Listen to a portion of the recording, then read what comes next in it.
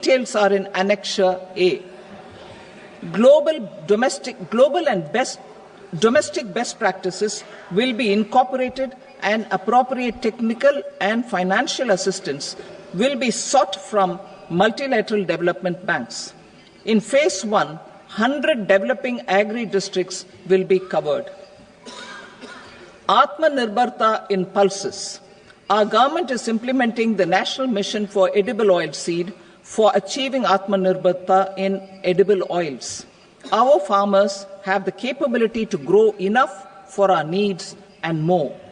10 years ago, we made concerted efforts and succeeded in achieving near self-sufficiency in pulses.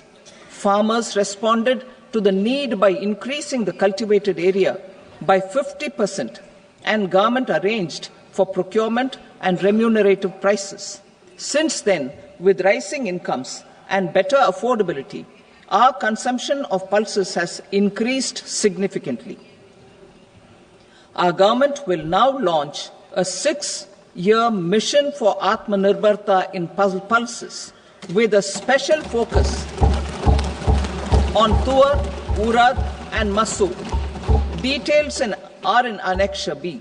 Central agencies such as NAFED and NCCF will be ready to procure these 3 pulses as much as offered during the next 4 years from farmers who register with these agencies and enter into agreements.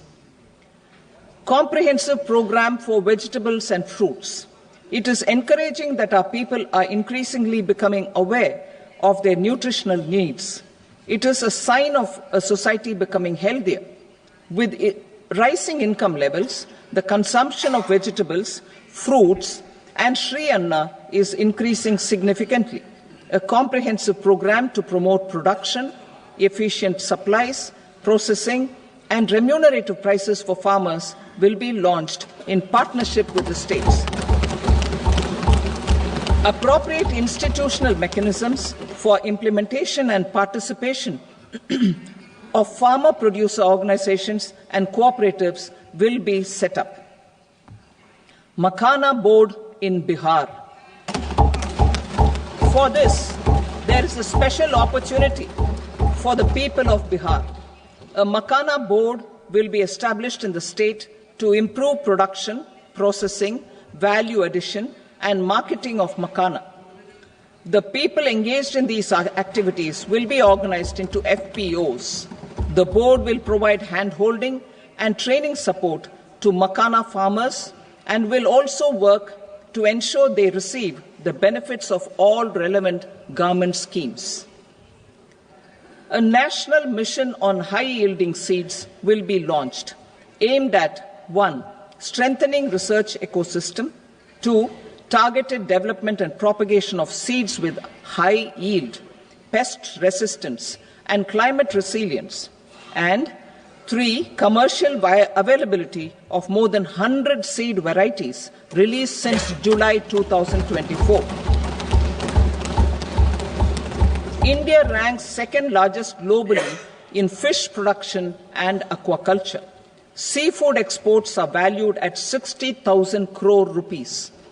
To unlock the untapped potential of the marine sector, our government will bring in an enabling framework for sustainable harnessing of fisheries from Indian Exclusive Economic Zone and high seas, with a special focus on the Andaman and Nicobar and Lakshadweep Islands. For the benefit of lakhs of cotton growing farmers, I am pleased to announce a mission for cotton productivity. This 5-year mission will facilitate significant improvements in productivity and sustainability of cotton farming and promote extra long staple cotton varieties. The best of science and technology support will be provided to farmers. Aligned with our integrated 5F vision for the textile sector, this will help in increasing incomes of the farmers and ensure a steady supply of quality cotton for rejuvenating India's traditional textile sector. Kisan credit cards facilitate short-term loans for 7.7 crore farmers, fishermen, and dairy farmers.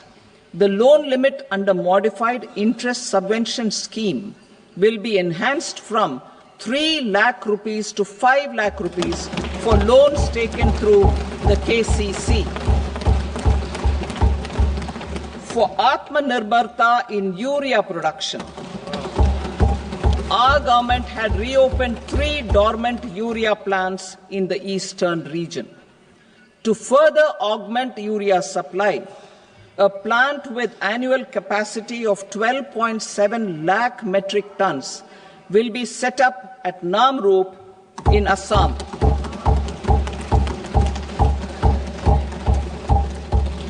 India Post, with 1.5 lakh rural post offices, complemented by the India Post Payment Bank and a vast network of 2.4 lakh Dak Sevaks, will be repositioned to act as a catalyst for the rural economy.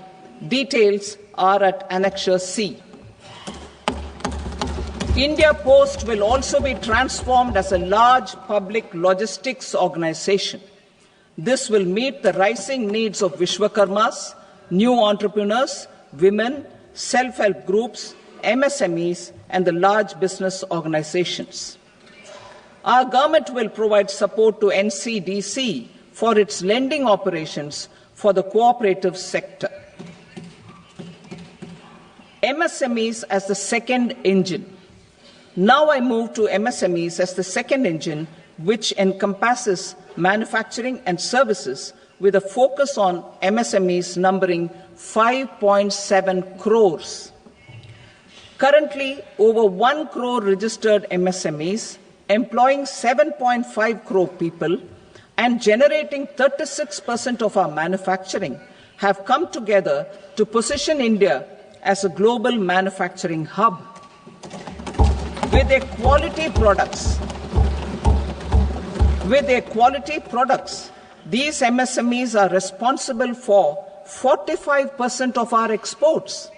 To help them achieve higher efficiencies of scale, technological upgradation, and better access to capital, the investment and turnover limits for classification of all MSMEs will be enhanced to 2.5 and 2 times respectively. This will give them the confidence to grow and generate employment for our youth. The details are given in Annexure D. To improve access to credit, the credit guarantee cover will be enhanced. First, for micro and small enterprises from 5 crore to 10 crore rupees, leading to additional credit of 1.5 lakh crores in the next 5 years. Second, for startups from 10 crore rupees to 20 crore rupees, with the guarantee fee being moderated to 1% for loans in 27 focus sectors which are important for Atmanirbhar Bharat. And for well-run exporter MSMEs, for term loans up to 20 crore rupees. Also for the micro enterprises, we will introduce customized credit cards with a 5 lakh rupee limit for micro enterprises registered on Udyam portal. In the first year, 10 lakh such cards will be issued. Fund of funds for startups. The Alternate Investment Fund, AIFs, for startups have received commitments of more than 91,000 crores rupees. These are supported by the fund of funds set up with the Government of India's contribution of 10,000 crore rupees. Now, a new fund of funds with expanded scope and a fresh contribution of another 10,000 crore rupees will be set up. A new scheme will be launched for 5 lakh women, scheduled castes and scheduled tribes, first-time entrepreneurs. This will provide term loans up to 2 crore rupees during the next 5 years. The scheme will incorporate lessons from the successful Stand Up India scheme. Online capacity building for entrepreneurship and managerial skills will also be organized. Measures for labor-intensive sectors. To promote employment and entrepreneurship opportunities in labor-intensive sectors, our government will undertake specific policy and facilitation measures. To enhance the productivity, quality, and competitiveness of India's footwear and leather sector, a focused product scheme will be implemented. The scheme will support design capacity, component manufacturing, and machinery required for production of non-leather quality footwear, besides the support for leather footwear and products.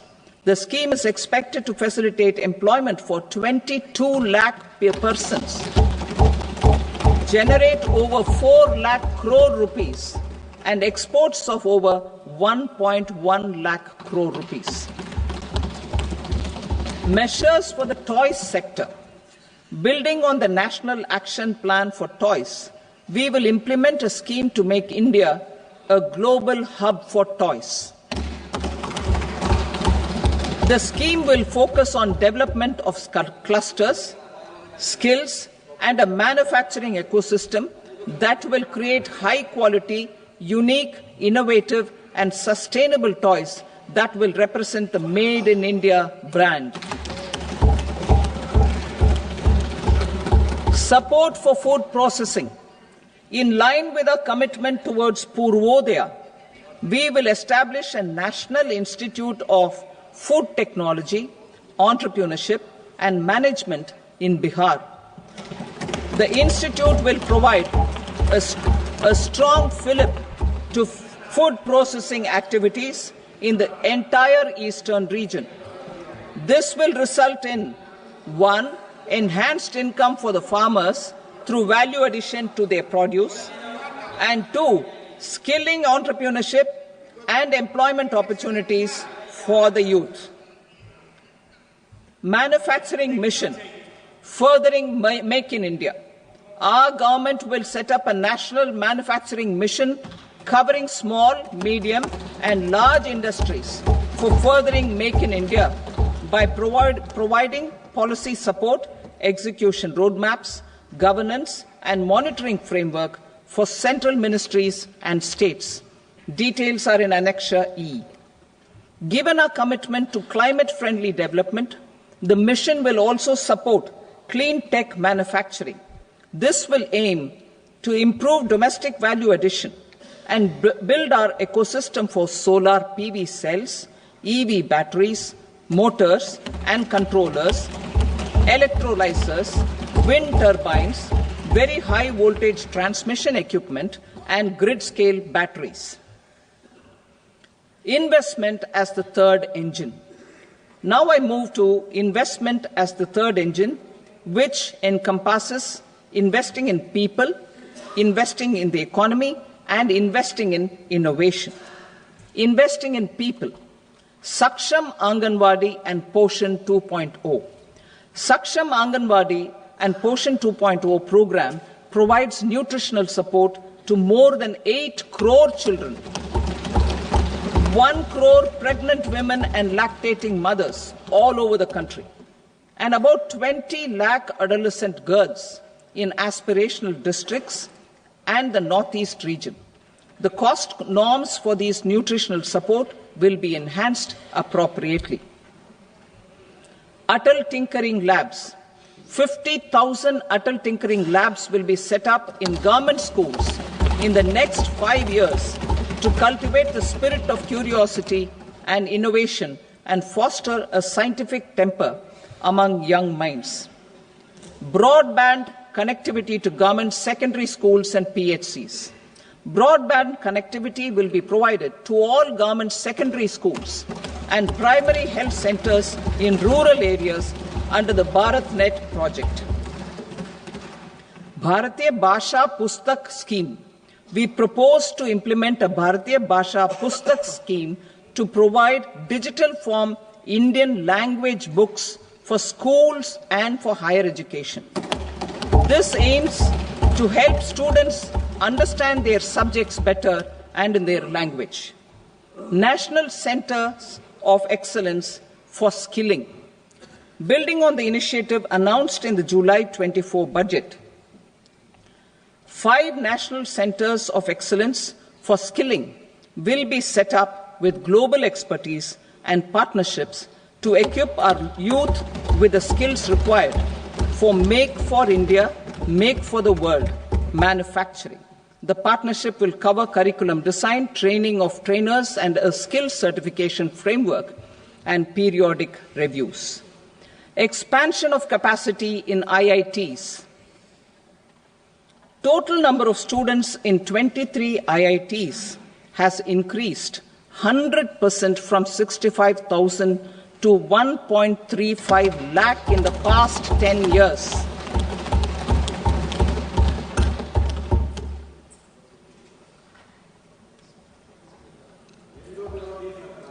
Additional infrastructure will be created in the 5 IITs started after 2014 to facilitate education for 6,500 more students. Hostel and other infrastructure capacity at IIT Patna will also be expanded.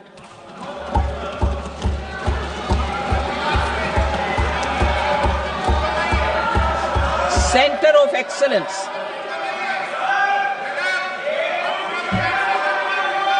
Center of Excellence in AI for Education. I had announced 3 centers of excellence in artificial intelligence for agriculture, health, and sustainable cities in 2023.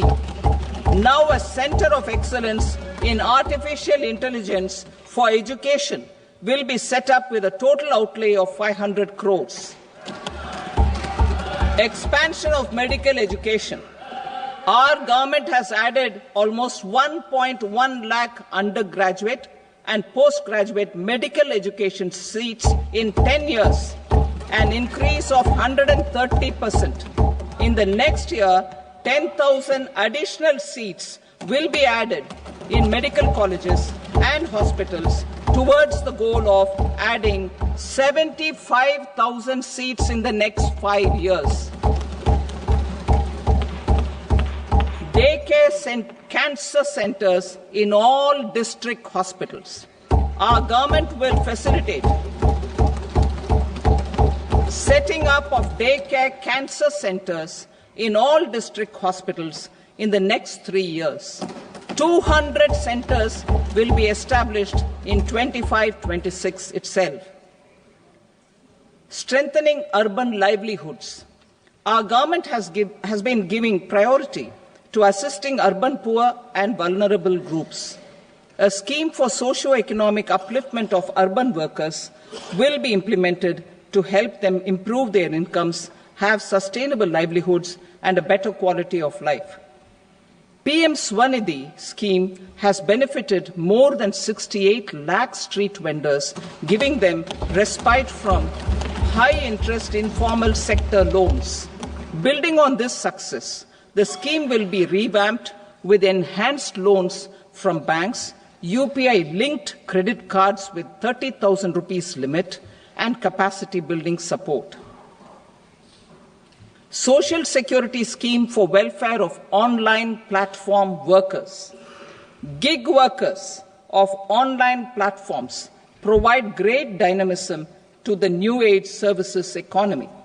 Recognizing their contribution, our government will arrange for their identity cards and registration on the e-Shram portal. They will be provided health care under PM Jan Arogya Yojana. This measure is likely to assist nearly 1 crore gig workers.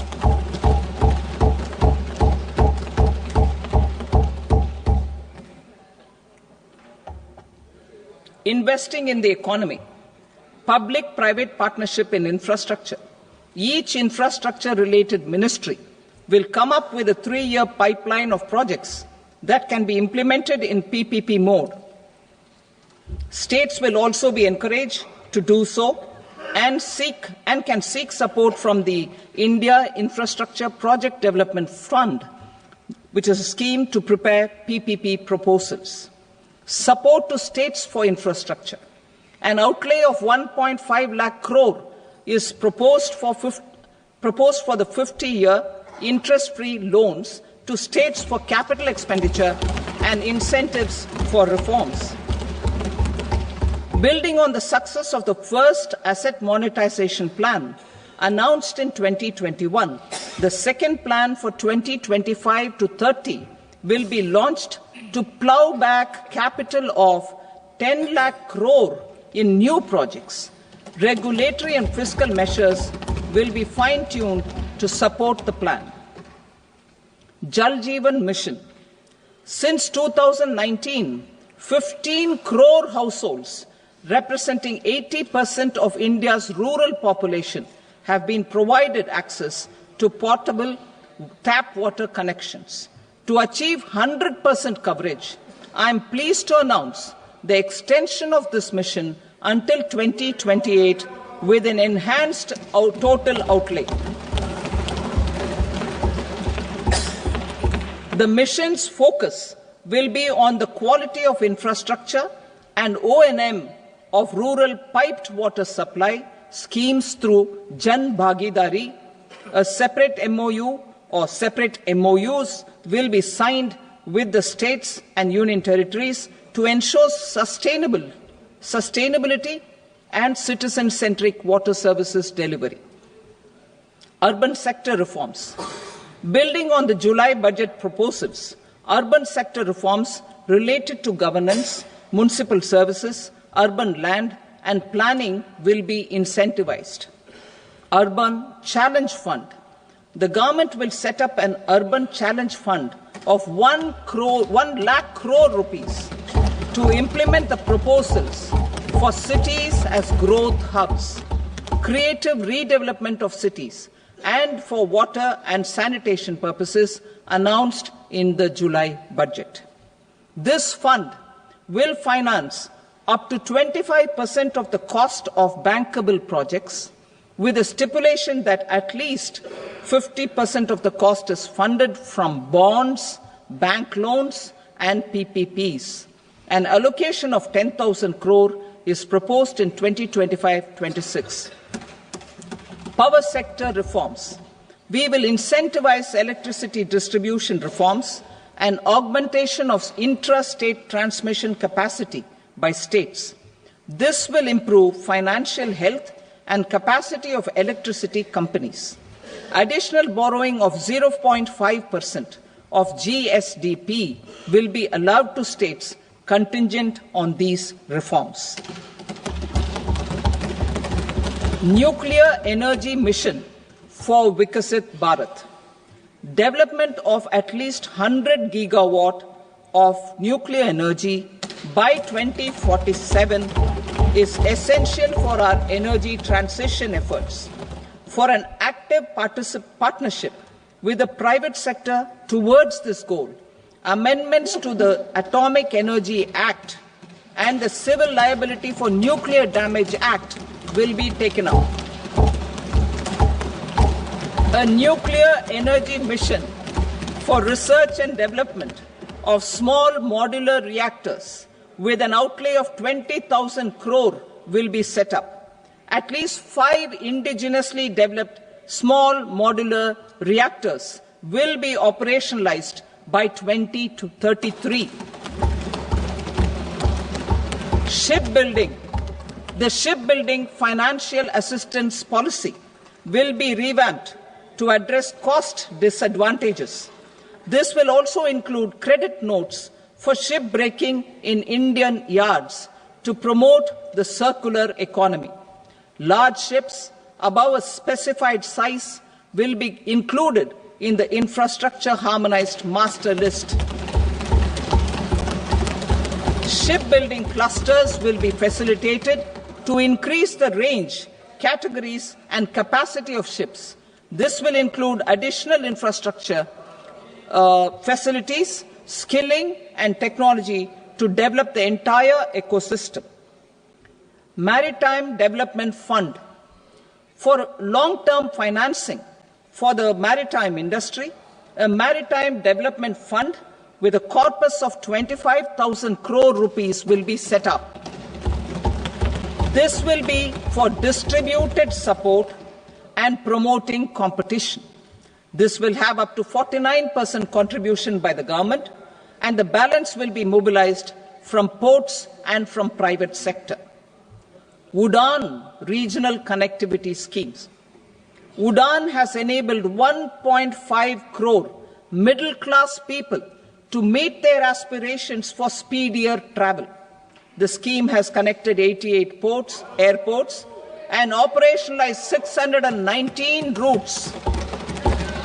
Inspired by that success, a modified UDAN scheme will be launched to enhance regional connectivity to 120 new destinations and carry 4 crore passengers in the next 10 years. 4 crore additional passengers in the next 10 years. The scheme will also support helipads and smaller airports in hilly, aspirational and northeast regional districts. Greenfield airports will be facilitated in Bihar to meet the future needs of the state. These will be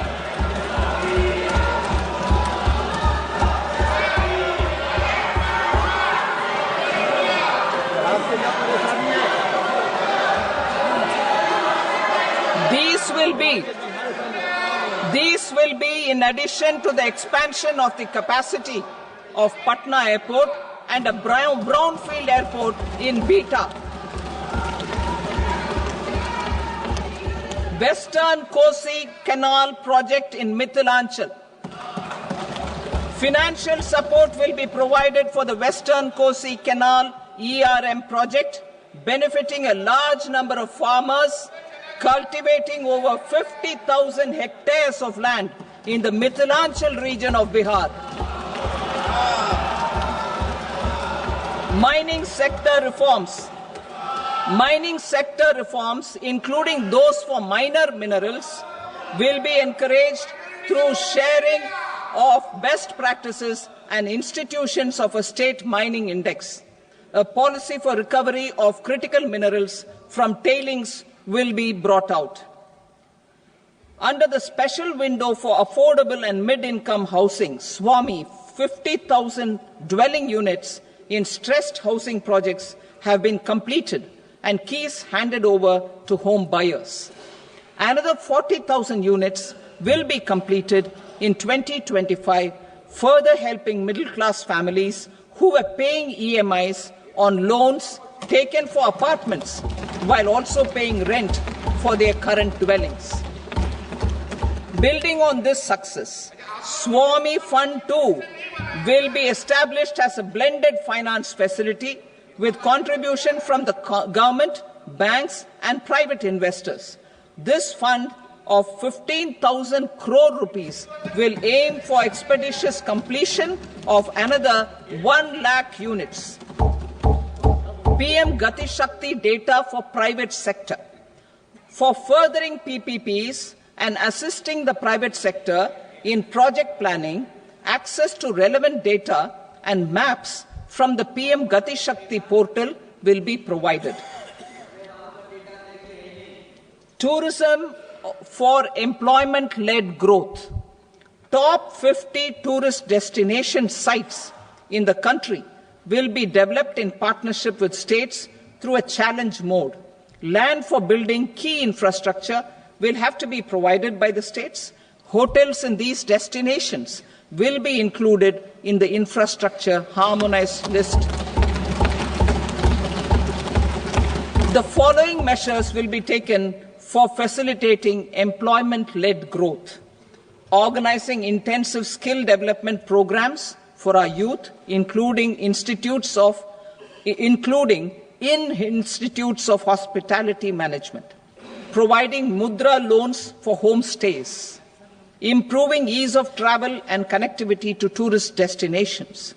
Providing performance-linked incentives to states for effective destination management including tourist amenities, cleanliness, and marketing efforts, and introducing streamlined e-visa facilities along with visa fee waivers for certain tourist groups.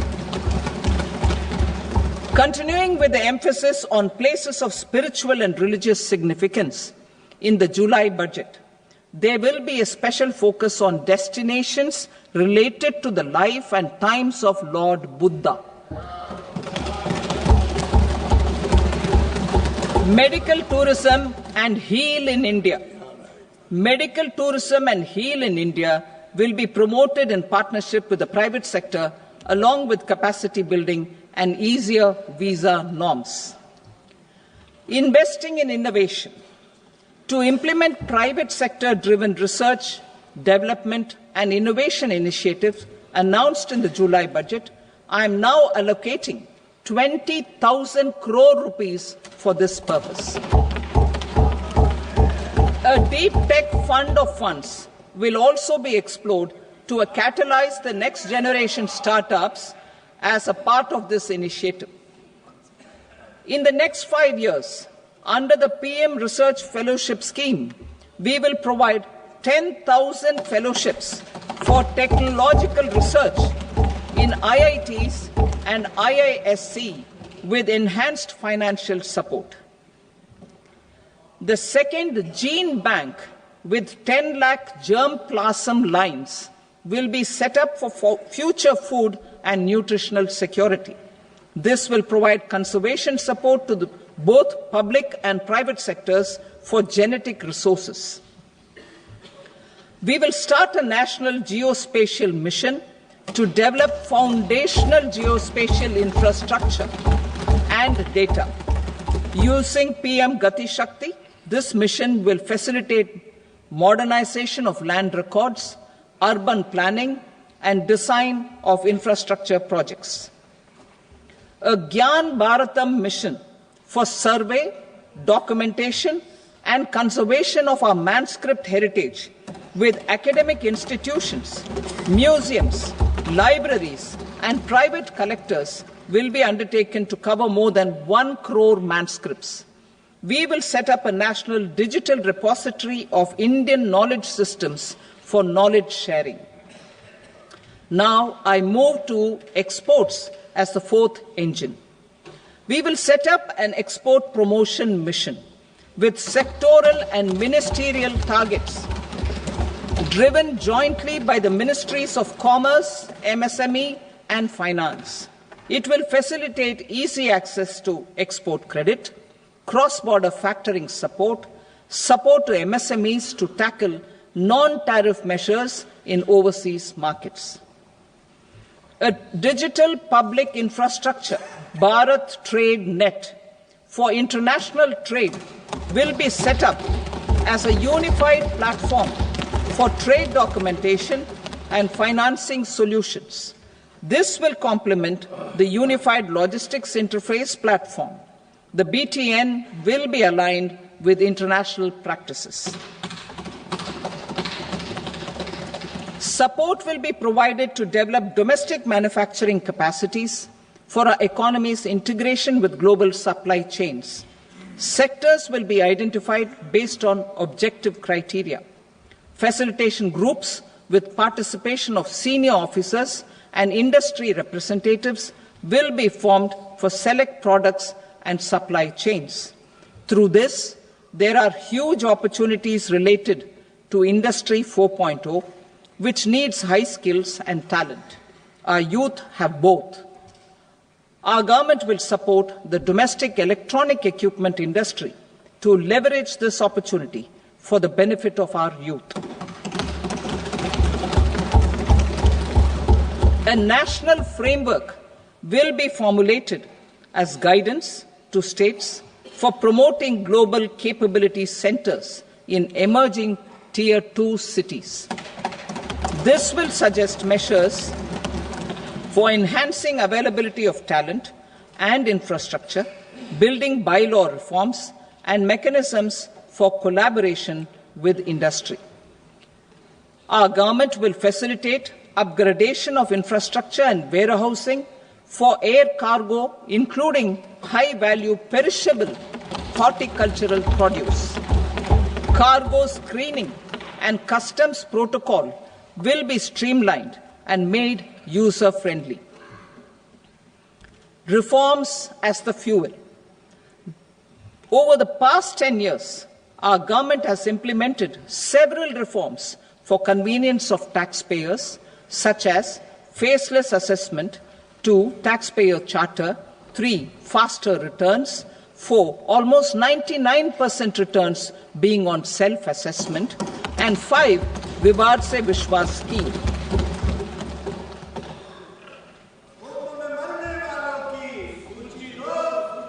Continuing these efforts, I reaffirm the commitment of the Tax Department to trust first, scrutinize later. I also propose to introduce the new income tax bill next week. I will detail the indirect tax reforms and changes in direct taxes in Part B. Financial sector reforms. The FDI limit for the insurance sector will be raised from 74 to 100%. This enhanced limit will be available for those companies which invest the entire premium in India. The current guardrails and conditionalities associated with foreign investment will be reviewed and simplified. The services of India Post Payment Bank will be deepened and expanded in rural areas. NABFID will set up a partial credit enhancement facility for corporate bonds for infrastructure. Public sector banks will develop Grameen Credit Score framework to serve the credit needs of SHG members and people in rural areas. A forum for regulatory coordination and development of pension products will be set up. To implement the earlier announcement on simplifying the KYC processes, the revamped Central KYC Registry will be rolled out in 2025. We will also implement a streamlined system for periodic updating. Requirements and procedures for speedy approval of company mergers will be rationalized. The scope for fast-track mergers will also be widened and the process made simpler. As proposed in the interim budget, we signed bilateral investment treaties with 2 countries in 2024 to encourage sustained foreign investment, and in the spirit of First Develop India, the current model BIT will be revamped and made more investor-friendly. In the last 10 years, in several aspects, including financial and non-financial, our government has demonstrated a steadfast commitment to ease of doing business. We are determined to ensure that our regulations must keep up with technological innovations and global policy developments. A light-touch regulatory framework based on principles and trust will unleash productivity and employment. Through this framework, we will update regulations that were made under old laws. To develop this modern, flexible, people-friendly and trust-based regulatory framework appropriate for the 21st century, I propose 4 specific measures. A high-level committee for regulatory reforms will be set up for a review of all non-financial sector regulations, certifications, licenses, and permissions. The committee will be expected to make recommendations within a year. The objective is to strengthen trust-based economic governance and take transformational measures to enhance ease of doing business, especially in matters of inspection and compliances. States will be encouraged to join in this endeavour. An investment friendliness index of states will be launched in 2025 to further the spirit of competitive, cooperative federalism. Under the Financial Stability and Development Council, a mechanism will be set up to evaluate impact of the current financial regulations and subsidiary instructions. It will also formulate a framework to enhance their responsiveness and development of the financial sector. In the Jan Vishwas Act 2023, more than 180 legal provisions were decriminalized. Our government will now bring up the Jan Vishwas Bill 2.0 to decriminalize more than 100 provisions in various laws. I now move to fiscal policy. In the July budget, I had committed to staying the course for fiscal consolidation. Our endeavour will be to keep the fiscal deficit each year such that central government debt remains on a declining path as a percentage of the GDP. The roadmap for the next 6 years has been detailed in the FRBM statement. Revised estimates for 2024-25. The revised estimate of the total receipts other than borrowings is 31.47 lakh crore rupees, of which the net tax receipts are 25.57 lakh crore rupees. The revised estimate of the total expenditure is 47.16 lakh crore rupees, of which the capital expenditure is about 10.18 lakh crore rupees. The revised estimate of the fiscal deficit is 4.8% of the GDP. Budget estimates for 25-26. Coming to 25-26, the total receipts other than borrowings and total expenditure are estimated at 34.96 lakh crore rupees and 50.65 lakh crore rupees respectively. The net tax receipts are estimated at 28.37 lakh crore rupees. The fiscal deficit is estimated to be 4.4% of GDP. To finance the fiscal deficit, the net market borrowings from dated securities are estimated at 11.54 lakh crore. The balance financing is expected to come from small savings and other sources. The gross market borrowings are estimated at 14.82 lakh crore rupees. I will now move to Part B. Indirect taxes. My proposals relating to customs aim to rationalize tariff structure and address duty inversion. These will also support domestic manufacturing and value addition, promote exports, facilitate trade, and provide relief to common people. Rationalization of customs tariff structure for industrial goods. As a part of comprehensive review of customs rate structure announced in July 2024 budget, I propose to 1. Remove 7 tariff rates. This is over and above the 7 tariff rates removed in 23-24 budget. After this, there will be only 8 remaining tariff rates, including 0 rate. 2.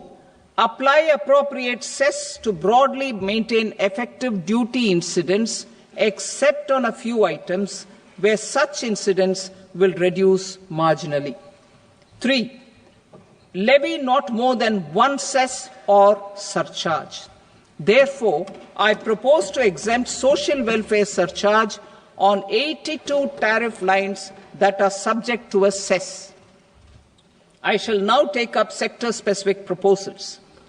To provide relief to patients, particularly those suffering from cancer, rare diseases, and other severe chronic diseases, I propose to add 36 life-saving drugs and medicines to the list of medicines fully exempted from basic custom duty.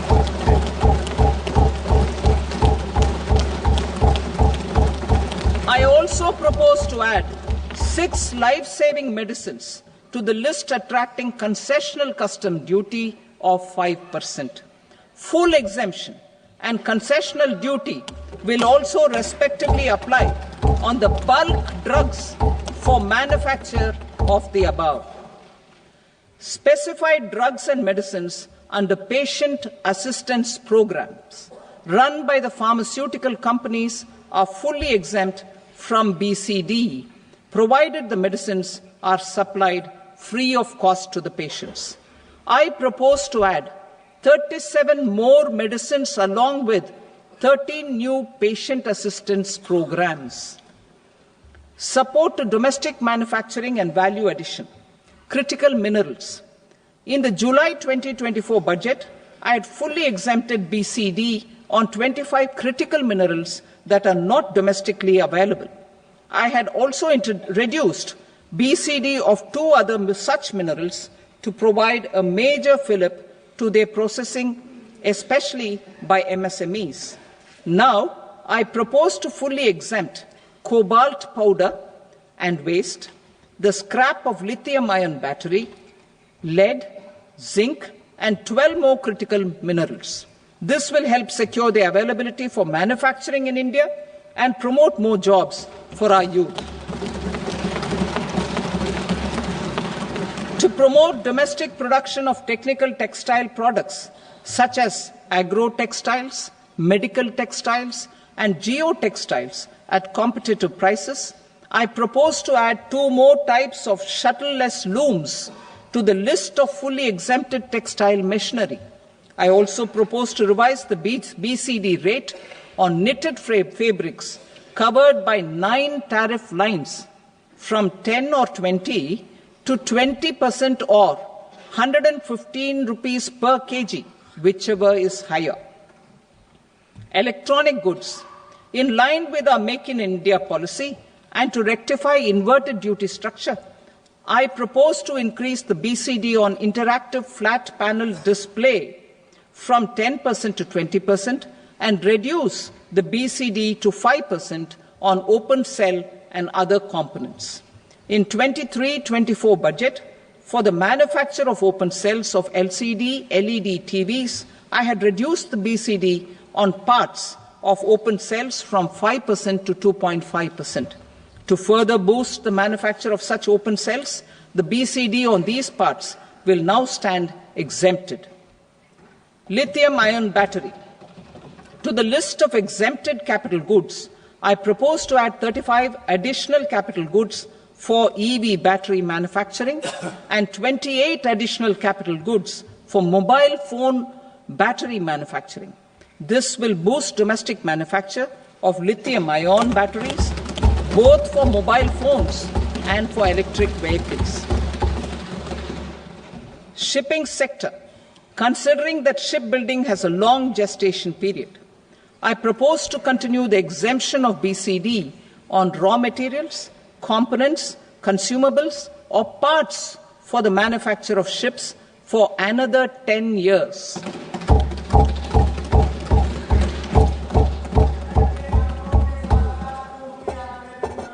I also propose the same dispensation for shipbreaking to make it more competitive. Telecommunication. To prevent classification disputes, I propose to reduce the BCD from 20% to 10% on carrier-grade Ethernet switches to make it at par with non-carrier-grade Ethernet switches. Export promotion.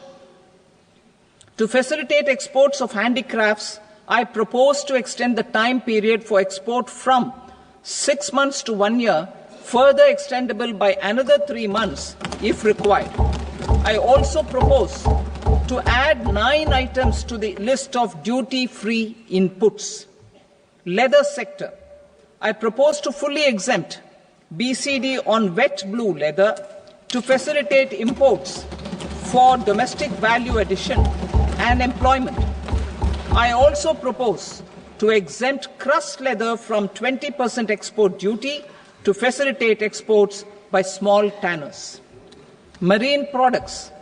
To enhance India's competitiveness in the global seafood market, I propose to reduce BCD from 30% to 5% on frozen fish paste, surimi, for manufacture and export of its analog products. I also propose to reduce BCD from 15% to 5% on fish hydrolysates for manufacture of fish and shrimp feed. In July 2024 budget, to promote development of domestic MROs for aircraft and ships, I had extended the time limit for export of foreign origin goods that were imported for repairs from 6 months to 1 year and further extendable by 1 year. I now propose to extend the same dispensation for railway goods. Time limit for provisional assessment. Presently, the Customs Act 1962 does not provide any time limit to finalize provisional assessments, leading to uncertainty and cost to trade. As a measure of promoting ease of doing business, I propose to fix a time limit of 2 years, extendable by a year, for finalizing the provisional assessment. I propose to introduce a new provision that will enable importers or exporters, after clearance of goods, to voluntarily declare material facts and pay duty with interest but without penalty. This will incentivize voluntary compliance. However, this will not apply in cases where department has already initiated audit or investigation proceedings. For industry to better plan their imports, I propose to extend the time limit for the end use of imported inputs in the relevant rules from 6 months to 1 year. This will provide operational flexibility in view of cost and uncertainty of supply. Further, such importers will now have to file only quarterly statements instead of a monthly statement.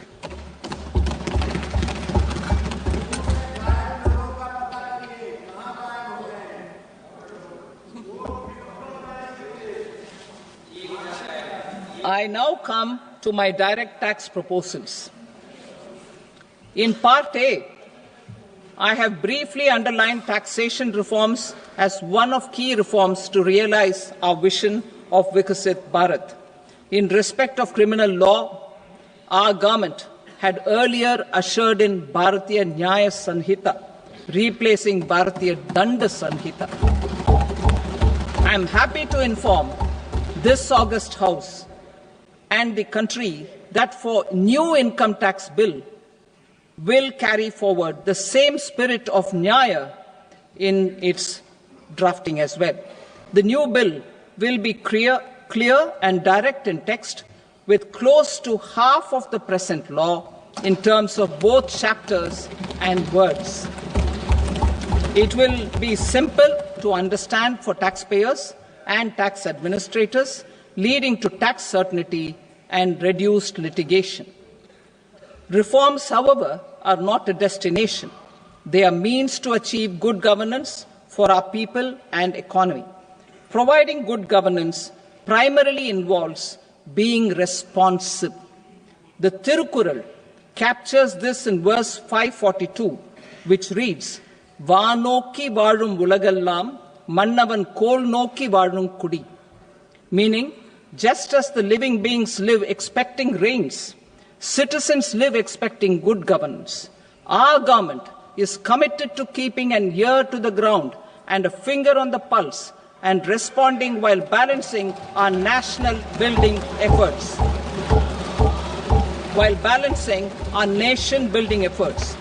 The following measures will detail just how our government will, under the guidance of PM Modi, has taken steps to understand and address. I repeat that sentence, sir. The following measures will detail just how our government, under the guidance of PM Modi, has taken steps to understand and address the needs voiced by our citizens. My tax proposals are guided by this spirit. The objectives of my proposals are as follows. Personal income tax reforms with special focus on middle class. Rationalization of TDS and TCS for easing difficulties. encouraging voluntary compliance, reducing compliance burden, ease of doing business, employment and investment. I will come to my proposal on personal income tax towards the end. TDS and TCS, rationalization for easing difficulties. I propose to rationalize tax deduction at source, TDS, by reducing the number of rates and thresholds above which TDS is deducted.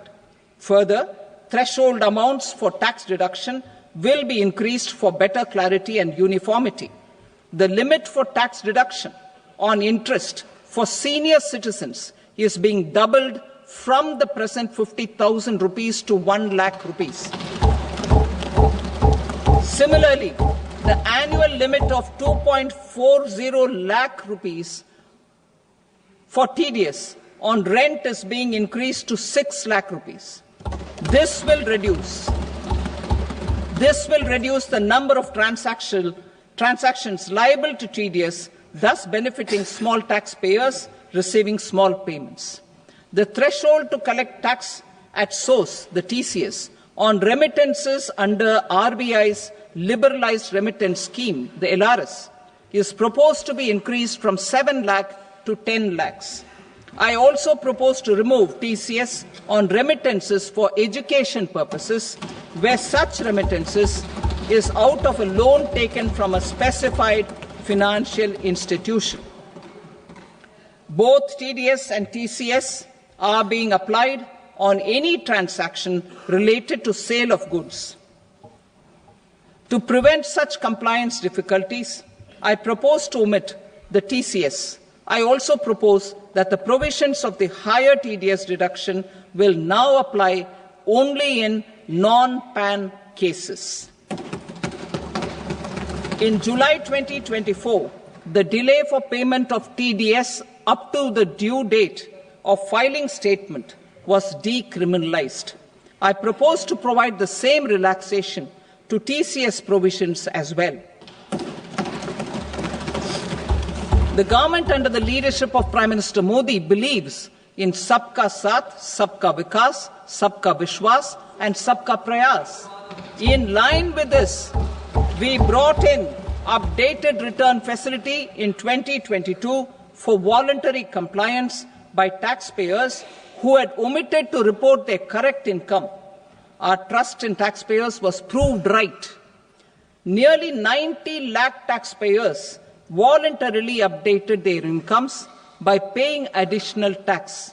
Taking this trust further, I now propose to extend the time limit to file updated returns for any assessment year from the current limit of 2 years to 4 years.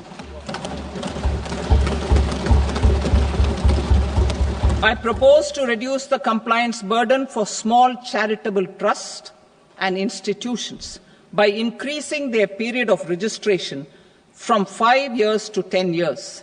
It is also proposed that disproportionate consequences do not arise for minor defaults such as incomplete applications filed by charitable entities. Presently, taxpayers can claim the annual value of self-occupied properties as nil only on the fulfillment of certain conditions.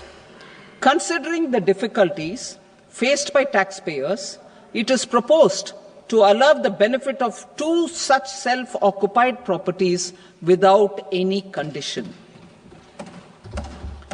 To streamline the process of transfer pricing and to provide an alternative to yearly examination, I propose to introduce a scheme for determining arm's length price of international transaction for a block period of 3 years. This will be in line with global best practices.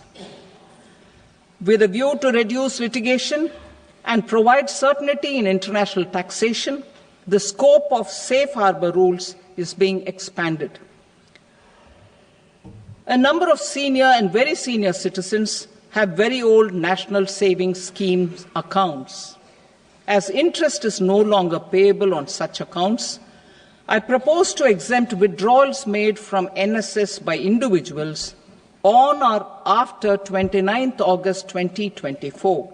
I am also proposing to allow similar treatment to NPS Vatsalya accounts as is available to normal NPS accounts subject to overall limits. In my speech in July 2024, I had promised that all processes, including giving effect to appellate orders, shall be digitalized and made paperless over the next 2 years. So I'm happy to announce that digitalization is being made operational now. In July 2024, we brought in the Vivad Se Vishwas scheme to resolve income tax disputes pending in appeal. The scheme has received a great response, with nearly 33,000 taxpayers having availed of the scheme to settle their disputes. I have a few proposals to promote investment and employment. It is proposed to provide a presumptive taxation regime for non-residents who provide services to a resident company that is establishing or operating an electronics manufacturing facility. I further propose to introduce a safe harbor for tax certainty for non-residents who store components for supply to specified electronics manufacturing units.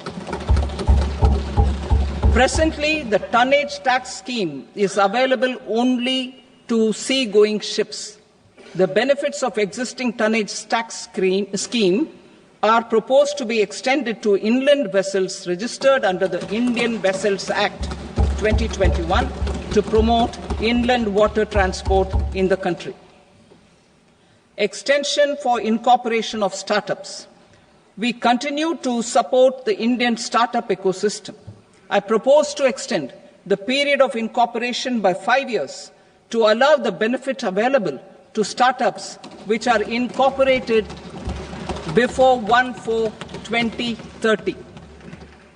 In order to attract and promote additional activities in the IFSC, I am inter alia proposing specific benefits to ship leasing units, insurance offices, and treasury centers of global companies which are set up in IFSC.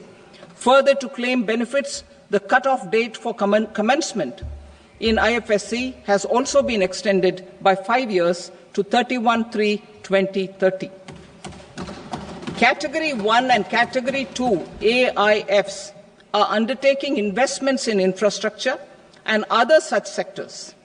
I propose to provide certainty of taxation to these entities on the gains from securities, to promote funding from sovereign wealth funds and pension funds to the infrastructure sector.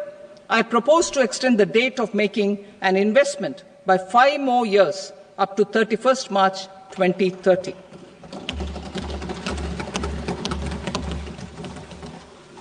Personal income tax reforms with special focus on middle class.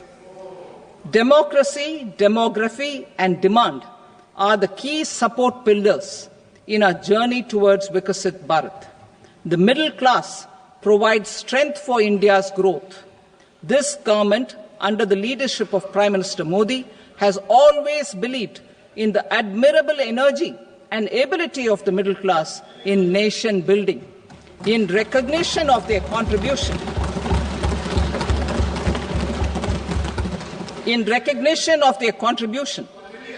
we have periodically reduced their tax burden. Right after 2014, the nil tax slab was raised to 2.5 lakhs of rupees, which was further raised to 5 lakh rupees in 2019 and to 7 lakh rupees in 2023. This is reflective of our government's trust on the middle class taxpayers. I am now happy to announce that there will be no income tax payable up to income of 12 lakh rupees.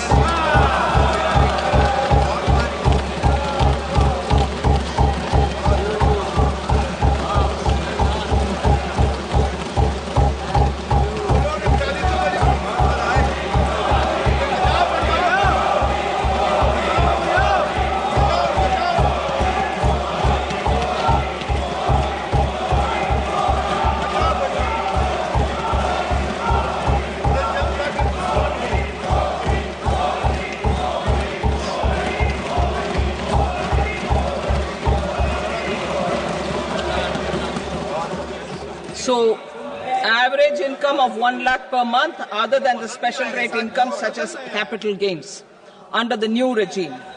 This limit will be 12.75 lakh for salaried taxpayers due to the standard deduction of 75,000. Slabs and rates are being changed across the board to benefit all taxpayers.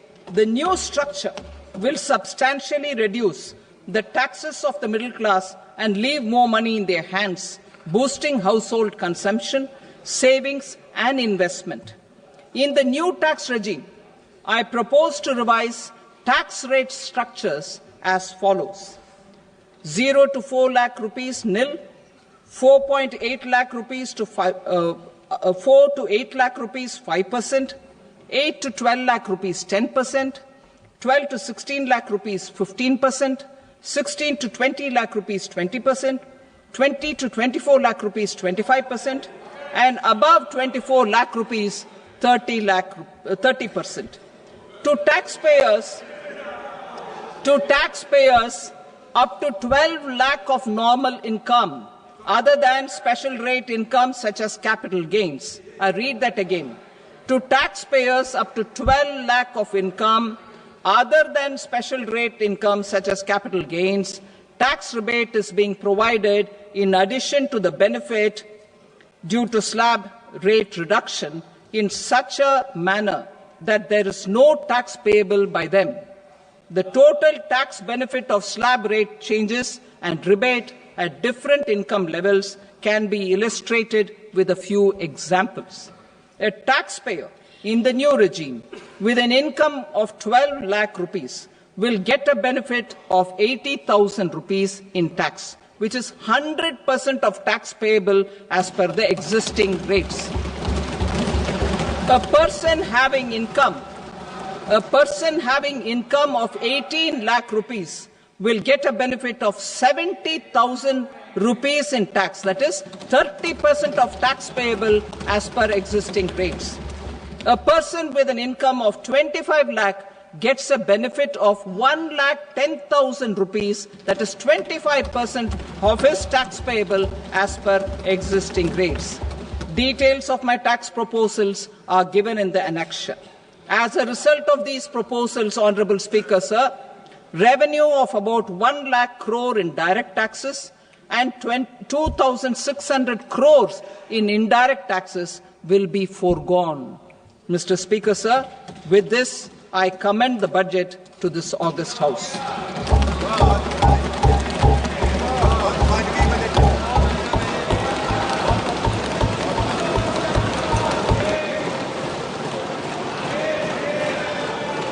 Item number 2, Srimati Nirmala Sitharaman.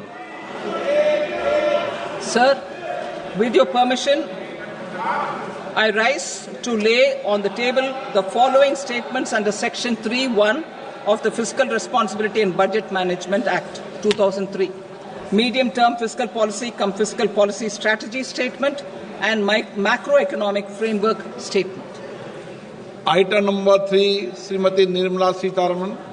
Sir, with your permission, I rise to move for leave to introduce the Finance Bill 2025. प्रश्न ये है कि विधेयक को पुनर्स्थापित करने की अनुमति प्रदान की जाए। जो सदस्य इसके पक्ष में हाँ कहें, जो सदस्य विरोध में ना कहें, मेरे विचार में निर्णय so that migration is an option but not a necessity. The program will focus on rural women, young farmers, rural youth, marginal and small farmers, and landless families. The details are in Annexure A. Domestic best practices will be incorporated and appropriate technical and financial assistance will be sought from multilateral development banks. In Phase 1, 100 developing agri-districts will be covered. Atmanirbharta in pulses. Our government is implementing the National Mission for Edible Oil Seed for achieving Atmanirbharta in edible oils. Our farmers have the capability to grow enough for our needs and more. 10 years ago, we made concerted efforts and succeeded in achieving near self-sufficiency in pulses. Farmers responded to the need by increasing the cultivated area by 50%, and government arranged for procurement and remunerative prices.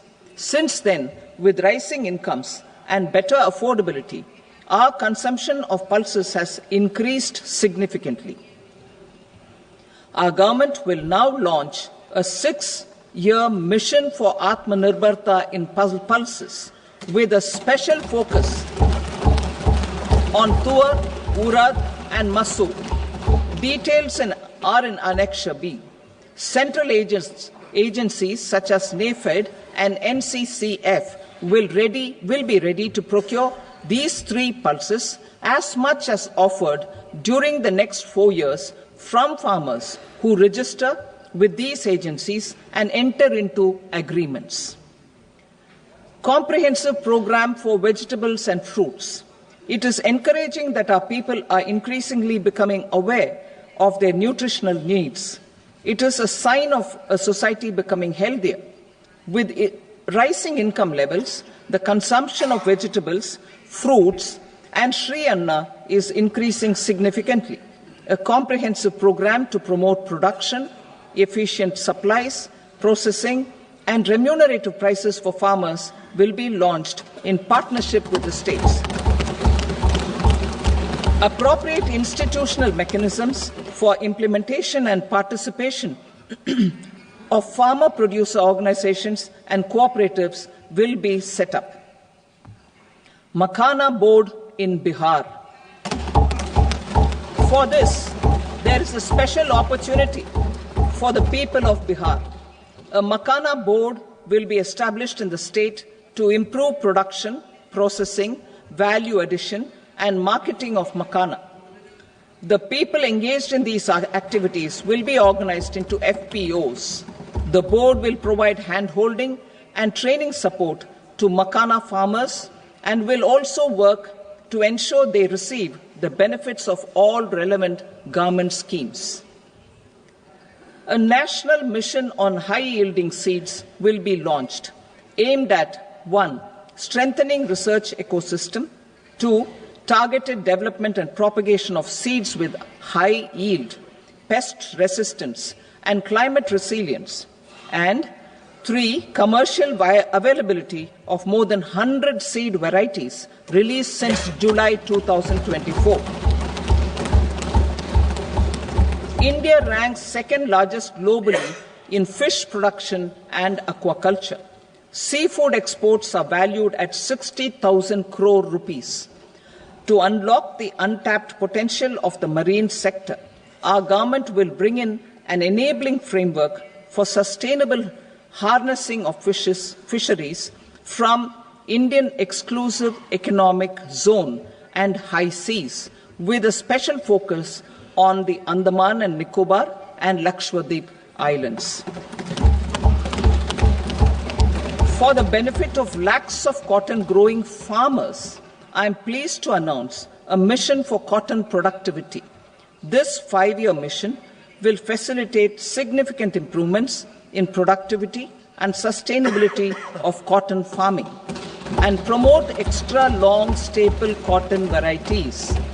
The best of science and technology support will be provided to farmers. Aligned with our integrated 5F vision for the textile sector, this will help in increasing incomes of the farmers and ensure a steady supply of quality cotton for rejuvenating India's traditional textile sector. Kisan credit cards facilitate short-term loans for 7.7 crore farmers, fishermen, and dairy farmers. The loan limit under modified interest subvention scheme will be enhanced from 3 lakh rupees to 5 lakh rupees for loans taken through the KCC. For Atmanirbharta in urea production, our government had reopened 3 dormant urea plants in the eastern region. To further augment urea supply, a plant with annual capacity of 12.7 lakh metric tons will be set up at Namrup in Assam.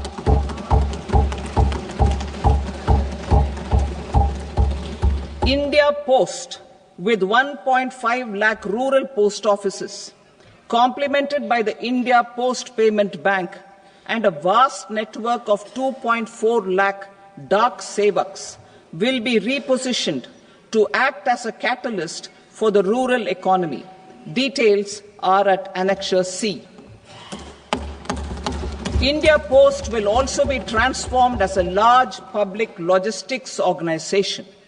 This will meet the rising needs of Vishwakarmas, new entrepreneurs, women, self-help groups, MSMEs, and the large business organizations. Our government will provide support to NCDC for its lending operations for the cooperative sector. MSMEs as the second engine. Now I move to MSMEs as the second engine, which encompasses manufacturing and services with a focus on MSMEs numbering 5.7 crores. Currently, over 1 crore registered MSMEs, employing 7.5 crore people and generating 36% of our manufacturing, have come together to position India as a global manufacturing hub. With their quality products, these MSMEs are responsible for 45% of our exports. To help them achieve higher efficiencies of scale, technological upgradation, and better access to capital, the investment and turnover limits for classification of all MSMEs will be enhanced to 2.5 and 2 times respectively. This will give them the confidence to grow and generate employment for our youth. The details are given in Annexure D. To improve access to credit, the credit guarantee cover will be enhanced. First, for micro and small enterprises from 5 crore to 10 crore rupees, leading to additional credit of 1.5 lakh crores in the next 5 years. Second, for startups from 10 crore rupees to 20 crore rupees, with the guarantee fee being moderated to 1% for loans in 27 focus sectors which are important for Atmanirbhar Bharat. And for well-run exporter MSMEs, for term loans up to 20 crore rupees. Also for the micro enterprises, we will introduce customized credit cards with a 5 lakh rupee limit for micro enterprises registered on Udyam portal. In the first year, 10 lakh such cards will be issued. Fund of funds for startups.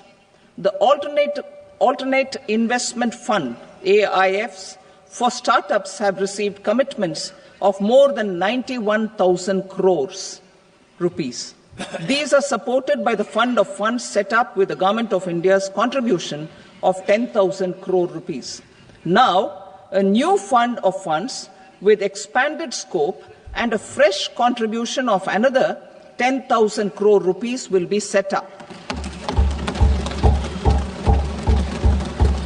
A new scheme will be launched for 5 lakh women, scheduled castes and scheduled tribes, first-time entrepreneurs. This will provide term loans up to 2 crore rupees during the next 5 years. The scheme will incorporate lessons from the successful Stand Up India scheme. Online capacity building for entrepreneurship and managerial skills will also be organized. Measures for labor-intensive sectors. To promote employment and entrepreneurship opportunities in labor-intensive sectors, our government will undertake specific policy and facilitation measures. To enhance the productivity, quality, and competitiveness of India's footwear and leather sector, a focused product scheme will be implemented. The scheme will support design capacity, component manufacturing, and machinery required for production of non-leather quality footwear, besides the support for leather footwear and products. The scheme is expected to facilitate employment for 22 lakh persons, generate over 4 lakh crore rupees, and exports of over 1.1 lakh crore rupees. Measures for the toys sector. Building on the National Action Plan for Toys, we will implement a scheme to make India a global hub for toys. The scheme will focus on development of clusters, skills, and a manufacturing ecosystem that will create high-quality, unique, innovative, and sustainable toys that will represent the Made in India brand. Support for food processing. In line with our commitment towards Purvodaya, we will establish a National Institute of Food Technology, Entrepreneurship and Management in Bihar. The institute will provide a strong fillip to food processing activities in the entire eastern region. This will result in 1. Enhanced income for the farmers through value addition to their produce, and 2. Skilling entrepreneurship and employment opportunities for the youth. Manufacturing mission, furthering Make in India. Our government will set up a national manufacturing mission covering small, medium, and large industries for furthering Make in India by providing policy support, execution roadmaps, governance, and monitoring framework for central ministries and states. Details are in Annexure E. Given our commitment to climate-friendly development, the mission will also support clean tech manufacturing. This will aim to improve domestic value addition and build our ecosystem for solar PV cells, EV batteries, motors and controllers, electrolyzers, wind turbines, very high voltage transmission equipment, and grid-scale batteries. Investment as the third engine. Now I move to investment as the third engine, which encompasses investing in people, investing in the economy, and investing in innovation. Investing in people. Saksham Anganwadi and Poshan 2.0.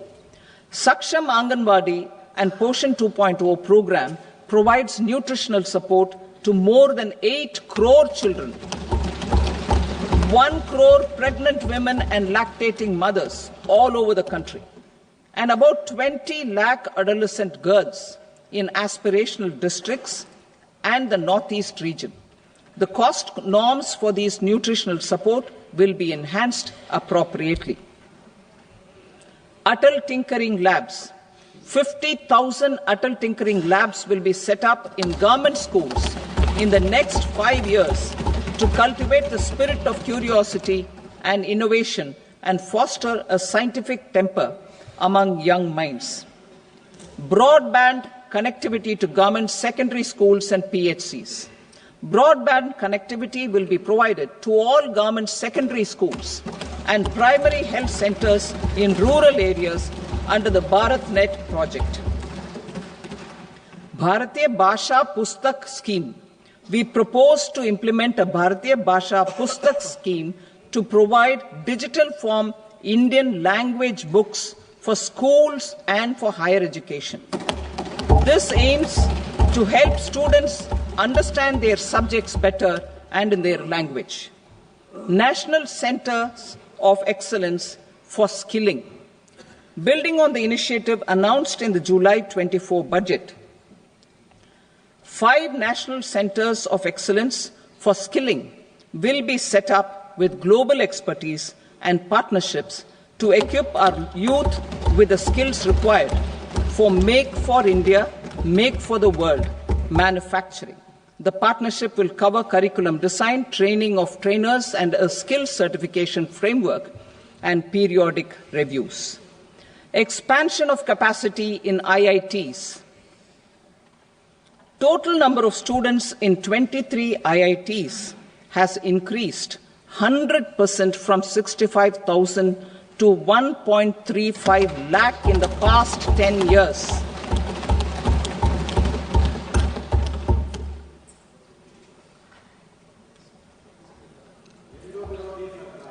Additional infrastructure will be created in the 5 IITs started after 2014 to facilitate education for 6,500 more students. Hostel and other infrastructure capacity at IIT Patna will also be expanded.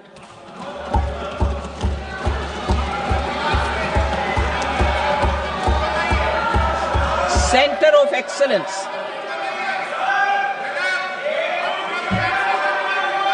Center of Excellence in AI for Education. I had announced 3 centers of excellence in artificial intelligence for agriculture, health, and sustainable cities in 2023. Now a center of excellence in artificial intelligence for education will be set up with a total outlay of 500 crores. Expansion of medical education. Our government has added almost 1.1 lakh undergraduate and postgraduate medical education seats in 10 years, an increase of 130%. In the next year, 10,000 additional seats will be added in medical colleges and hospitals towards the goal of adding 75,000 seats in the next 5 years. Daycare cancer centers in all district hospitals. Our government will facilitate setting up of daycare cancer centers in all district hospitals in the next 3 years. 200 centers will be established in 25-26 itself. Strengthening urban livelihoods. Our government has been giving priority to assisting urban poor and vulnerable groups. A scheme for socio-economic upliftment of urban workers will be implemented to help them improve their incomes, have sustainable livelihoods, and a better quality of life. PM Swanidhi scheme has benefited more than 68 lakh street vendors, giving them respite from high-interest informal sector loans. Building on this success, the scheme will be revamped with enhanced loans from banks, UPI-linked credit cards with 30,000 rupees limit, and capacity building support. Social Security Scheme for welfare of online platform workers. Gig workers of online platforms provide great dynamism to the new age services economy. Recognizing their contribution, our government will arrange for their identity cards and registration on the e-Shram portal. They will be provided health care under PM Jan Arogya Yojana. This measure is likely to assist nearly 1 crore gig workers.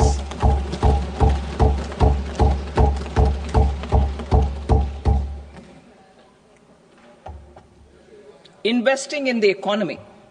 Public-private partnership in infrastructure. Each infrastructure-related ministry will come up with a 3-year pipeline of projects that can be implemented in PPP mode. States will also be encouraged to do so and can seek support from the India Infrastructure Project Development Fund, which is a scheme to prepare PPP proposals. Support to states for infrastructure. An outlay of 1.5 lakh crore is proposed for the 50-year interest-free loans to states for capital expenditure and incentives for reforms.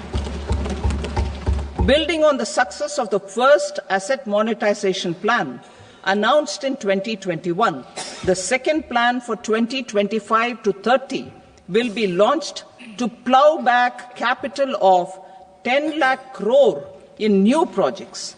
Regulatory and fiscal measures will be fine-tuned to support the plan. Jal Jeevan Mission. Since 2019, 15 crore households, representing 80% of India's rural population, have been provided access to portable tap water connections. To achieve 100% coverage, I am pleased to announce the extension of this mission until 2028 with an enhanced total outlay. The mission's focus will be on the quality of infrastructure and O&M of rural piped water supply schemes through Jan Bhagidari. A separate MOU or separate MOUs will be signed with the states and union territories to ensure sustainability and citizen-centric water services delivery. Urban sector reforms. Building on the July budget proposals, urban sector reforms related to governance, municipal services, urban land and planning will be incentivized.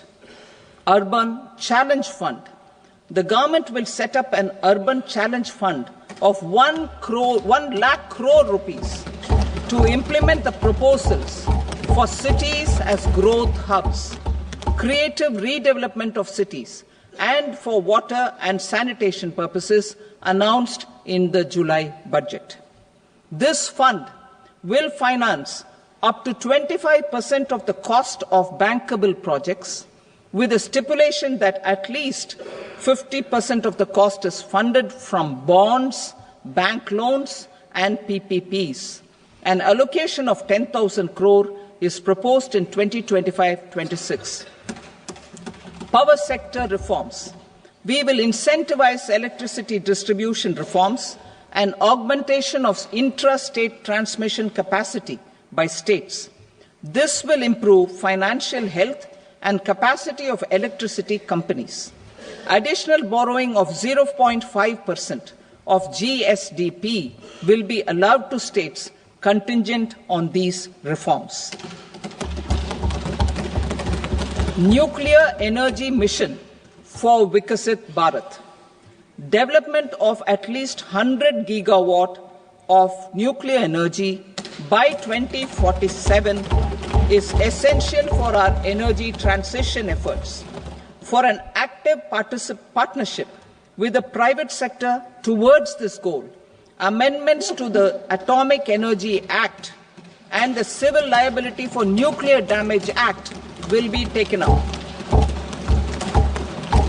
A nuclear energy mission for research and development of small modular reactors with an outlay of 20,000 crore will be set up. At least 5 indigenously developed small modular reactors will be operationalized by 2033. Shipbuilding. The shipbuilding financial assistance policy will be revamped to address cost disadvantages. This will also include credit notes for shipbreaking in Indian yards to promote the circular economy. Large ships above a specified size will be included in the infrastructure harmonized master list. Shipbuilding clusters will be facilitated to increase the range, categories, and capacity of ships. This will include additional infrastructure, facilities, skilling, and technology to develop the entire ecosystem. Maritime Development Fund. For long-term financing for the maritime industry, a Maritime Development Fund with a corpus of 25,000 crore rupees will be set up. This will be for distributed support and promoting competition. This will have up to 49% contribution by the government, and the balance will be mobilized from ports and from private sector. UDAN regional connectivity schemes. UDAN has enabled 1.5 crore middle-class people to meet their aspirations for speedier travel. The scheme has connected 88 airports, and operationalized 619 routes. Inspired by that success, a modified Udan scheme will be launched to enhance regional connectivity to 120 new destinations and carry 4 crore passengers in the next 10 years. 4 crore additional passengers in the next 10 years. The scheme will also support helipads and smaller airports in hilly, aspirational and northeast regional districts. Greenfield airports will be facilitated in Bihar to meet the future needs of the state. These will be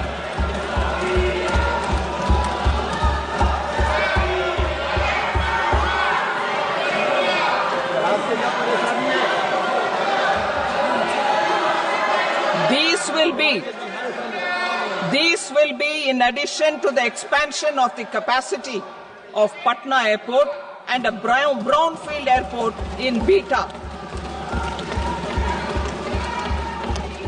Western Kosi Canal project in Mithilanchal. Financial support will be provided for the Western Kosi Canal ERM project, benefiting a large number of farmers, cultivating over 50,000 hectares of land in the Mithilanchal region of Bihar. Mining sector reforms, including those for minor minerals, will be encouraged through sharing of best practices and institutions of a state mining index. A policy for recovery of critical minerals from tailings will be brought out. Under the special window for affordable and mid-income housing, SWAMI, 50,000 dwelling units in stressed housing projects have been completed and keys handed over to home buyers. Another 40,000 units will be completed in 2025, further helping middle-class families who were paying EMIs on loans taken for apartments while also paying rent for their current dwellings. Building on this success, SWAMI Fund 2 will be established as a blended finance facility with contribution from the government, banks and private investors. This fund of 15,000 crore rupees will aim for expeditious completion of another 1 lakh units. PM Gati Shakti data for private sector. For furthering PPPs and assisting the private sector in project planning, access to relevant data and maps from the PM Gati Shakti portal will be provided. Tourism for employment-led growth. Top 50 tourist destination sites in the country will be developed in partnership with states through a challenge mode. Land for building key infrastructure will have to be provided by the states. Hotels in these destinations will be included in the infrastructure harmonized list. The following measures will be taken for facilitating employment-led growth. Organizing intensive skill development programs for our youth, including in institutes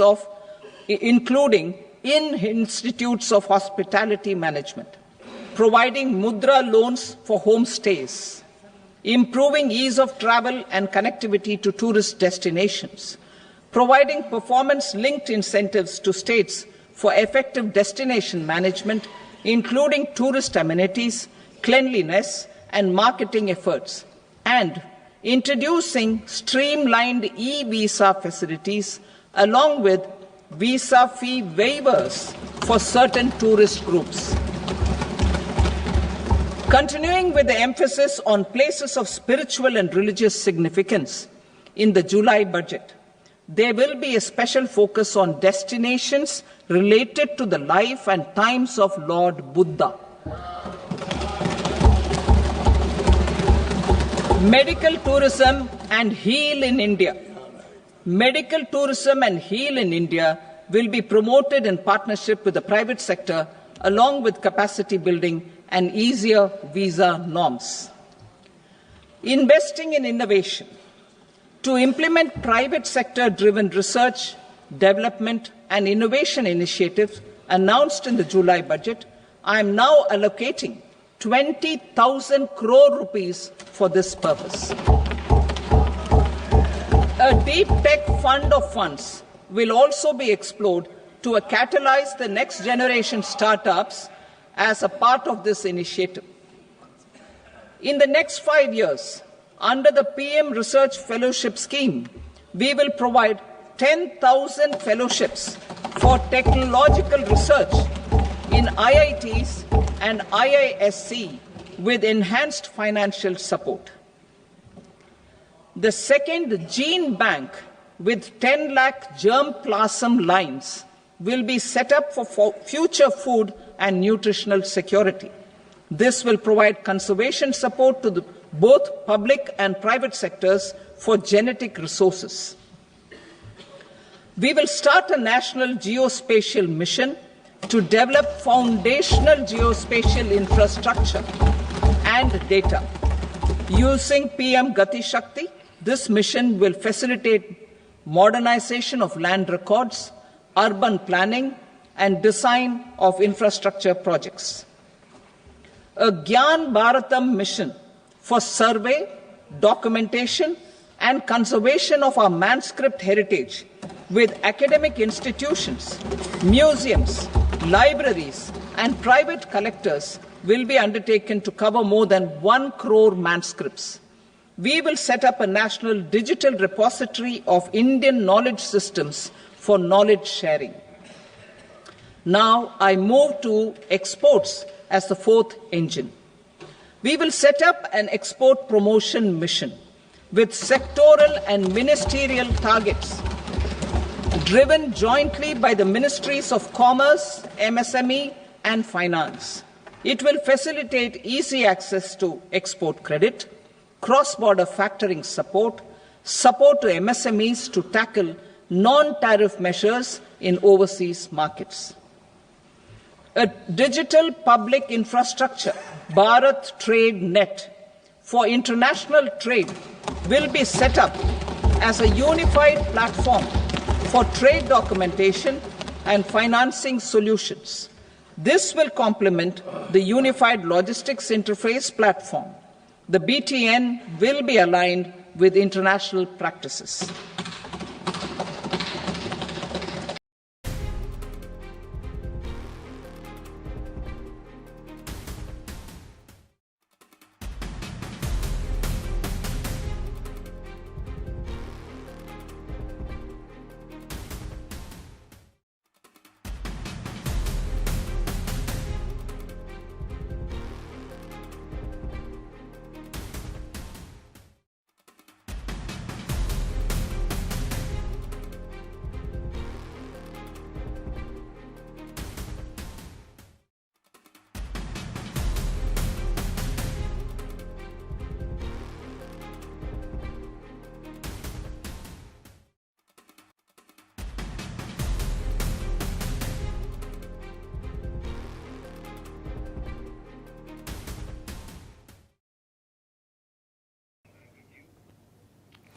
Hello and welcome to this special program on the Union Budget due to be placed in the Parliament in just a few hours.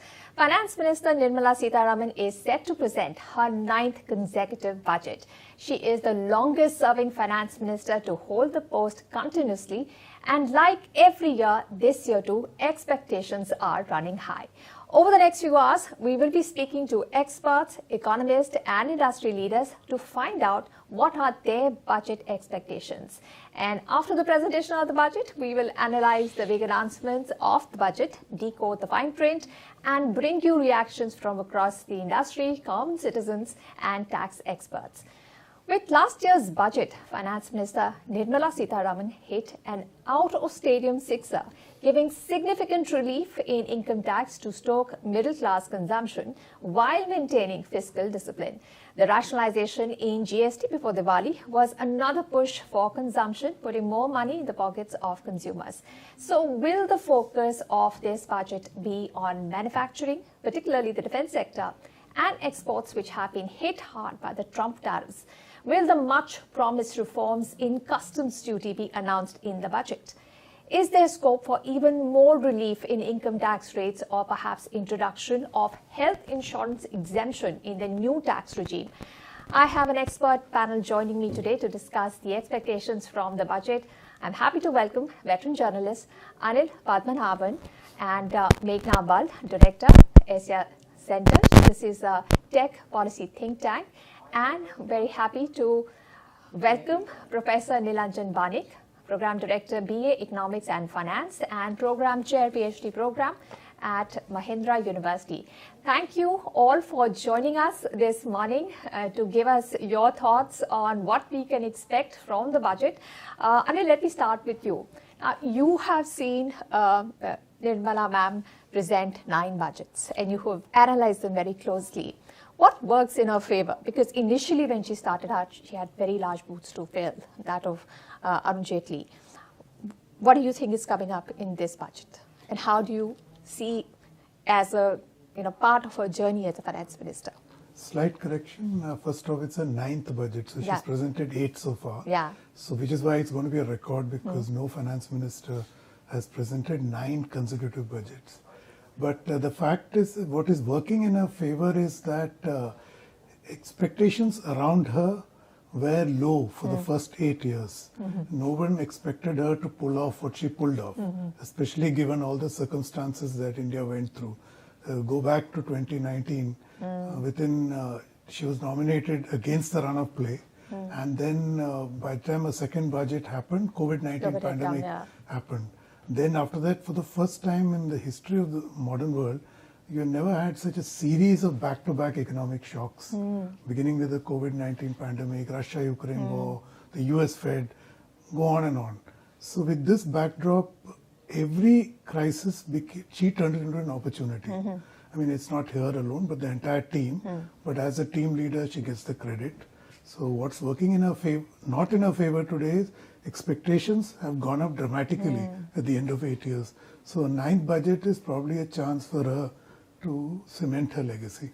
And what else that legacy will be? I mean, cement her legacy of getting it right every time through the tough times? Yeah, because this, I think, is the toughest challenge that she has ever faced. The country, I'm saying, largely, and she, of course, leading the economic team of this country. So if you look around you, what is happening? Geo-economic fragmentation, geopolitics. So there's complete chaos at the global level. And India has to not just survive, but has to thrive. So which means the strategy, which is actually well set out in the economic survey, which was tabled 2 days ago. And my belief is that the economic survey is no longer a sovereign independent republic of the chief economic advisor. Now the whole world. Yeah, it's consistent with the larger, play of what the finance ministry does. So if that's correct, then you are going to see a very rounded approach in this budget towards addressing these array of challenges. And India doesn't have the choice of going one by one. It has to tackle all of them in one go. Right. But, beyond the mountain of expectations and what's happening globally, which we really can't do much about, all said and done, we're in a sweet spot. We've got strong growth and very low inflation, which many developed worlds are really finding it problematic. So we're calling this the Goldilocks budget. So there, don't you think she has, she's done a great job, and that, she could continue, or could she, just let up a little bit there, perhaps on the fiscal discipline side? No, not really. Because this Goldilocks moment, absolutely true. Such benign inflation and 7.4% growth, that's any finance minister in the world will give their right arm to get that. Yeah. Okay. So, but that is a moment. It's going to transition. So inflation is already beginning to pick up. It's not that it's going to rise to dramatic levels, but it will come back to a natural level of somewhere between 3 and 4%. The fiscal deficit, no way should the finance minister relax, because the government has done heavy lifting since the COVID-19 pandemic. If you go back, the fiscal deficit was 9.2% or 9.4%. It's more than half now. Exactly.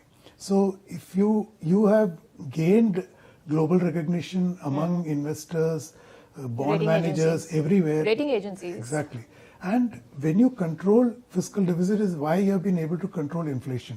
You have freed the hands of the Reserve Bank of India to use monetary policy as a tool for stoking economic growth. So if you reverse it, you are risking the entire edifice and the heavy lifting you have done. So she shouldn't. I would say that this is not a moment to let up. This is a moment to actually brace and move ahead, because please remember, India's problems now, the previous 75 years are history. Abject poverty is not at 40-50%, it's less than 5%. Economic growth is trending to a 7% rate of growth as opposed to the so-called Hindu rate of growth of 3 to 4%. The balance of payments is stabilized. India is scenting a seat on the high table. It's the fourth largest economy. You have now got to go for the audacious goal of becoming a developed economy by 2047. That means you have to dig in and really work hard, not let up at this point. Right. So I think we are getting visuals of the finance minister with her entire team all set to present the budget. We are seeing the red bag in her hand being very proudly displayed, and we can't wait to hear her speak and get the details of the budget. Professor Banit, let me come to you and understand from you, what are your expectations from this budget, given the situation India is in, be it economic growth or the uncertainties around the world? What would be the biggest focus points for the finance minister in this year's budget, given that we have, political economics to also deal with? There are some elections coming up. So it depends who you ask this expectation about, because if you're asking the common man like you and me, of course, the expectation, as my previous commentator was mentioning, is to see a lower tax regime. The question is, do the finance minister has the headroom to further lower down the tax? And if she does so, is it going to actually impact? Because as we know that only 2.1% of our population pay tax. So even if I lower down the tax, does it actually make much of a difference in the life of 98% of the other working population that we are talking about? Now, if you are also talking to someone who have invested in the market, the expectation is, and this is a kind of realistic expectation, because what we have seen over the last 1.5 years, FII has been pulling out from the Indian stock market, and that has resulted in the fall in our, to a certain extent, fall in our rupee vis-a-vis US dollar. Now, because of that, the expectation would be to see that whether she can roll back some of the long-term capital gain tax that we are seeing, and some of the maybe tweak around with the short-term capital gain tax. And that will, in a way, bring some life to the falling stock market, which is not in great shape since September of 2024.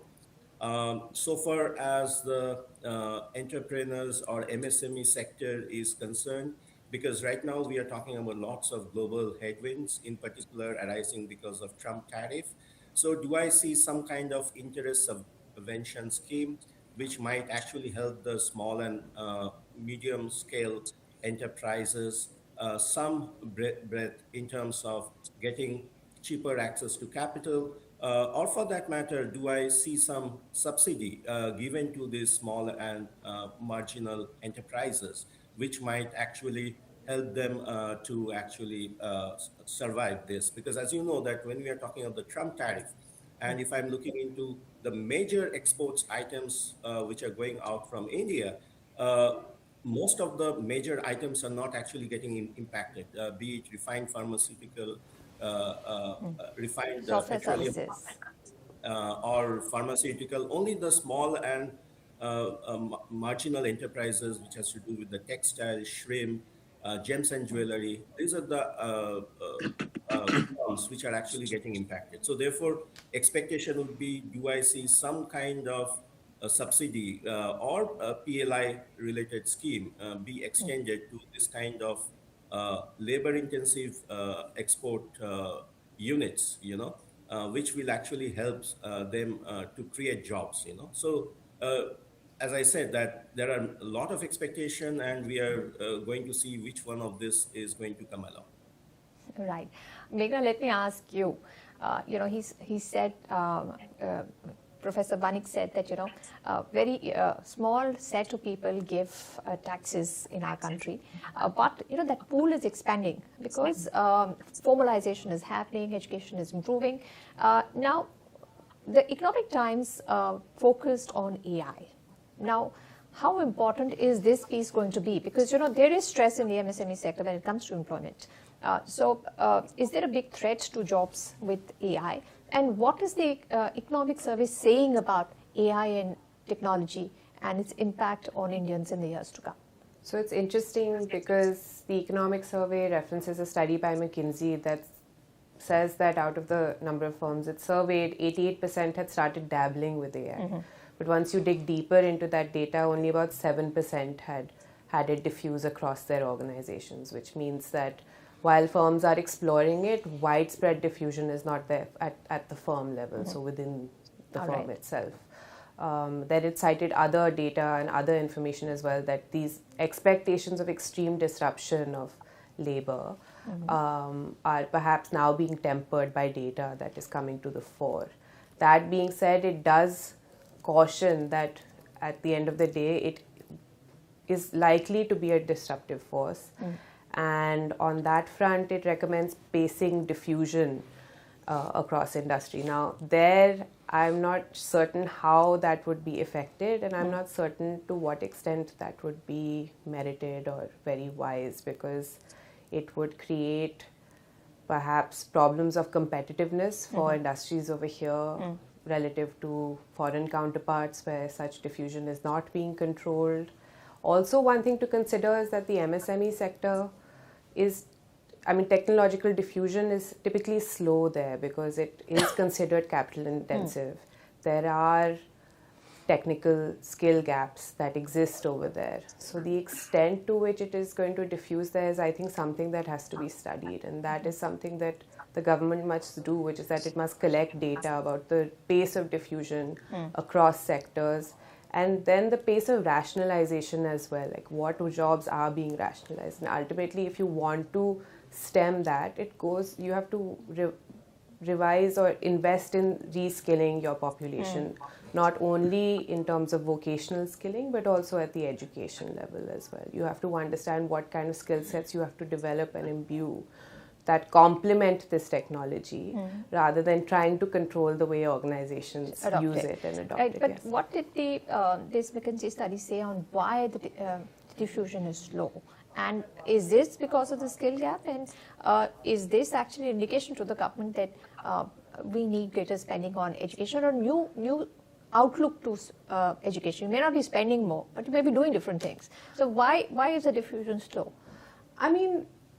I think it depends on individual industries, and it depends on the rate of development of the technology. There's been a lot of news in the media about generative AI and the exponential developments over there, but a lot of artificial intelligence systems continue to remain narrow, which is that they aren't very generalizable, and they do require human input, human control. So from that perspective, I think diffusion has been slow, also because companies maybe do not want to, put out the initial capital outlay for it. It might require skill sets that aren't yet there in the market, that are still being developed. There's many reasons. Or maybe they're just taking it slow. And they're taking it slow, maybe, yes, also because they want to evaluate and wait and see how others are doing it and whether there's actually a benefit in doing so, because there is a degree of experimentation and risk appetite required to deal with a new technology. So I think that the government has tried to move towards revising the education system So, the move under the NEP, there are a lot of new initiatives that have been introduced. But the quality of implementation, I think, is what matters rather than the revisions of structures there. Right. I think we have with us Professor Dr. Parin Somani, CEO, London Organizational Skills Development, LOSD, and Chief Editor, Global Research Journal, also with us.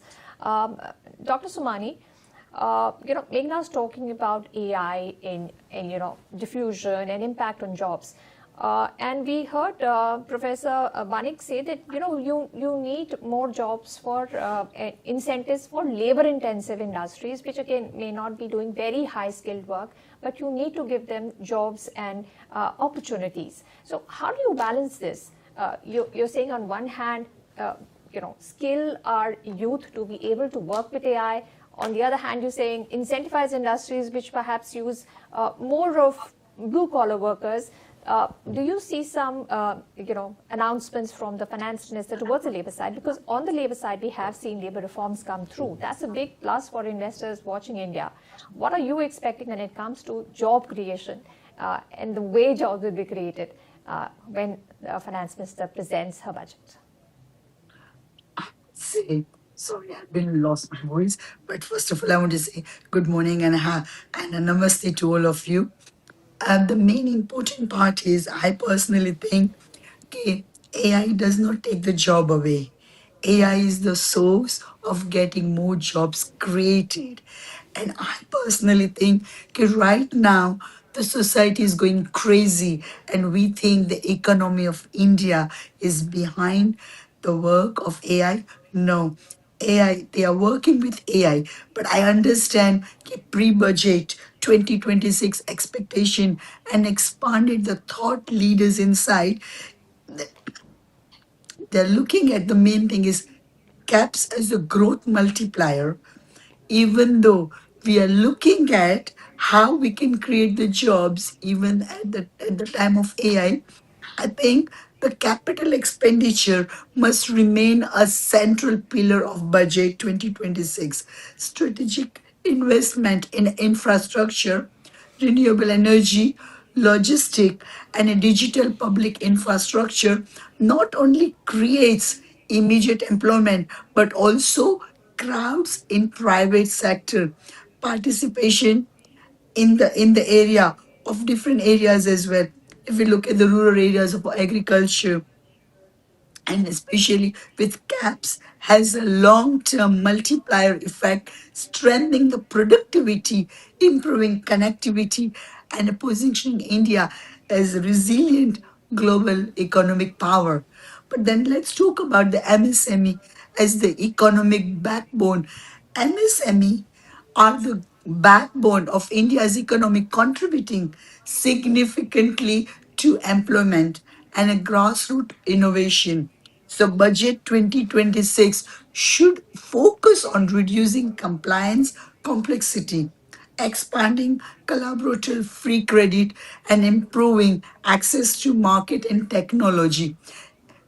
Empowering MSME is not just an economy imperative, it is essential for inclusive and a balanced national growth. But then when we talk about the tax rationalism for ease of doing the business, that is also one of the part. But the important part, what I personally think, support for innovation and a skill development.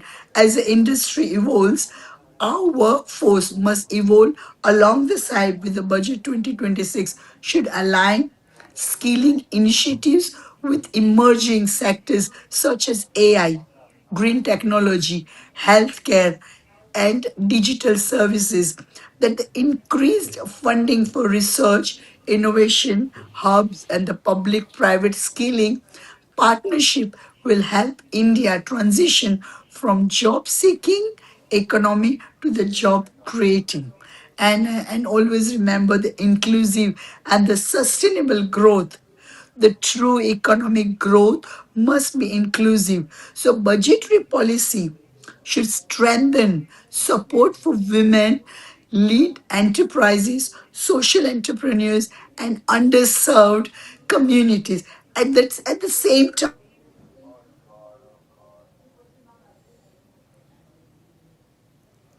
Right. So we had Dr. Somani talking about the imperatives, especially with the focus on MSMEs. I want to ask you, Anil. You said that the government has done the heavy lifting. And the heavy lifting of the last few budgets has largely been the capex, be it your roads, your railways, or your ports. That is happening. Now, the government makes the effort with the hope that the private industry starts doing it. They have not really done much.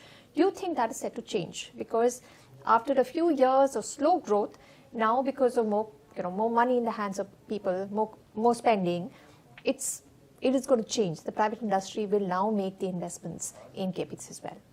Oh, absolutely, Anisha, that there is no doubt that the Indian private sector has to step up to the plate. They have not, for a host of reasons, something around 2010-11, they have got into some kind of funk over investing.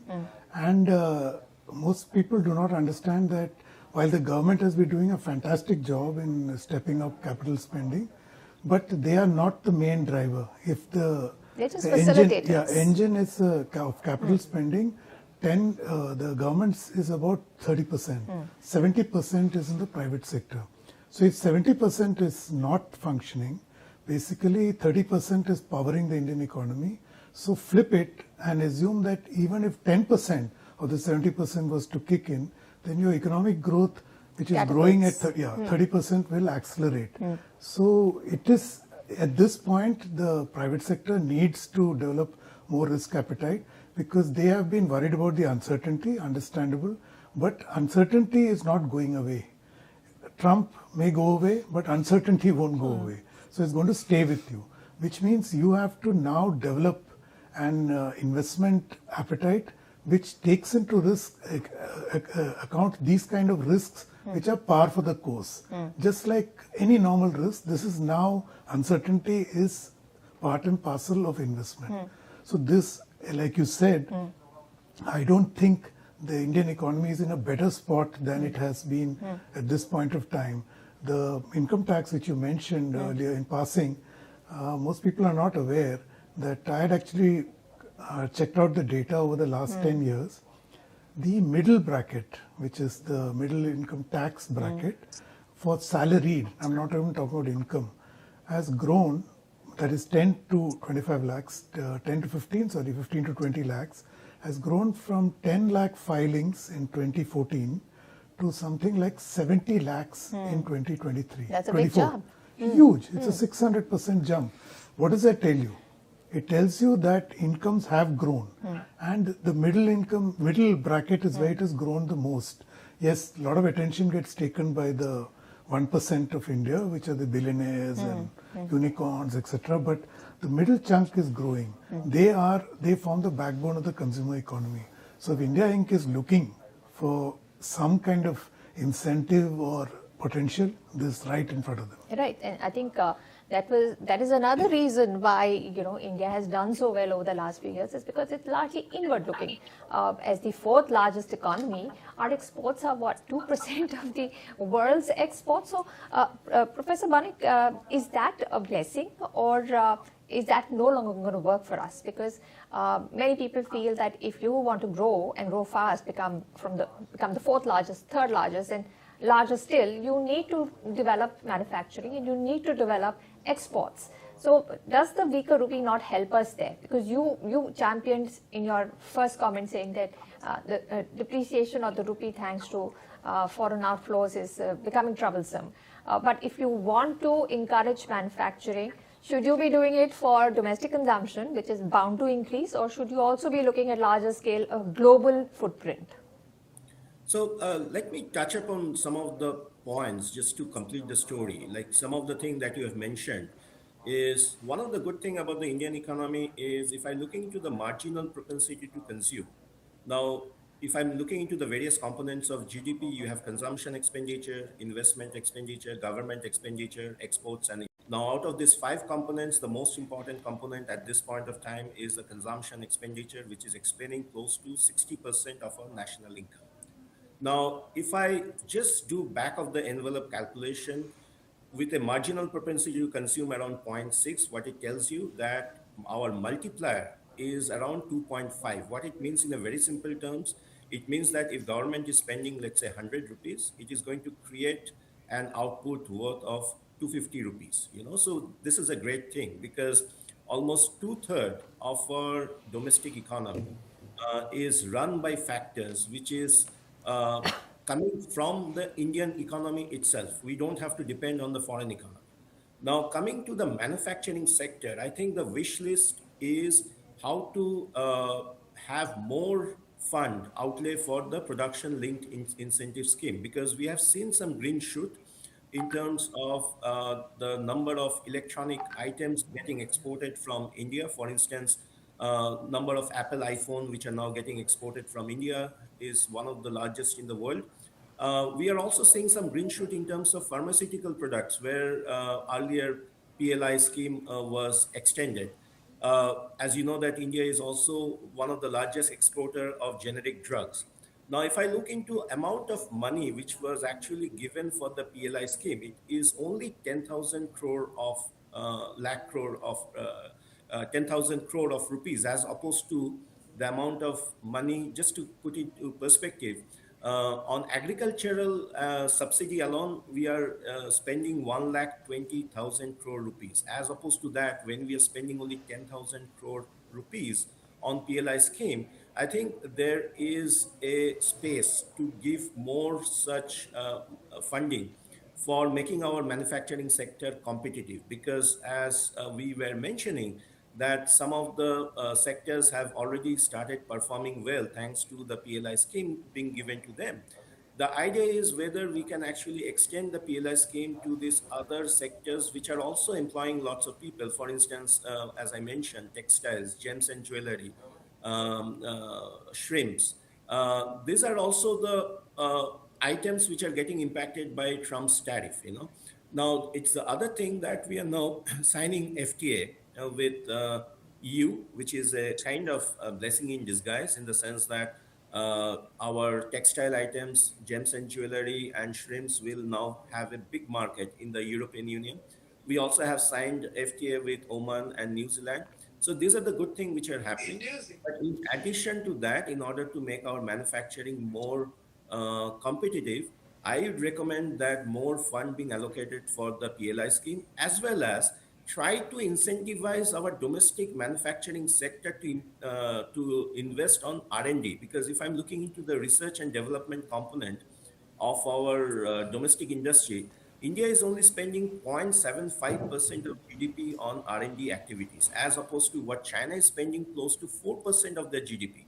Now, you should also appreciate the fact that 4% of 22 trillion economy, which is the Chinese economy, is much bigger number than 0.7% of, let's say, 4 trillion economy, So the need of the hour is government can do handholding in terms of giving more funding for the PLI scheme.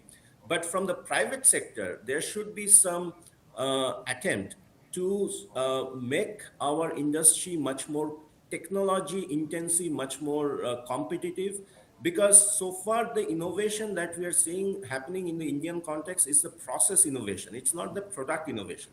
Because as you know that you can actually bring down your cost of production. Either you go for the process innovation, but in terms of value addition, if you are going for product innovation, which is kind of bringing in more technology, more R&D activities, I think in terms of value addition, that will be much more beneficial for the Indian manufacturing sector. You're right. Anil, what do you think about this assessment that we need PLIs for sector-specific incentives? Do you think that would play out? And I just wanted to say that the finance minister is having a meeting with the president, and this is just ahead of presentation of the budget. But Anil, what Professor Banik said, PLIs have worked very well in some sectors, like electronics has been a hit, solar module manufacturing has been a hit. Other areas, green energy, etc., it is still, the verdict is out. It's still not showing a very good, output. But is this the way to go? Specific industry, PLI, or should it be make it easier for everyone? Now, see, the government's also doing that. Logistic costs have come down. connectivity is better, but they say, oh no, power is too expensive. So what works? Specific targeted PLI schemes or make it easier for everyone? Sure, what you just said, that you have to make it a level playing field for everyone. But it's not a chicken and egg syndrome. You need to get there, but till you get there, what do you do? So PLI is precisely that kind of band-aid or stopgap. That what is, I mean, if you just break down PLI, effectively what is it doing? It's figured out that Indian entrepreneurs or whoever sets up business in India suffers a 30% deficit because of all that you mentioned earlier, bad logistics, etc. Connectivity, yes. A host of issues. So you give them a 30% incentive to level it and thereby incentivize them to produce that much, which they have done. And like you again said, it's not universal across all sectors. It has happened very strikingly in the case of electronics. You mean the output? Success, yes. The success of PLI is not uniform, but if it's not uniform, it's not that it's a bad thing. Okay. It works in some sectors, may not be working elsewhere. And also, please remember what you said earlier is very important, because it also depends on where India stands on this tech curve. When you move up the value chain, you also need that capability in skills, which you're talking about, the tech capability and a host of other things. And to go back to what you said, that all that is being done by the government is to create that ecosystem. And again, I just want to wind up by saying this on jobs. I want to point out the budget does not generate jobs. What the budget does is to create a blueprint for action. And that blueprint requires very heavy emphasis on creating a conducive ecosystem. So which is what you mentioned, labor reforms or ease of doing business. These are the priorities. So like the economic survey said, the government has to move from a regulator to becoming an entrepreneur. All right. So Megha, taking up from what Anil is saying about adopting technology to become more efficient, when you're worried about Bijli Pani, you yourself said that your tech is an expense you want to avoid. Now, on top of that, you have sustainability spending, because I have a leather footwear unit, and I was exporting to the US, and now I'm not competitive. So I'm looking at a European market, but they say, oh, you're not green, you can't come.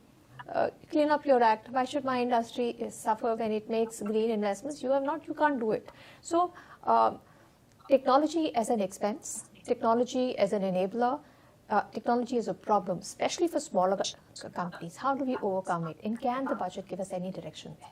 So, while technology obviously is an expense, I think that overwhelmingly it does provide efficiencies that overcome any initial expense. I think the reticence to spend that, particularly when you're a small business, emanates from the fact that you are small and your margins are always tight.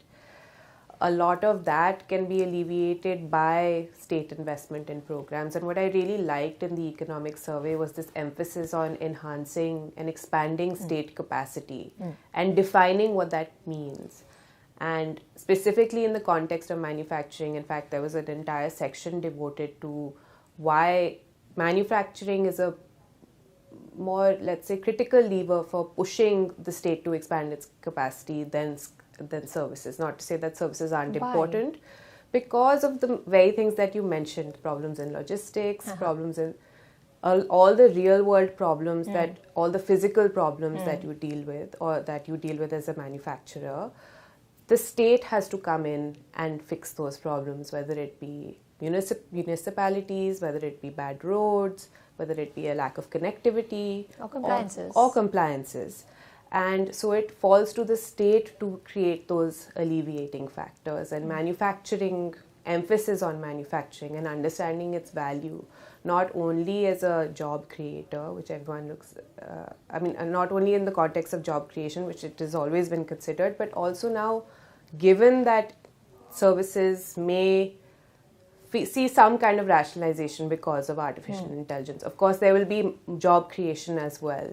But given that, it also potentially creates a hedge against that. So I think that, this push for the enhancement of state capacity, even in the context of innovation, as one of the earlier speakers said, it talks about the entrepreneurial state that Mariana Mazzucato discusses in her discusses in her book, where basically she talks about how the US government has created a base layer of fundamental innovation. I mean, the internet, for instance, was basically a government-led project. It was called ARPANET, and DARPANET, which is their defense research agency.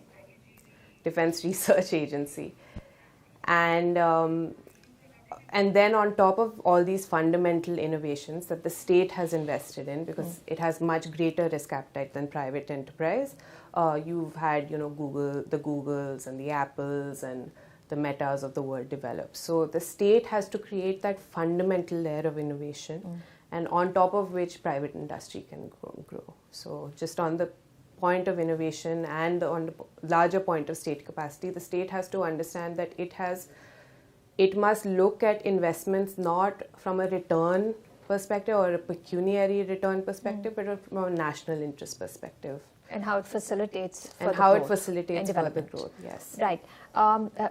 Professor Somani, Dr. Somani, you spoke about the government becoming an enabler, and you also said that we need more investments and incentives perhaps to get the private industry to invest in innovation. Do you think there is less innovation in our country? Because a lot of people say, India is the next Silicon Valley. So the visuals you're getting at this point of time on your screens is of the president wishing the finance minister best of luck, and that is by feeding her dahi chini. Now in many parts of North India, this is a standard practice when you leave home for an important event or an important meeting. So she's got the best wishes of the president of the country. Sorry, I'll come back to you, Professor Somani. We were talking about how, when it comes to technology, to employment, to labor, the government has come in with labor reforms to, make it easier for investments and not too many issues with the labor. How progressive is this step being, and what other further reforms or deregulation are you expecting as announcements in the budget? Because deregulation was a very big deal in last year's economic survey, and the government delivered a fair bit on that. So what are you expecting when it comes to further, fundamental structural reforms that will push investment in our country, whether it's domestic or it's, foreign money that comes in? I would say right now we stand the threshold of budget 26, 27. The capital expenditure must remain at the heart of India's growth, with the projection that the public caps could exceed 12 lakh crores. This sustained investment support infrastructure, digital connectivity, and green energy, all of which are critical to creating jobs, boosting productivity. This isn't just spending on it. It is a strategic nation building that accelerate both public and a private investment. So I personally think right now, by doing the negotiating, by working with the EU, I think we will be in a better position and better way to what we want to achieve in this pre-budget. I think there are a lot of things we talk about it on a tax rationalism for business and a citizen. So I'm looking at the way, okay, I think we also need a tax needs system.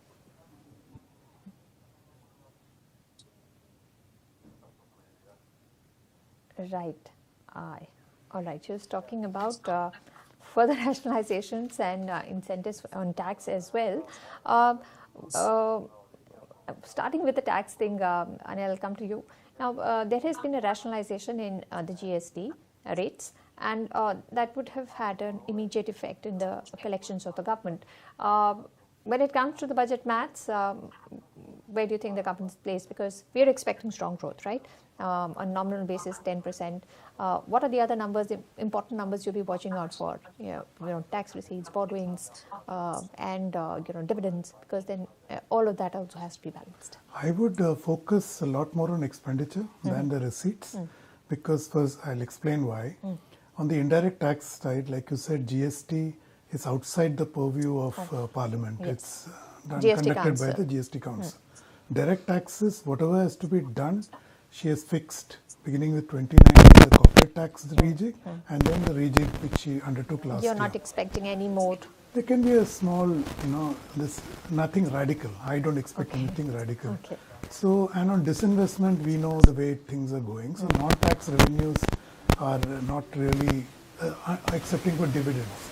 Now, there are two big chunks: the RBI dividend and then the public PSUs, sector yeah. undertaking. And public sector undertakings are doing well because overall economy is doing well. So, I presume dividend will go up. So, I would focus on expenditure, and I just want to go back to where Megha left off. She talked about this efficiency. She signaled, and so did Dr. Somani, talk about the need for capital expenditure. What I want to point out is that, don't see the budget in isolation. It's part of what is happening overall. So let's just back up a little. If you look at the trade deals that have been struck, what do? Without trade, no economy can grow. So I'll give you a contrast. Coincidentally, Vietnam was the first country that the European Union signed a free trade agreement with. It was in 2015, but got productionized in 2020. Its per capita income in 2015 was probably around $3,000 or something. Today it is on $5,500. So in 4 years, it has scaled to such heights purely because trade gives it growth. So I'm not saying the same trajectory will play out for India, but all I'm saying is that India needs trade. So the free trade agreements have come in this context to give that space for India to grow its trade in such a difficult Trumpian world. Okay. Second, the efficiency of spending, which she talked about, that and the capacity, that's linked to the capacity. So if you look, there is a governance thing called Pragati. I forgot the exact.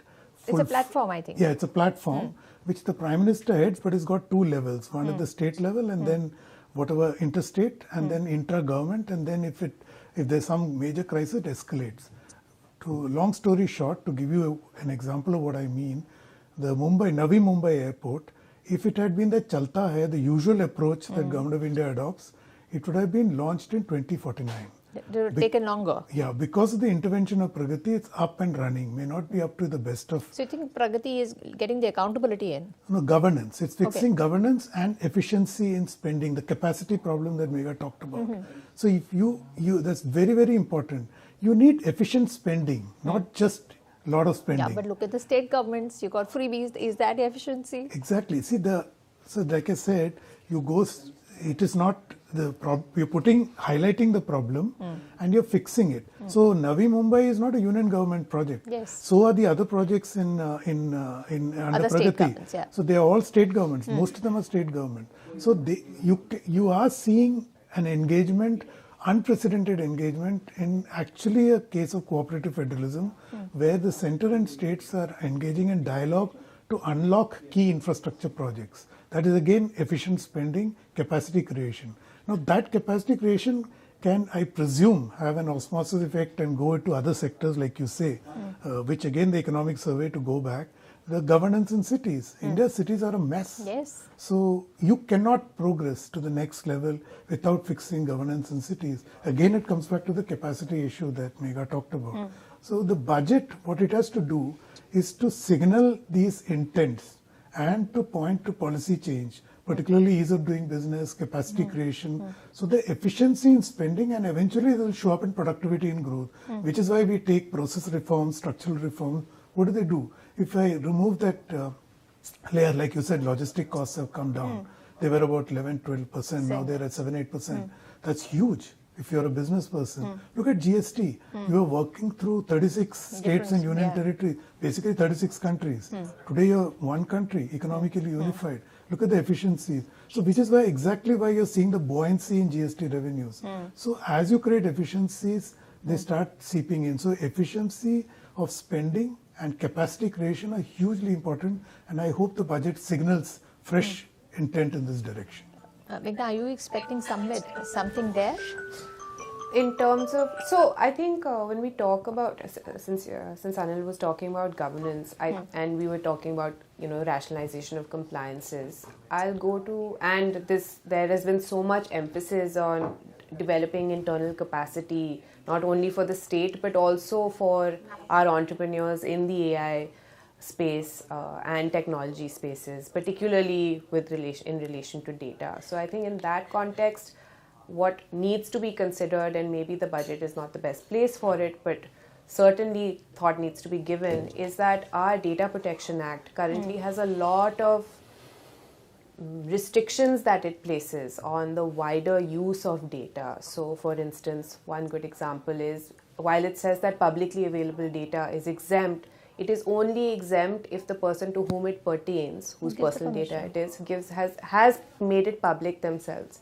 Now, that sounds good in theory, but when you think about how you would have to go about trying to use that data, you would have to verify whether every piece of personal data within a publicly available data set has gone through that process, which is impossible to do. Is it? Because I thought consent is something which is very valid. You look at Europe, all that has... Yeah, but there are exemptions to consent in Europe, which our Act does not have, which was the next point I was going to get to. And you do need exemptions for consent because, for instance, we don't have an exemption for legitimate interest or contractual necessity. This means that, let's say you want to send flowers to a friend of yours.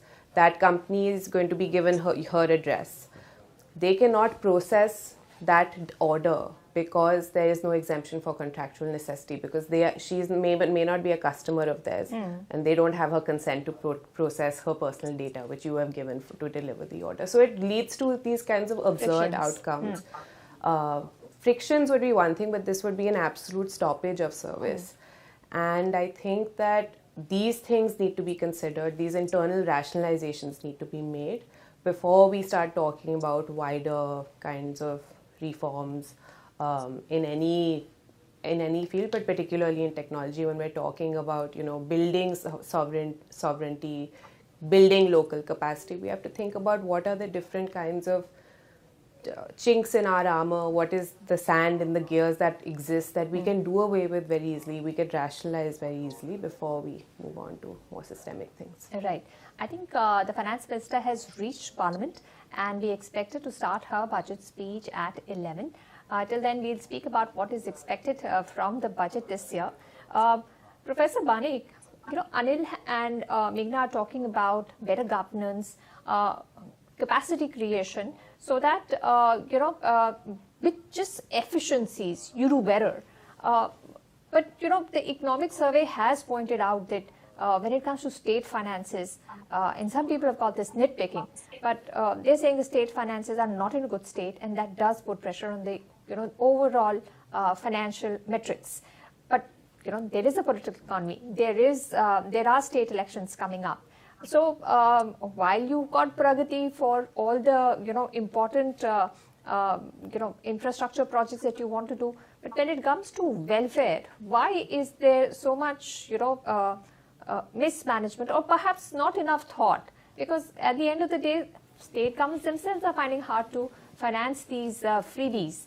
So what can we expect there? Can anything be done to perhaps drill the message down to the state governments that look at more constructive welfare, which perhaps the central government is pioneering? I think you have pointed out to a thing which is very important, because if you see some of the states which are kind of giving freebies are not doing well in the long run, because even though in the short term they are thinking that that will give them political mileage, look what has happened with Delhi government, or for that matter some of the other government. The problem with giving freebies is once you are giving, let's say, a free cash transfer kind of thing, you are actually curtailing spending to other important sectors. For instance, there is a study which showcased that because government of West Bengal is giving what they every to women household they are giving around 1,000 rupees. Because of that kind of freebies being undertaken by the government of West Bengal, what is happening is the amount of money which is going to primary healthcare centers amount of money which is going to primary education, that is getting curtailed, you know. Now, from the welfare perspective, these are very important things to have, because if you don't have adequate health, adequate education, you are not contributing to the skill development, as well as many people are even if I'm going to, you know, that primary healthcare centers, and if I don't even have access to, forget about doctors, because India has a huge deficit of doctors. Even if I don't get access to paramedics, you know, it's not doing any good, because uh, in terms of infant mortality that we are seeing, one of the reasons it is so high in India, because in many states you don't have access to proper healthcare facilities, in particular the primary healthcare facilities. Now, so coming back to the point that I think the states which are giving too much of freebies should realize sooner or later that this kind of thing is not going to continue for a long period of time, because that is going to put an cost on your state bond, which means that the worst performing states are not going to get access to finance that easily. So in the long run, it's not possible, you know. So for even for India, if I look into the southern states or the western states, which are more progressive in terms of industrial growth and development, the amount of freebies are less, you know.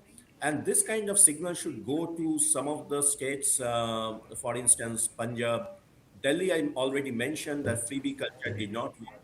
Or for that matter, you have election coming in now in West Bengal, you have election coming in Kerala.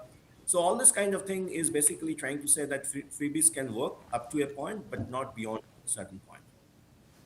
All right. Thank you so much, Professor Banik, for joining us. And we'd like to thank Dr. Somani as well for joining us this morning and sharing with us their views on what we can expect from the budget, which is going to be presented very soon. Finance Minister has reached Parliament, and we are counting down to the presentation of the budget. We are happy to welcome at this point Mr. Abhishek Rastogi. He is founder of Rastogi Chambers. He specializes in complex indirect tax, GST, and constitutional issues. And we also have with us Lloyd Matthias, investor and business strategist, joining us now. Abhishek, let me come to you. We've done a lot about, spoken a lot about what the industry wants, what kind of efficiency the government can get in, the manufacturing sector. From the common man's perspective, what good news can this budget give? Because we've already had some rationalization in the tax rates, especially if you're under the new tax regime. And of course, GST rates have come down. So, the common man is a little more comfortable when it comes to spending. What more can the budget offer? So I think the most important aspect will be to keep the focus on the manufacturing sector, because not only it generates employment within the country, but also the exports are taken care of. So I think there could be some structural reform announcements so as to boost these exports. Now, when we talk about exports, the related thing is on the import side. The import rate rationalization must happen as well, because there could be a lot of raw materials which come into play to make the final product. So I think the endeavor of this budget from the tax perspective would be to keep the focus on the manufacturing sector so that the exports are promoted and encouraged. But what we also expect is that there could be certain structural announcements or the reformative announcements to give the exporters the winning edge. And those could be in some sort of incentives. We have seen in the past ROTAP benefits and other schemes which have come.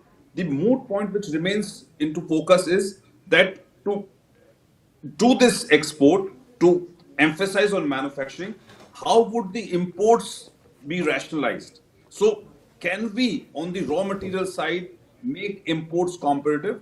And I think one is on the rate side. The second is on the compliances and the procedural side. So if you see the businesses, a lot of these imports and exports, there are a lot of hassles. The goods are not getting cleared within stipulated number of days. There are CBIC guidelines which provide that there must be ease of doing business. So I think we are expecting a huge custom rationalization and reformative move by the government in this budget. As far as the GST rates are concerned, there will not be any announcement from the GST rates. That rationalization has already happened. But GST Council had made a lot of these announcements in the past 1 year. Some statutory changes, circulars are expected because that implementation of what has happened in the GST Council meeting now has to come onto papers. There are certain changes which were expected to happen, but because these will happen, some of these will happen through the statutory provisions. This can happen only through the parliament route, but few of these which are also expected to provide clarification to industry. We are having a very optimistic mood here that there will be a lot of these clarifications to support industry, both on the procedural side, the clarificatory side as well. Right. So, Anil, Abhishek, I just want to come to you on that. You said that for the common man, perhaps they can expect slightly cheaper things if the import duties are brought down. There is a wide expectation that there will be a change in or a new customs policy that will come out. Now, to your mind, any specific sectors or products where there is an inverted duty structure, where there could be some announcements that will be, make a few products cheaper for the consumers in India? So I think our expectation is very simple. The government will also make some populist announcements. So for instance, if you see air purifiers, we have been very vocal about the reduction of the tax on the air purifiers. But if the reduction of the tax happens on the air purifier on the output side, it doesn't help the ultimate consumer because the raw material or the inputs which we procure, some of these are procured from outside of India. So the cost has to come down even for the inputs which go into the manufacturing of these air purifiers. So what has to happen is that the government has, and to the best of my knowledge and the interaction which we had with the North Bloc, that the government has done some scientific analysis of not only the populist products, but also the products which are essential, and also the products where we need to import these products to different countries. And we have seen a lot of these trade agreements which have happened. So there is an identified list of products which India will be exporting, which will, of course, promote our exporting sector, which will boost economy, which will, help in fiscal deficit and all other parameters. But the most important aspect is that scientifically, I think the work which has happened in last 7 days, I can tell you, is tremendous. They have done arithmetic on several products, several sectors, and there will be announcements to ensure that these sectors get the solid base and foundation. And for that to happen, this arithmetic is important because you cannot generally, reduce the taxes on all of these imports, because at the end of the day, we need revenue for different purposes as well. And there are good broad announcements which will happen with respect to defense and infrastructure as well. So the government would need money in this year. It's a critical year. So, but for that to happen, there will be rationalization. There is great thinking going on, and you will see in a couple of hours that certain specified products and sectors will get the benefits scientifically. So what happens, and you mentioned about the inverted duty structure, there are few identified products where, and we would want to wait for the announcements to happen in the budget speech. These identified sectors will get the benefit and will help the industry. And how these benefits will come is that there will be exemptions or rate rationalization of the customs duty, so that the cost of procuring the raw material or the inputs for manufacturing becomes cost effective. And the moment that happens, I think there will be a cheer and there will be a reason to smile. Right. So if there are some imports and the duties that get rationalized, of course, end consumers will also benefit. Anil, given what happened with Pakistan last year, there is a great expectations that we need to up our defense spending. So is that given in this budget? And where do you think, what will be the focus? Will it be indigenous development of technology? Will it be regular, padding up of the armory? What can we expect on budget, from the budget on defense side? Okay, before I answer that, Anisha, I just want to, what Abhishek made is a very important point. This budget is likely to solve for the inverted duty structure, which is what he was talking about, that intermediates attract a higher duty than the finished product. Yeah. So now coming back to your question, 100%, because this is the first budget after Operation Sindoor. And what Operation Sindoor did was to de-risk Indian private sector investments in defense. How? Because you have a ready market now. Okay. So if you're earlier, It if you was produce always the something, government procuring. exactly. But today the demand is there and the guarantee is there that the government of India will procure. And we also forget one thing, that in the last 10 years, the private sector has never got such a big role as it has today in defense. In fact, our defense exports have jumped so much. It's not just the government, which is my backstop. There are other buyers lining up. So what more can the government do for the defense industry? What should be the focus? See, what it is doing to engage the private sector will continue even outside the budget, which is basically ease of doing business. We have already discussed it in length. What the government will do to step up its own acquisition of equipment and all, the expectation is that they will bump it up in a very big way. So the buzz is that the capital spending in the budget on the defense side will go up by something like 20%. So India's defense spending is around 3% of GDP. I wouldn't be surprised if it comes close to 5% of GDP in this budget, because defense is one area now which is a guaranteed go-to for this government. But the one question is that why do we need the government to step in? We also need the government to step in for intellectual property and latest technology, so that our companies can collaborate with some of the foreign companies, and that will happen with a little government push and agreement. So could anything be done there? Because we are seeing state-of-art equipment and technologies being deployed in America and in Russia. How do our companies get there? We've done a good job. We saw the air defense was spectacular in Operation Sindoor. But how do we step up the game when it comes to technologically advanced defense manufacturing? Sanisha, the spectacular display of Indian defense during Operation Sindoor was based on what? A complete collaboration between government and private sector. None of them were either purely government built or purely private sector. Yes, but you did have some technological development with Israel, and because of the cooperation there, right? See, to give you an example, one of the anti-aircraft guns which India had acquired was not contemporary, but it was retrofitted to make it contemporary using artificial intelligence. That entire operation was done in the private sector in collaboration with defense. Okay. See, defense is one area where you'll have to work with the government, not directly the government, but with defense forces, and that is already happening. A lot of it is not. वहाँ जुगाड़ भी चल रहा है. हम अपना ही tweak भी कर रहे हैं. जो technology people are not sharing with us, but we are finding ways to make it work for us. Exactly. So you can't wait for the technology to come. You have to do what you have to do, right? Okay. So defense, going back to the larger point, defense spending capex should go up dramatically in this budget, is my bet. All right. So defense is definitely something we'll be watching out for. But the rupee was something which one of our analysts spoke about.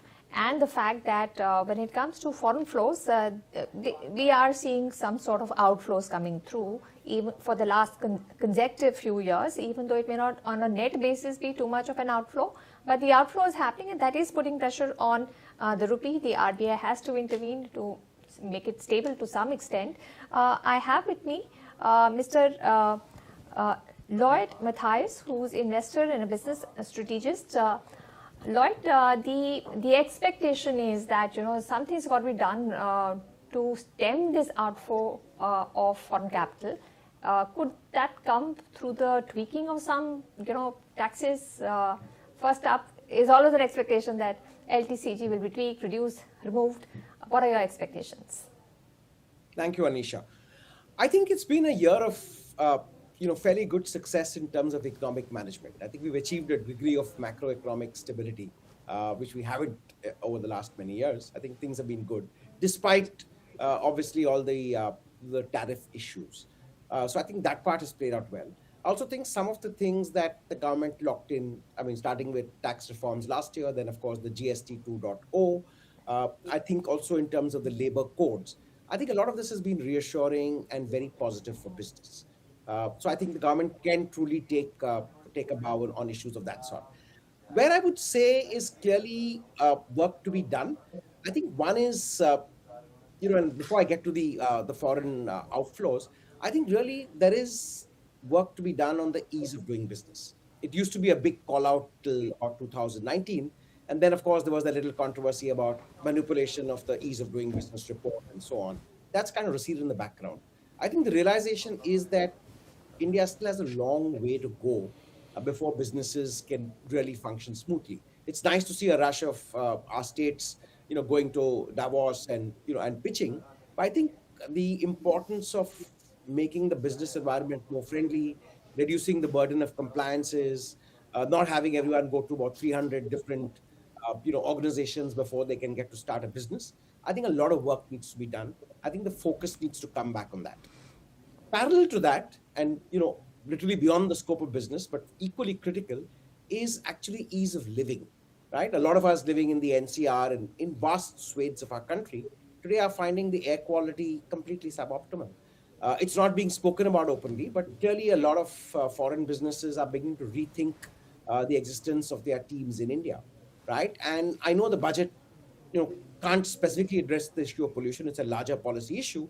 But being one of the biggest policy documents of the government tabled in Parliament, I do hope that there is a corpus created or there is some talk about what India can do to tackle a really seriously menacing pollution issue. And the last one that I would certainly want to push for at a macro level really would be the continued sustained capex push. Yes, we celebrated a lot of great infrastructure developed over the last decade, but still there is a long way to go. Right, we're far from being, an infrastructurally, at least in physical infra. What we've done on digital infrastructure has been fantastic, but I think physical infrastructure we still need to go a long way. As far as foreign outflows go, I think that's really an outcome of all the other things we do. Yes, we've seen a lot of fund outflows. Fortunately, our retail investor base is huge, so the market's still been stable. But yes, there is a case. India is still very marginal in the in the emerging markets index for the huge pension funds to actually take India very seriously.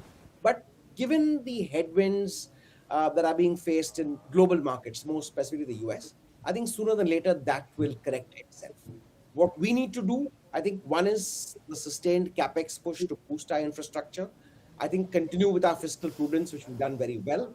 And lastly, I think boost a lot of R&D spends. And here I'd like to speak specifically for the startup sector. We've had a good run in the last decade. There have been, of course, a few issues. I think now the government needs to look sectorally at startups. Look at, the commerce minister made the point last year that India doesn't, Indian startups don't focus on deep tech. Indian companies don't focus on R&D. I think those are issues this budget needs to address and bring to the fore. So that's really, my expectation of what the FM will say, hopefully in the next 45 minutes. All right. Abhishek, I want to ask you also about this because, we did see Lloyd talk about ease of doing business, governance, but to stem the outflows, many people are looking for some brute force. Give us some relief from NTCG because look at our continuity of our tax regime. You have so many of these large cases, Vodafone, now Tiger Global, or Kane Energy, so many disputes on taxes, and that to some extent shakes the confidence of foreign investors because even the arbitration rulings don't get enforced. Contracts are very difficult to enforce in our country, and that reform in that part has still not come through. So should you use a easier way out, maybe cut the LTCG to stem the outflows? Will that work? So I think one very important aspect which has been debated all across, and it is linked to your question of ease of doing business, is also the retrospective amendments which lead to retroactive amendments. So what happens is that once the court ruling is pronounced, subsequent to these court rulings, the parliament amends the law, and that amendment happens retrospectively. When the retrospective amendment happens, the effect of that is retroactive, which means that the transactions even for the past period gets into the gamut of that amendment, which ideally should be prospective. So the question which comes up is not only the ease of doing business in terms of compliances and the procedures, but also in terms of the certainty, which, of course, the foreign investors are looking into the country. So what the government will be doing this time, and what they're internally also debating is that in rarest of rare cases, these retrospective amendments must happen. We have seen it in the earlier budgets that some of these amendments have happened, and these have been also challenged now in courts. So I think the government is aware of these judicial intervention which may happen, and it's a big issue before the government also, because while there could be a policy decision, but the question is whether the policy decision is subject to judicial review. So I think the government will be maintaining very fine balance. Coming back to that initial aspect which you raised, and I think that's a very important aspect from this budget, is the defense, the expenditure on defense. What we are also expecting is the announcement of some PLI schemes for defense sector. Now, India wants to portray not only for indigenous purposes that we are robust in terms of defense, but I think there are a lot of agreements which will be signed, which have been signed, and which will be signed in the near future, where the government will work with the private sector for this defense thing. And the foundation has already been laid, and you would have seen by some ways by that nuclear bill also, because that nuclear aspect also remain very, very relevant. That bill has been proposed and it comes into play. So I think a lot of this action is happening. I think if the real incentive has to go in, there will be some announcements on even the spending which the government will do on artificial intelligence related to defense. So I think artificial intelligence related to defense and those traditional weapons, etc., what we make, and we have some of these already signed contracts where the delivery has to happen. So for that to happen, that PLI scheme will have to be rolled out as soon as possible, because it appears from the global geopolitics also that next 2 years will be very, very critical from the defense perspective. So I think we are expecting a major announcement on defense sector. It will be the key, and I think the private participation will come into play. There are a lot of announcements which have happened here and there. Now on to the last aspect of ease of doing business. Ease of doing business, you can't improve the rating over the period of, just immediately in a year or so. But if you see last 11, 12 years, the government has been continuously working on certain aspects. They pick those aspects, try to resolve these issues. So for instance, the industry had the complaint that, the rates are too many, classification disputes and the tariff disputes lead to 80% of these disputes. Then the second aspect which was highlighted to the North Bloc was in terms of the compliance gaps.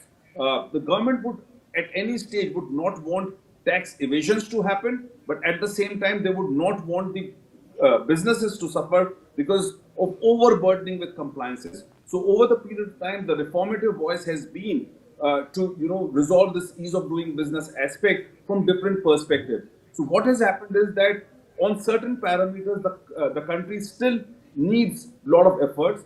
Those have been identified, and we will wait how these are addressed in the budget, because these announcements will certainly lead businesses doing their businesses in a much effective way. So I think from that perspective, we look forward that what these announcements are. All right. We also have with us Vinesh Menon, who's an education policy expert and CEO of Arise. Now, our experts, Vinesh, have so far told us that the government has done a great job when it comes to infrastructure development, and even in digital infrastructure, DPI, we've done a great job. But without social infrastructure, without good education, how can you build for the future? We are calling for India to be the leader in the knowledge economy. Are we doing enough for education, and does it really need more spending on innovation, or do you need an entirely different approach to education which may not entail a huge spending? What are your thoughts? Yeah, Anisha, I mean, look, I enjoyed listening to the panelists, and clearly there is a lot of movement happening in the Indian, in the Indian economy space. But I genuinely believe that the space of education, especially school education, I think there is far more work to be done. There is a lot of effort already in the right direction, no doubt about that. I mean, frankly, India doesn't suffer from the lack of education intent or spending announcements, but what it really requires is a little more execution in multiple areas. The NEP 2020 was a fantastic guideline document, and I think it's time to get those executed. And that execution means working on a lot of different areas in the micros and getting some real momentum in the budget. I mean, I loved hearing about how privatization is coming into very, very critical sectors. The amount of focus that is coming on defense, very important. But what about education? If we indeed want to make India Viksit in the next 21 odd years, I think this is one area that possibly needs a fix, especially given the number of students that are going to Indian schools, 260 odd million. So I think there about 4 or 5 critical pieces are certainly important. I think, starting from basic fund allocation for making devices cheaper. I mean, we talk about tech, we talk about movement in bringing in technology, AI, future skills, etc. in the space of education. But if you do not work on making devices cheaper, how would schools start using them? And I don't mean the higher end schools. I mean the schools which are in the affordable pricing category, or even the EWS, economically weaker sections of the society. The NEP talked about having a wonderful. I think we're a little too regulation intense. I think we should move from regulation heavy framework to an outcome based governance. The RTE, the Right to Education Act, is fantastic, but it's been 16 years. Is there a way to really track the outcomes of these students who have gone into the RTE space? I'm not too sure. So I think we need to move into that space where the NEP has talked about having an SSSA, the state schools standards authority, to be put in different states. I think it's time to get those kicked off, and get a few states to at least kick them off, so that a governance can be brought in the space. There's this huge paradox between quality and affordability. It's almost as if we need quality, then we cannot afford it, and that has to be changed. We must, for example, even down in RTE, maybe move to a voucher-based system, a direct benefit transfer. So that those little reforms need to definitely come in. Maybe work on some models where philanthropy is increased. We have a wonderful system of CSR of 2.5% to be spent on CSR. But what if we try and create a model where 25% of the 2.5% is compulsorily put behind education? So some of these little areas need to be possibly looked into. I'm not saying things have not happened. I think over the last 2-3 years, some very good things have happened in the budgets towards education. I think we've worked on really working on an emphasis on foundational literacy and numeracy. That has gone up. Nipun Bharat has been good. PM Shri schools has been very good. Again, great, but only about 13,000 schools versus the number of schools that exist. Digital infrastructure push has been good. Diksha, Swayam, all good stuff. Higher education, good momentum happening in the higher education space. But I think school education, perhaps a little more work to be done. I mean, we're still operating on 3% of GDP. We should ideally take it about 4.5 to 5% at least. All right. Anil, we expect that the Finance Commission recommendations will find a mention in the budget. What would be the things you'll be watching out for, and how critical will they be for the economy? Nisha, I don't have any advance leaks from Mr. Panagaria. I think they have successfully guarded the recommendations of the Finance Commission. But it's hugely important. It happens once in 6 years. And it determines the way the revenues are divided between the center and states. So it's a politically very sensitive recommendation that's going to come in. So the Finance Minister's math is going to include the recommendations of the Finance Commission. So I'm keen to know that whether the Finance Commission has addressed some of the pain points, as it were. One is the issue which you flagged, that how populism is eroding the fiscal worth of a lot of state governments. And more importantly, what is it done to address the third tier of government, which is very important. We discussed municipalities.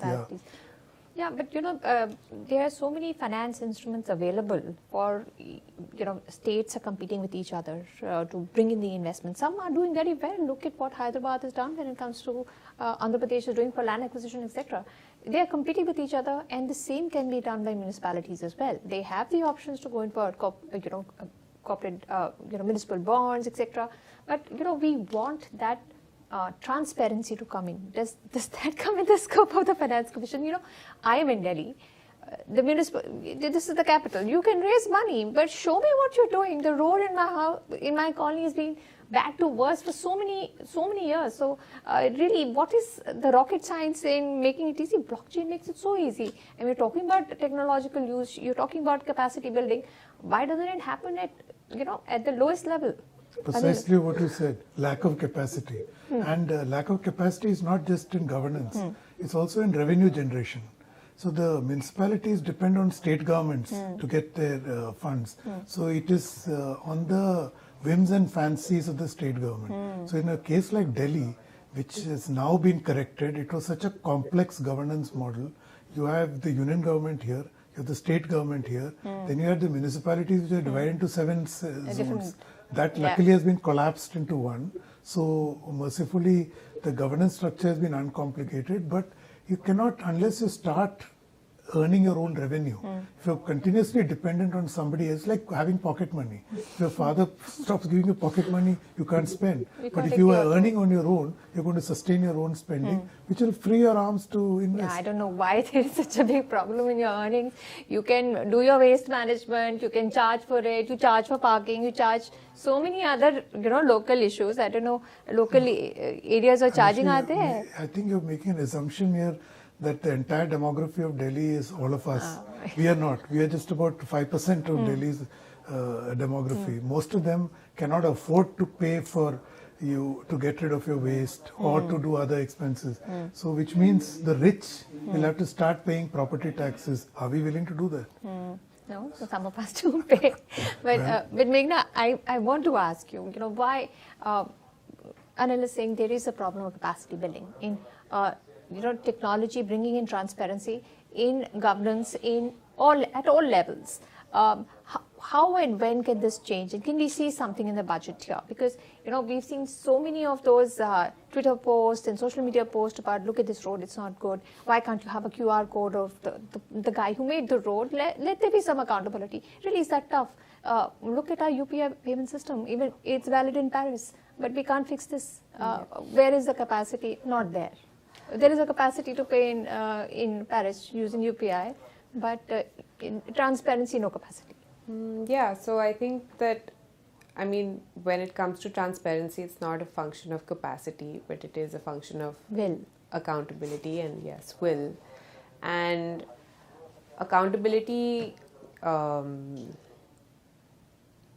precisely, I live in Delhi as well, so I see the same problems that you see. There's trash constantly on the road. Why can't technology be used here?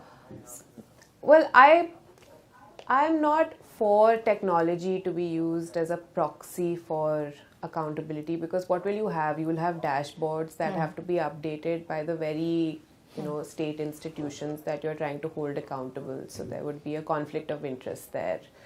And whenever technology comes into some kind of state arm, I'm not saying I'm against it, but it ends up being used as a proxy for the state. So it actually forces the state, or it creates an avenue for the state to recede further from the people when it actually should move closer to the ground. So I think that in that context, sure, technology could be useful, but it's really a function of the institutions and the frameworks surrounding accountability and bolstering those. Right. And, and I think actually just on this, something I've been observing is that RWAs end up serving as a foil for municipal corporations, because what I've seen is that people are very happy to hold our RWAs accountable. You'll see, I don't know if you're on your colony's RWA a group, but you'll see that people are saying this has not been done, that has not been done, and the RWA people are basically saying that we can only highlight to the government that this has not been done. Ultimately, it falls on them. Yeah, the so we're MCB welcome to connect with them directly if you have a problem. So I think that also is an interesting dynamic that has emerged, maybe as a lack of capacity or a lack of implementation on the ground. All right. Lloyd, I want to come to you to understand when you also spoke about expectations and come to CAPEX, things that the government has got right. To your mind, when it comes to governance, ease of doing business, transparency, better efficiency, can we expect some announcements in the budget that will help in this direction? One would hope so, Anisha. I think it's about time that we get into some of the micro aspects. And just to add to what the previous speaker just said, I think one big area that the budget hasn't really taken on, I would say a low-hanging fruit, is really exploiting the tourism potential of India, right? We know there are headwinds in terms of tariffs globally. I think here's one area that India can offer so much to world tourism, right? In terms of culture, in terms of even medical tourism. And I think that's an area that the budget has always kind of relegated into the fine print or not spoken about at all. I think that's a huge, huge opportunity. And then again, to reflect on some of the other points, I think in terms of education, the whole area of skilling, right? We've had this whole fracas about gig workers and remuneration.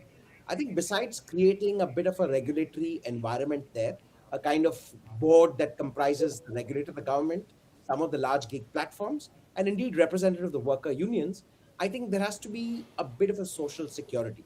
We're recognizing that gig workers are becoming an important part of our employed workforce, but I don't think they have many of the guarantees that people in the organized sector have. So I think as a document, the budget surely should address an important part of this part.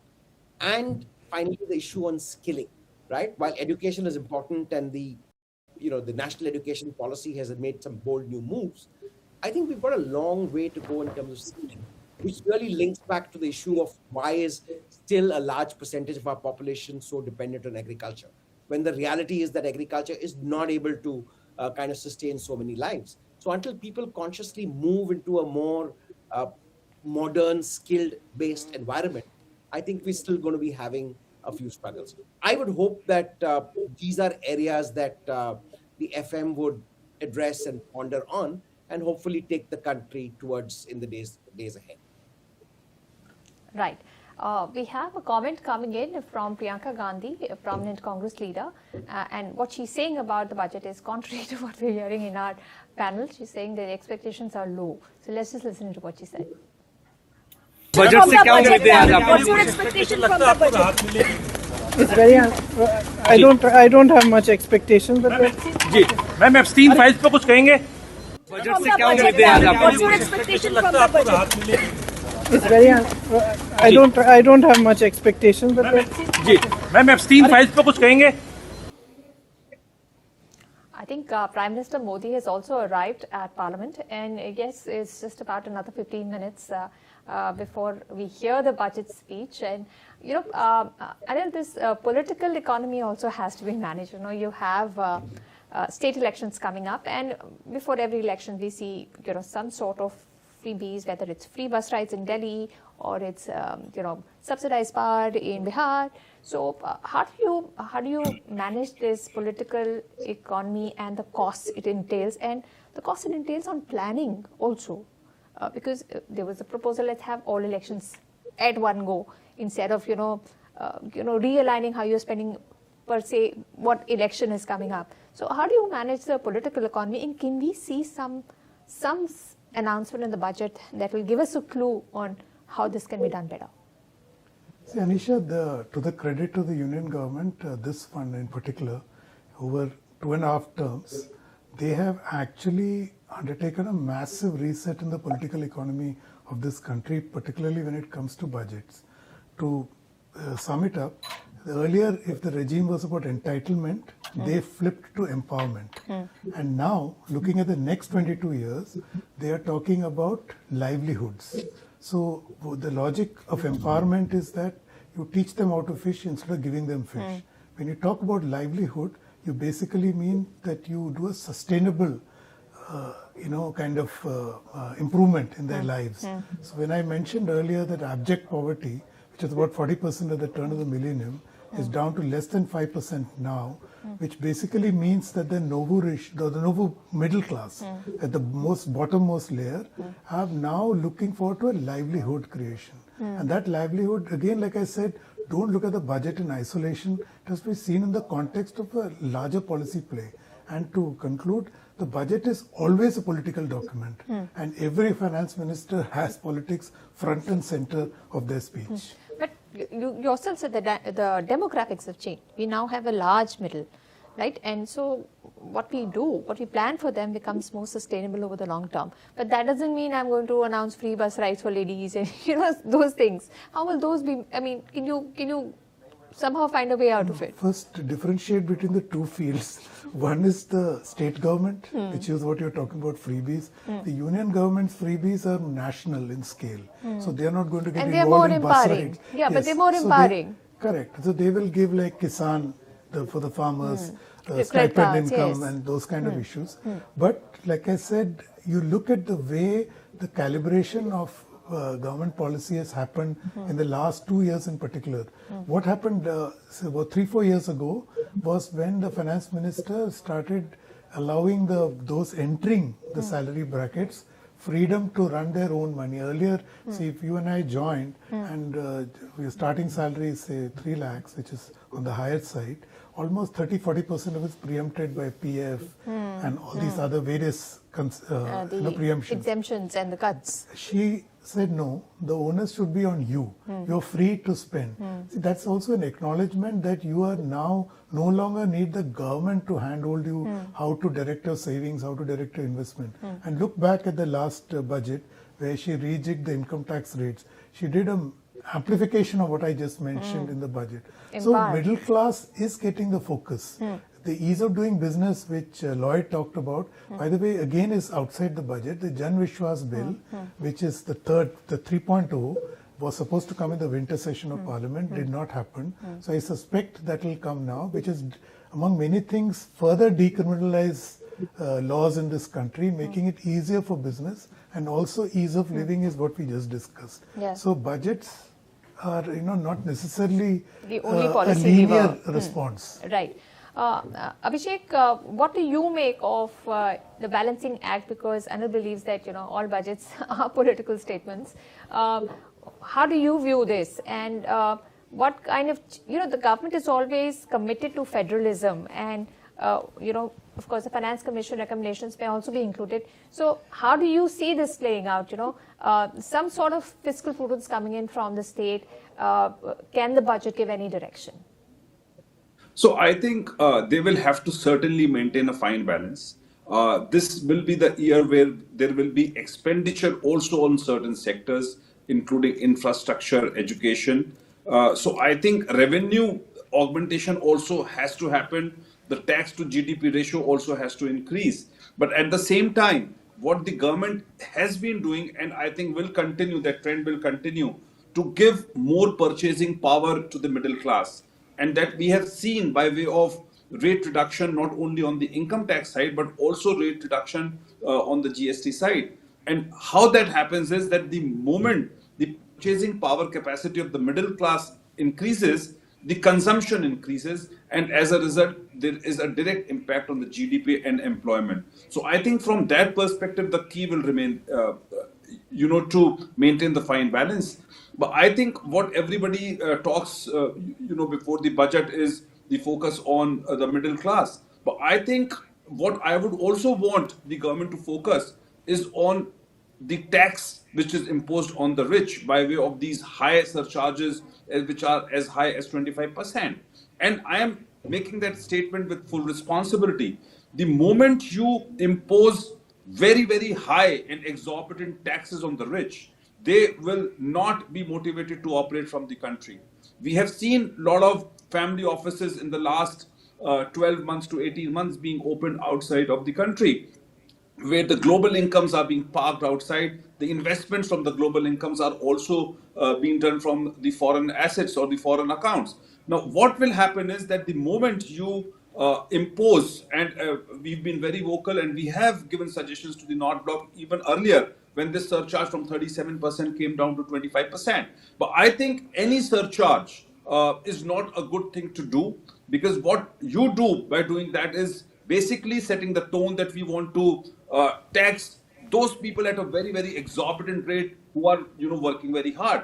And that should not be the intention. People will move out of the country, and that will be very, very detrimental, because this 1% or 0.5% of the people who are paying 40% tax today on the income which they earn are also the employment generators within the country.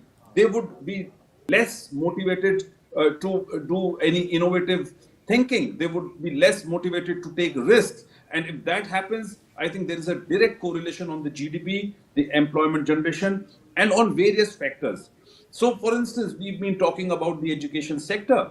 The government, of course, will have to maintain the fine balance. But you know how many students from India go abroad?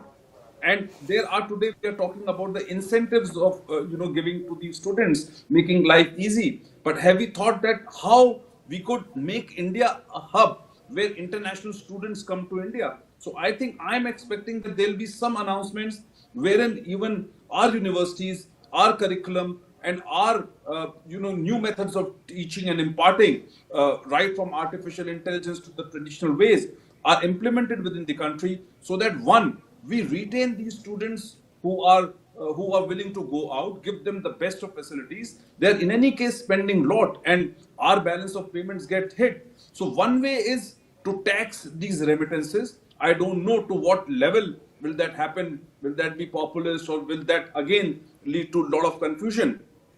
I think the importance today, as far as the education sector is concerned, is of course, Menon mentioned about the primary education being the focus, but from the broader economics perspective, if you see, we are in any case paying education cess on every income which we earn.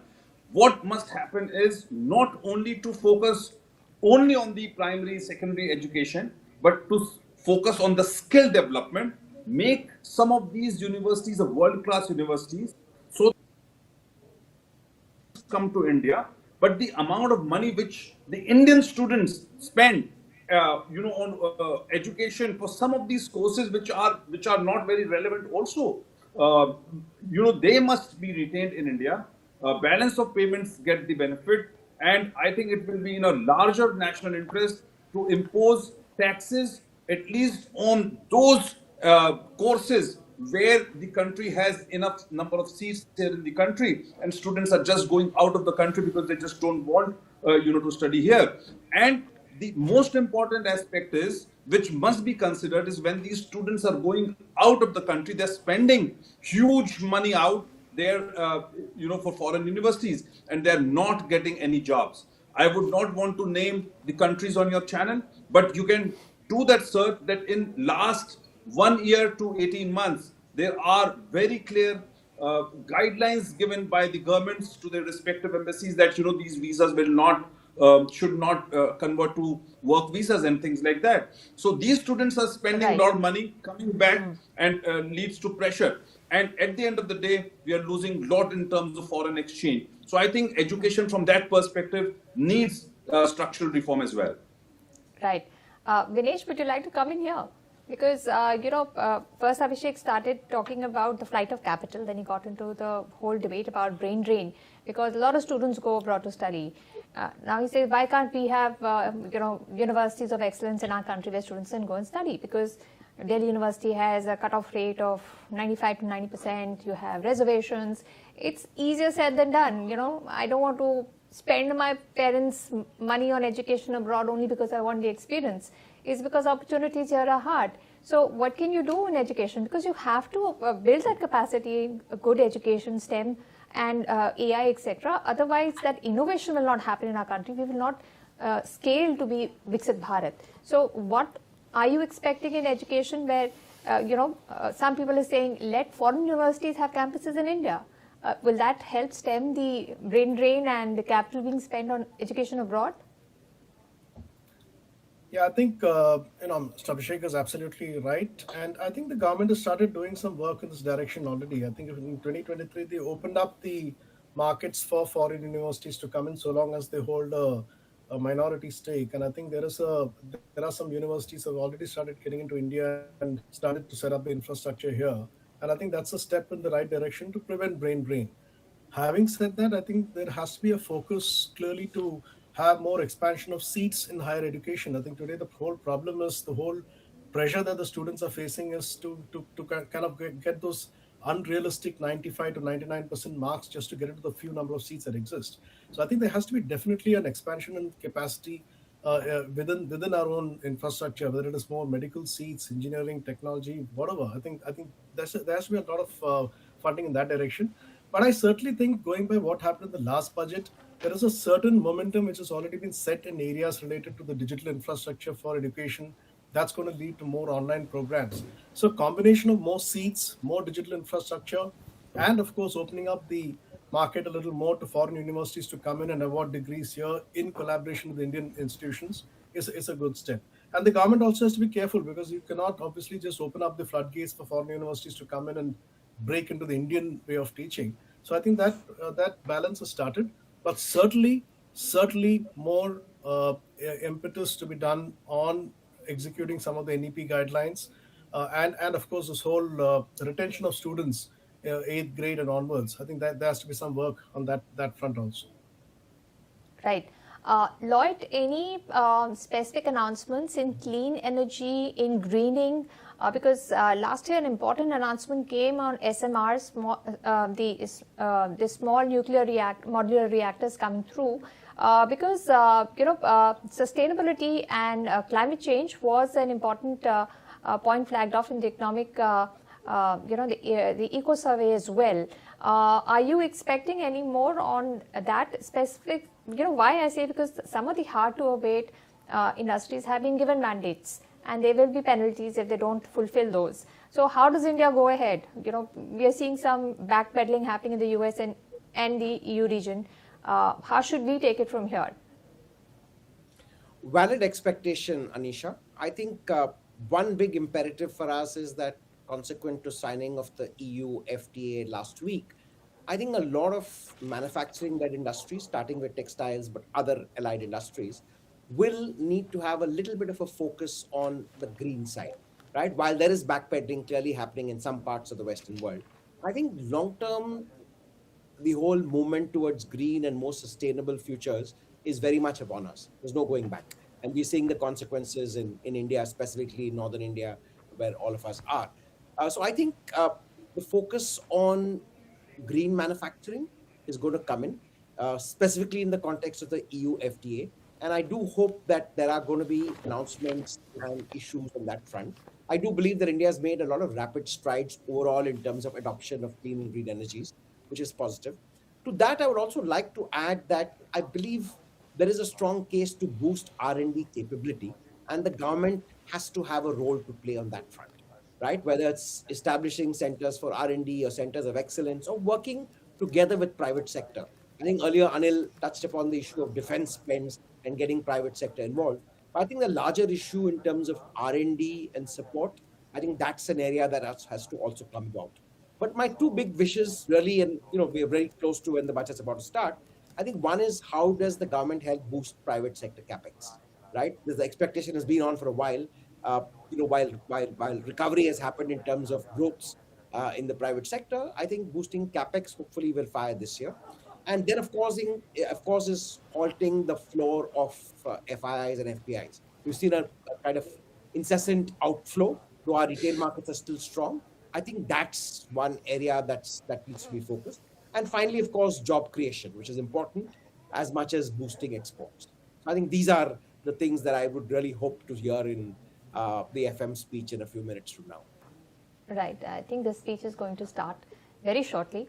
But what we're picking up is some of the opposition leaders, including those from Samajwadi Party and TMC, stage of protests inside the parliament, ahead of the budget. And we are getting a few political reactions also on the expectations of the budgets, etc. We'll try to play those out, but of course we are waiting for the finance minister to begin her speech. All eyes on her, all ears completely tuned into what she's going to say, because it's a Sunday and there's a lot of time. So perhaps we'll get a lot of clarifications and a lot of announcements, and the expectations from all of us are high.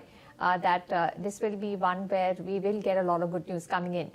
Very quickly, Anil, on the customs duty side, the promises come. We've got reforms in GST, in direct tax. Now the next thing is customs, and NAM has also alluded to that. What are you expecting? Duty cuts are one thing to make things cheaper, but rationalization of the slabs, amnesty schemes, what are you expecting? All of this, and including procedural. Okay. So anecdotally, whenever you come in from abroad, you know the kind of hoops our local customs guys, the ones facing us. So I hope they begin in such a process. Imagine our exporters or our importers, what they face. So procedure is going to be a huge part of the customs regime. But I think last year also for exporters, single window, documentation and all that announcement was made. Now it will be standardized across the country for everyone, particularly ports. So ports is where the biggest bottleneck is, and the finance minister, like you said, has already on record saying that she's committed to reworking, and Abhishek alluded to the fact that they've been engaging with the government very closely on working out the math on this. All right. Abhishek, very quickly from you before the finance minister starts, your expectations on direct taxes, do you see any big change there? So I think there can be some moderation of the taxes by way of by way of exceeding this exemption limit.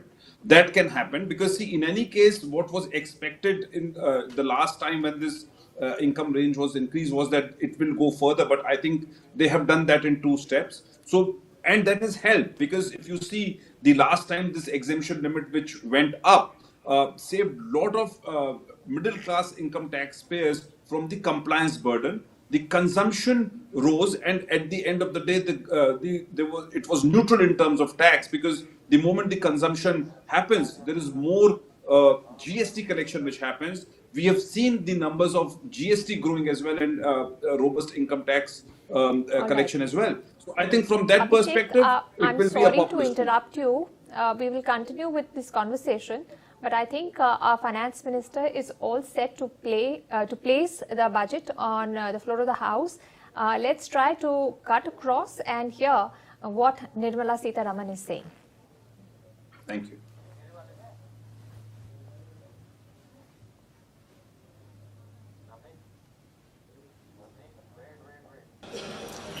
Two, report for 2026-2031, Volume 2, Annexures of the 16th Finance Commission.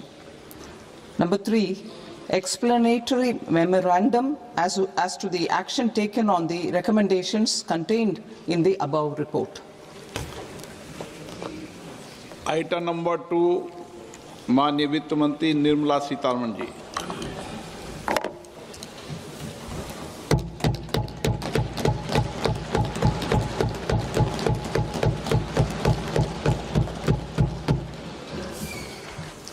Honorable Speaker, sir, on the sacred occasion of Magh Purnima and the birth anniversary of Guru Ravidas, I present the budget for the year 2026-2027. Since we assumed office 12 years ago, India's economic trajectory has been marked by stability, fiscal discipline, sustained growth, and moderate inflation. This is the result of conscious choices we have made, even in times heightened uncertainty and disruption.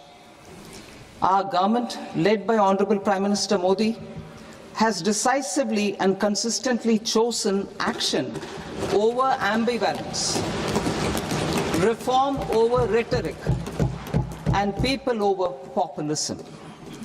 We have pursued far-reaching structural reforms, fiscal prudence and monetary stability, whilst maintaining a strong thrust on public investment. Keeping Atmanirbharta as a lodestar, we have built domestic manufacturing capacity, energy security, and reduced critical import dependencies. Simultaneously, we have ensured that citizens benefit from every action of the government, undertaking reforms to support employment generation, agricultural productivity, household purchasing power, and universal services to people. These measures have delivered a high growth rate of around 7% and helped us make substantial strides in poverty reduction and improvement in the lives of our people. Today, we face an external environment in which trade and multilateralism are imperiled and access to resources and supply chains are disrupted. New technologies are transforming production systems while sharply increasing demands on water, energy, and critical minerals. India will continue to take confident steps towards Viksit Bharat, balancing ambition with inclusion. As a growing economy with expanding trade and capital needs, India must also remain deeply integrated with global markets, exporting more and attracting stable long-term investment.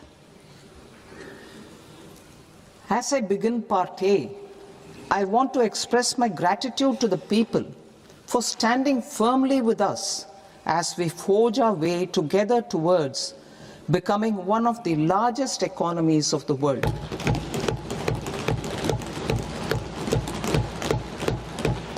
Our aim is to transform aspiration into achievement and potential into performance as we ensure that the dividends of growth reach every farmer, the scheduled caste, the scheduled tribes, the nomads, the youth, the poor, and the women. In Vikasit Bharat Young Leaders Dialogue 2026, several innovative ideas were shared with our Prime Minister, which have inspired many of the proposals, making this a unique Yuva Shakti-driven budget. Our government's sankalp is to focus on our poor, underprivileged, and the disadvantaged. To deliver on this sankalp, and given that this is the first budget prepared in Kartavya Bhavan, we are inspired by three Kartavya.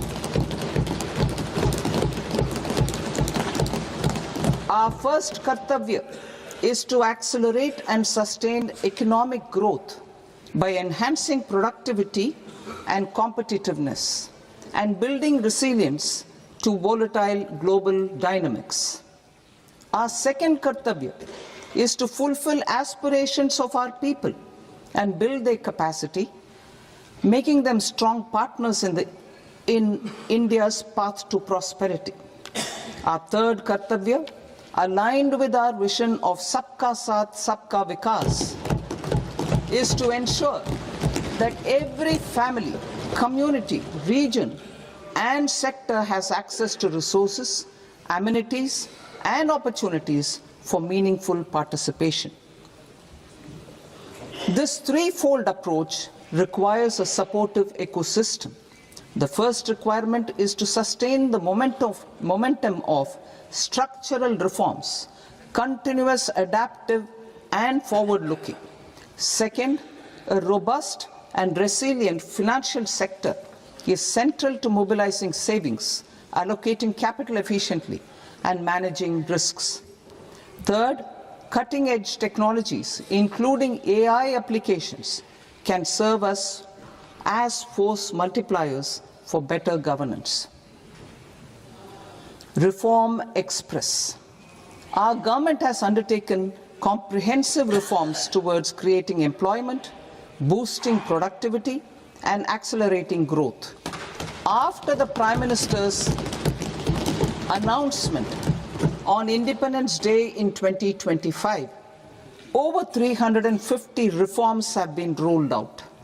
This includes GST simplification, notification of labor codes, and rationalization of mandatory quality control orders.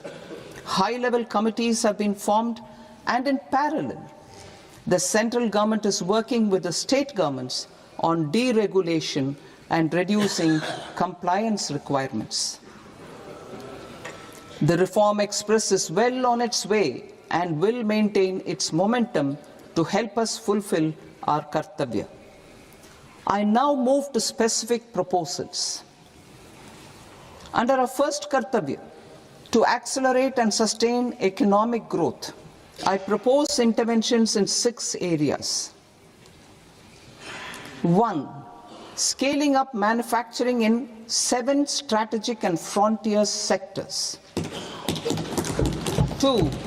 Rejuvenating legacy industrial sectors. 3. Creating champion MSMEs. 4. Delivering a powerful push for infrastructure. 5. Ensuring long-term security and stability. And 6. Developing city economic regions. Scaling up of manufacturing in 7 strategic and frontier sectors. Biopharma Shakti, meaning biopharma strategy for health advancement through knowledge, technology, and innovation. India's disease burden is observed to be shifting towards non-communicable diseases like diabetes, cancer, and autoimmune disorders. Biologic medicines are key to longevity and quality of life at affordable costs. To develop India as a global biopharma manufacturing hub,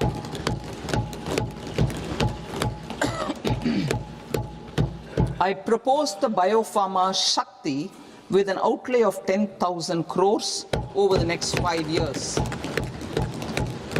This will build the ecosystem for domestic production of biologics and biosimilars. The strategy will include a biopharma-focused network with 3 new national institutes of pharmaceutical education and research, popularly known as NIPERs, and upgrading 7 existing ones. It will also create a network of 1,000 accredited India clinical trials sites. We propose to strengthen the Central Drug Standard Control Organization to meet global standards and approve timeframes through approval timeframes through a dedicated scientific review cadre and specialists.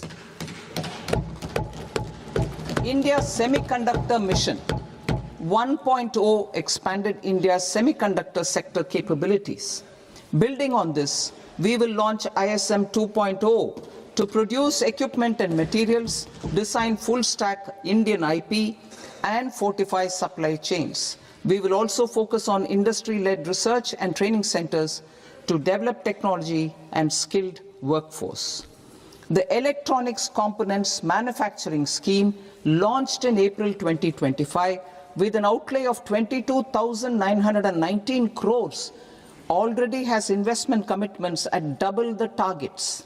We propose to increase the outlay to 40,000 crores to capitalize on this momentum.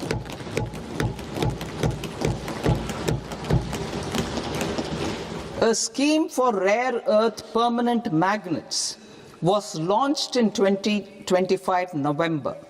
We now propose to support the mineral-rich states of Odisha, Kerala, Andhra Pradesh, and Tamil Nadu to establish dedicated rare earth corridors to promote mining, processing, research, and manufacturing. To enhance domestic chemical production and reduce import dependency, we will launch a scheme to support states in establishing 3 dedicated chemical parks through challenge route on a cluster-based plug-and-play model. Strong capital goods.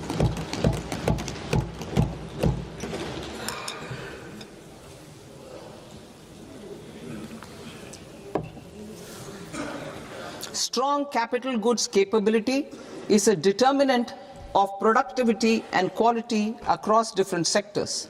Towards building this capacity, I propose the following. High-tech tool rooms will be established by central public sector enterprises at 2 locations as digitally enabled automated service bureaus that locally design, test, and manufacture high-precision components at scale and at lower cost. 2. A scheme for enhancement of construction and infrastructure equipments will be introduced to strengthen domestic manufacturing of high value and technologically advanced CIE. This can range from lifts in a multi-storied apartment or firefighting equipment in multiplexes, large or small, and to tunnel boring equipments for building metros and high-altitude roads.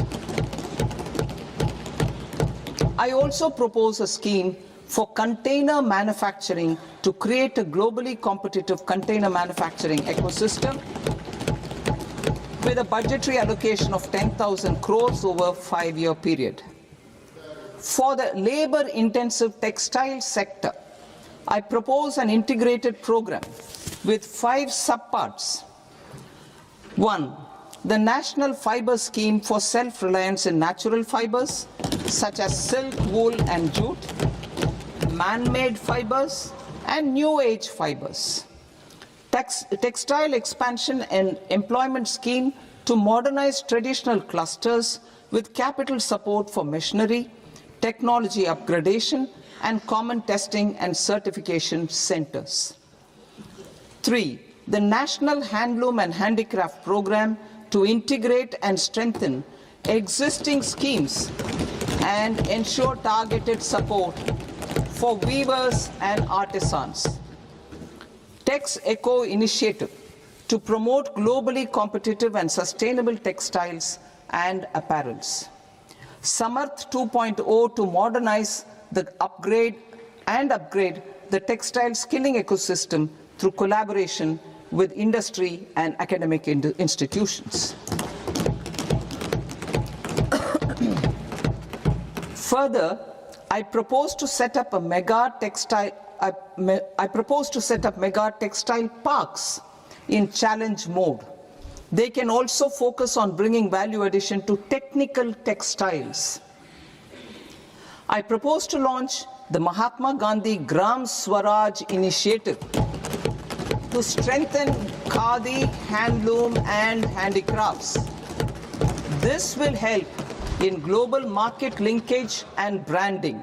It will streamline and support training, skilling, quality of process and production. This will benefit our weavers, village industries, One District, One Product ODOP initiative, and also our rural youth. India has the potential to emerge as a global hub for high quality, affordable sports goods. I propose a dedicated initiative for sports goods that will promote manufacturing, research, and innovation in equipment design as well as material sciences. Rejuvenation of legacy industrial clusters. I propose to introduce a scheme to revive 200 legacy industrial clusters to improve their cost competitiveness and efficiency through infrastructure and technology upgradation. Creating champion SMEs and supporting micro enterprises. Recognizing MSMEs as a vital engine of growth, I propose a three-pronged approach to help them grow as champions. Equity support. I propose to introduce a dedicated 10,000 crores SME growth fund to create future champions, incentivizing enterprises based on select criteria. I also propose to top up the Self-Reliant India Fund, set up in 2021, with 2,000 crores to continue support to micro enterprises and maintain their access to risk capital. Liquidity support. With TREDS, more than 7 lakh crore has been made available to MSMEs.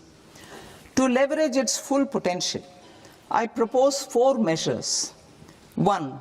Mandate TREDS as the transaction settlement platform for all purchases from MSMEs by CPSEs, serving as a benchmark for other corporates. 2. Introduce a credit guarantee support mechanism through CGTMSE for invoice discounting on TREDS platform. 3. Link GEM with TREDS for sharing information with financiers about government purchases from MSMEs, encouraging cheaper and quicker financing. 4.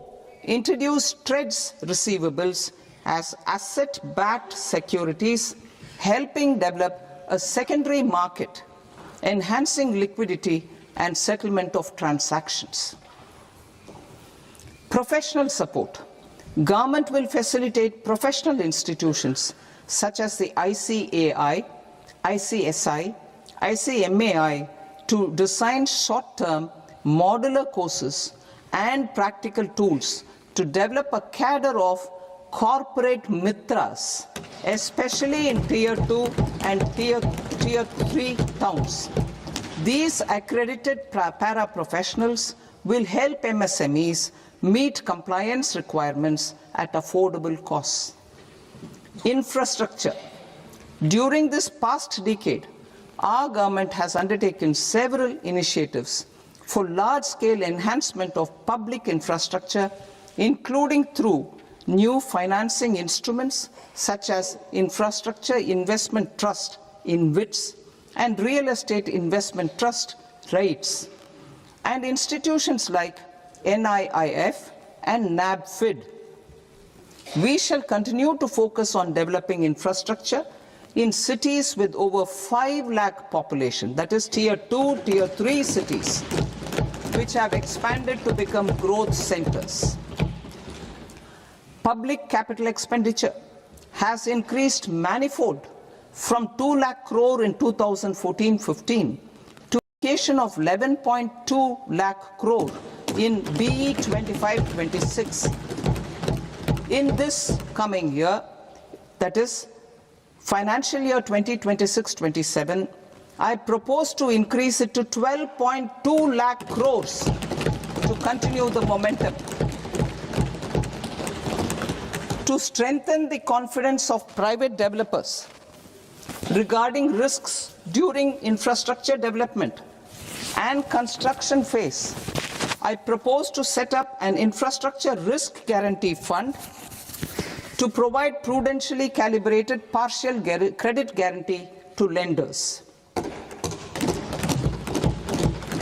Over the years, REITs have emerged as a successful instrument for asset monetization. I propose to accelerate recycling of significant real estate assets of the CPSEs through the setting up of dedicated REITs. To promote environmentally sustainable movement of cargo, I propose to 1. Establish new dedicated freight corridors connecting Dankuni in the east to Surat in the west. Operationalize 20 new national waterways over the next 5 years, starting with National Waterways 5 in Orissa to connect mineral-rich areas of Talcher and Angul and industrial centers like Kalinga Nagar to the ports of Paradeep and Dhamra. Training institutes will be set up as regional centers of excellence for development of required manpower for these waterways.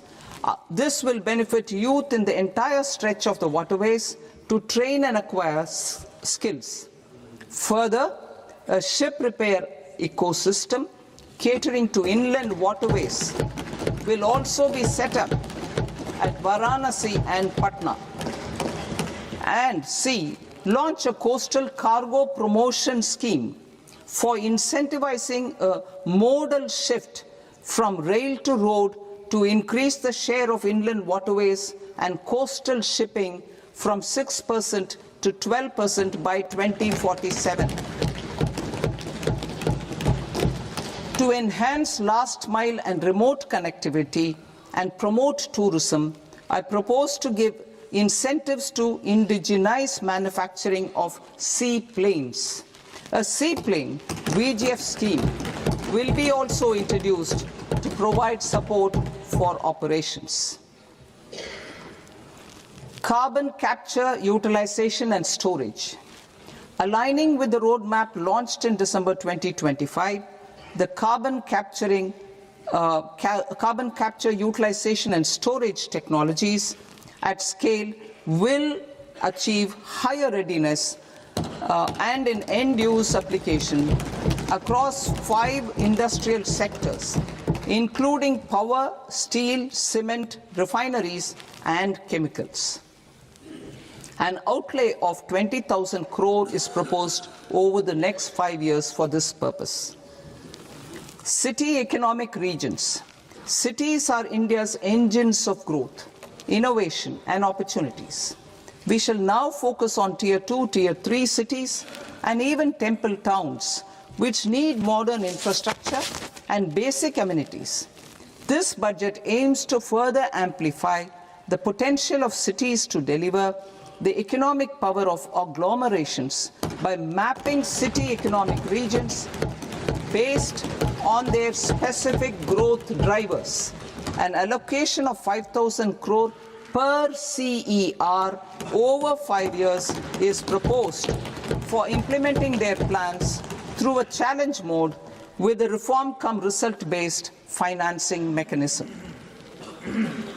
In order to promote environmentally sustainable passenger systems, we will develop 7 high-speed rail corridors between cities as growth connectors, namely Mumbai to Pune, Pune to Hyderabad, Hyderabad to Bengaluru, Hyderabad to Chennai, Chennai to Bengaluru, Delhi to Varanasi, Varanasi to Siliguri.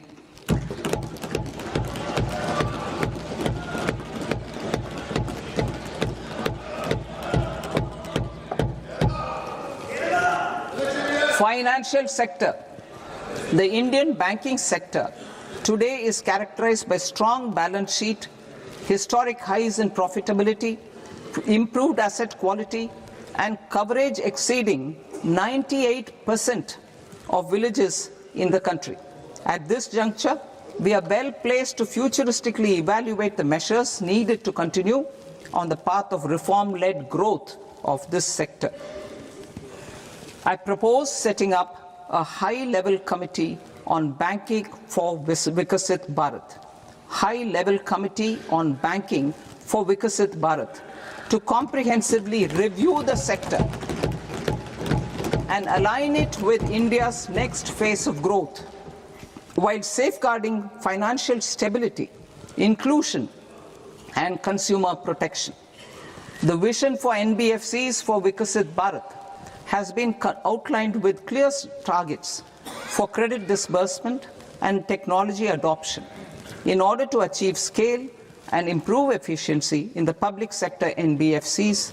As a first step, it is proposed to restructure the Power Finance Corporation and Rural Electrification Corporation. I propose a comprehensive review of the foreign exchange management non-debt instruments rules to create a more contemporary, user-friendly framework for foreign investments consistent with India's evolving economic priorities. Corporate bond market. I propose to introduce a market-making framework with suitable access to funds and derivatives on corporate bond indices. I also propose to introduce total return swaps on corporate bonds. Municipal bonds. To encourage the issuance of municipal bonds of higher value by larger cities, I propose an incentive of 100 crore rupees for a single bond issuance. 100 crore rupees for a single bond issuance of more than 1,000 crore. The current scheme under Amrit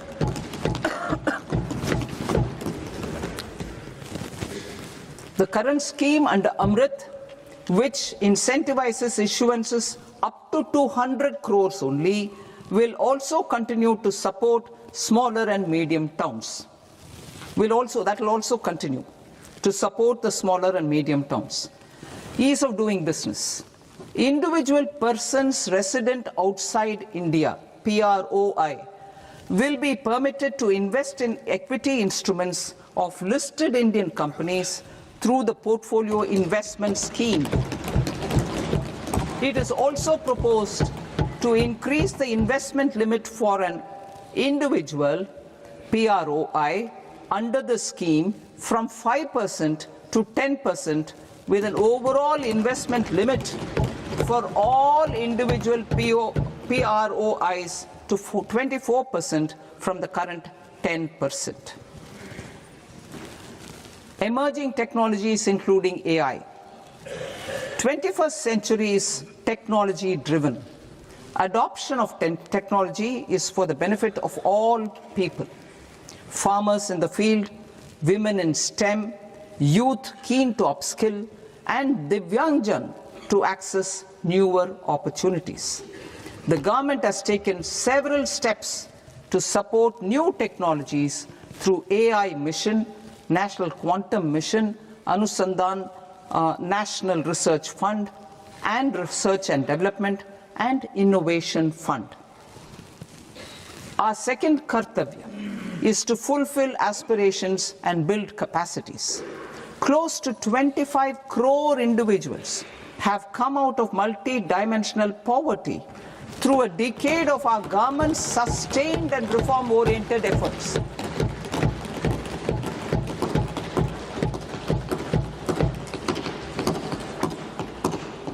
Our government has therefore decided to place a renewed emphasis on the service sector to provide a pathway to fulfilling aspirations of a youthful India with the following measures. I propose to set up a high-powered education to employment and enterprises standing committee to recommend measures that focus on services sector as a core driver of Vikasit Bharat. This will make us a global leader in services with a 10% global share by 2047. The committee will prioritize areas to optimize the potential for growth, employment, and exports. They will also assess the impact of emerging technologies, including AI, on jobs and skill requirements and propose measures thereof. To create a range of skilled career pathways, a new range of skilled career pathways for our youth, I propose interventions in the following sectors. Health. Existing institutions for allied health professionals will be upgraded and new AHP institutions established in private and government sectors. This will cover 10 selected disciplines, including optometry, radiology, anesthesia, OT technology, applied psychology and behavioral health, and add 1 lakh AHPs over the next 5 years. A strong care system covering geriatric and allied care services will be built.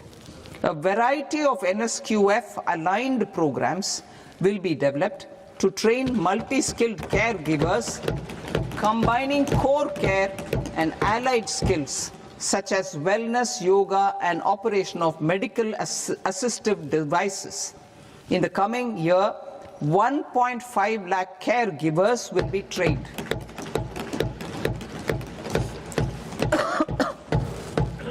Hubs for medical value tourism. To promote India as a hub for medical tourism services, I propose to launch a scheme to support states in establishing 5 regional medical hubs in partnership with the private sector. These hubs will serve as integrated healthcare complexes that combine medical, educational, and research facilities. They will have Ayush centers, medical value tourism facilitation centers, and infrastructure for diagnostics, post-care, and rehabilitation. These hubs will provide diverse opportunities, job opportunities for health professionals, including doctors and AHPs. Ancient Indian yoga, already respected in several parts of the world, was given a mass global recognition when Honorable Prime Minister took it to the UN. Post-COVID, Ayurveda gained a similar global acceptance and recognition. Exporting quality Ayurveda products helps farmers who grow the herbs and youth who process the products. To meet growing global demand, a few more steps are being taken. I propose to, 1, set up 3 new All India Institutes of Ayurveda. 2. Upgrade Ayush pharmacies and drug testing labs for higher standards of certification ecosystem and make available more skilled personnel. 3. Upgrade the WHO Global Traditional Medicine Center in Jamnagar to bolster evidence-based research, training and awareness for traditional medicine. Animal husbandry. Livestock contributes to close to 16% of farm income, including of poor and marginal households. To scale up availability of veterinary professionals by more than 20,000, I propose to roll out a loan-linked capital subsidy support scheme for establishment of veterinary and para-veterinary colleges, veterinary hospitals, diagnostic laboratories, and breeding facilities in private sector. Collaboration between Indian and foreign institutions will also be facilitated. Orange economy. India's animation, visual effects, gaming and comics sector, AVGC sector, is a growing industry projected to require 2 million professionals by 2030. I propose to support the Indian Institute of Creative Technologies, Mumbai, in setting up AVGC content creator labs in 15,000 secondary schools all over the country and 500 colleges. The Indian design industry is expanding rapidly, and yet there is a shortage of Indian designers.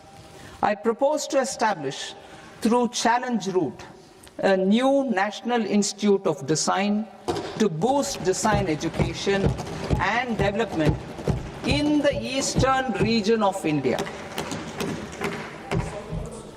Education. Our government will support states through Challenge Route in creating 5 university townships in the vicinity of major industrial and logistics corridors. These planned academic zones will host multiple universities, colleges and research institutions, skill centers and residential complexes. In higher education, STEM institutions, prolonged hours of study and laboratory work pose some challenges for girl students. Through VGF, Viability Gap Funding and capital support, 1 girls' hostel will be established in every district.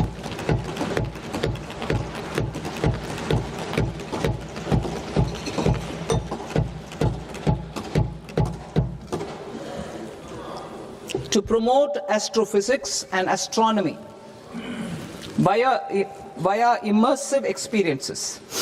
4 telescope infrastructure facilities will be set up or upgraded. The National Large Solar Telescope, the National Large Optical Infrared Telescope, the Himalayan Chandra Telescope, and the Cosmos 2 Planetarium. Tourism. The tourism sector has the potential to play a large role in the employment generation, forex earnings, and expanding the local economy. I propose to set up a National Institute of Hospitality by upgrading the existing National Council for Hotel Management and Catering Technology. It will function as a bridge between academia, industry, and government. I also propose a pilot scheme for upskilling 10,000 guides in 20 iconic tourist sites through a standardized, high-quality, 12-week training course in hybrid mode in collaboration with the Indian Institute of Management.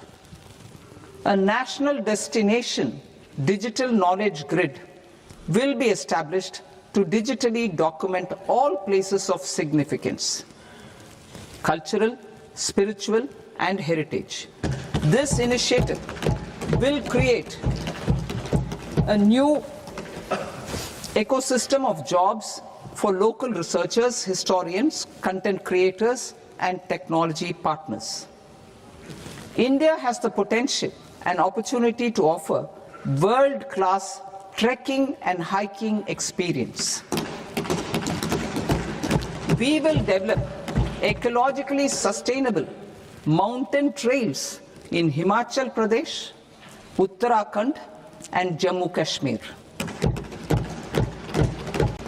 Also in Araku Valley in the Eastern Ghats and Podigai Malai in the Western Ghats.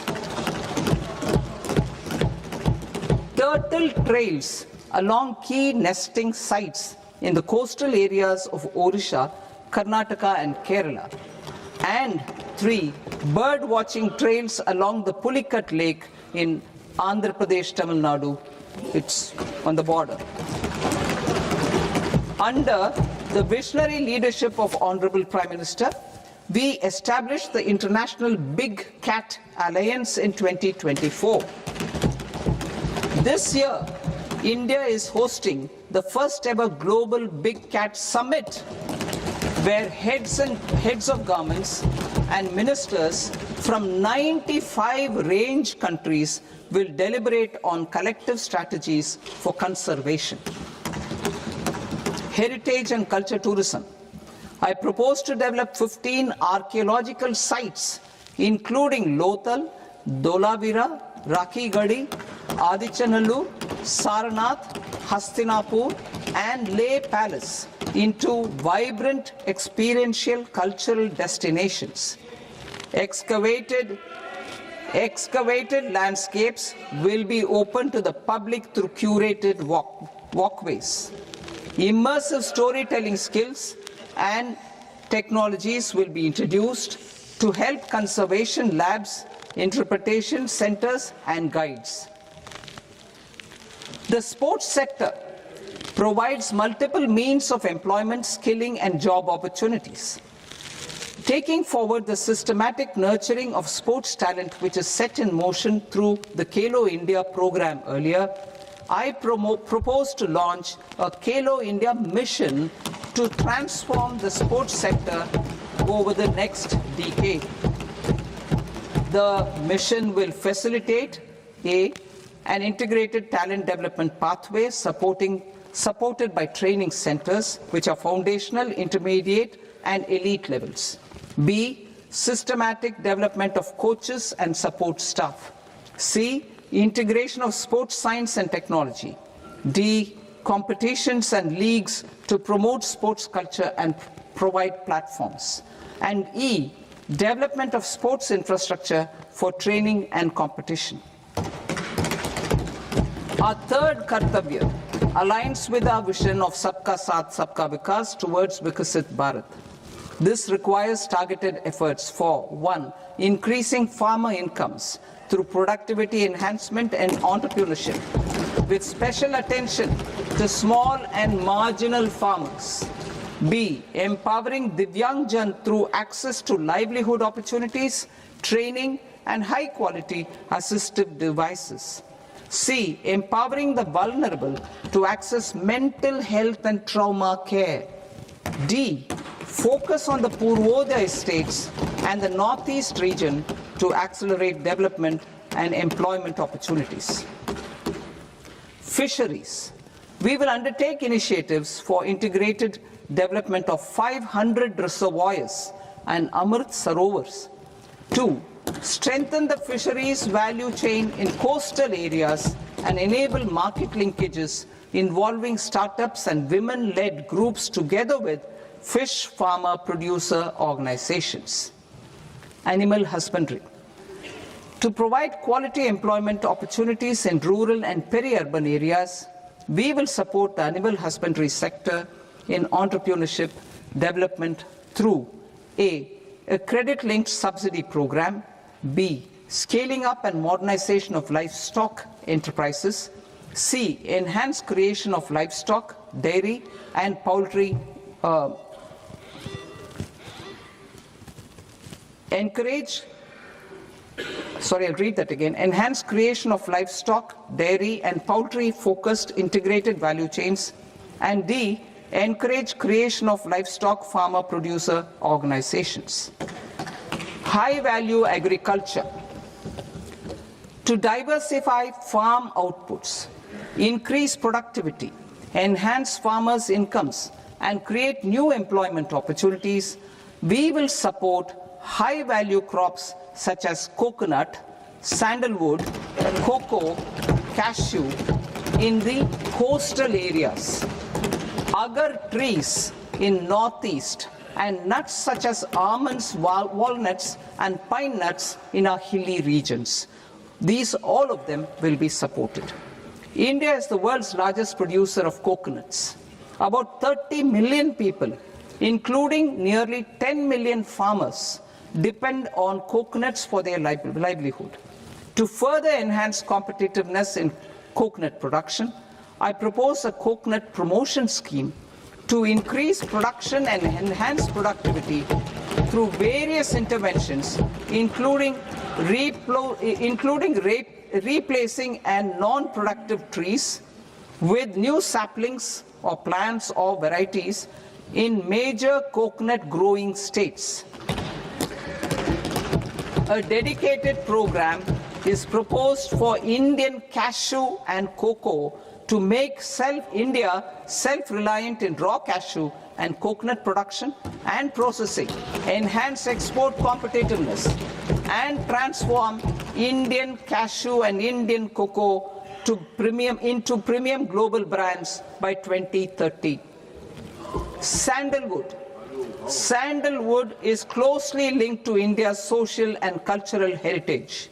Our government will partner with state governments to promote focused cultivation and post-harvest processing to restore the glory of the Indian sandalwood ecosystem, to rejuvenate old, low-yielding orchards, and expand high-density cultivation of walnuts, almonds, and pine nuts. We will support a dedicated program to enhance farmer incomes and in bringing value addition by engaging youth.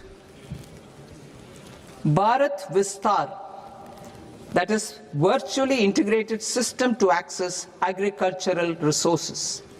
I propose to launch Bharat Vistar, a multilingual AI tool that shall integrate the AgriStack portals and the ICAR package on agricultural practices with AI systems. This will enhance farm productivity, enable better decisions for farmers, and reduce risk by providing customized advisory support. She Marts for rural women-led enterprises. Building on the success of Lakpati Didi program, I propose to help women take the next step from credit-linked livelihoods to being owners of enterprises. Self-help entrepreneur, She Marts will be set up as community-owned retail outlets within the cluster-level federations through enhanced and innovative financing instruments. Empowering Divyangjan. Divyangjan Kaushal Yojana.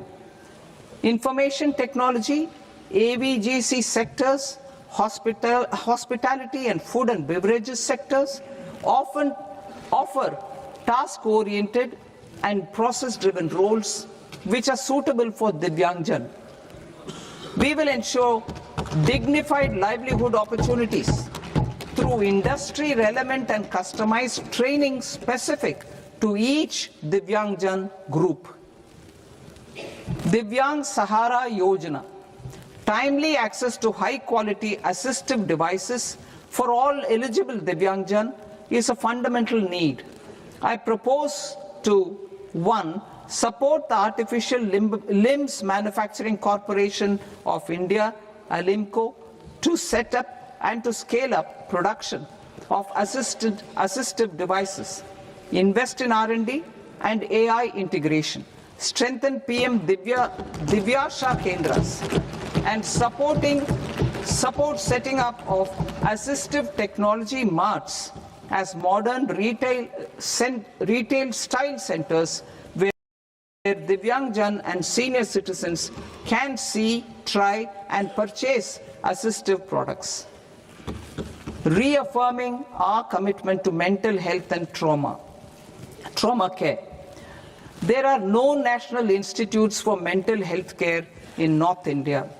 We will therefore set up a NIMHANS 2 and also upgrade national mental health institutes in Ranchi and in Tezpur as regional apex institutions.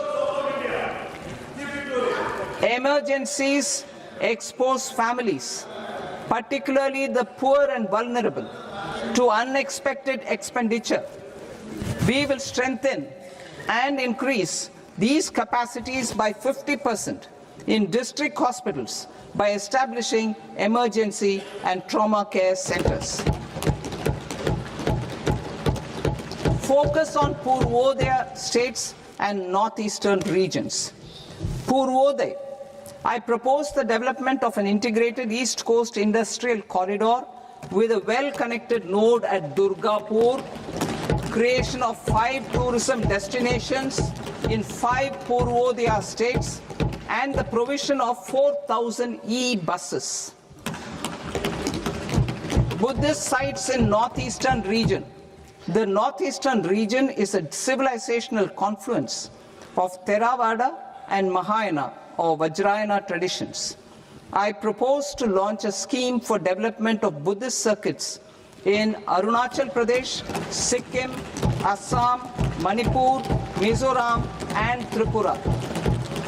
The scheme will cover preservation of temples and monasteries, pilgrimage interpretation centers, connectivity, and pilgrim amenities. 16th Finance Commission. On 17th November 2025, the 16th Finance Commission submitted its report to the President. As mandated under Article 281 of the Constitution, the government is to lay the report along with the explanatory memorandum on the action taken report on the recommendations of the Commission in Parliament, which, Sir, Honourable Speaker, you've allowed me to do at the commencement of this session. The government has accepted the recommendation of the Commission to retain the vertical share of devolution at 41%. As recommended by the Commission, I have provided 1.4 lakh crores of rupees to the states for the year 2027 as Finance Commission grants. These include rural and urban local body and disaster management grants. Fiscal consolidation.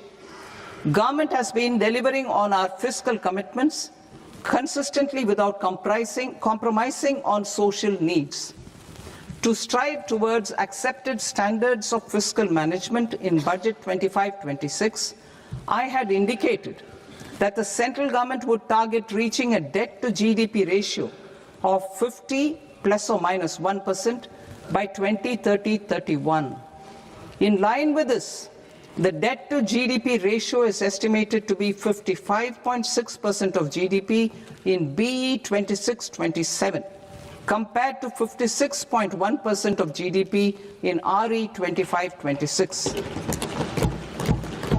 A declining debt to GDP ratio will gradually free up resources for priority sector lending and expenditure by reducing the outgo on interest payments. One of the main operational instruments for debt targeting is the fiscal deficit.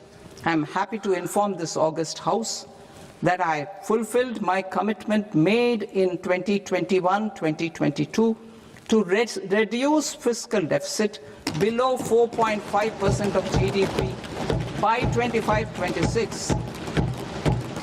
In RE 25-26, the fiscal deficit has been estimated at par with BE of 2025-26 at 4.4% of GDP. In line with the new fiscal prudence path of debt consolidation, the fiscal deficit in BE 26-27 is estimated to be 4.3% of the GDP.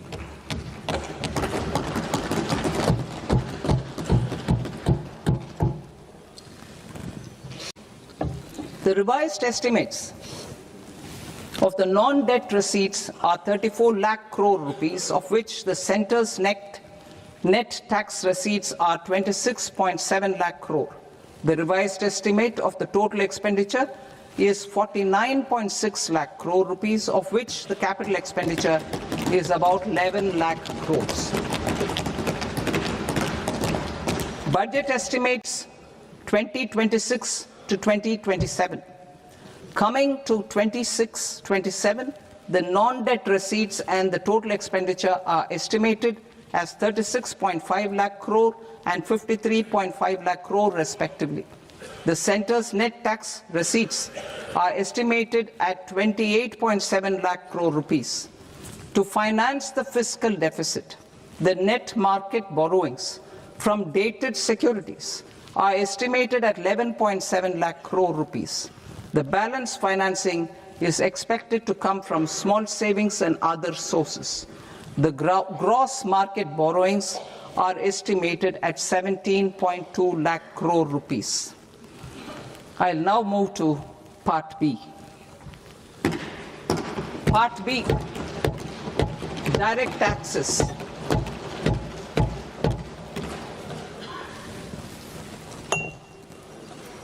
Honorable Speaker, sir, I now present my proposals on direct taxes. New Income Tax Act.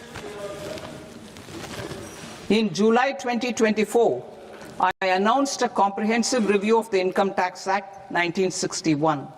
This was completed in a record time, and the Income Tax Act 2025 will come into effect from 1st April 2026. The simplified income tax rules and forms will be notified shortly, giving adequate time to taxpayers to acquaint themselves with its requirements. The forms have been redesigned such that ordinary citizens can comply without difficulty. Ease of living. I propose that any interest awarded by the Motor Accident Claims Tribunal to a natural person will be exempt from income tax, and any TDS on this account will be done away with. I propose to reduce TCS rate on the sale of overseas tour program package from the current 5% and 20% to 2% without any stipulation of amount. I propose to reduce TCS rate for pursuing education and for medical purposes under the Liberalized Remittance Scheme, popularly known as LRS, from 5% to 2%. Supply of manpower services is proposed to be specifically brought within the ambit of payment to contractors for the purpose of TDS to avoid ambiguity. Thus, TDS on these services will be at the rate of either 1% or 2% only. I propose a scheme for small taxpayers, wherein a rule-based automated process will enable obtaining a lower or nil deduction certificate instead of filing an application with the assessing officer. For the ease of taxpayer holding securities in multiple companies, I propose to enable depositories to accept Form 15G or Form 15H from the investor and provide it directly to various relevant companies. I propose to extend time available for revising returns from 31st December to up to 31st March with the payment of a nominal fee. I also propose to stagger the timeline for filing of tax returns. Individuals with ITR 1 and ITR 2 returns will continue to file till 31st July, and non-audit business cases or trusts are proposed to be allowed time till 31st August. TDS on sale of immovable property by a non-resident is proposed to be deducted and deposited through resident buyers and his or her PAN-based challan instead of requiring a TAN, which is a temporary accounting number. To address practical issues of small taxpayers like students, young professionals, tech employees, relocated NRIs, and such others, I propose to introduce a one-time 6-month foreign asset disclosure scheme for these taxpayers to disclose income or assets below a certain size. This scheme would be applicable for two categories of taxpayers, namely A, who did not disclose their overseas income or assets, and B, who disclosed their overseas income and or paid due tax but could not declare the asset acquired. For category A, the limit of undisclosed income or asset is proposed to be up to 1 crore rupees. They need to pay 30% of fair market value of asset or 30% of undisclosed income as tax and 30% as additional income tax in lieu of penalty and would thereby get immunity from prosecution. For category B, asset value is proposed to be up to 5 crore rupees. Here, immunity from both penalty and prosecution will be available with a payment of fee of 1 lakh rupees. Rationalizing penalty and prosecution. Multiplicity of proceedings are hindrance to the ease of doing business. I propose to integrate assessment and penalty proceedings by way of a common order for both. There will be no interest liability on the taxpayer on the penalty amount for the period of appeal before the first appellate authority, irrespective of the outcome of appeal process. Further, quantum of prepayment is being reduced from 20% to 10% and will continue to be calculated only on core tax demand. As an additional measure for reducing litigation, I propose to allow taxpayers to update their returns even after reassessment proceedings have been initiated, and an additional 10% tax rate over and above the rate applicable for the relevant year. The assessing officer will then use only this updated return in his proceedings. There is already a framework for immunity from penalty and prosecution in the cases of underreporting. I propose to apply this framework for immunity to misreporting too. However, in such a case, the taxpayer will need to pay 100% of the tax amount as an additional income tax over and above the tax and interest due. Penalties for certain technical defaults, such as failure to get accounts audited, non-furnishing of transfer pricing audit report, and default in furnishing statement for financial transactions are proposed to be converted into fee.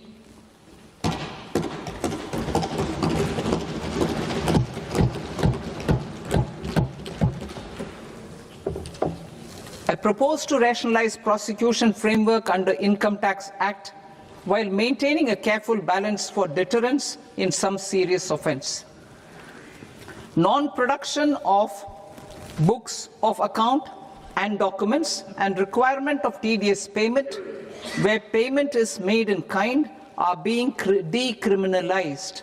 Further, minor offences will attract fine only. The remaining prosecutions will be graded commensurate with the quantum of offence. They will entail only simple imprisonment with maximum imprisonment reduced to 2 years and power to courts to convert even those into fines. There is no penalty. There is no penalty presently for non-disclosure of non-immovable foreign assets with aggregate value less than 20 lakh rupees. I propose to also provide them with immunity from prosecution with retrospective effect from 1/10/2024.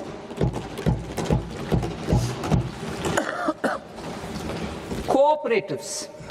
Deduction is already allowed to a primary cooperative society engaged in supplying milk, oilseeds, fruits or vegetables raised or grown by its members. I propose to extend this deduction to also include supply of cattle feed and cotton seed produced by its members. I propose to allow inter-cooperative society dividend income as deduction under the new tax regime to the extent it is further distributed to its members. I further propose to allow exemption for a period of 3 years to dividend income received by a notified national cooperative federation on their investments made in companies up to 31/1/2026. This exemption would be allowed only for dividends further distributed to its member cooperatives. Supporting IT sector as India's growth engine.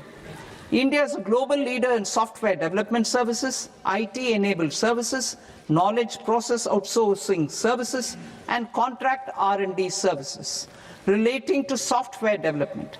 These businesses and their segments are quite interconnected with each other. All these services are proposed to be clubbed under a single category of information technology services with a common safe harbor margin of 15.5% applicable to all. The threshold for availing safe harbor for IT services is being enhanced substantially from 300 crore rupees to 2,000 crore rupees. Safe harbor for IT services shall be approved by an automated rule-driven process without any need for tax officer to examine and accept the application. Once applied by an IT services company, the same safe harbor can be continued for a period of 5 years at a stretch at its choice. For IT services companies who want to conclude advanced pricing agreement, APA, I propose to fast-track unilateral APA process for IT services and endeavor to conclude it within a period of 2 years. The period of 2 years can be extended by a further period of 6 months on taxpayers' request. I propose to extend the facility of modified returns available to the entity entering APA to its associated entities also. Attracting global business and investment. Recognizing the need to enable critical infrastructure and boost investment in data centers, I propose to provide tax holiday till 2047 to any foreign company that provides cloud services to customers globally by using data center services from India.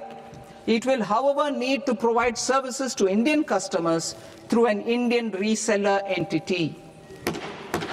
I also propose to provide a safe harbor of 15% on cost in case the company providing data center services from India is a related entity. To harness the efficiency of just-in-time logistics for electronic manufacturing, I propose to provide safe harbor to non-residents for component warehousing in a bonded warehouse at a profit margin of 2% of the invoice value.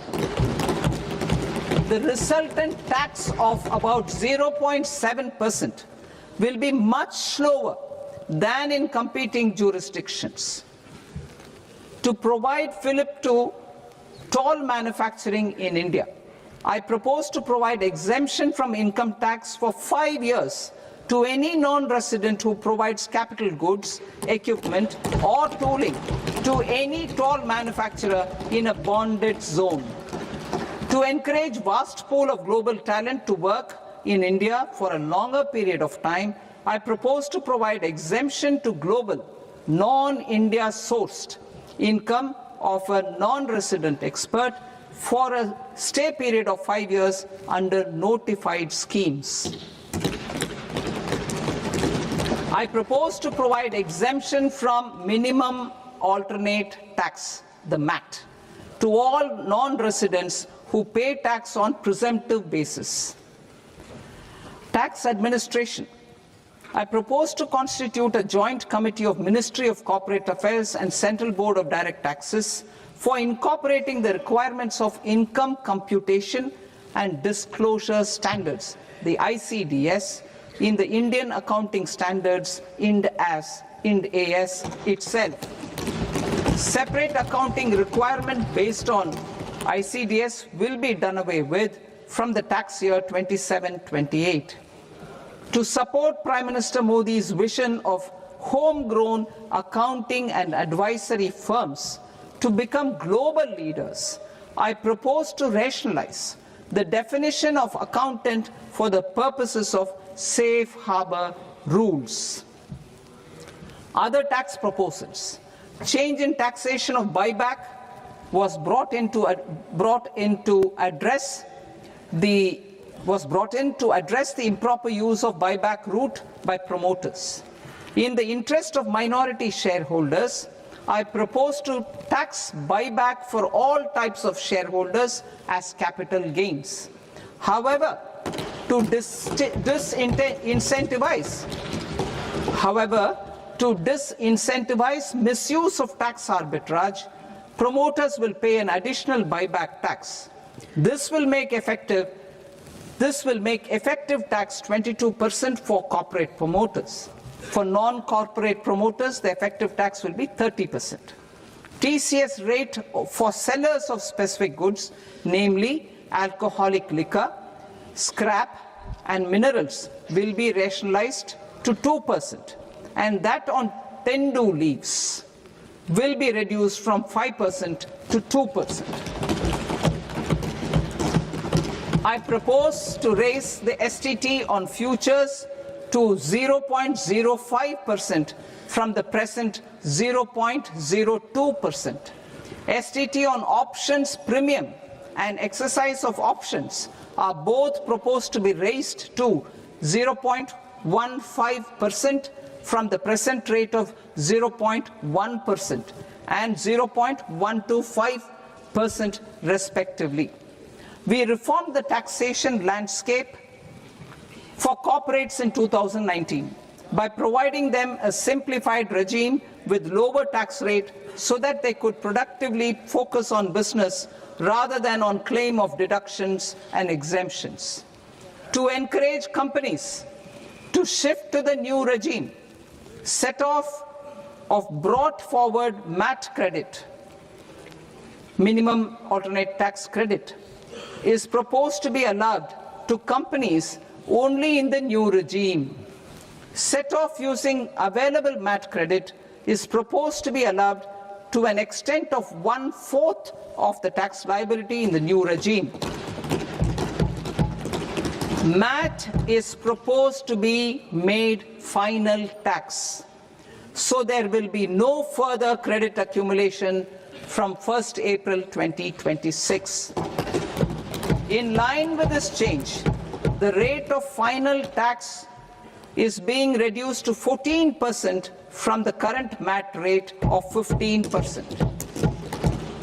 The brought forward MAT credit of taxpayers accumulated till 30th March 2026 will continue to be available to them for set-off as above. Indirect taxes. I shall now take up proposals related to indirect taxes. My proposals for customs and central excise aim to further simplify the tariff structure, support domestic manufacturing, promote export competitiveness, and correct inversion in duty. To continue weeding out long-continuing customs duty exemptions, I propose to remove certain exemptions on items which are being manufactured in India or where the imports are negligible. Similarly, to further simplify the process of ascertaining the rate of duty applicable on a particular item, I propose to incorporate certain effective rates in various customs notifications to the tariff schedule itself. I shall now take up sector-specific proposals. Promotion of exports of marine, leather, and textile products. I propose to increase the limit for duty-free imports of specified inputs used for processing seafoods for export from the current 1% to 3% of FOB value of the previous year's export turnover. I also propose to allow duty-free imports of specified inputs, which is currently available for exports of leather or synthetic footwear, to exports of shoe uppers as well.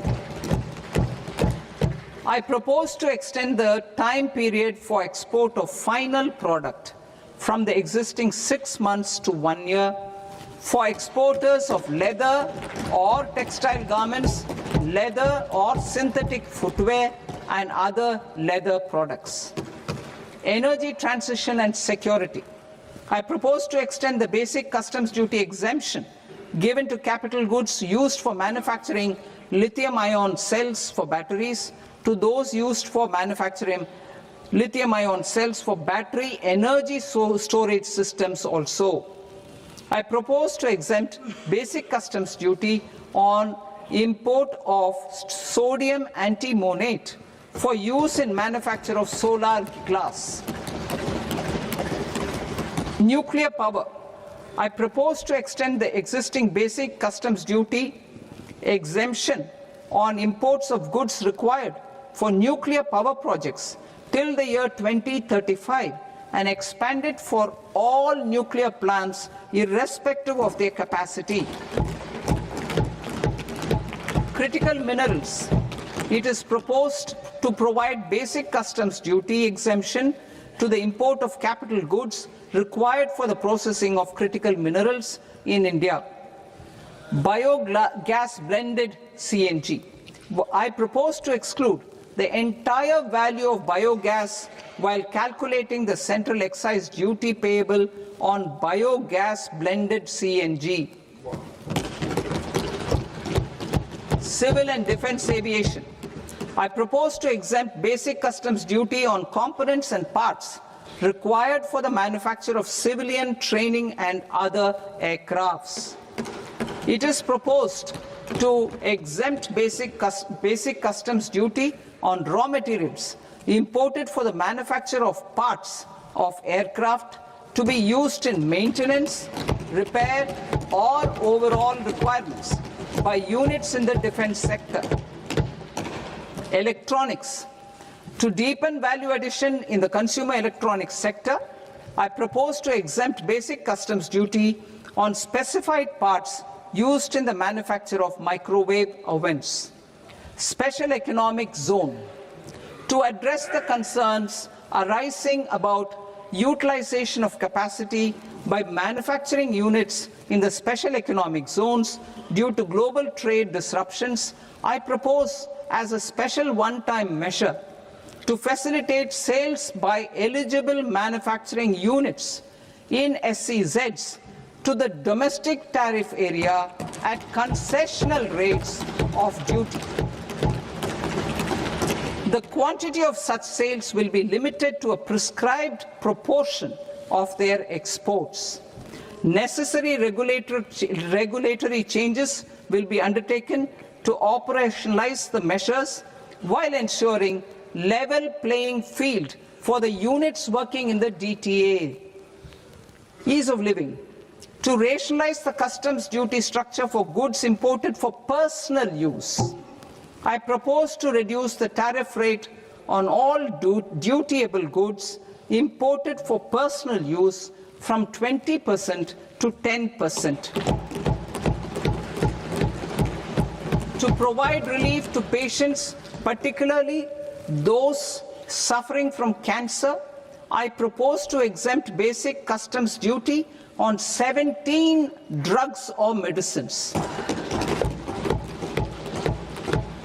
I propose also to add 7 more rare diseases for the purposes of exempting import duties on personal imports of drugs, medicines, and food for special medical purposes used in their treatment. Customs process. India's role and share in the global trade is poised for a major leap in line with our ambition and journey towards Vikasit Bharat. In this regard, I propose many measures for custom processes to have minimal intervention for smoother and faster movement of goods and greater certainty to the trade. Trust-based systems. I propose to enhance duty deferral period for Tier 2 and Tier 3 authorized economic operators, known as AEOs, from 15 days to 30 days. I propose to provide eligible manufacturer importers the same duty deferral facility. This should encourage them to get themselves accredited as a full-fledged Tier 3 AEO in due course. To provide greater certainty and for better business planning, I propose to extend validity period of advance ruling binding on customs from the present 3 years to 5 years. In the spirit of the whole of government approach,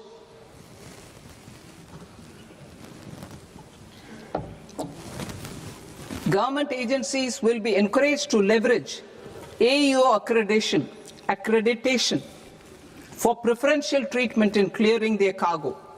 Regular importers with trusted long-standing supply chains will be recognized in the risk system so that the need for verification of their cargo every time can be minimized.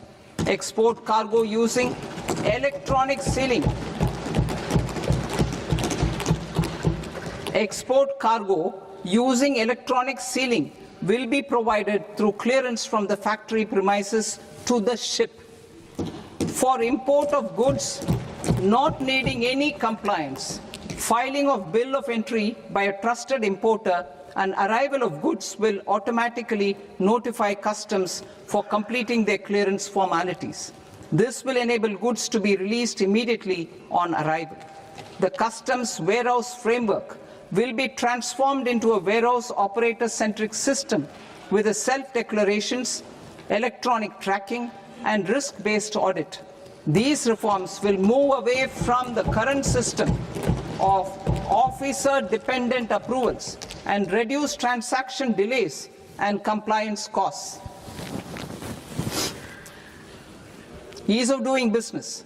Approvals required for cargo clearance from various government agencies will be seamlessly processed through a single and interconnected digital window by the end of the financial year.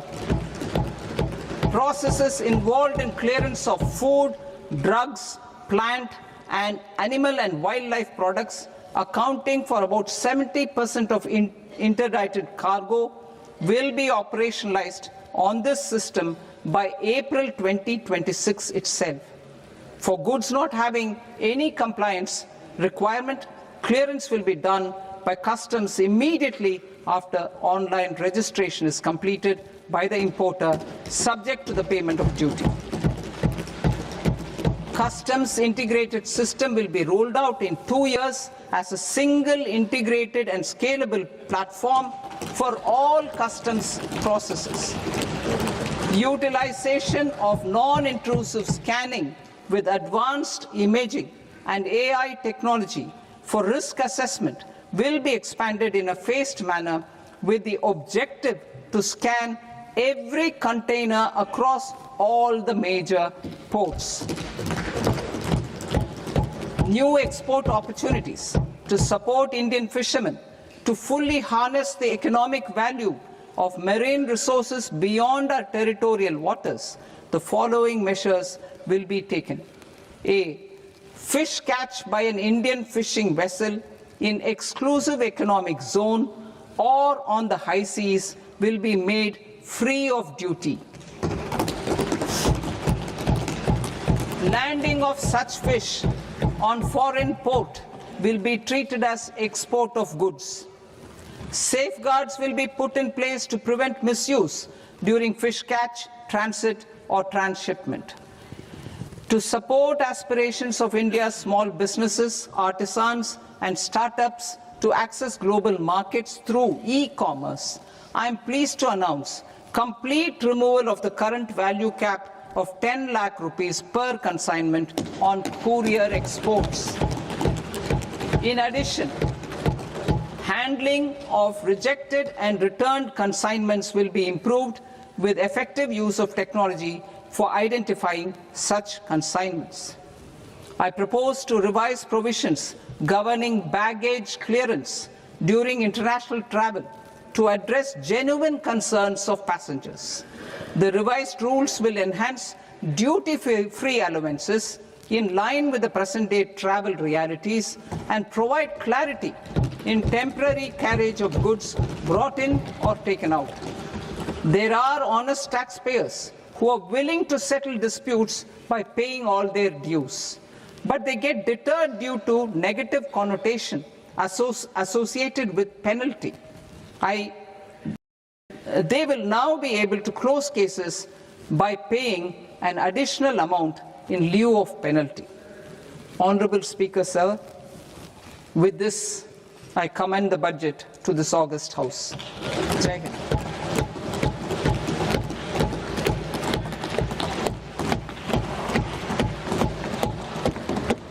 One and a half hours.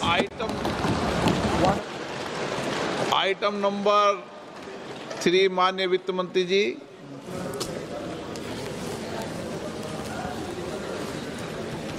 Item number 2, sir. 3.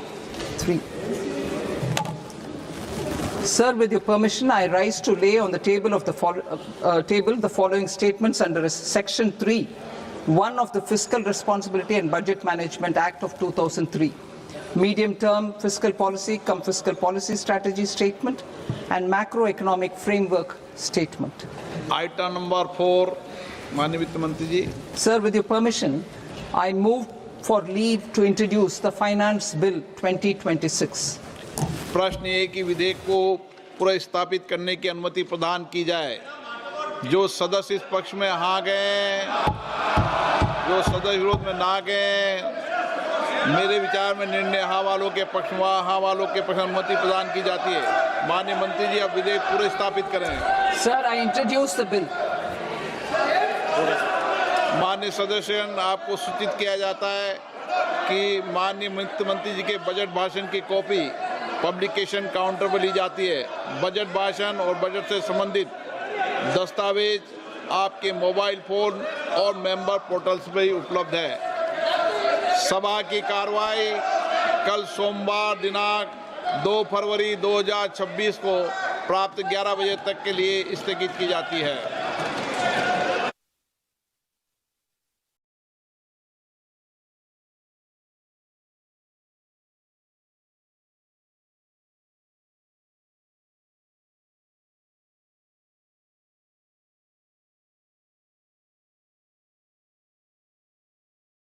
Her Excellency Ms. Ursula von der Leyen.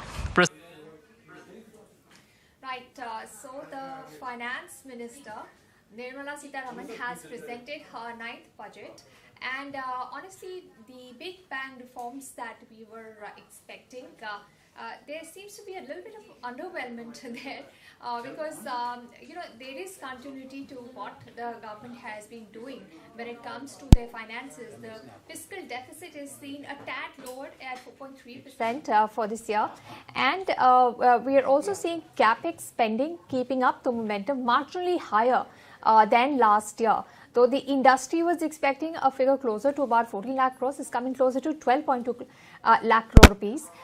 But unlike last time, the big hitting tax announcements have been missing, and so there is a little bit of underwhelmment there. There was a lot of hope from the stock market's perspective that there will be some rationalization in the long-term capital gains regime, That has not been announced. Slightly disappointing has been an increase in the STT. People are expecting that, the STT should be done away. It was seen as a temporary thing, but the STT on financial derivatives especially has been increased. So we are seeing some of the stock markets swiftly selling off because that has been construed as a disappointment. Some of the other announcements coming in, a lot of announcements for NRIs. And all right, so let's welcome in some experts who will help us break down the fine print and give us their initial reactions. We have Dr. Sumesh Kumar, economist and associate professor at International Institute of Health Management Research, joining us now. Dr. Sumesh Kumar, what do you make of the announcements made? We did see some announcements in creating AIMS, Ayush AIMS, some announcements for mental health. But can you read through the fine print and tell us what has been the emphasis in the healthcare region, especially for biopharmaceuticals? An allocation of 10,000 crores is very, very encouraging. So how do you see the announcements of the budget for your sector and overall? Yes, thank you so much. And I think for health sector, this is a good budget, particularly pharma sector. We are already, pharma hub, and we are providing medicines to the rest of the world. And this will give more boost to the pharma sector in the country. And particularly, I am very happy that now government is thinking about the mental health as well. And the new institutions will be set up, which is very good. And mental health issues are increasing day by day. So serious steps need to be taken, and this is something very good that government is thinking in that direction. One more thing, and that is setting up 3 new medical institutions as well as the Ayurvedic medicines are concerned. Then boost to Ayush. This is something again welcoming step by the finance minister. And again, one more thing, increasing the capacity of district hospitals, which is again very good because the public health system somewhere the infrastructure need to be developed, the accessibility and affordability of drugs. I am very happy that cancer burden in India is very high, and day by day it is increasing. And now the cancer medicines and this critical basic medicines, customs duty yes, for cancer, drugs for cancer care and 7 rare diseases. But the basic duty exemption is only for it being imported for personal use, not on a hospital or a pharmacy basis. What about the announcements coming in for medical tourism hubs? India is in any case doing very well. What do you think is the government's idea behind developing these hubs when the private sector is already, it's lucrative for them, so they do it. What outcome can we expect from these medical tourism hubs? Yes, actually, there is a lot of potential in this sector. Though we are doing very good in that, but still the potential is there in medical tourism. We have best doctors, best corporate hospitals, and even the treatment cost in India is very less. So I think, again, welcoming step by the finance minister to develop these centers. One more thing that clinical trials, the 1,000 new centers will be developed. So research and development in health sector, again, this is very good. And overall, I think I would definitely like to see that overall expenditure as a percentage of GDP on health. So we are struggling with that from last, I think, more than a decade. So the need of affordability and accessibility of healthcare, which is very important. And yes, research and development and clinical trials, again, one good step. Right. Stay with us, Dr. Sumesh Kumar. We are having with us in our studio Mr. Chandar Talreja, partner, Rialto Partners Alternative for Personal Taxation, and I would like to get your reaction. Now, last year, direct taxes was a huge hit with the rationalization in the slabs. This time, it seems that जो विवाद होते थे उनको हम कम कर दिए, and it's just a continuation of removing the inefficiencies and the disputes. How much confidence does this give to individual taxpayers? See, the aim she's put forward is that tax is no longer taxing. Okay, she wants to make it more user friendly, encourage compliance, give more flexibility, I'll put it that way. And if you see the number of changes which has been introduced, starting with you got the new income tax coming into picture from 1st April, she's announced it. And just to give you a kind of a demonstration as to what has been done in that tax. Presently, we had 819 sections. That is the plethora of sections we had. That has been reduced to 536. Chapter wise also, you had 47 chapters, which has been reduced to 23. So ease of reading, alignment of lot many sections, provisos has been done around that bit. Now what she said is for the resident taxpayers, we're going to introduce a special form around it, which will give you ease of compliance in terms. Presently for the resident one, there's a plethora of foreign asset reporting and all. She said we're going to neutralize that form and all. So bit of compliance over there. It'll be easier filling that form. Yes. Then you got TCS rates and all, especially for foreign tours and educational remittance and all. From 5%, she's brought it down to 2% and all. In the LRS window. Yeah, liberalized scheme and all. She's done that. Then we are looking at, in terms of the small taxpayers, we've got NRIs, in terms of young professional and all. What she said is, I'm going to open a one-time window for 6 months. Foreign assets that you did not declare. Yes, not declared. Over there also, she's put forward two things around it. That look, if you got income, foreign asset of the value of 1 crore and all, where the income has not been, declared, or the foreign asset also has not been declared, both, you got a, penalty of 30% over there, plus another 30% on the fair market value of the asset and all. That she'll, allow you to do that disclosure without prosecution. So, the fear of prosecution has been taken away. For foreign assets. It is there, it is there, in lot many provisions of using income tax, there is fear of prosecution. She's giving you one term's compliance window. Similarly, if you, pay the taxes and all, not declare the foreign asset, she's saying that, we are going to allow you to, do that and all, up to the, the value of 5 crores and all of the foreign asset, simply by paying a fee of 1 lakh rupees only. So that is, ensure the compliance. From a normal side, we've got a revised deadline. The revised return deadline is 31st December. That has been extended to 31st March by paying a nominal fee around that. So that is also, encouragement and all, because lot many, global resident and all, they claim foreign tax credit and their returns are stuck up in the overseas countries because they have not been finalized, and we can, claim the credit only, once the returns are finalized. So that is kind of a more flexibility around that bit. Okay. Updated return has also been introduced, saying that, you can still file that updated return and the reassessment proceedings open and all, subject to payment of fee. So that is all encouraging. Other side, from an appeal side, what she said is that presently, if you go for appeal, you need to pay at least 20% of the demand, Yeah, upfront. Yeah, upfront. to get the demand in abeyance and all. So what they're saying is that Cut it to 10% that has been reduced to 10% around that. So that is very, very encouraging. In terms of, the person resident outside India, they've been allowed to invest more now. In terms of, 10%, earlier it was, 5% around it. So that is also encouraging sign, in equity markets. Yes, listed equity around it. So that is, where the things is around that. So this is all encouraging, more compliance, flexibility around that bit. That's true, but the markets have not taken it very well. We are seeing, the Nifty has fallen 400 points and the Sensex is down 1,000 points. I think there's a lot of dissatisfaction that happened with the STT. Of course, that is to the subset of those who are, trading in derivatives, etc. What do you make about some of the direct tax announcements made for the corporate sector, especially software services, and the MAT becoming the final tax? What does that mean for the companies affected, especially software services and those who have to declare MAT? So see, this is again an encouragement for them around it. She's ensuring more of a compliance and giving the flexibility around that, but which is being provided to the corporates also around that. Okay. And to your point, yes, people wanted more of a disposable income. Yes. Okay.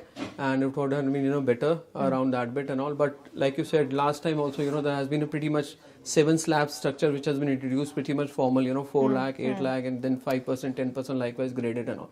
So pretty much, something was provided. Of course, always there is a scope for doing something around it and increasing that disposable income which can be invested across in markets for various savings and all. But yes, the scope was very little this time given the last but time. The hallmark or the tenet of the new direct tax policy is we will do away with the exemptions, right? We don't want the exemptions. So there was a clamor coming in from the masses that okay, investments, leave it to the public to decide what they want to do, but insurance is a cost. It isn't an investment, it's a cost. So at least include health insurance as an exemption in the new tax regime, right? Yeah. That has not come through. So does this give a message that zero exemptions will be the rule for the new tax rules? So see, again, if you see the foundation of new regime, it has always been in terms of, being deprived of all deduction and exemption. So pretty much, if you see only the contribution to national pension scheme is being allowed as a deduction under the new regime and all. Standard deduction was introduced way back in 2023 around it. So that was the first movement which was done around that. But post that ever, they've come out, they've just stick to the foundation around it that will not give you any deduction and all. And the reason is, you got graded slab over there, pretty much reduced rates across. And they are giving you flexibility in terms of old regime for you to opt, where they say that, you can claim deduction, exemption and all. And, depending on your person's situation, go ahead and, claim it out over there if you want. They're not taking away the old regime, but to best of my knowledge, the focus will still remain on the new regime, and which will not allow you any exemption and deductions. Right. So we're now joined with a few more guests to give in their reactions. Anil is also with us. So Anil, first up, your reaction to the budget. This time the big bang announcements are somehow missing.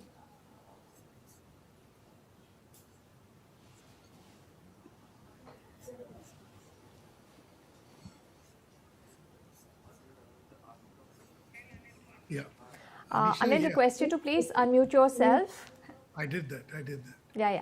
So, Anisha, the overall, if you heard the tenor of the budget speech, it is more like a very journeyman speech.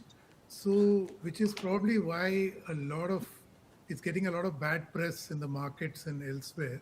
But if you look at the budget as a continuity and not as a standalone, like your previous commentator explained that everybody likes to get quick fixes. We live in a era of instant social media and gratification. That's not there in this budget. But it continues where it left off in the last budget, in that it's building the new architecture for the next growth trajectory of this country. So, basically I'll just highlight a few points. She continues with record capital expenditure. Then in terms of ease of doing business, the customs rejig, I've not gone through the detail, but clearly what we had discussed in the pre-budget conversation has happened. But there's no amnesty, Anil, even on customs, there's tweaking, there's relief in particular items being imported. There's no yet announcement on the rationalization number of slabs, widely anticipated amnesty scheme, all that hasn't come through. I'm not sure of the amnesty scheme, but from the speech, what I gathered is that a lot of these inverted duty structure issues have been addressed. We'll have to go through the fine detail. Fine print. Then capital expenditure has been sustained, which is very important. So the growth momentum continues. Then, she has flagged a very important point, which has escaped national narrative, is that India's silver economy. India is aging much faster than what we think. So our last numbers of the 2011 census, the fertility rates are falling, the birth rates are falling, the death rate is falling. So the aging population is growing very fast. Now she's turned that around to create an opportunity to generate service personnel to address the needs of that silver economy. Which so this is a new area which she's directed her attention Specific training for 1 lakh, I think, individuals on the tier 2 and tier 3 cities for geriatric population. Exactly. And then what we discussed in the pre-budget show, that there's a increased focus on handling urban areas beyond the metros. So she talked about tier 2, tier 3 towns. then the connectivity between some of the towns, improved connectivity, and for Bharat, that is, there's India and there's Bharat, right? So for Bharat, the focus on agriculture again, she's linked up to what I had mentioned earlier, the one district, one product, linking it up to global supply chains. So all these are basically creating the architecture to raise India's growth profile and growth trajectory over the next 22 years. So nothing on instant gratification. There may be an odd one which we have missed, but largely because the speech tenor and tone was journeyman is why I suspect it's getting such bad press. Yeah, but there are a few silver linings like the high-speed corridors or the tax relief to those companies offering cloud services with data centers stationed in India. So those are, of course, the high points of the budget coming through for the layman to understand. To you, I want to ask Chandar, what was the biggest takeaway for you, or the biggest win for the budget this year? So see, more for me in terms of the compliance being introduced for the small taxpayers. They've been really struggling. We got a lot of employees of MNCs and all. They're surprised through the equity base of the foreign company. They are not particularly aware that they need to disclose those foreign assets over here, being a resident employees and all. So that compliance window is very encouraging and all. But what are these foreign assets? Could they be shares, mutual funds, or is it just immovable assets? So these are shares. The foreign company gives the subscription to the ESOPs and all, and they subscribe to the foreign shares and all. Typically, there are these. Some people have gone for outbound assignments and all. They have foreign bank accounts also. They would have invested in other equities in the foreign market, etc.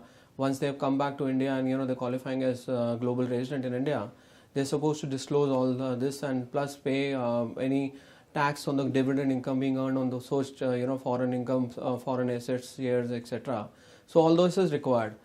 Sometimes they don't disclose it out, they don't pay, and this window is very encouraging for them, because we've seen notices getting issued to all such taxpayers and all, with the hefty penalty under the Black Money Act and all, and sometimes fear of prosecution also lying around that. So this window is very, very encouraging for all of them. So this is my bigger takeaway. And the other thing is, of course, we got the new Income Tax Act coming. As I said, it's the ease of compliance and more of kind of neutralizing every section around that bit.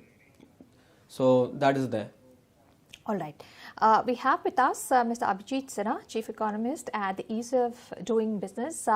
Abhijit, thanks for being with us. What's your biggest takeaway from the budget this year, and what is your rating of the budget as well? Hi, Namaskar. I hope I'm audible to you.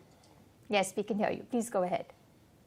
Thank you. I was guessing that this is going to happen, and to certain extent, we also predicted this, that this budget is not going to be a conventional budget. It is going to be a budget of emerging economies. In last 10 years, government has focused from 2014 to 2024, particularly after graduating from manufacturing economy, that is Make in India, towards startup economy. We also focused to a certain extent on MSME, ODOP, one district, one product, and much more around bringing production and also infrastructure to make it.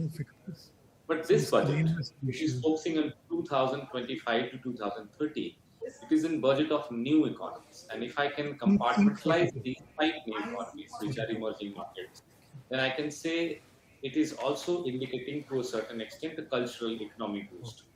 And last year, government has taken an indication. It also given an inclination towards around 2,000 crore rupees for all cultural avenues where infrastructure was needed. But all 5 economies which is focusing this budget is service export economy. So this time, if you listen MSME, then this MSME enhancement or capability is more focused towards service driven and also towards export driven. Third is tech for circular economy.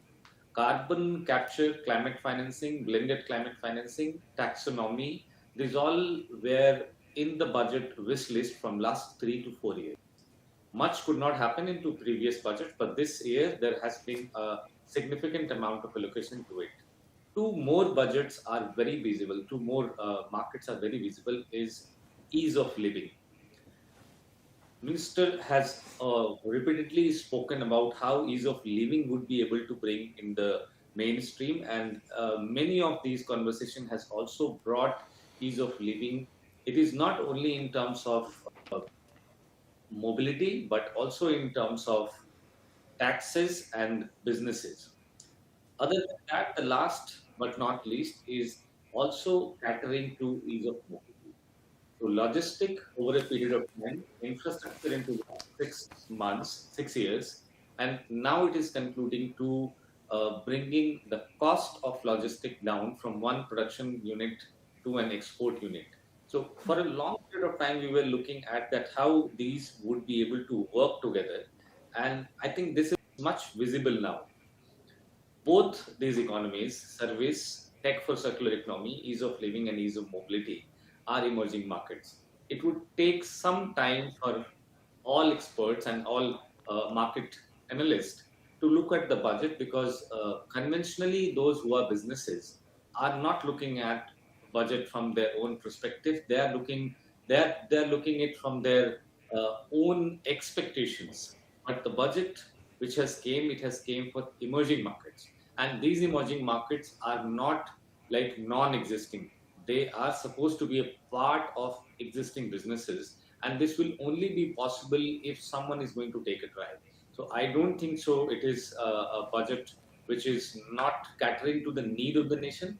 It is very much catering. It is not looking like startup centric, manufacturing centric, ODOP centric, service centric. It is looking AI centric. It is giving assumption to somebody who's going to set up data center here. So my is it's a very progressive budget, and it is giving an indication to industries that which direction you need to move now, and the direction which industry is going to take. I'm sure the tech for circular economy or service economy.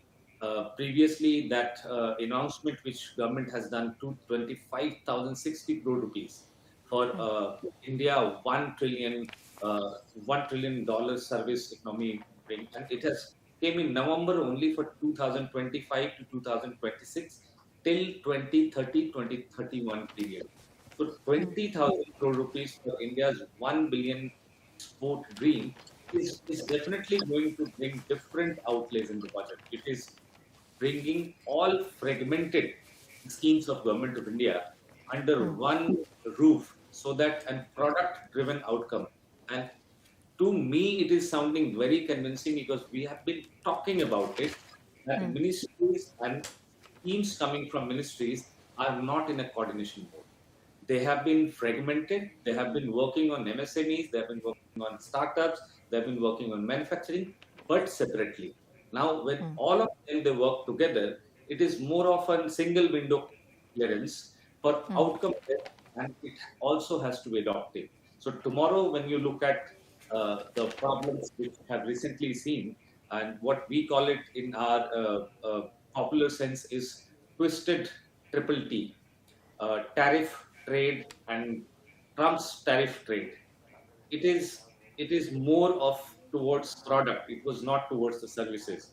So India, it is very important to shift from product-driven economy to service-driven economy. At the other side, in energy, for us, it is very important to shift from oil economy to green economy. And in this shift, if you like, it was expected that some ESG-led capital formally get some recognition of transition finance here. And budget was expected to give us some clarity on the tax. It is linking a blended climate financing instrument. It is also linking a carbon capture mandate, and it is bringing institutions to look into it, plan it accordingly, because by 2030, India would have a $2 trillion green economy in ambition. Right. And Abhijit, so give us your rating then. Overall, you seem happy, but out of 10, how much are you going to give to this budget? I would give 8.5, because there are some outlays we were expecting to be definitive in numbers. Those are not in numbers, but they are in transition. It looks like next year budget would have a better expectation meeting for emerging markets. And perhaps the intent is there. I want to come to you, Chandar. I think you have a point to make after hearing Abhijit. So, on the point of foreign assets, just wanted to, lay a point. India has, information sharing agreement with many countries. So what happens is, under those agreements, they tend to get information about Indians, holding foreign asset in those countries and all. And that information is, passed down to the authorities over here. A is that.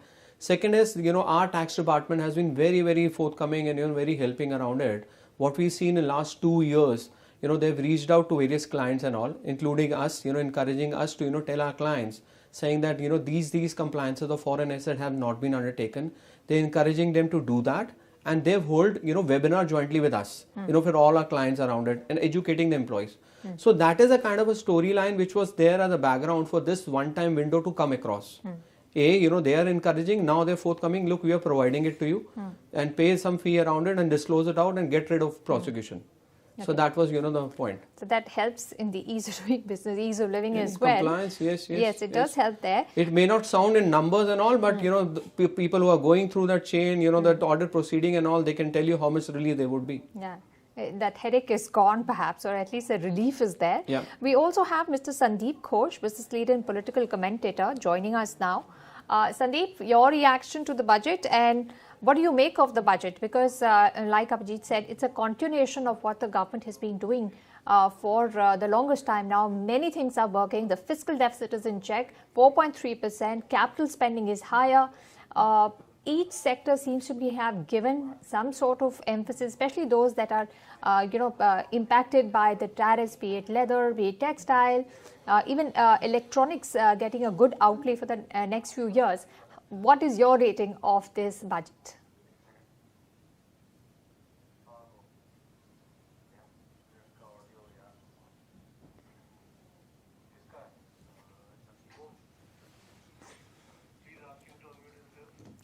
I think, Sandeep, you're on mute. We are unable to hear you. Could you please unmute yourself and begin again?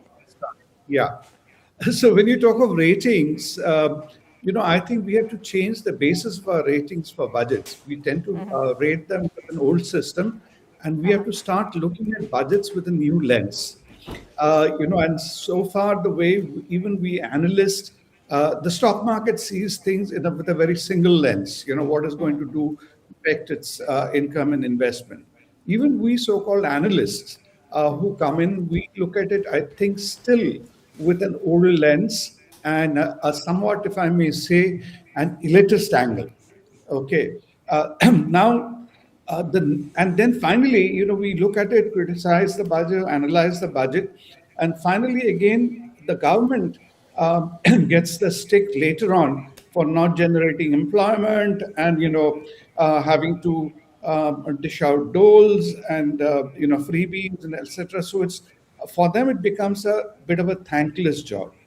But if you really look at what are the pressing issues just now or going forward, and if you change the ratings, as I said, the weightages, I think I would tend to agree with Abhijit. I would not go all the way to 8.5 as he has put, but I think directionally it is definitely, I would say, close or hovering around 7. And I'll tell you on why. There is one is the needs, one is what the country needs just now, one is the crisis or whatever challenges we are facing, and the third are our strengths. I think this budget takes into account all three. One, as we all know, Abhijit was talking of 3 T's. I think we have to add a 4th T to that, is Trump. So the Trump angle is also to be taken into account, as you said, the tariffs, etc., whatever is happening. We need to insulate the economy and to some extent, buffer ourselves against those international shocks.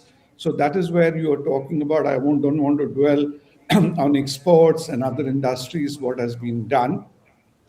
But most importantly, I think, we have also focused on our strengths, which are the areas where India can have a competitive advantage, be it in terms of our demographics, or be it in terms of whatever competencies we have developed over the years, and that's where you're talking about medical tourism, etc., all of it. But the most interesting one is, I think we are looking at creating jobs of the future for the next generation. And here I was talking about our elitist attitude. We look at things from a very, very urban perspective. But even if you look at what Anand was calling the Bharat, there the younger generation, their aspirations are very different in kind of jobs they're seeking. If we talk to people we interact who are from Bharat, who are working today in the cities, if we talk to them about their children's aspirations are very, very different. And I think that's where, bringing the skills, aligning the skills with the requirement, and that's the caregivers, medical technicians, and tourist guides, etc., are, I think, very, very relevant, and that can open up opportunities when you combine that with AI, technology, digitization. Someone was explaining to the other day, the difference between big AI and small AI. And they said the small AI is the kind of stuff which we can do on our phones and which even people who can't read or write can use in their day-to-day thing. And example he was citing is, how women can just take a photo of a leaf in the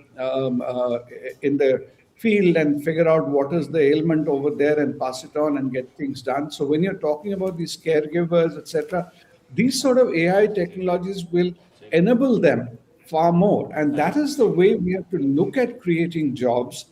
And I think the government is looking at those areas, because while you can do the optics, top line by tinkering with tax rates or putting some incentives, etc., which can get you brownie points or get a few cheers once you finish reading the budget speech.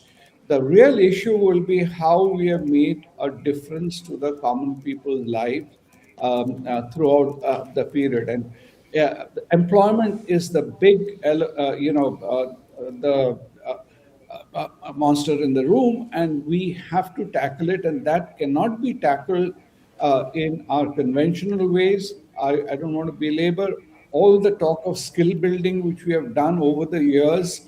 I think that every government has talked of skill missions, etc., but those have been a complete waste. Now the skill building will have to be relevant and use technology which will create that demand, enable people to do it on their own.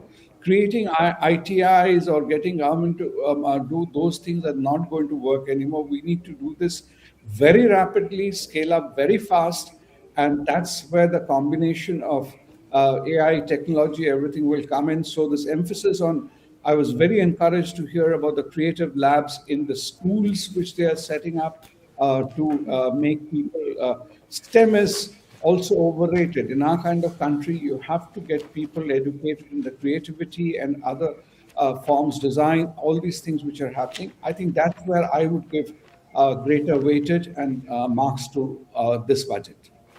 All right. So different kinds of skills the government is recognizing, and perhaps if the industry wants more skilled people, then they should come together to skill themselves. That will work better. Perhaps industry associations can also lead skilling initiatives. Micro skills. It is not the I'll come to you, sir. Yeah, I'll come to you, Sandeepji. Let me just go across to Anil. We were hoping a lot for an increase in the defense spending, and the defense capital outlay has seen a jump of nearly 22%. Anil, do you think this was in line with what you were expecting? And even the semiconductor, they're coming up with a PLI 2.0, I think, outlay of 40,000 crores for the next few years. So what do you make of these two sectors? Anisha, it is exactly in line of the defense side of spending is what we discussed in the run-up to the budget speech. So clearly, the government re-emphasized its priority for defense spending. And like I had flagged to you earlier, this is the first budget after Operation Sindoor. Operation Sindoor kind of de-risked defense investments, including by the private sector. So if the pumping of PLI for semiconductors, you're further boosting India's strategic capability. And I just want to go back and take another crack at adding to what Sandeep said, to try and put it in a better perspective. And stick to my theme that there is no instant gratification. There's long-term potential gratification built into this budget. You check all the boxes. We are not giving the FM credit for fiscal consolidation. It has happened in extremely inclement circumstances, and you have not only maintained it, you're planning to lower it in the next budget, unmindful of the fact that a year ahead is full of uncertainties and fresh Trump antics can rock the world afresh. So you have fiscal consolidation is hugely important, and I suspect the bond markets, etc., must be very happy with the fact that she stayed on course. The other is, the point is that where I said you picked up from where you left off, to sustaining the growth trajectory, we did mention capital expenditure spending. The MSMEs, again, she has highlighted the fact, and in the event, we had discussed how MSMEs are going to be central to India reviving its growth trajectory or sustaining its growth trajectory. Then of course the people-centric development, which Sandeep also talked about, the fact that the skills are being aligned, rather education is being aligned to skills, and the skills are being aligned to what is required, as opposed to the earlier template that we just generated graduates and engineers without realizing whether they can be, and they had to eventually be repurposed to fit them for the jobs that they were eventually hired. I'm sure you know that TCS, Wipro, and Infi have massive campuses purely to retool the engineers they hire. So hopefully all these are, like building blocks. And please, I want to re-emphasize that this is a different growth outlook. It's not what India achieved so far. And like Sandeep said, we have to recalibrate the way we view the budget. This is a budget looking forward and not instant point at this point of the year. Right.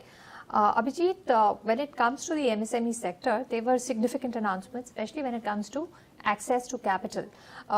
10,000 crore rupee SME growth fund for equity, plus liquidity support using TREDS. So it will be mandated as the settlement platform for all transactions with CPSEs, all government companies. And there is a credit guarantee support for invoicing, plus linking GEM with TREDS. So, a lot of announcements do come about for MSMEs in budgets.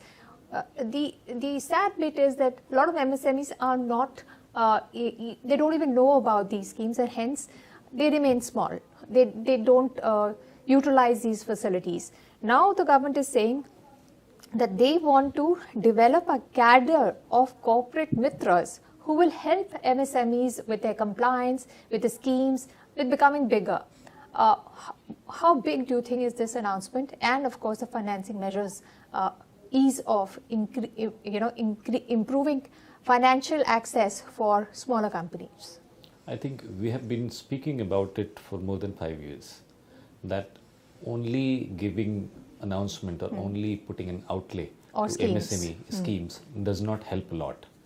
It has to start somewhere and then it has to reach.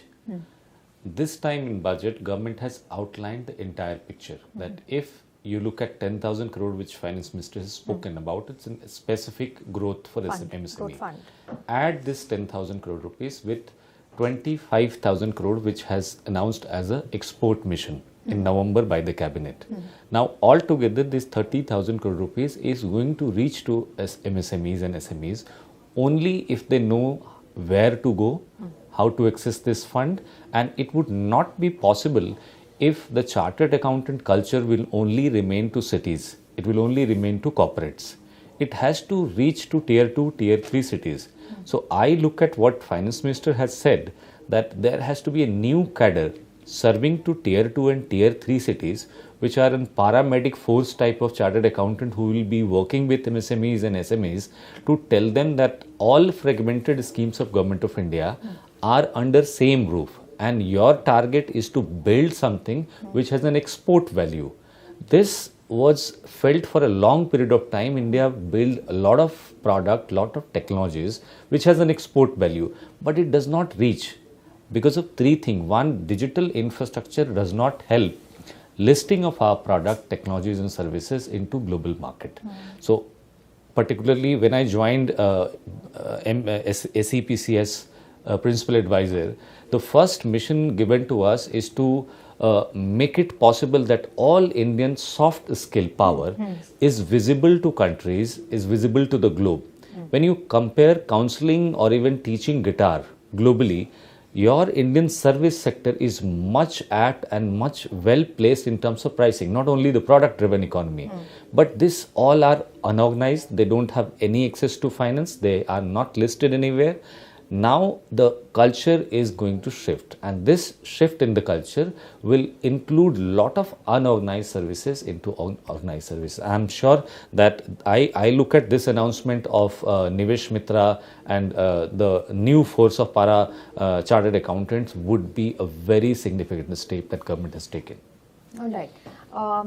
Sandeep ji, when it comes to education, employment, and things like that, the government announced the formation of a standing committee, high-powered education and employment standing committee. I mean, what can we expect from here? Standing committee takes its time, but its finding suggestions come up before Parliament. What are your expectations here? I don't know what I did to deserve. You're calling me Sandeep G now, adding a G to my name. You can drop that for effect. But the point here, I'm very skeptical of these committees. I think this area is also where there can be great collaboration with industry, and that too international industry, global industries, to create those kind of talent pool. The tech industry, I know on the entire AI ecosystem, they're looking at India, and they want that kind of talent, whether it's in the content making, whether in creativity, and whether in all these, as I said, the skill-based services. So I think that collaboration will work very well, and if they can rope in shedding our phobia for some of these big international names to really catalyze creating talent pool in India, which is offshore, without trying to, and that can be a very, very, it can be an explosive moment. And these things will happen very fast, as we have seen with a lot of our digital initiatives. So mission, I have skepticism, but in terms of the direction, the thinking of the government, I think they're thinking very correctly. The execution becomes important. You were talking about corporate mitras. One part is the compliance bit, and what Abhijit was talking about, I like the term para-CAs or like paramedics. Actually, the CA, I'm a chartered accountant myself, though a fossilized one and from a dinosaur age. But the CA profession produces a lot of paramedics, because a lot of people who enter, if you see that between the entry and exit of a CA course, is a huge, only 2% qualify from 3%. Now they've increased the percentage, but there are a lot of people who either fall on the wayside, and some of them have been so far doing these things on their own. Okay, you couldn't qualify for what reason or the other, you finish your intermediate or something. But if you can provide an organized structure, that's great.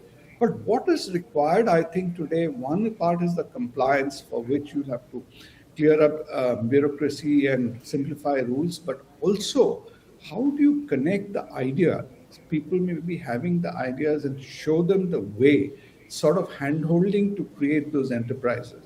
Again, what Abhijit was talking about, the unorganized skill sector. How do you bring in something like, what aggregators like an Urban Clap and other people have also done in certain ways. You can have that.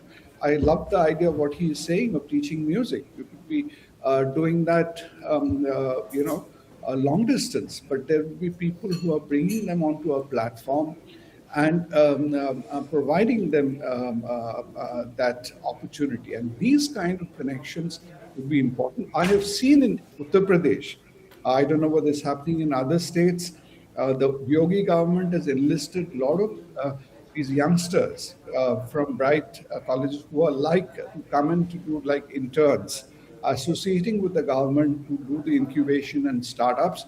That sort of you don't need to get people coming from foreign colleges. There are people internally in India. If that happens, you'll see they can play a catalyst role. So it's all a lot of ideas, good ideas are coming from the center, but all finally boils down to execution. And Right. I want to come to you, Chandan. If you can just recap for us the announcements on the direct tax side. You've already spoken to us about the foreign assets and how they'll be treated. There is also a different timeline given for filing of taxes and of the penalties involved. If you could just recap some of those announcements in the budget and make it simpler for our audience. Sure. So from a tax return perspective, the deadline for ITR 1 and 2 remains 31st July only. She mentioned that in terms of the non-audit business and all, the due date is being extended to 31st August. So that is a kind of a relief. So what is ITR 1 and 2? If you could break that down also, who does it impact? So normally, salaried class individuals, capital gain professional and all, they're filing where, the audit, etc. are not required only. Tax audit is separate thing, non-audit business profession and all. That is done by 31st July and all. And that remains the same? That remains to 31st August. That goes to 31st August and all. For them, there is a flexibility. For normal gen, people, salary class and all, that still remains, 31st July only, around that bit. The revised return, from 31st, normal deadline is 31st December. This can be increased to 31st March by payment of fees. So that is more kind of a flexibility being given across. So that is there. And in terms of, updated return coming into picture, always the option was there, updated return up to 2 years and all, post completion of the assessment year and all. Then again, next 2 years were also introduced. Now it is being said that in case the assessment is still on, you can still file a updated return subject to payment of this thing. So it's a more kind of a compliance, and clearly it has been mentioned that the tax officer will consider that updated return during the part of the assessment proceedings and all. So clear-cut guidelines around that is also there.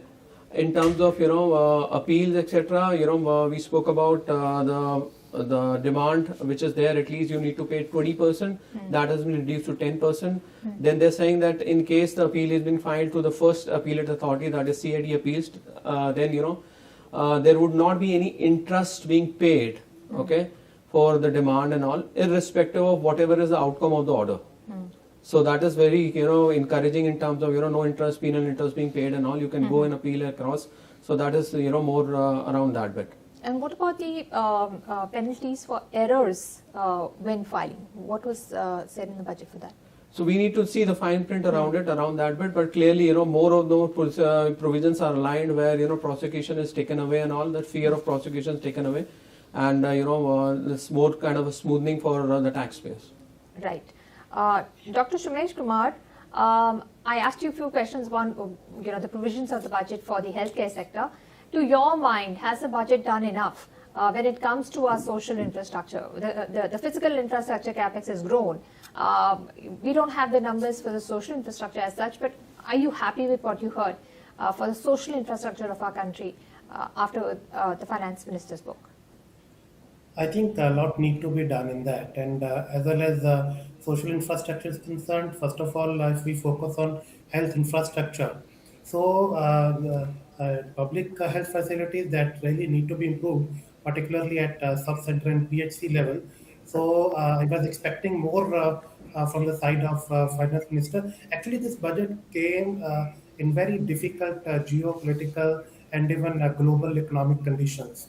So I was expecting that even more disposable income should be given in the hands of the consumer, and that I think is missing part. And then I was also expecting, if from health point of view, the extension of RPMJY. So this is the first step of India towards the UHC, and extension was very much required to make healthcare more affordable. And then I was also expecting a decrease in import duty on medical equipments, so which is also need of the healthcare sector. And though government tried to bring down the prices of batteries and more boost to EV vehicles, but still I think there should be a direct provision for tackling pollution in the country, which has a direct impact on the health.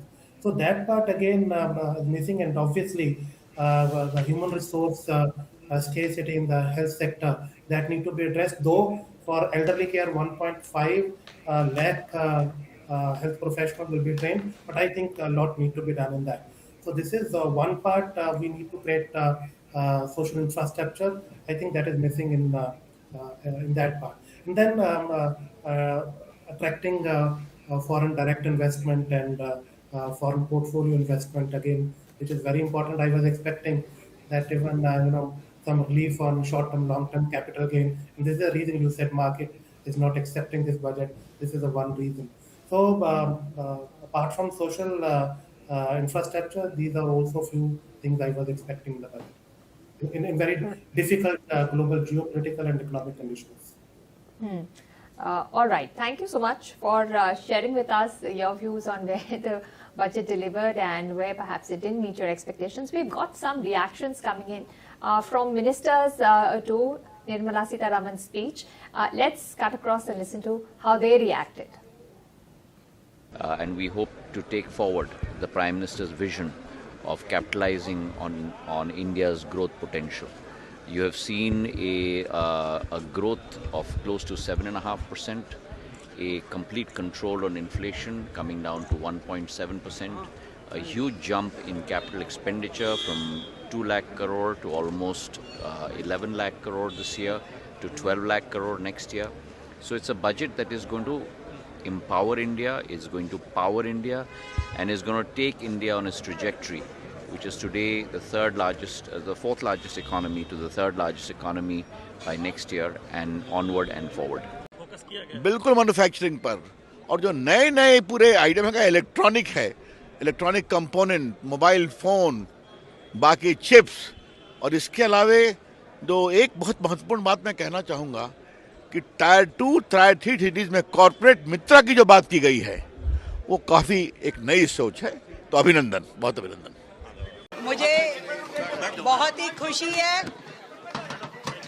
आज का हमारी finance minister Nirmala Sitharaman जी के द्वारा रखा गया ये budget सच में नरेंद्र मोदी जी के सपनों का, उनके विजन का विकसित भारत 2047 की ओर आगे कदम बढ़ाने वाला ये बजट है, और जिसने हर वर्ग को छुआ है, व्यापार के नए नए आयामों पे काम करने के लिए प्रोत्साहित किया है। जिस तरीके से एक एक सेगमेंट पे इस बजट ने अपनी बात रखी है, और विशेष रूप से युवाओं में रोजगार जनरेशन के लिए जिस तरीके से यहाँ पर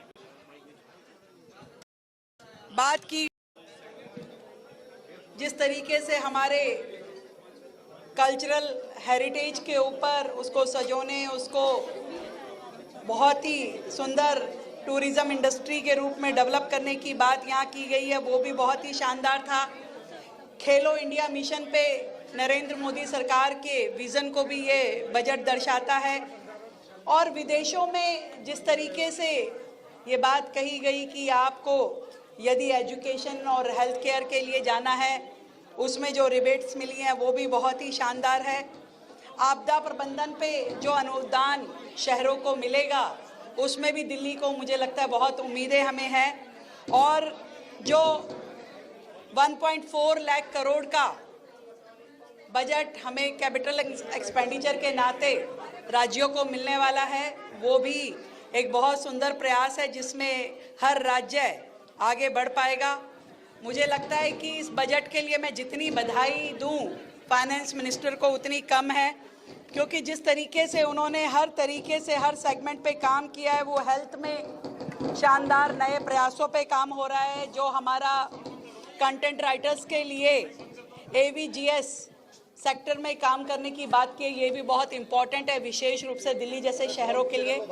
ढेरों बधाई, ढेरों शुभकामनाएं समस्त देशवासियों को, हमारी फाइनेंस मिनिस्टर को, देश के प्रधानमंत्री आदरणीय मोदी जी को, जिनके प्रयासों से ये बजट आया है और इस बजट से पूरे देश को लाभ मिलने वाला है। देश प्रगति करेगा, हर राज्य प्रगति करेगा। Thank you so much. यही हाल रहा तो लोहे पर पीतल चढ़ा करके जेवर बनाने पड़ेंगे। और ये बजट गरीब के समझ के बाहर है। जो बुनियादी चीज़ें हैं, शिक्षा, स्वास्थ्य, आप सोचिए उत्तर प्रदेश का हाल आपने सुना होगा, देखा होगा। पोस्टमार्टम होना है किसका, और पोस्टमार्टम के लिए ले किसको जा रहे हैं। ओटी में जाना किसको था, ले किसको जा रहे हैं। ये तो स्वास्थ्य व्यवस्था का हाल है।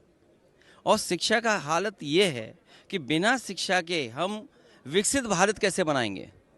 विकसित भारत का सपना अगर देखना है तो शिक्षा क्षेत्र में हमें ज़्यादा से ज़्यादा बजट देना पड़ेगा। ये समझ से बाहर बजट है, ये सपने दिखाने वाला बजट है।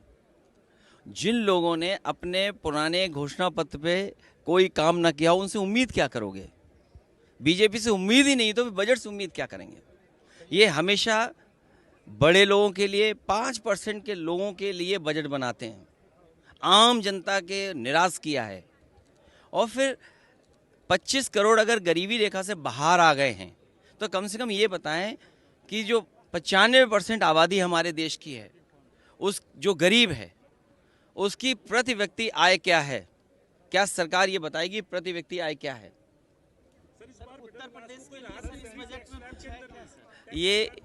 ये किसी को राहत देने वाला बजट नहीं है। मिडिल क्लास का वोट ले लेंगे, गरीब का वोट ले लेंगे, किसान का वोट ले लेंगे, लेकिन बजट आएगा तो 5% लोगों के लिए बनाएंगे।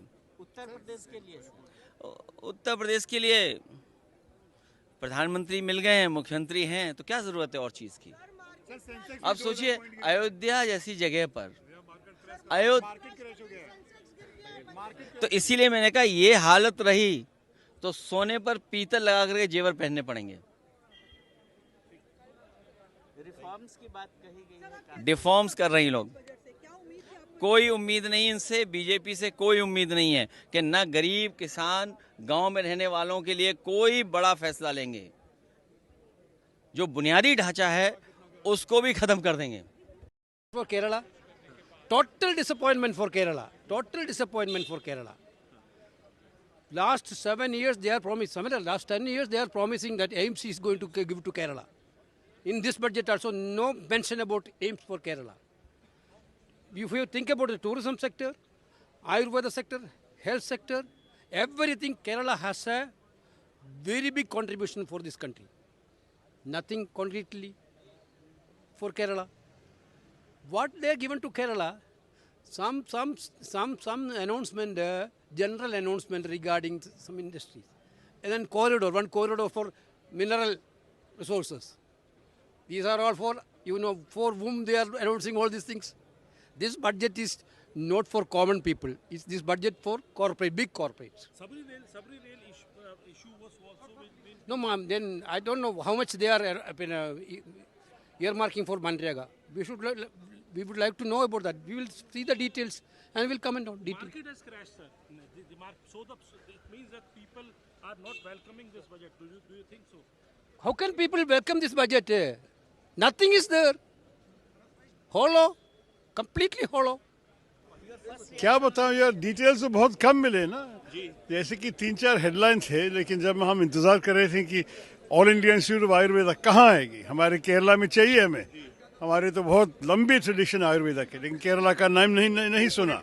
फिशर कोकोनट तो शायद केरला ही हो सकते हैं, क्योंकि मेरे ख्याल में भारत का सबसे ज़्यादा बड़ा केरला कोकोनट प्रोड्यूसिंग स्टेट तो केरला ही है। तो वो तो होना चाहिए। वैसे भी फिशरीज़ में हमें कुछ बेनिफिट होना चाहिए। लेकिन जब शिप रिपेयर के बारे में बोला और वाराणसी और पटना के बारे में बोला, केरला के बारे में कुछ नहीं सुन सका, तो ये सब हमें ज़रा सा आश्चर्यजनक है। लेकिन ये भी कहूँ कि शायद डिटेल्स बजट डॉक्यूमेंट में होंगे, पढ़ा नहीं, अब तक सिर्फ भाषण सुने हैं। भाषण में तो बहुत कम डिटेल्स है जो हमें ज़रूरी थी।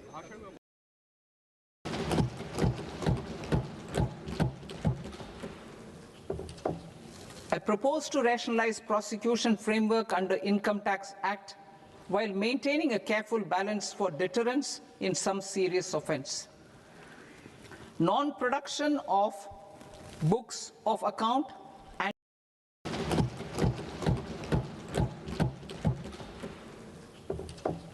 I propose to rationalize prosecution framework under Income Tax Act while maintaining a careful balance for deterrence in some serious offence. Non-production of books of account and documents and requirement of TDS payment where payment is made in kind are being decriminalized. Further, minor offences will attract fine only. The remaining prosecutions will be graded commensurate with the quantum of offence. They will entail only simple imprisonment with maximum imprisonment reduced to 2 years and power to courts to convert even those into fines. There is no penalty. There is no penalty presently for non-disclosure of non-immovable foreign assets with aggregate value less than 20 lakh rupees. I propose to also provide them with immunity from prosecution with retrospective effect from 1/10/2024.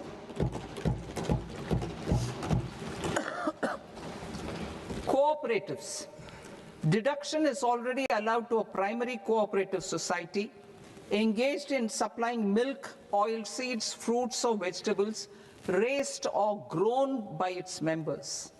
I propose to extend this deduction to also include supply of cattle feed and cotton seed produced by its members. I propose to allow inter-cooperative society dividend income as deduction under the new tax regime to the extent it is further distributed to its members. I further propose to allow exemption for a period of 3 years to dividend income received by a notified national cooperative federation on their investments made in companies up to 31/1/2026. This exemption would be allowed only for dividends further distributed to its member cooperatives. Supporting IT sector as India's growth engine. India is a global leader in software development services, IT-enabled services, knowledge process outsourcing services, and contract R&D services relating to software development. These businesses and their segments are quite interconnected with each other.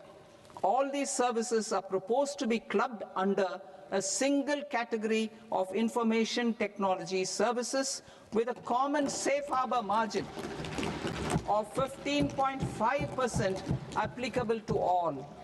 The threshold for availing safe harbor for IT services is being enhanced substantially from 300 crore rupees to 2,000 crore rupees. Safe harbor for IT services shall be approved by an automated rule-driven process without any need for tax officer to examine and accept the application. Once applied by an IT services company, the same safe harbor can be continued for a period of 5 years at a stretch at its choice.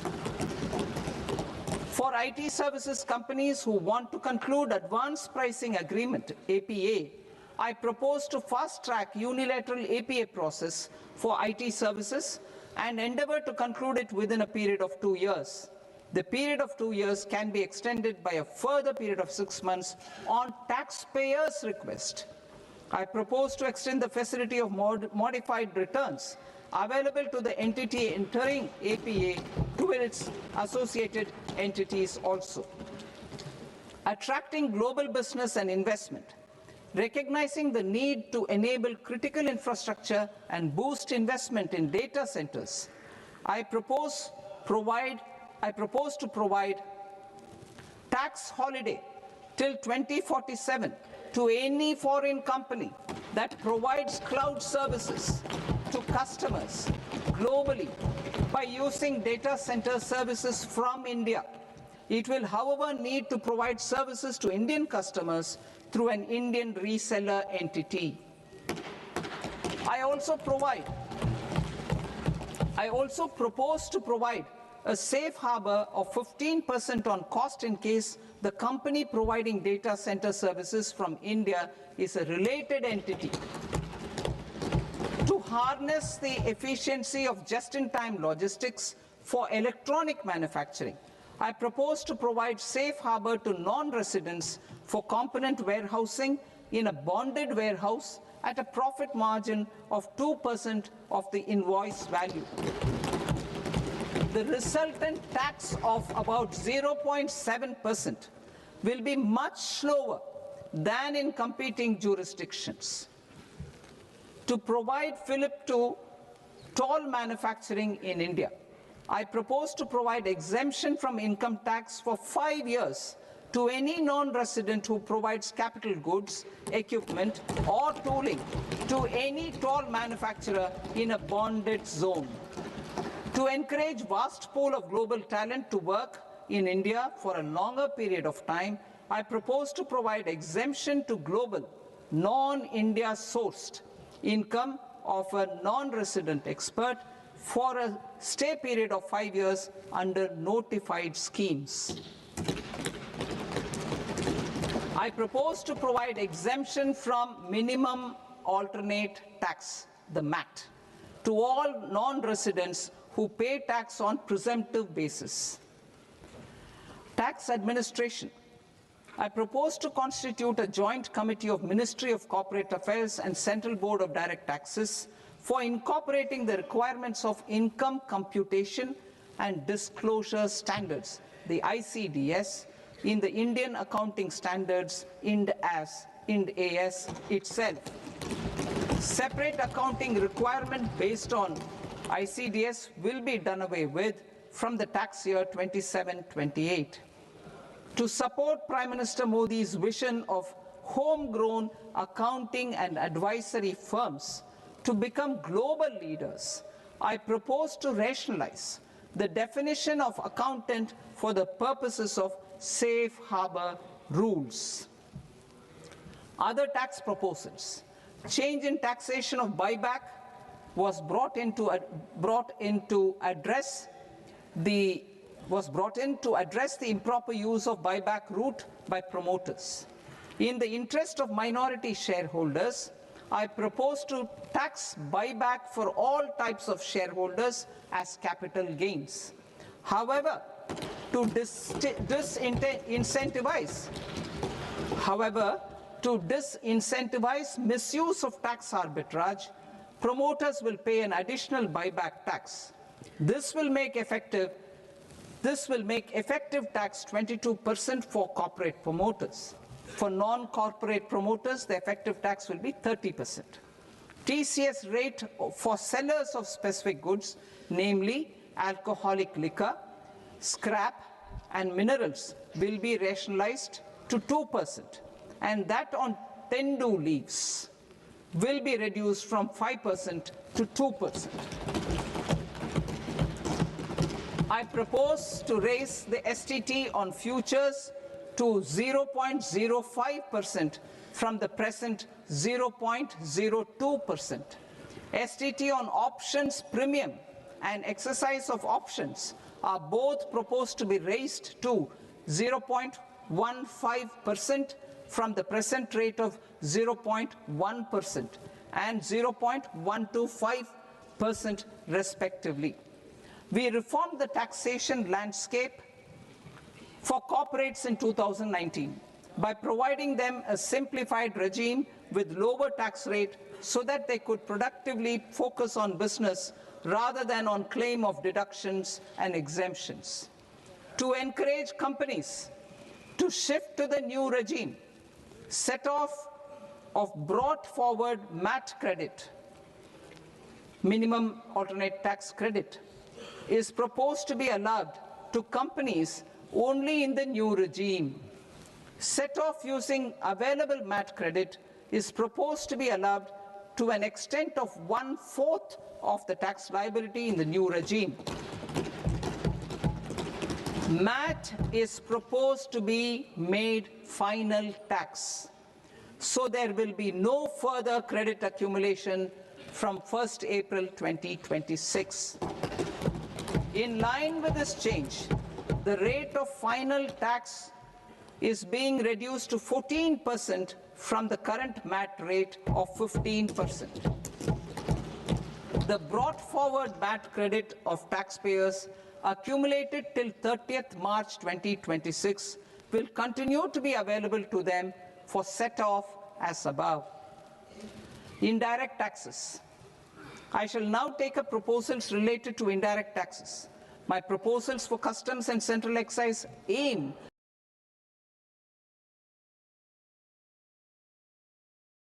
So that's the recap from the Finance Minister on the important announcements in the budget. Now let's get in a few industrial reactions from the industry. Let's cut across to our studio at FICCI and let's hear out Harshpati Singhania, who spoke to us at the FICCI studio. At a time when manufacturing is central to India's growth ambition. Sorry, 1 second. Ready? 1, 2, 3, yes. At a time when manufacturing is central to India's growth ambition, the Union Budget 2026 sets the tone for the industry. Joining me to help decode this is Mr. Harshpati Singhania, past President FICCI and CMD of JK Paper Limited. Thank you for joining us. Pleasure. My first question to you would be, what do you make of this year's budget's focus on manufacturing? Did it build on the momentum? How do you see this from the industry perspective? I think it not just builds, but it enhances the momentum. Because the Finance Minister talked about scaling, and particularly in 7 critical strategic sectors. She also talked about competitiveness, which if you notice from the economic survey was a major point that was brought out. So when you look at some of the major sectors, we've got to scale up in manufacturing in the country. And she talked about these 7 sectors which were there in terms of, things like biopharma, things in the area of electronics, things in the areas of rare earths. So there were many areas which focus was there. Also in talking about rejuvenating the existing industrial clusters, the legacy clusters, the infra push continues. So all of this feeds into manufacturing. And manufacturing is an important part of developing economy, creating jobs. And as you know, our ambition has been to get to about 25% of GDP with manufacturing. And we are far behind. So I think there was welcome emphasis on this. Right. One of the significant sectors that we saw where announcements were made is the MSME sector. Large industries also have, a large MSME supplier base. How do you see all the announcements that were made, the 10,000 crore equity support, the announcements around trades? Trades has been a mixed bag till now. How do you see that? No, I think the MSME is very crucial because that creates actually even more jobs than large-scale manufacturing does. Because as you rightly said, this is a feeder system into large-scale manufacturing. So for large-scale manufacturing to grow, you need to have a very robust MSME sector, a supplier chain.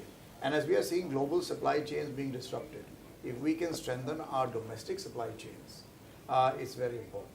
The other area where I think on manufacturing, and you can call it MSME, but also large scale, has been on areas which have been affected by tariffs. So for example, labor intensive sectors, textiles, leather, garment, marine exports.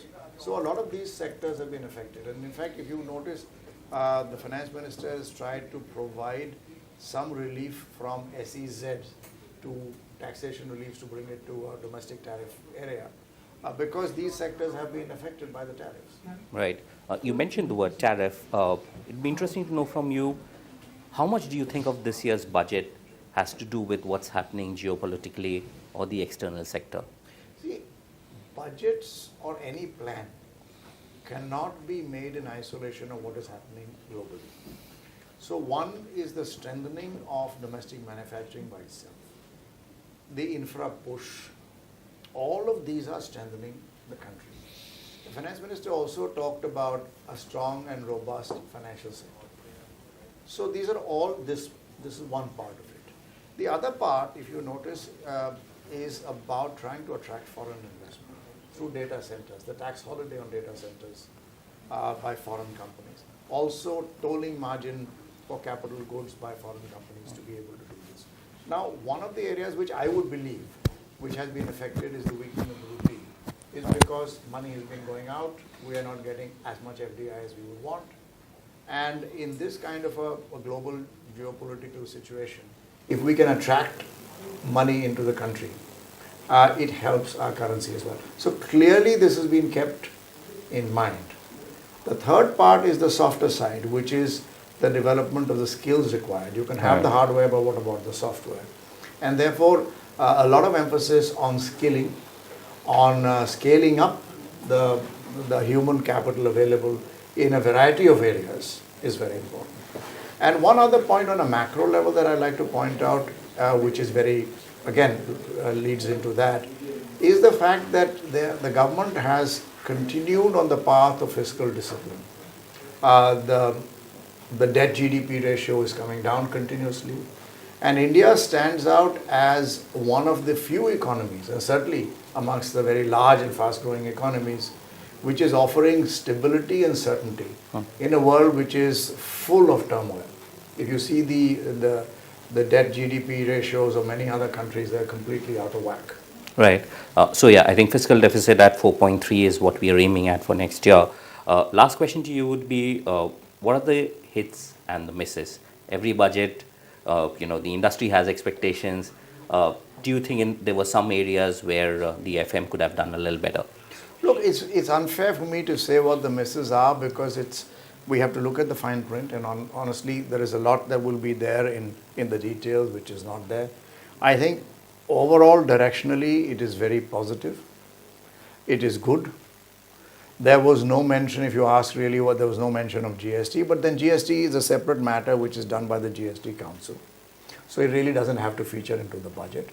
And I think overall, it keeps to continuity, it keeps to predictability, and it aims to continuously take away irritants and ease. So like you would have seen decriminalization of certain things for smaller things, converting them into fees instead of having penalties.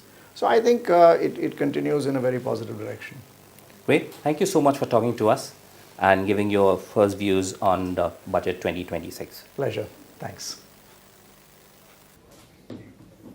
Right, so we've got the reaction coming in from an industry person largely happy with the budget, and of course a lot of people believe that this is a forward-looking budget and is continuing the momentum of growth of infrastructure spending. All of that just continues in this budget. Now I want to go to Anil and ask him about the fiscal maths, because we are getting more details of the numbers mentioned in the budget. Anil, we are seeing the number for fiscal deficit coming in at 4.3%. What is the government factoring in when it comes to expected revenues, both tax, non-tax, and market borrowings? Because the market has corrected, the stock markets have corrected, and perhaps it's something more than just the hike in STT. So could you break down the fiscal math for us? Sure. Anisha, the first glance, it looked like she had checked all the relevant boxes as far as fiscal consolidation goes. But I was just looking at the numbers because they're available now. Now, she's able to maintain the glide path largely despite a fall in revenues. So expenditure obviously had to be pulled back.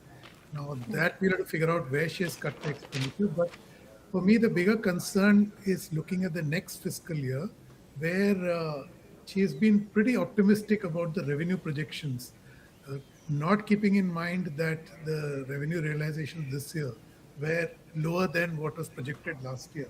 So to give you an example, last year income tax, obviously collections fell, I suspect, because of the giveaways that the FM announced in her budget. But what was projected was 14.38 lakh crore, but they ended up with 13.12 lakh crore. That's a pretty big fall.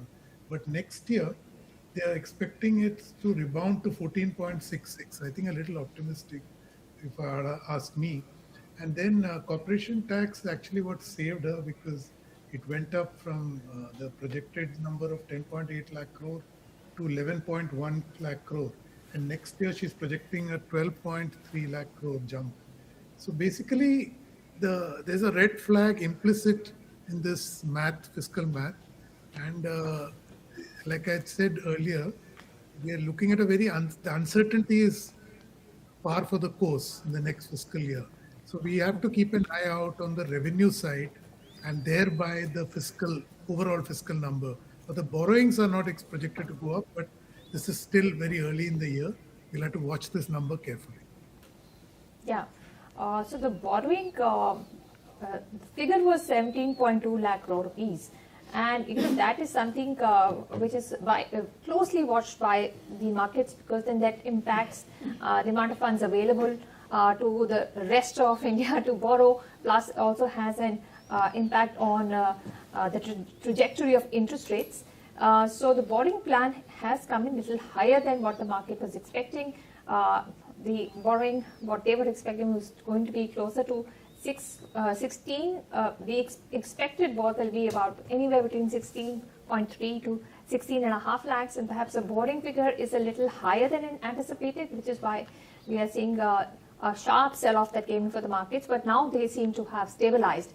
As far as the revenue dip from direct taxes, personal direct taxes, that was anticipated. Yes, we need to see whether the optimistic targets that the finance minister has laid out for collections next year from direct taxes, the individual ones, will come through or not. So let me get in a reaction from you. So the numbers we just quoted, Chandra, do you think these are very optimistic, or they can be done? 14.66 lakh crore rupees in IT receipts expected next year.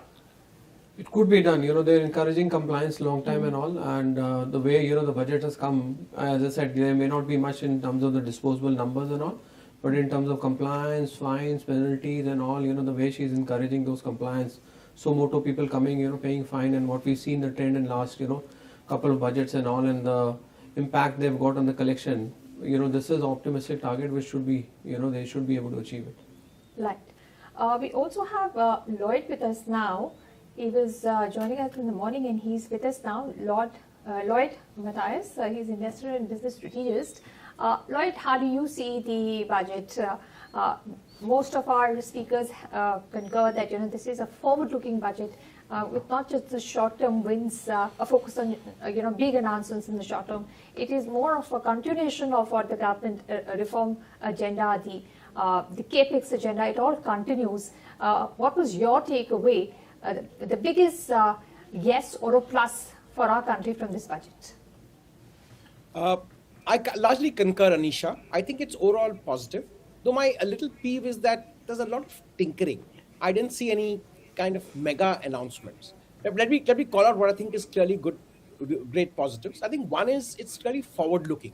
It's nice to hear things like a tax holiday for cloud service providers, all the way down to 2047, right? So the much talked about Viksit Bharat 2047 is now kind of beginning to appear in real hard numbers. I think that's huge.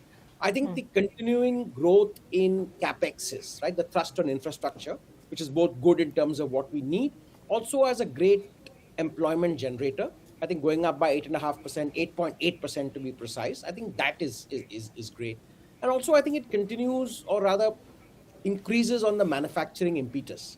Right, the whole semiconductor mission 2.0, I think things like biopharma focus, electronic component support, the PLIs. Some of the nice things which are kind of smaller, which are still emerging out of the fine print, which I think are positive. I think one is girls' hostels in all districts of the countries. I mean, it seems like a small thing to say, but I think it's quite relevant. Talk about 700 districts and having women's hostels, I think is something that is going to get more women into our workforce, much needed. And hopefully it will be done with a public-private partnership. I also am glad that we finally called out tourism. She talked of developing 5 regional tourism hubs, talked of medical tourism. I think that was great. And also a little bit futuristic, things like the rare earth corridors and getting NRIs to invest into our stock markets, right? I think that's going to be, a positive impetus. Like I said, my big peeve was no big headline, nothing significant in terms of ease of doing business, absolutely no call out in ease of living, right? This whole pollution thing, I didn't make a mention. It's large, and to my mind, it has the potential, not the potential, but it's actually going to impact real business. So I think that's one way. I also thought that the budget did not meet tech and startup support expectations, right? Our whole startup euphoria has eased out a bit. There's talk about, deep tech startups, but I think nothing. We didn't, kind of casually mention it. And of course, the little dampener is, the increase in securities transaction tax, the STTs on futures and options. I mean, it's just a market dampener, and I know the markets have recovered, but that might take a little bit of a toll in terms of, guys who do a lot of speculative trading. I'm not for it in any way, but just as a point, I think it's a little bit of a dampener. But overall, I'd say good. But I'd hope it was slightly more visionary, in line with the Prime Minister's largely visionary callouts. This seems more like a setting the course, but lots of little minor tinkering. Right. Abhijit, I want to come to you on the emphasis on connectivity, because the government has announced, I think, 6 high-speed corridors. Yes. These are, I think, rail corridors. They're also announcing, development of waterways, inland waterways, and cargo movement on waterways. Now, we had heard the government talk about interlinking of the rivers. Nothing much has come through. How will cargo move on rivers? And what more can be done? She also spoke about seaplanes. Indigenously developed seaplanes will be given incentives. When it comes to this connectivity piece, how big are the announcements? See, Government of India has been dedicatedly, focusedly working on reduction of our GDP logistic spend from a long period of time. And it has delivered on that. The first component to deliver was to develop infrastructure. When you develop infrastructure, you get to know that what sort of logistic spend, because our calculation mechanism was also to a certain extent very vague. It was calculating with same scale waterways, rail, road, aviation and trail, dedicated freight corridor. When correct measures were taken, we had clarity much more ahead that which one is going to serve us better. When you look at waterways and when you look at dedicated freight corridor, the previous investment which has gone into PM Gati Shakti dedicated freight corridor, and then new portal and corridor uploading points has been created, then it has given a very positive impact that waterways and dedicated freight corridor has served well. And when you look at the achievement, 8.79 November 2025, when we achieved our single digit logistic spend, it was from then a part of surprise that what is next in budget, because you said something you are building and you then achieved it single digit. Historically, we are 16-14% GDP spend. This is next. You have to improve connectivity, because alone spending on infrastructure is to a certain extent now not serving the purpose. Your 4th largest economy and 30 minutes of rain in Delhi or Gurgaon, everything is stuck. So how do you look at connectivity? How do you separate freight? How do you separate passenger? There's a different all sort of ways India need to find. Otherwise, we all would be in a very stuck situation, because if an economy is not moving on road, and road is why overpopulated is because of trucks and many other ways which are also using. So now this budget looks like exploring new avenues, new opportunities to move freight on dedicated freight corridor, waterways, and developing new age of infrastructure, so that the infrastructure previously developed would have ease of mobility. We are also planning to move away from FASTag, which was boom barrier based FASTag, to a multi-lane free flow tolling, so that nobody need to stop or be into queue. So all this is bringing together the ease of mobility, and this ease of mobility required a good spend on digital infrastructure, not only limited to physical infrastructure. So I look at it very positive and very progressive. It will bring different indicators in next year. Okay, and I hope the Ganga cruise also becomes more affordable for everyone, because we're all looking forward to it, but the costs are still exorbitant. Once you have waterways coming for freight, definitely it will have infrastructure which can also be used for tourism. Okay. And that will be a big plus. And that brings, because last year I think 2,000 crore rupees for 25 destination was our finance minister allocated. And this brings us to a new economy, which is a cultural economy. UP has been a beneficiary to it, and some state, I can say UP and Gujarat, who has been done, UP alone has done 121 crore footfall. Yeah, that's all thanks to Varanasi. Not Varanasi, Ayodhya. Yeah, the temple tourism. That is really picking up. Yeah, New ideas are coming up and working well. And this is now being developed as an economic corridor. So you can say cultural tourism or religious tourism is not a bookish word now. So these are new economies which are growing. If we will not look into it, if we will not improve it further, this year also, Finance Minister has given some more allocation to tourism. And these all are not the soft skill tourism. These are infrastructure on those locations. So I see in this budget, it's a budget of new economies. Circular economy, cultural economy, ease of living and ease of mobility. All right, future looking budget that has come in. Now, we're expecting a reaction to come in from the Prime Minister on the budget as well. But a quick reaction from, all right, let's just cut in and listen to the Prime Minister speaking about today's budget. विकसित भारत की हमारी ऊंची उड़ान का मजबूत आधार है। साथियों, आज भारत जिस रिफॉर्म एक्सप्रेस पर सवार है, इस बजट से उसे नई ऊर्जा, नई गति मिलेगी। जो पाथ ब्रेकिंग रिफॉर्म्स किए गए हैं, वो एस्पिरेशन से भरे हुए भारत के साहसिक, टैलेंटेड युवाओं को उड़ने के लिए खुला आसमान देते हैं। ये बजट ट्रस्ट बेस्ड गवर्नेंस और ह्यूमन सेंट्रिक अर्थरचना के विजन को साकार करता है। एक ऐसा यूनिक बजट है जिसमें फिस्कल डेफिसिट कम करने, इन्फ्लेशन कंट्रोल करने पर फोकस है और इसके साथ ही बजट में हाई कैपेक्स और हाई ग्रोथ का भी समन्वय है। साथियों, ये बजट भारत की वैश्विक भूमिका को नए सिरे से सशक्त करता है। भारत के 140 करोड़ नागरिक फास्टेस्ट ग्रोइंग इकोनॉमी बनकर ही संतुष्ट नहीं है। हम जल्द से जल्द दुनिया की तीसरी सबसे बड़ी अर्थव्यवस्था बनना चाहते हैं।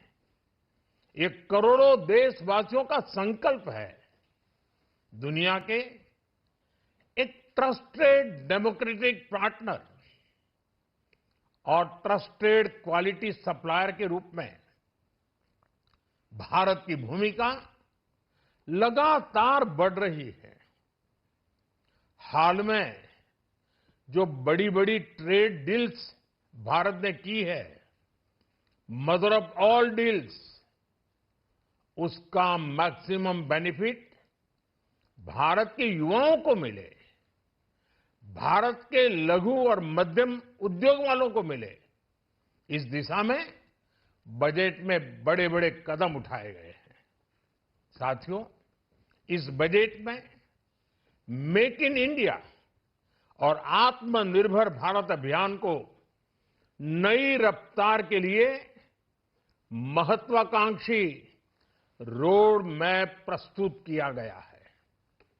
इस बजट में नई उभरती इंडस्ट्रीज यानी सनराइज सेक्टर्स को जिस मजबूती के साथ समर्थन दिया गया है, वह अभूतपूर्व है। Biopharma Shakti mission, semiconductor mission 2.0, electronic component manufacturing scheme, rare earth corridor का निर्माण, क्रिटिकल मिनरल्स पर बल, टेक्सटाइल सेक्टर में नई स्कीम, हाईटेक टूल मैन्युफैक्चरिंग को बढ़ावा, चैंपियन एमएसएमईज तैयार करना, ये फ्यूचरिस्टिक है, देश की वर्तमान और भविष्य की आवश्यकताओं का ध्यान रखती है। एमएसएमईज को, हमारे लघु और कुटीर उद्योगों को जो समर्थन इस बजट में मिला है, वो उन्हें लोकल से ग्लोबल बनने की नई ताकत देगा। साथियों, बजट में इंफ्रास्ट्रक्चर को मजबूत करने के लिए कई बड़े कदम उठाए गए हैं। डेडिकेटेड फ्रेट कॉरिडोर, देश भर में वाटरवेज का विस्तार, high speed rail corridor, tier 2 और टियर 3 शहरों के विकास पर विशेष ध्यान और शहरों को मजबूत आर्थिक आधार देने के लिए म्युनिसिपल बॉन्ड्स को बढ़ावा। ये सारे कदम विकसित भारत की यात्रा की गति को और तेज करेंगे। साथियों, किसी भी देश की सबसे बड़ी पूंजी उसके नागरिक होते हैं। बीते वर्षों में हमारी सरकार ने देश के नागरिकों के सामर्थ्य को बढ़ाने पर अभूतपूर्व निवेश किया है। हमारा प्रयास स्किल, स्केल और सस्टेनेबिलिटी को निरंतर बल देने का रहा है। जैसा कि आज पार्लियामेंट में निर्मला जी ने कहा है, यह युवा शक्ति बजट है।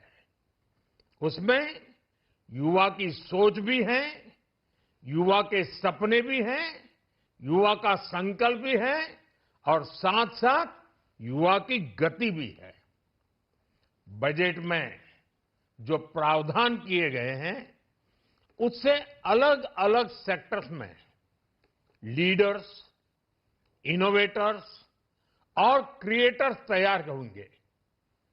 मेडिकल हब्स के निर्माण से, एलाइड हेल्थ प्रोफेशनल्स के माध्यम से, ऑरेंज इकोनॉमी यानी ऑडियो विजुअल गेमिंग को बढ़ावा देकर, पर्यटन को प्रोत्साहन देकर और खेलो इंडिया मिशन के माध्यम से युवाओं के लिए नए अवसरों के द्वार खुलेंगे।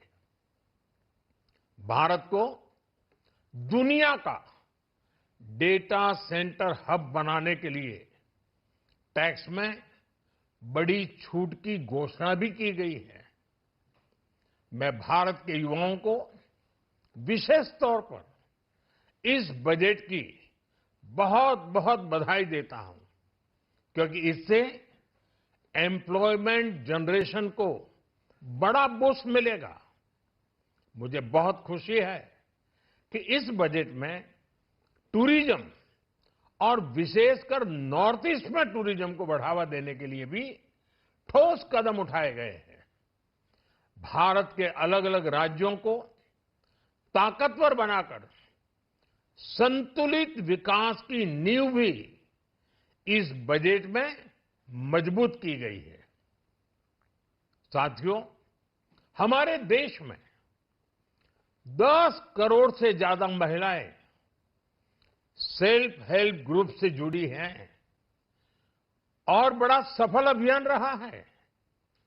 महिलाओं द्वारा निर्मित, महिलाओं द्वारा संचालित सेल्फ हेल्प ग्रुप्स का आधुनिक इकोसिस्टम बने, बजट में इसे प्राथमिकता दी गई है।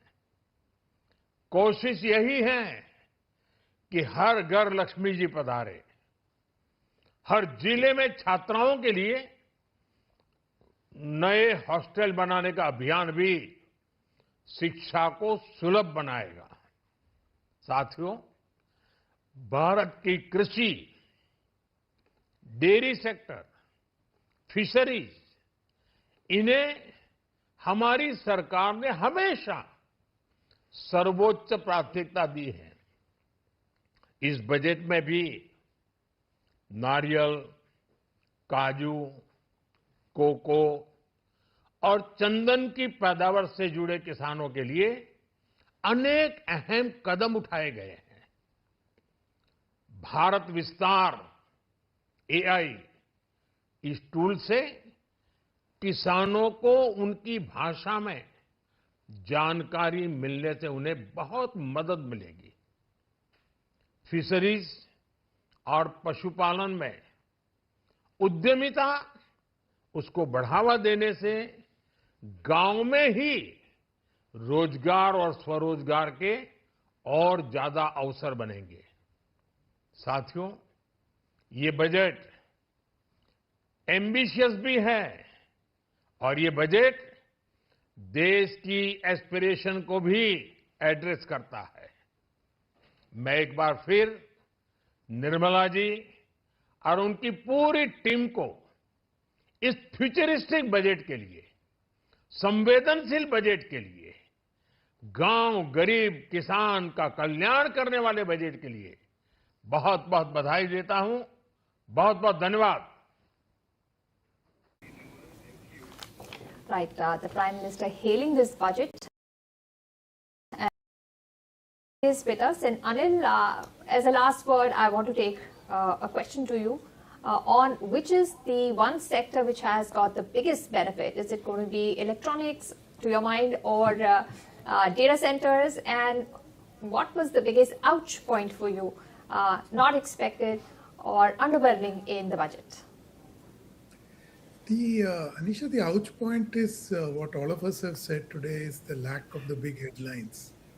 But having said that, and have you heard the Prime Minister, it's clear that this government's intent is to spread the benefits, as it were. So, to give you an example, when you pull so many 50 crore people out of poverty, abject poverty, you are basically adding stakeholders in the system. Similarly, in you banked 50 crore people in the last 10 years. So by banking these people, you have added them to the formal economy. So if you look at it from that point of view, there's a complete consistency in this budget. They lack headlines, but they attempt to try and draw more stakeholders into the system in an incremental way, which don't attract the kind of headlines that we expect. So I would say that this budget is, to sum it up, is continuity with change and is, of course, still on course with India's audacious ambition. And finally, the budget is not the final policy point of statement for this government. There's lots of work that happens outside the budget. And one simple example is the ease of doing business. The Jan Vishwas bill, which was supposed to be introduced in Parliament, the 3.0 in winter session, has been delayed. So that would also go a long way, and it's not in the budget. So let's see this budget as one of the many building blocks that the government is adopting to basically grow India's growth trajectory. Definitely. Thanks so much for joining us, Anil, and sharing your views on the budget and the impact it's going to have, this year's budget. Certainly empowering what the Prime Minister says, greater employment in our country, and of course, one which is made for the long term.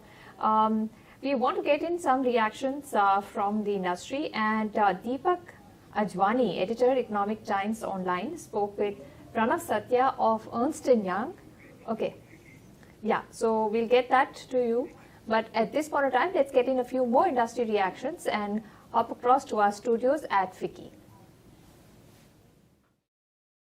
Hello and welcome to ET Budget Newsroom. Well, my name is Shataj Anand, and well, today it has been, a roller coaster Sunday, we could say that, because all we have seen is the markets heading towards, you could say, 22,000 points drop and then stabilizing around about towards 600 points in intraday trade. Obviously, we don't have, market is still not shut as of now, but definitely it has been a growth oriented budget, that is for sure. But there are near term hiccups, we could say that, because we've seen some STT spike happening, as premium on the STT is something which has actually troubled markets in the near term. But I have Sunil Sanghai with us to take us through what exactly you feel about the budget, Sunil.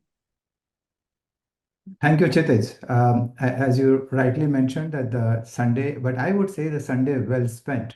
The number of things have happened in the budget, particularly for practitioners like us, which is connected with the capital market. I would split this into three parts. Look at the fiscal part. So fiscal deficit, we are bang on target, 4.4%. Last year, we did better than our target. Going forward, 4.3, the expectation market was expecting somewhere around 4.3 or 4.2. So we are well within the range. There is a bit of confusion about the gross borrowing number. I believe we will reconcile as we go along. We have a weekend really to reconcile. As far as certain aspects which is impacting the market, particularly STT. So this, you look at totality, we had buyback which was taken out, right? Now the buyback is back and the market was requiring it. I would put a rider on the buyback that we would request SEBI to review their regulation for buyback, because SEBI had cut down. There were two methods, open market and tender route. They actually moved the open market and only the tender route, and it was not taken up because in any case from the taxation side it was not making sense. So we would request SEBI to really chip in now and bring the buyback back again. So that is a counterbalancing. The third, as far as the corporate is concerned, there are a number of initiatives. Look at one example of data center. So if anybody sets up a data center in India, there is a tax holiday up to 2047, and that could for the global. So that would have a big impact on FDI. So in totality, we need to put this in the perspective that now the budget has become much more routine exercise, Chitij, than what 30 years ago. I've been watching budget from 1983. So at that time, everything used to come in the budget. Now the direct tax was taken care of outside. Indirect tax, direct tax was taken care of last year. Indirect tax is taken out now. A lot of policy announcements happened outside the budget. So it has a very limited now exercise. Absolutely. No, valid point there, Sunil. And let me also come to Naveen. He's just joined us. Naveen Kulkarni, who's a CIO, Access Securities PMS. Naveen, welcome to the show. And let me also, get your perspective as to, markets fell sharply after the budget despite strong capex numbers. We've seen spike in the capex number to nearly 1 lakh crore. You could say that, from the 11.11 lakh crores to now over 12 lakh crores. Is this reaction driven more by sentiments or just by fundamentals? What would be your take on that? Yeah, so clearly the reactions have been driven by sentiments, right? So at one point, the market was down by probably 2.5% or so. So, and then we have seen some bit of pullback also coming. So, if you see the markets for a while, the trading volumes have been a little thinner, right? They have not been like really exciting. When the sell-off has happened, it's not happened on very large volumes. It has happened on quite thinner volumes. And when some degree of institutional buying is coming, seeing opportunity, so we are seeing the pullback also happening. Important will be tomorrow, because I don't think so there would have been significant FII participation, how they read into the market, and especially let's say the STT hike, because that impacts them also in some way, because we have a lot of large trading hedge funds who are there in India, and how they would see that, and whether their trading volumes could see an impact. So we could see some bit of more impact coming tomorrow. So tomorrow and probably next week is where the market should settle. Clearly, we have been in an oversold market, and we have been seeing a little more selling. I think we should be okay from here. Absolutely. Well, yes, we did see a knee-jerk reaction coming in where Sensex, sort of slipped more than 2,000 points. Nifty 50, slips below the 25,000 mark. But Amit also joined us. Amit Gupta was the CIO PMS Equities at Motilal Oswal Private Wealth Limited. Amit, welcome to the show.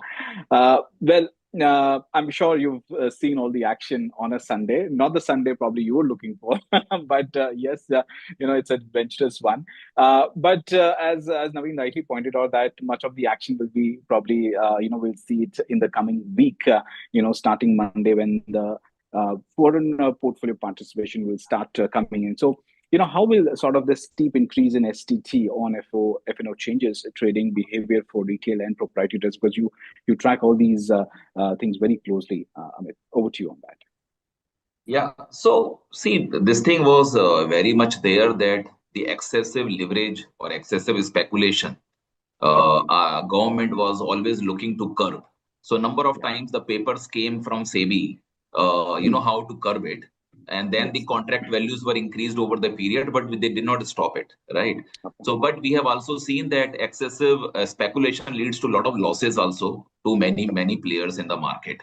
And I think this STD increase is an attack, you can say, directly on the high frequency trades or on a low margin high frequency trades. That is what I would say. Because if you remember near the expiry, we used to have such an excessive volumes and it happens on very low premiums, option premiums, right? Because we know that in options only, we are getting most of the volume in derivatives. So it is increase in futures, that is fine. But I think in options, the people who are doing 3 rupees, 2 rupees. So ultimately for every seller, we understand from the seller perspective, if there is an out of money option strike, then he is writing, we can understand because you don't have that much of move in the index, but you understand from the buyer perspective. And I think if they are attacking those areas, then obviously it will impact the volumes of those. It's not that every broker is indulged in that. There may be few people who are indulged in that. So it is very, I think, targeted thing possibly on those areas. This is what I feel. Absolutely valid point there. High frequency trading is something which is under the scanner. Sunil, let me get your perspective on the macro front. Does the sort of 4.3% fiscal deficit target strike the right balance between growth support and macro stability?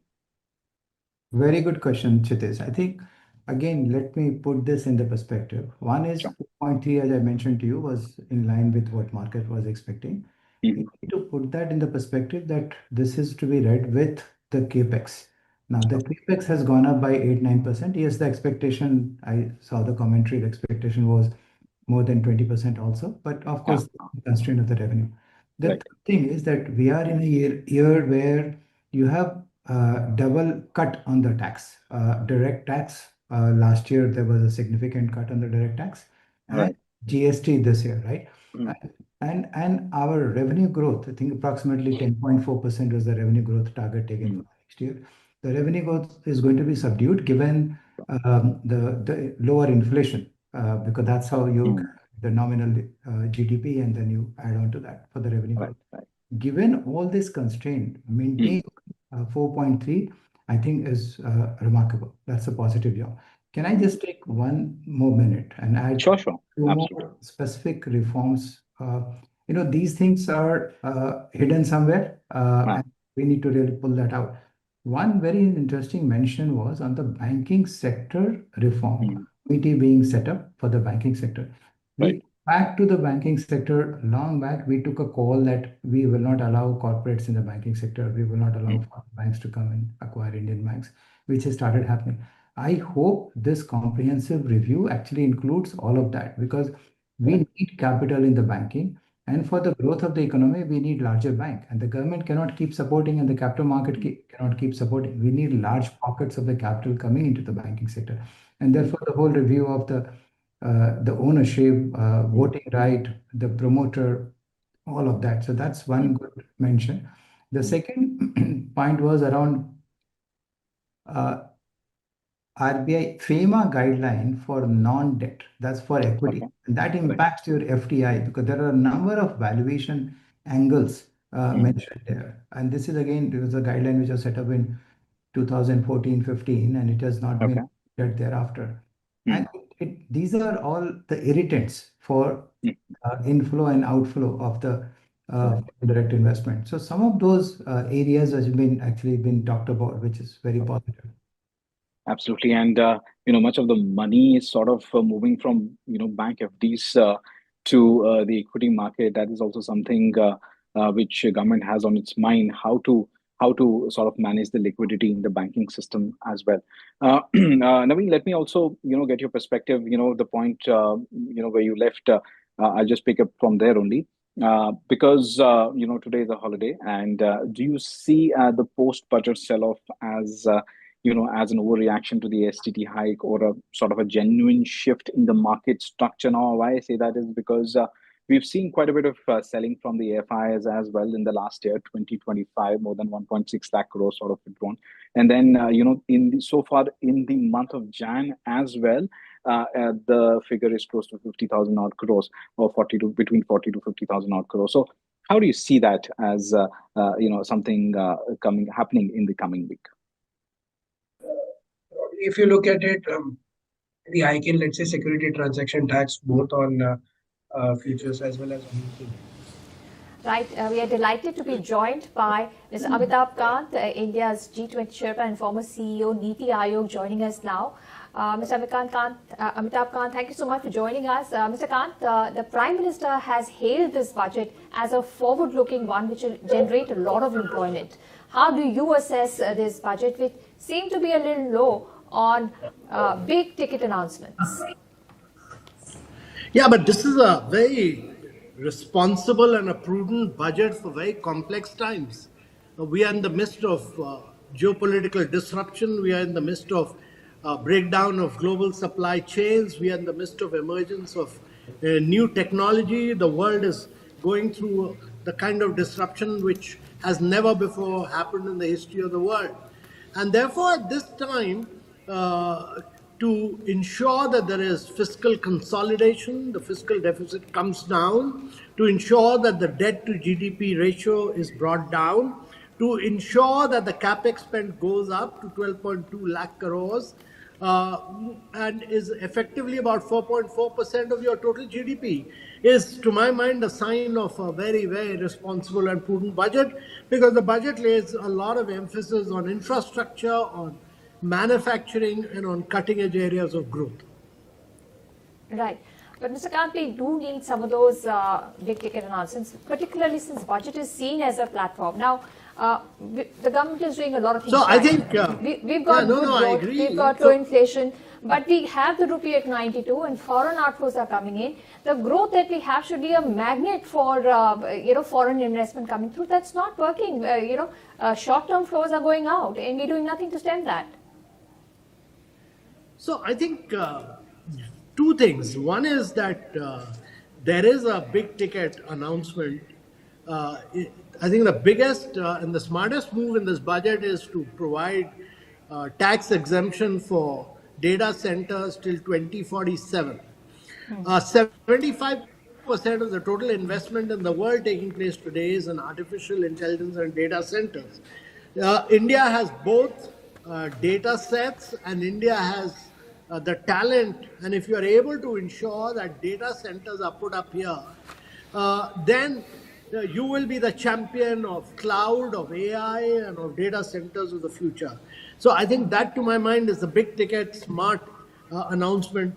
But on the other issue of investments, etc., you need predictability and consistency of policy over a long period of time, and not in totality, but if you look at it, individual piece decisions, if you look at the announcement for reform of FEMA, which is the non-debt instrument rules, if you look at the customs reforms, which the finance minister has said will be trust-based, if you look at the rationalization of duties, and if you look at the financial sector reforms of which a high-level committee has been constituted, and if you look at the implementation of the new Income Tax Act, which will come into effect from 1st April, in totality, all these things together will help making India easy, simple, predictable, and consistent over a long period of time. Right. So, but in the short term, you want to do something, right? Because the rupee is weak. And while that benefits exporters, some people then worry about the the current account number as well. So, you know, we want long-term predictability in our regulation and our frameworks. But in the short term, some stops can be given to, because the global situation is such. If the differential between earnings for a foreign investor between a developed market and India is going to go down because of the currency depreciation, that will repel capital. So all the countries which grew for a long period of time, Japan, Korea, China, all of them had weak currencies for long periods of time when they were growing and expanding. None of them had strong currencies. Currency depreciation was a very critical component of their growth process. A strong currency doesn't mean that you have a muscular economic policy. I think you're... also, the rupee is weak because the dollar is strengthening. The dollar is very strong, and dollar is strong, and therefore you look at it relative to dollar. So my view on that is that let's not get carried away. There are structural issues in the world. There are global complexities, and rupee, the currency behaves on account of global factors. Any amount of impetus to rupee in the budget would not help, to my mind. Right. Mr. Kant, the Prime Minister has hailed this budget to be one that will create a lot of employment.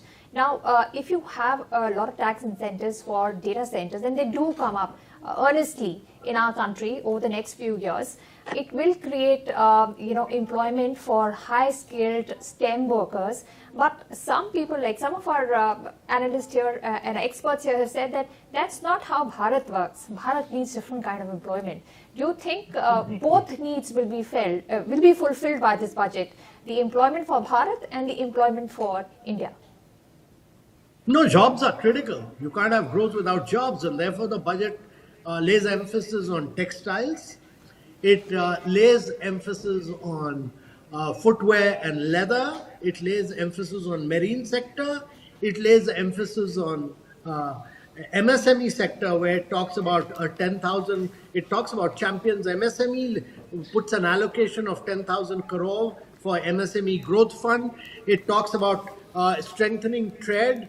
In fact, it mandates it for the public sector undertaking. It talks about credit guarantee mechanisms linked to GEM. It talks about asset-based security for MSMEs, which will ensure adequate liquidity for them. So all these are important, but my view is that in the long run, jobs are created by growth, they are created by manufacturing, they are created by good urbanization. And cities, when you have 5,000 crore per city being put in for economic region for tier 2, tier 3 cities, that will create jobs. If you bring in new 7 high-speed rail corridors to act as growth connectors, that means you'll actually urbanize the entire area between these 2 cities. So all that is important. You need to look at the budget in its totality, and then you'll realize that this budget is actually about growth with job creation. Right. Mr. Kant, in this budget, the outlay for defense capital expenditure has gone up by nearly 22%. What does this mean for our national security and for the domestic industry now gaining a lot of traction in the defense sector? So the challenge with defense budget always has been its inability to utilize resources. Last year was the first time that they were able to utilize the resources. If they're able to utilize the resources, you should put more resources, because defense budget is key to innovation, is the key to R&D. When we talk about defense, we are basically saying that it'll be the driver of innovation, R&D, and manufacturing. The multiplier impact of defense will be felt in many, many other areas of growth. And to that extent, I entirely agree with this increased allocation. That will be a very key driver of the growth process of India, the manufacturing process of India, and also to drive innovation in a big way. Right. So what about the green economy and the circular economy? Here we have heard some specific allocation coming in for CCUS, which is technology largely in pilot stages. around most of the world. So, plus there are some tax incentive for imports of bioenergy as well. What do you make of how the government is looking at, circular economy and climate change?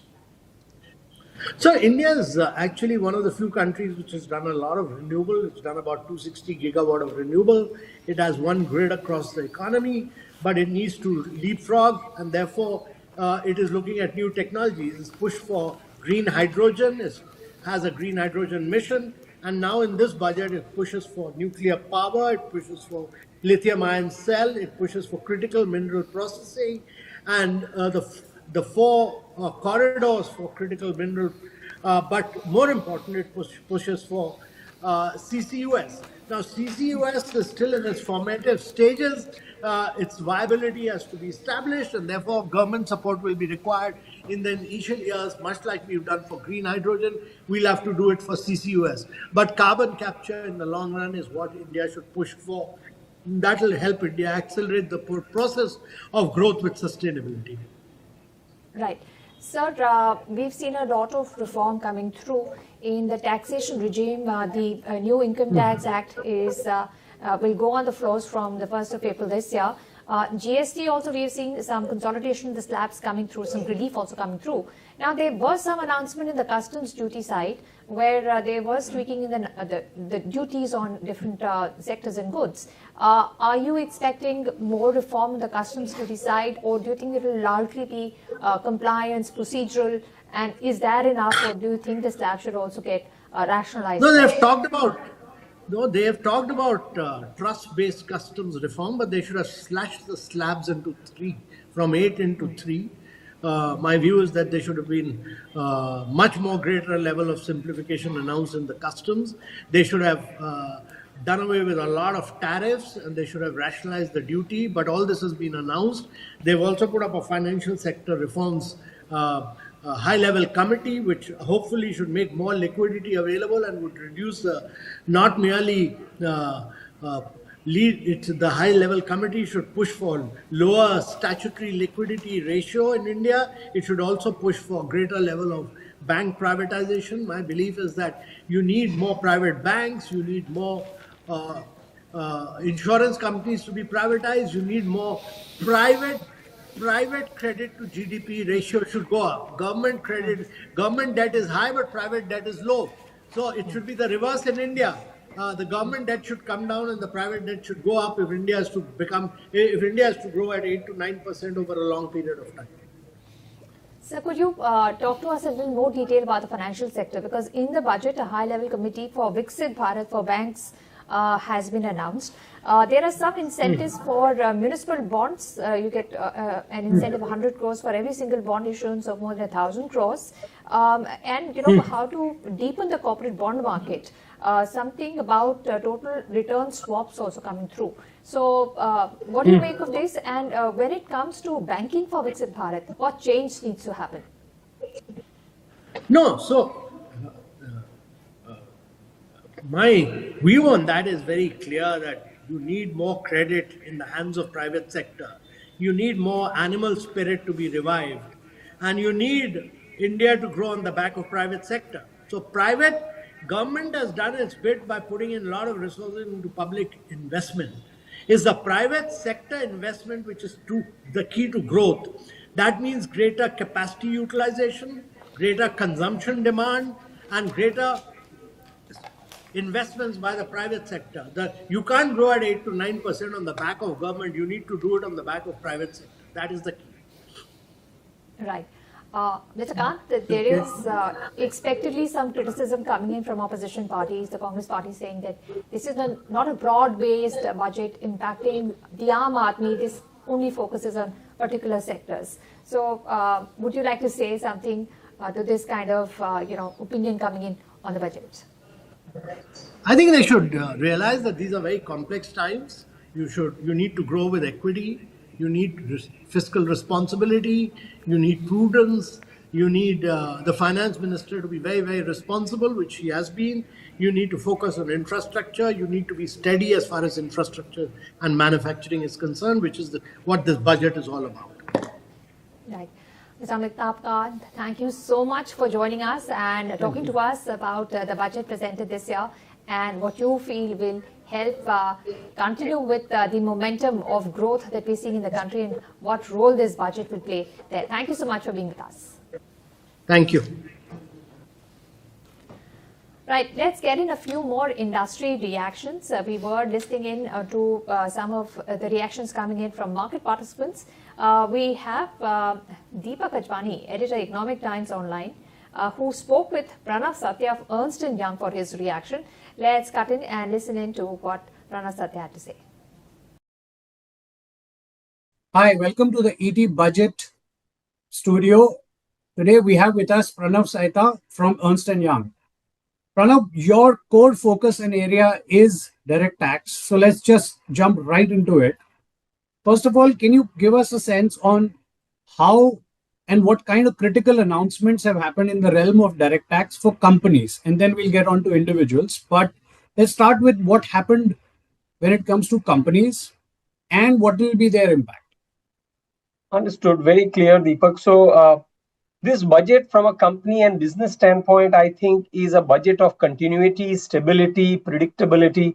I don't think there are very many big ticket announcements, but at the same time, quite a few things which really give the thrust on simplicity, on trying to reduce litigation, trying to ensure investments are in the right sectors or focused areas, and primarily trying to ensure that there is a building of trust between taxpayers and the government together.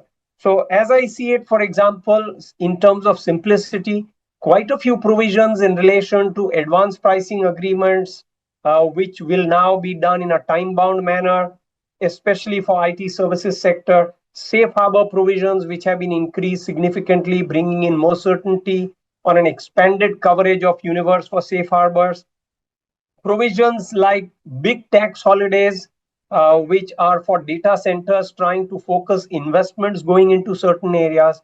I think that's a big move, and the exemption continues till 2047. So that's a big one, because today in the world, where we probably seem to be lacking is the AI and the data center and that entire space or universe. Government is trying to ensure that while most of the global investments today are going into that area, India probably needs to really come up to speed with some of this, because it hasn't been on the forefront of some of these areas despite being a big IT services hub. So that's, I think, a big focus area that will also help creating jobs, I guess. And to a large extent, the services focus on this in this budget is clearly evident, apart from continuing the focus on manufacturing and so on and so forth. Then again, in terms of building trust, decriminalization, there are a whole host of provisions concerning that. Also, for example, for stay of demands, if there is litigation, right now 20% has to be paid upfront by the taxpayer before going into litigation. Now they are saying that will be reduced to 10%. So there's a whole attempt to try and ensure that there is a much better build of taxpayer trust with the government and better compliance. So I think all in all, a good budget from that perspective. So essentially, when you look at all the announcements, more so in the, tax area for companies, is this to ensure there is better compliance and less fear when it comes to all of these relaxations, or at least build trust and comfort, saying, hey, we're reducing the barriers, like you rightly said, from 20 to 10% and various other norms? Is the clear motto that it's better that you trust us and comply rather than, hoodwink us and then try and save taxes? Yeah, and the whole effort is to try and make the environment more taxpayer friendly and less hostile, as I would see it. And the big thrust in terms of tax benefit, new tax benefits are going to the IT services sector, particularly capability centers, GCCs in particular, and in terms of data centers, for example, in terms of contract manufacturing, toll manufacturing, there are some clear direct tax benefits. So there are some areas, primarily services, IT sector, and manufacturing, toll manufacturers that really have benefited in terms of tax holidays or benefits. Otherwise, it's more about simplicity, trying to ensure ease of doing business, in trying to ensure certainty by providing safe harbor provisions, decriminalization by making things more taxpayer friendly rather than hostile. Similarly, the stay of demand, as I said, and so on and so forth, from a company or business standpoint. Can we get into specifics? Two or three, announcements that you think really make an impact and are in this direction that we talked about? Better Sure. compliance and trust. Can we get into specifics now? Yeah. So for example, better compliance, trust. One is decriminalization. There are a whole host of provisions where prosecution has been done away with or reduced. Where, for example, even in terms of the compliances by the taxpayer, they've been reduced. For example, safe harbor. It ensures that if you are within a certain range, the thresholds have been raised tremendously from 300 crores for GCCs to 2,000 crores. You are within that safe harbor range. All the compliances go away, or most of the compliances are reduced, and so on and so forth. So as I see it, a taxpayer-friendly budget in that sense. Okay. Can you also help us understand what exactly is the tax relief given to those companies investing in IT and cloud space? The big, 22-year kind of relief till 2047. Can you help us understand who does it matter to and what is it about?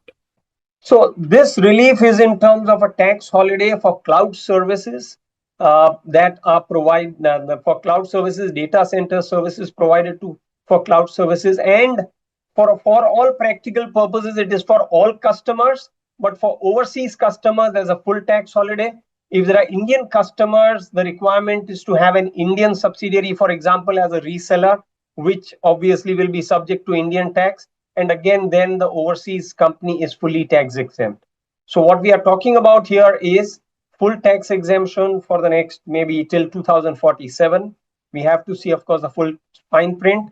For overseas customers, for Indian customers, it has to be routed through an Indian reseller, which therefore the Indian entity will be subjected to Indian tax, but the overseas entity again is tax exempt. So, for instance, if Google or Facebook comes and invests in data center, right? They're the ones who get this tax exemption, but they have to route it through an Indian entity and have a For partner. Indian customers, it has to be routed through an Indian entity. So long as it's servicing Indian customers, it has to be routed through an Indian entity. You're right. Right. And if that data center is serving only international entities, then they're fully tax exempt. That's fine. Yes. Right. Okay. And vis-a-vis an Indian entity putting in the hardware and all the infrastructure required for data center, but to serve entities outside, does that person also get full 100% tax exemption? Yes, as I understand, yes. So far as, yes. Overseas as customers of now, but yes, correct. We need to read the fine print. Great. Correct. So this is in the realm for companies when it comes to direct tax. Is there anything for individuals, people like you and me? Yeah, absolutely. So for example, again, the same thread continues: continuity, stability, simplicity, bringing in certainty and reducing litigation. So for example, again, for individuals, the TCS on LRS payments has been reduced significantly, both for tour expenses, both for education, medical, and so on and so forth, from 5% or 20% to 2%. And the thresholds also have been relaxed. So that is one big thing. In terms of filing of 15G, 15Hs for lower deduction of tax at source, again, that can be done through the depository. So it makes it much simpler rather than having to go through the tax office and so on. And one depository filing will mean all companies are covered. In short, considerable amount of simplicity for taxpayers in terms of ensuring lower withholding of taxes.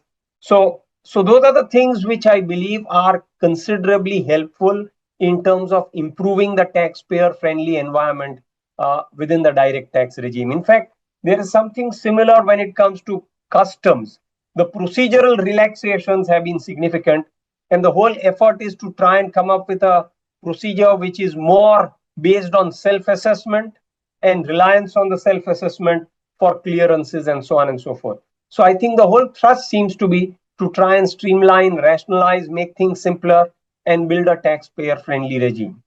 Right. So from ease of business, this move is actually ease of tax paying. Correct. If I can term it that. Correct. Okay, Absolutely. Great. And on the LRS, it helps those who are sending kids abroad to study. That Correct. The 5%. or for Or for medical, or for tour operators and so on. When I go through tour operators abroad and so on and so forth. Okay, So on so all this of those, 5% deduction, it was a TDS or a TCS, 5% TCS, on it was a TCS, TCS. which is now down to 2% as 2%. TCS. That's right. That's right. Great. Any other big moves that you noticed which you would like to reflect upon? So I think these are in some more or less the tax related changes that the government has announced. Right. Buyback tax, removing buyback tax as dividend and moving over to capital gains tax is indeed a big thing, a big positive, I would feel, especially for non-promoters, and that should help a lot of individual taxpayers as well. Because when it comes to large companies having big cash pools but not having enough capex to incur, when they move on to do a buyback, at least for all the non-promoters, the capital gains tax regime can be considerably more advantageous than a dividend taxation regime for buyback proceeds. So that I think is a very good thing. Not only does it allow the cost of the shares as a deduction, but the capital gains tax rate itself would be lower. So I think that's a very positive move as well. Right. So on the whole, you would say that this is more a build for long-term budget than, do a big bang now and then, worry later.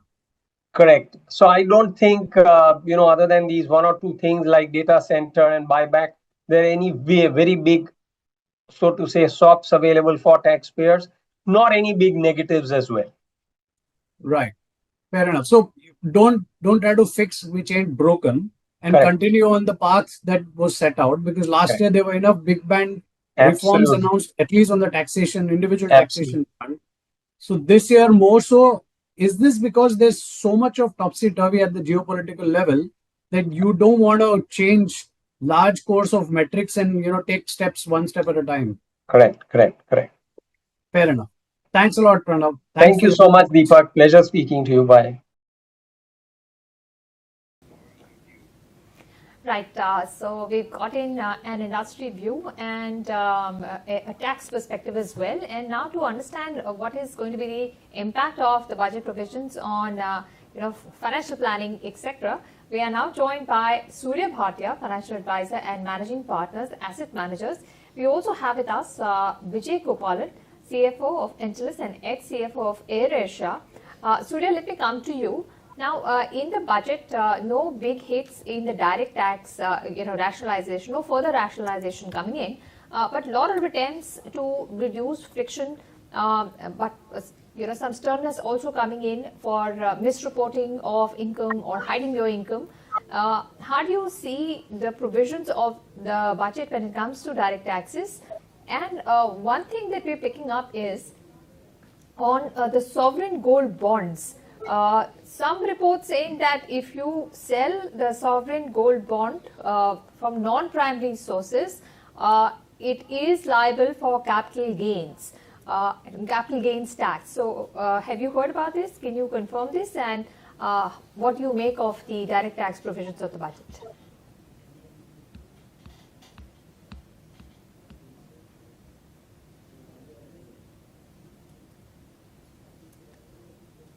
Surya, were you able to hear my question? Can you hear us? I'm sorry, I couldn't hear you. Can you please repeat it? I'm sorry, I missed you. I wanted your reaction on the direct tax provisions of the government. On what impact will it have on individuals, on their savings, on their investment plans? And one thing that we are picking up is that there is a provision in the budget saying that if you buy sovereign gold bond in the market, which is not from a primary issuance, you will pay full tax on capital gains when the bond is redeemed. And this will be valid from April 1, 2026.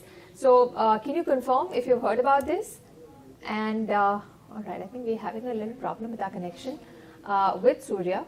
In the interim, I'll just go across to the guest that has joined us now, Mr. Vijay Gopalan. He's ex-CFO of AirAsia India. Vijay, a lot of emphasis and thrust coming in on development of tourism, be it soft skill side or even the infrastructure side. What do you make of all the announcements made, and which one do you think is the most relevant to the industry?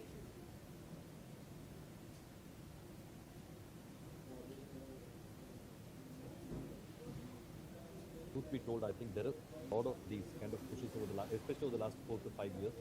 But how much of it has actually translated into tourism footfall is something, well, the jury is still out there.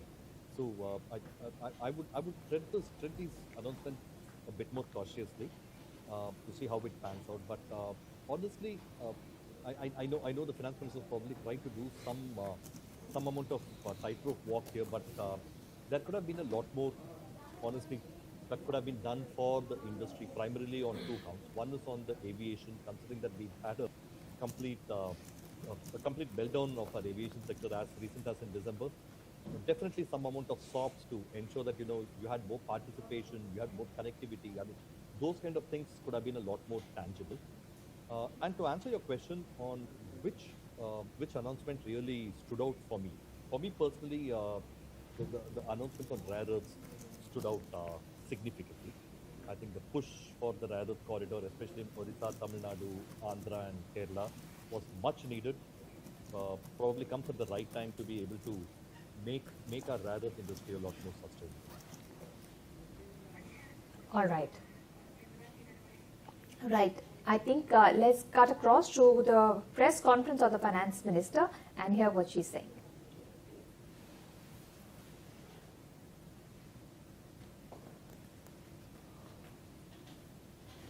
You've heard the entire budget being presented in the parliament. So as opening remarks, I'll just highlight some of the points which we want to draw your attention to. But subsequently, of course, we'll answer all your questions. All the secretaries are here with me.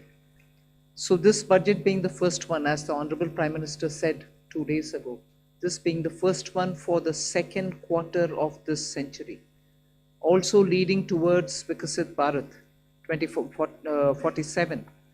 We are laying the path and giving a push to the economy to maintain the growth momentum.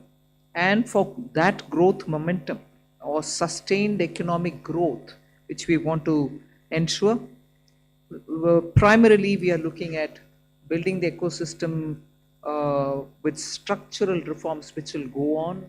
Reforms have been carried out. We are continuing to do the reform activities, so it will continue with an aim to make sure that we create enough environment for improving productivity and making sure employment is generated. Also, technology, 21st century, this century is completely driven by technology. So we will ensure that technology is brought in to benefit the common man, to make sure common man benefits in the sense of ease of doing living, or for his business to prosper, or for farmers for greater productivity, or better logistics, whatever. So technology for benefiting every common man. And above all, with all this, inclusive development. Sabka Saath, Sabka Vikas, and that is why you heard me bringing in schemes which have good allocations for bringing better health facilities, creating a cadre of people, not cadre in that sense, but a bulk of people who can come in as health workers, paramedics and so on, and also making sure we are able to provide dignified opportunities for Divyangjan. Mental health has also received a lot of attention. So these are the side for Viksit Bharat and making sure Sabka Vikas hoega. But the idea is the advantage and the momentum that we gained since after COVID by increasing public capital expenditure will continue. We've announced that 12.2 lakh crores are coming through public expenditure this time. It is 4.4% of the GDP. I'd like you all to please notice that, which is the highest, at least in the last 10 years. It could even be highest if you were to take data earlier. No increment in capital expenditure, sustained fashion, has happened ever before. This one marking 4.4% of the GDP. Then what are the kind of things which will happen through it? You will have dedicated freight corridors. I've named Dankuni in the east, Surat in the west. Then I've also highlighted that 20 new national waterways not national highways, national waterways are being planned.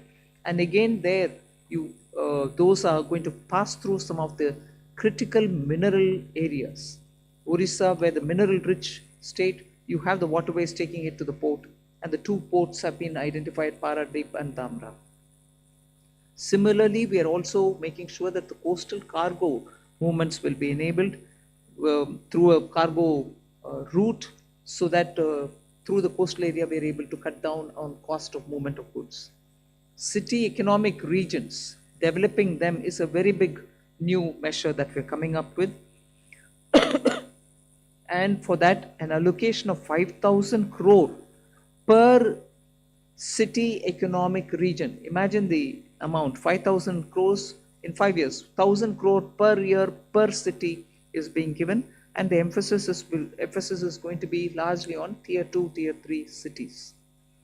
And then talking of infrastructure further, with the capital expenditure coming with the big number, you're having also the high-speed rail corridors. 7 of them announced, the destinations are clear, so that they become the bridge for all these economical robust centers. So those are for making sure that the infrastructure, the capital expenditure are getting tied up, and the country benefits from the ripple effects that these can bring in. The 7 strategic and frontier sectors in which we've highlighted that will increase productivity and also have new investments come in and give emphasis for India's own brand on those things is on the biopharma sector. I think that's going to be a big change in the way in which we are looking at giving capacity for those who are able to research, who are able to undertake research and development. So 10,000 crore initiative again over 5 years for domestic biologics and biosimilar production. This is a clear message and backed with enough substance that India's lead in the pharmaceutical sector should be kept intact, but at the same time bring in newer ways of helping the pharma sector, and also because it has an impact on human health. Semiconductor mission had 2 major announcements that will improve the India stack and also the IP related matters. Electronic components manufacturing scheme for 40,000 crores. It's a major encouragement for electronics to become self-sufficient. We have also announced establishing rare earth corridors so that India can face and be able to meet its own requirements with its materials. So once we identify and are able to explore these minerals and process them, make them available for us, our dependency on external sources for bringing in the rare earths will be lesser. And we've identified the states where we want to establish this rare earth corridors. They are going to be in Orissa, Kerala, Andhra Pradesh, and Tamil Nadu.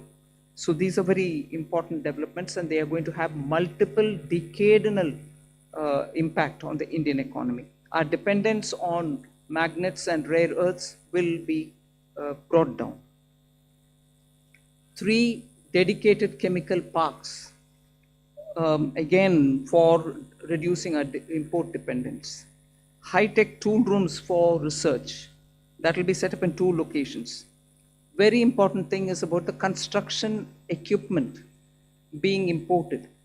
That could be for building tunnels or metros or high energy and also heavy duty equipments, which we are relying on imports. We want to manufacture them in India. And that is why I said, how does it affect a common man? It affects because firefighters today have novel, new, big ticket and small, very small firefighting tools and weapons or equipments.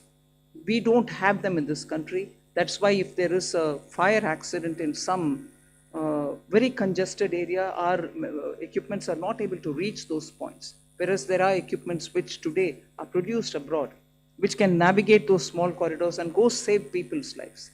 Whether they or huge ones, all of which we want to make sure that we will have production in this country itself, whether they are tunnel boring or anything else, from small to big, we want to bring in those very impactful infrastructure into India.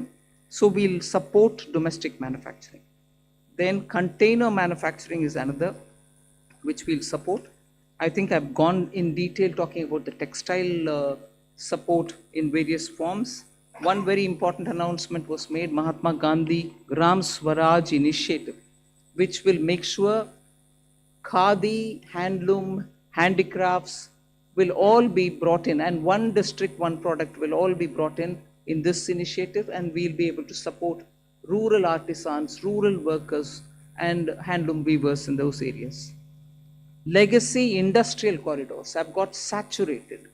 Manufacturing happening there is now very constricted because they are not able to bring in newer robotics and others. So we want to upgrade these legacy industrial clusters so that they become cost competitive and efficiency comes into these places.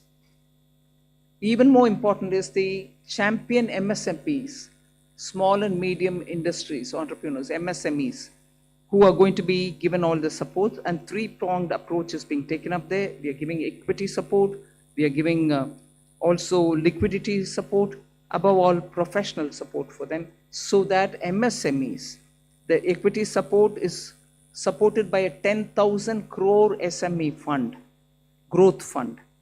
Above all, we are also topping up the Self-Reliant India Fund with 2,000 crores. So MSMEs should not feel any dearth of resources for equity. Similarly, they shouldn't feel any difficulty for liquidity in their hands, because the TREADS platform will now be treated almost as a backed up, security backed up instrument with which they'll be able to discount and get their monies. For professional support, we're working with the Chartered Accountant and Cost Accountant institutes so that they can create corporate mitras who can help these MSMEs in filing their returns, doing their accounts, and so on. Above all, for youth and training, there's so much. You've heard the speech, so I won't want to take your time on it. High-powered education to employment enterprise, standing committees being formed so that they can recommend measures for service sector as a core driver of Viksit Bharat.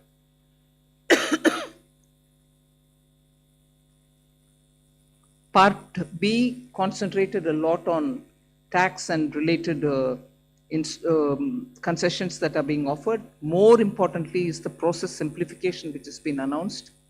So elaborate measures have been taken. You will be able to also seek clarification if you want.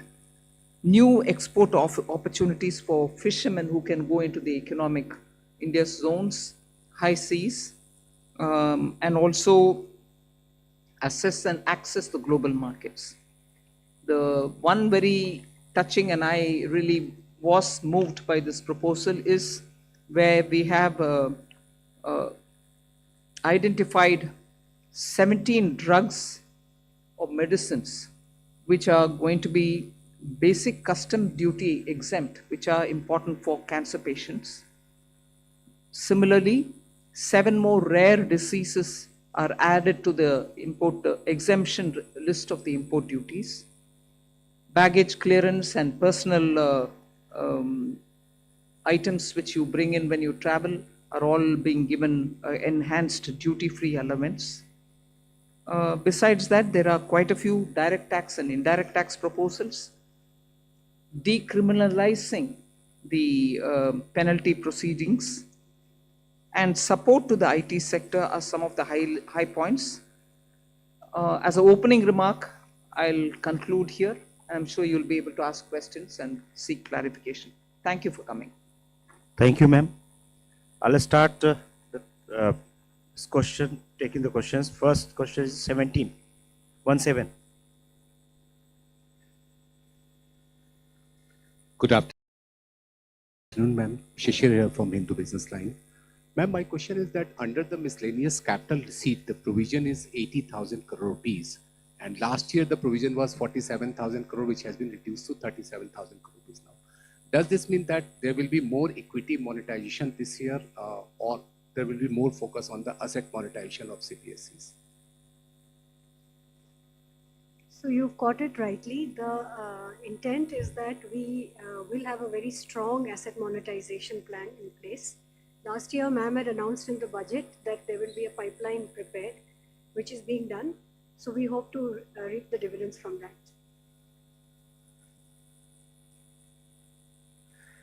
238. Ma'am, Timsi Jaipuria, this side from CNBC TV 18. I just wanted to know the rationale behind the hike in STT in futures and options.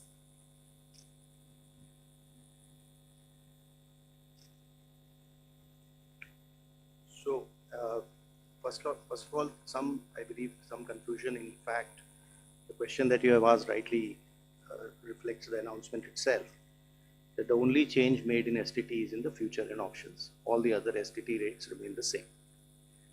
The primary objective of raising the tax rates on STT has been that it is felt that when you look at the volume of transactions in futures and options, whether you compare it to the size of GDP or size of the underlying securities market, it is largely in the realm of heavy speculation, which results in losses to small, retail, unsophisticated investors.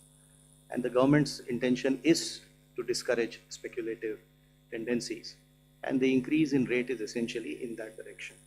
So it is meant to essentially handle the systemic risk in derivative markets. Even after this increase, however, the rates of STT will remain modest compared to the volume of the transactions that is happening there.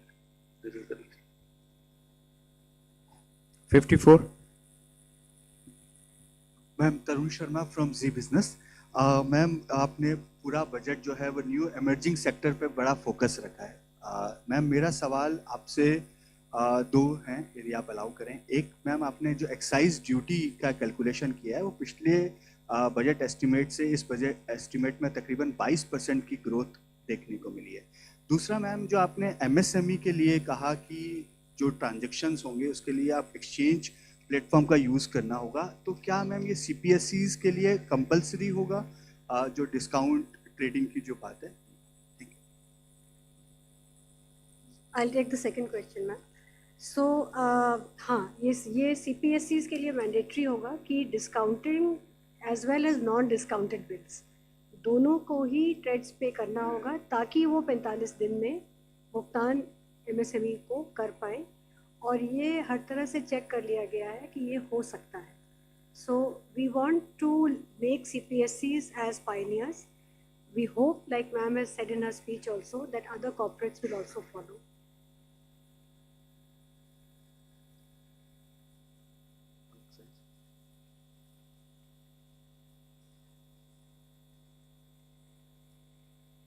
By 22% from last year B to this year. Because there is from 1st of February, all the tobacco products have come back into excise, and all those revenues will account for the increase of the next year. 209.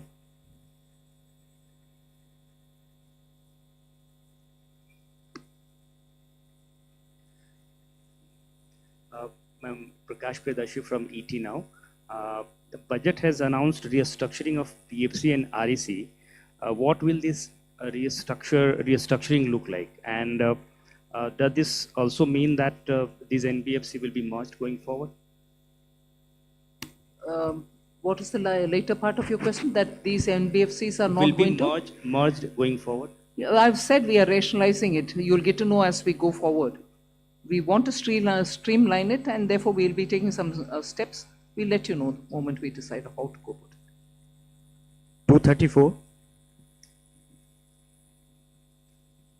Hello, ma'am. Harsh Kumar from Business Standard.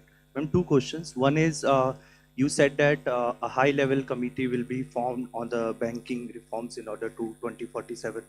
Are we going further for any kind of merger or something? Since government is continuously saying that we need at least two of the big banks, at least of the top 20 banks. So are we going towards that?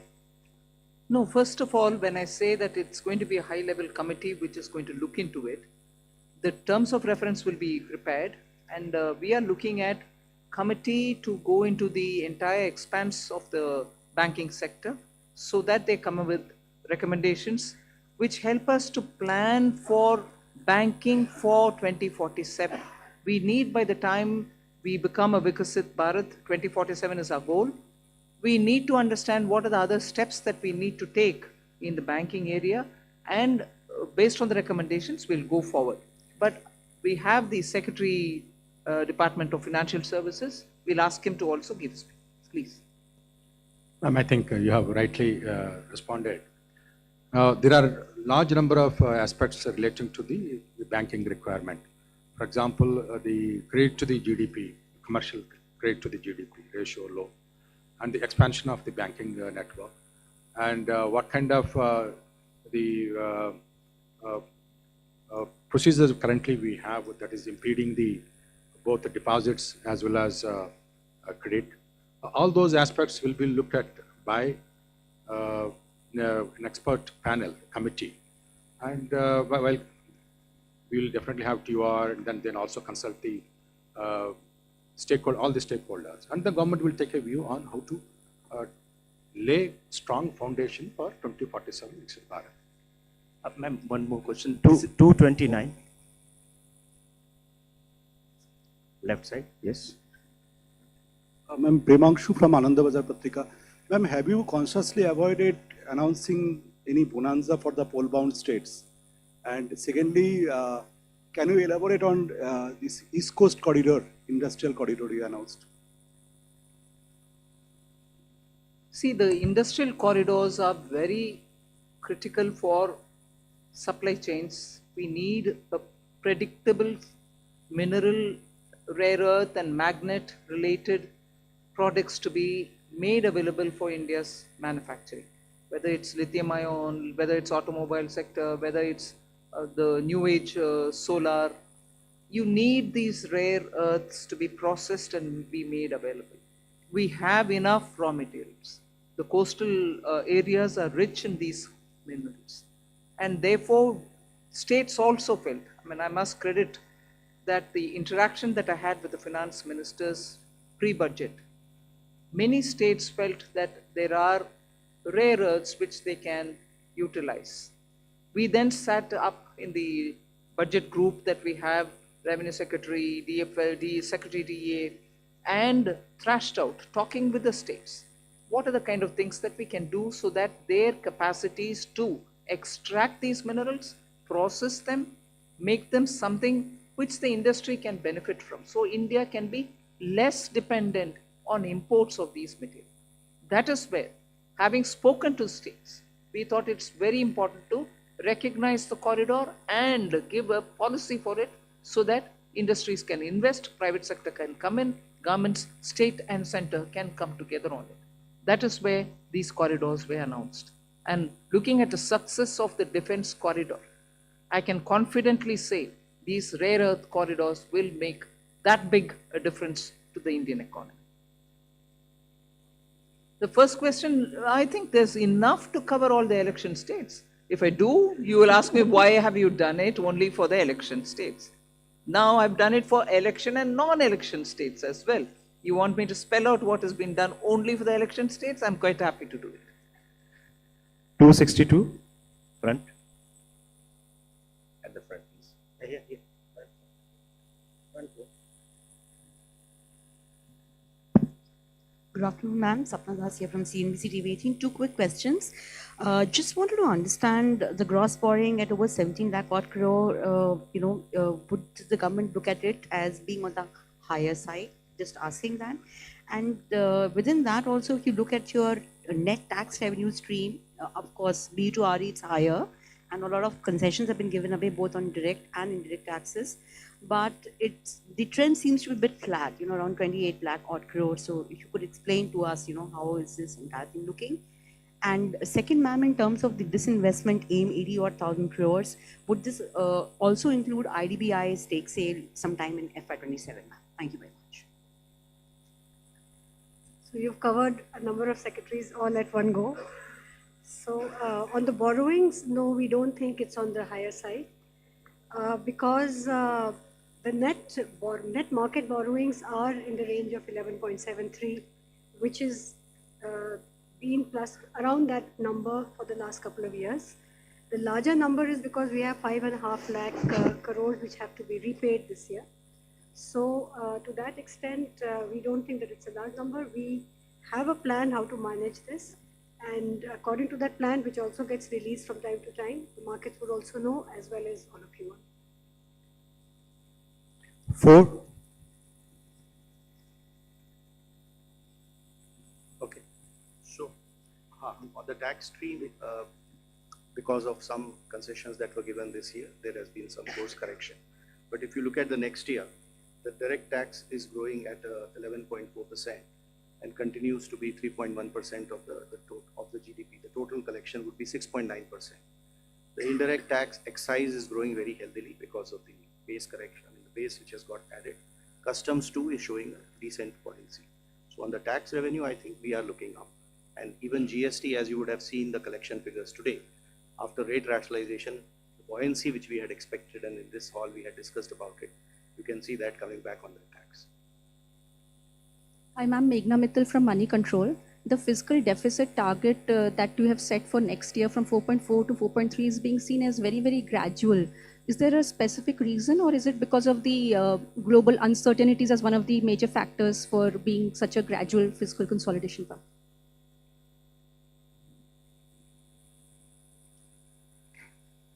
I would have thought you'll appreciate it being gradual. Because particularly fiscal, drastic changes don't go down well. One or the other section gets hurt. We will have to be gradual, but yet keep it well within that band which gives confidence, and to show that we care for fiscal prudent management. There's no point in me dropping it to, let's say, 4. It has to be steady so that the economy goes in a steady speed. So it is a responsible number and realistic number. It's not as if I wanted it to be so gradual. It is a responsible number. We should achieve it and equally not bring in any kind of turbulence anyway. Thank you. From the center flank, 190. Thank you, and congratulations on a very comprehensive budget. Before you start, I was going to look at PIB and say this side is being ignored. Yes. But good that he called you. Thank you. I'm Aprajita Saxena from CNBC International in Singapore.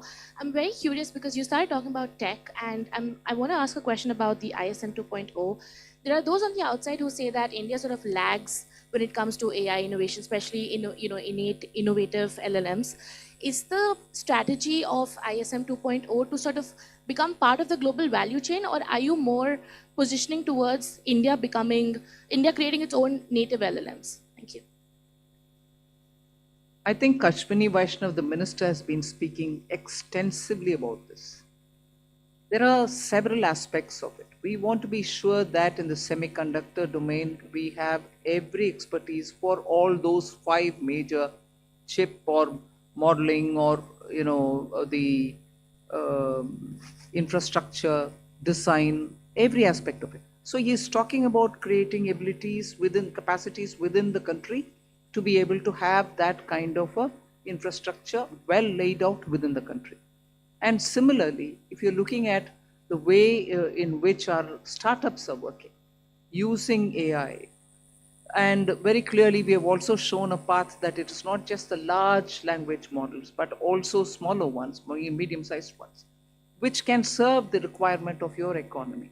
So AI in India, particularly when you have a huge demographic dividend, will have to give us results to ensure that our people have work, and also the opportunities are going to be enticing enough for the youth.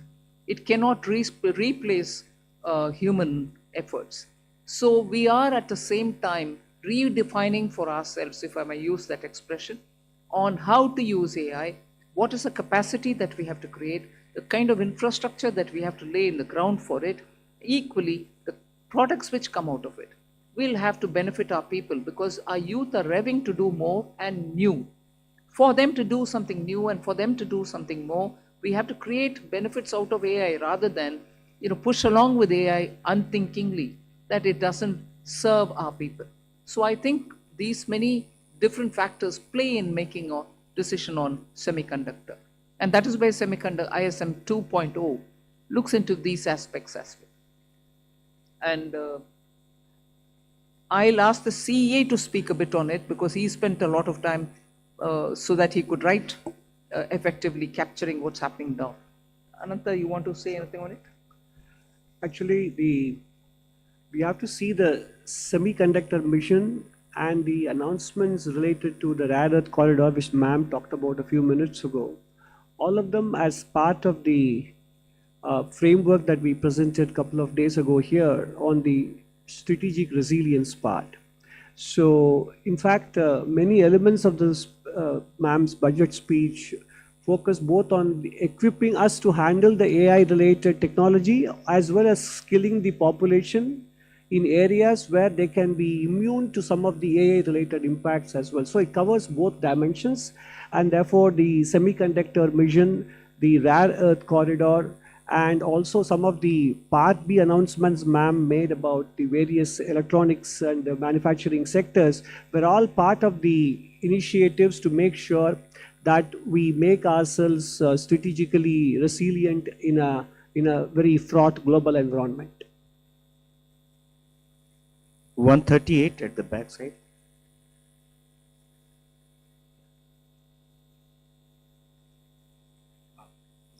I'm Rishabh with NDTV Profit. Just wanted to ask on the buyback tax, the rationale behind it, because was it essential to do it now? Because in 2025, there were a lot of companies that came out with significant share buybacks. Also because, and also do you foresee some sort of a reduction in buybacks? And secondly, on pollution-related schemes, the outlay has been very stagnant, but pollution as a problem remains. Is this not a policy priority for the government now?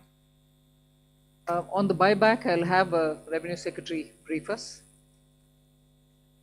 First of all, on the buyback, I'd like to clarify. I hope that the point was clear enough in the speech also, that it is in fact a relief.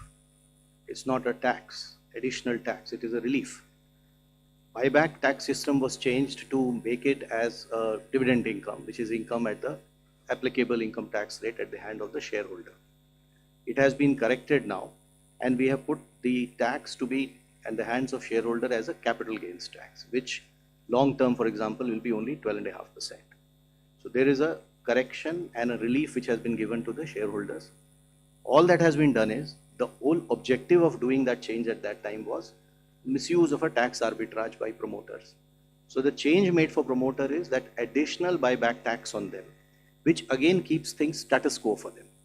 So even today, the marginal rate at which they would have been paying the tax as a dividend, which is at their respective income tax rates, we have kept it at 30 and 22.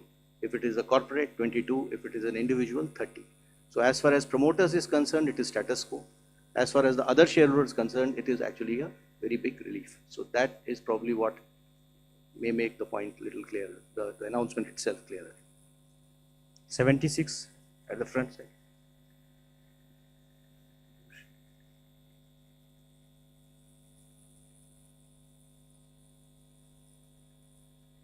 So pollution is a priority with government, and not everything has to appear at the budget speech is how I would put it, ma'am. So we are working with many state governments on projects related to air pollution, even water pollution. There is a significant budgetary outlay on sewage control as well as drainage. And as it was noted, you would have seen the Finance Commission recommendations also. A large portion of the Finance Commission grants to the local bodies, urban and rural, is tied to water and sanitation, particularly I would say sanitation. So pollution of all kinds remains a top priority, and there are different ways in which we are trying to tackle it. Hello, ma'am. Ma'am, I am Monica from Business Standard. Ma'am, I have two questions. Ma'am, I have two questions with regard to customs. Ma'am, in your budget speech, you said that honest taxpayers will be able to close their case and they can pay the additional amount in view of penalty. So I want to know whether this is a customs amnesty scheme, and if you can just provide the contours of this scheme. And also, ma'am, economic survey flagged the need for convergence between transfer pricing, which comes under income tax law, and customs valuation. But there was no mention in your budget speech. So is there any such proposal being considered by the government? Both on the direct tax and the indirect tax. This is not an amnesty scheme. This is essentially an offer given to the honest taxpayer who would otherwise, when he gets to know that he has to pay the duty, he will like to pay it. But because our laws require him to also pay a penalty on that, the negative connotation associated with being penalized, which he has to obviously disclose at some point of time, does create a situation for him or an incentive for him to rather dispute the duty, even though he may not want to do it. So the window that we are giving to the taxpayer is that you will, if you are willing to pay your tax or whatever is the duty, instead of penalty, that same amount you can pay in the form of an additional amount. So it will not be either a relief or an amnesty. At the same time, this amount that you pay will not be treated as a amount which you have paid as a penalty, and therefore that negative connotation will go away. You may have seen that there is another announcement of a similar nature on the income tax side, where when it comes to the cases of underreporting today, there is a provision under which you have to pay tax, interest on tax, and a 50% penalty. If you are willing to accept the demand and not go on appeal, you need not pay the penalty of 50%. You can go ahead and pay your tax and interest, and the matter is closed. What we have done is expanded this window and included even misreporting cases, where penalty is otherwise 200%. But there again, we are telling him that you can settle it by paying the tax, the interest on tax, and this 200% get reduced by half. You pay 100% as an additional income. The idea here is that if you are an honest taxpayer, accept the fact that you have to pay the duty. We will not like to brand you by using the word like penalty. That is these two windows are essentially meant to take care of those situations, which is why reference to an honest taxpayer.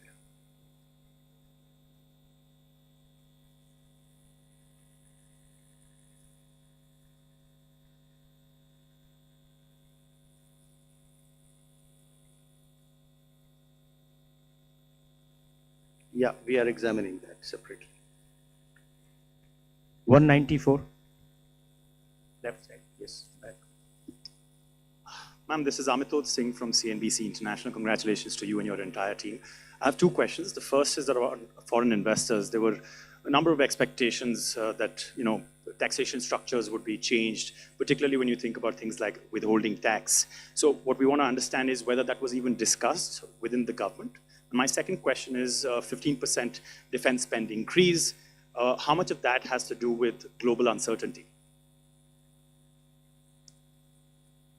Revenue Secretary can answer on the first question. See, global uncertainty is something which definitely occupies all the officials' mind when we are preparing for the budget. But I won't attribute it to be the cause for any one step. Across the board, we kept that in mind. So it's not the cause for any one thing that we've done or one thing which we did not do.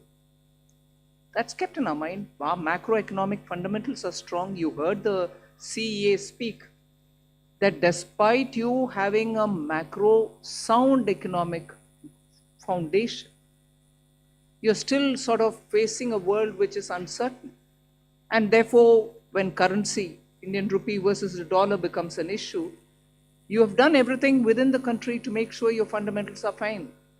But the uncertainty globally is affecting on many grounds, and we are seized of it for everything that we do, not for one particular thing, but ours. Yeah, I think today we need to look at what has been announced in the budget. So we would rather focus on that, because there would obviously be many of the issues which would be discussed and deliberated. But what has come out for you before in the budget is what is there, and we should probably focus on that. And if you saw that there are many announcements, especially which are addressing the needs for attracting investment in India, bringing more certainty, both for the residents who interact with their related parties, as well as for the non-residents who otherwise do business here. There's a whole host of those announcements. You would appreciate that what, for example, has been done in IT services is a change which is completely, and it's a fully comprehensive change, which practically will take care of just about 30 companies need to now sign APAs. The rest, all 11,000 odd, will be covered under one or the other system of certainty of taxation, either through safe harbor rules or through the APA agreements. So this has been a major change. In specific sectors where we felt that the residents needed certainty, we have provided that, whether it is in the data center, whether it is in manufacturing, electronics, even for the expats, if they are going to stay here, the experts, for a longer time. On the data center, I just thought I'll take this opportunity to clarify, because there was some speculation about what has been done.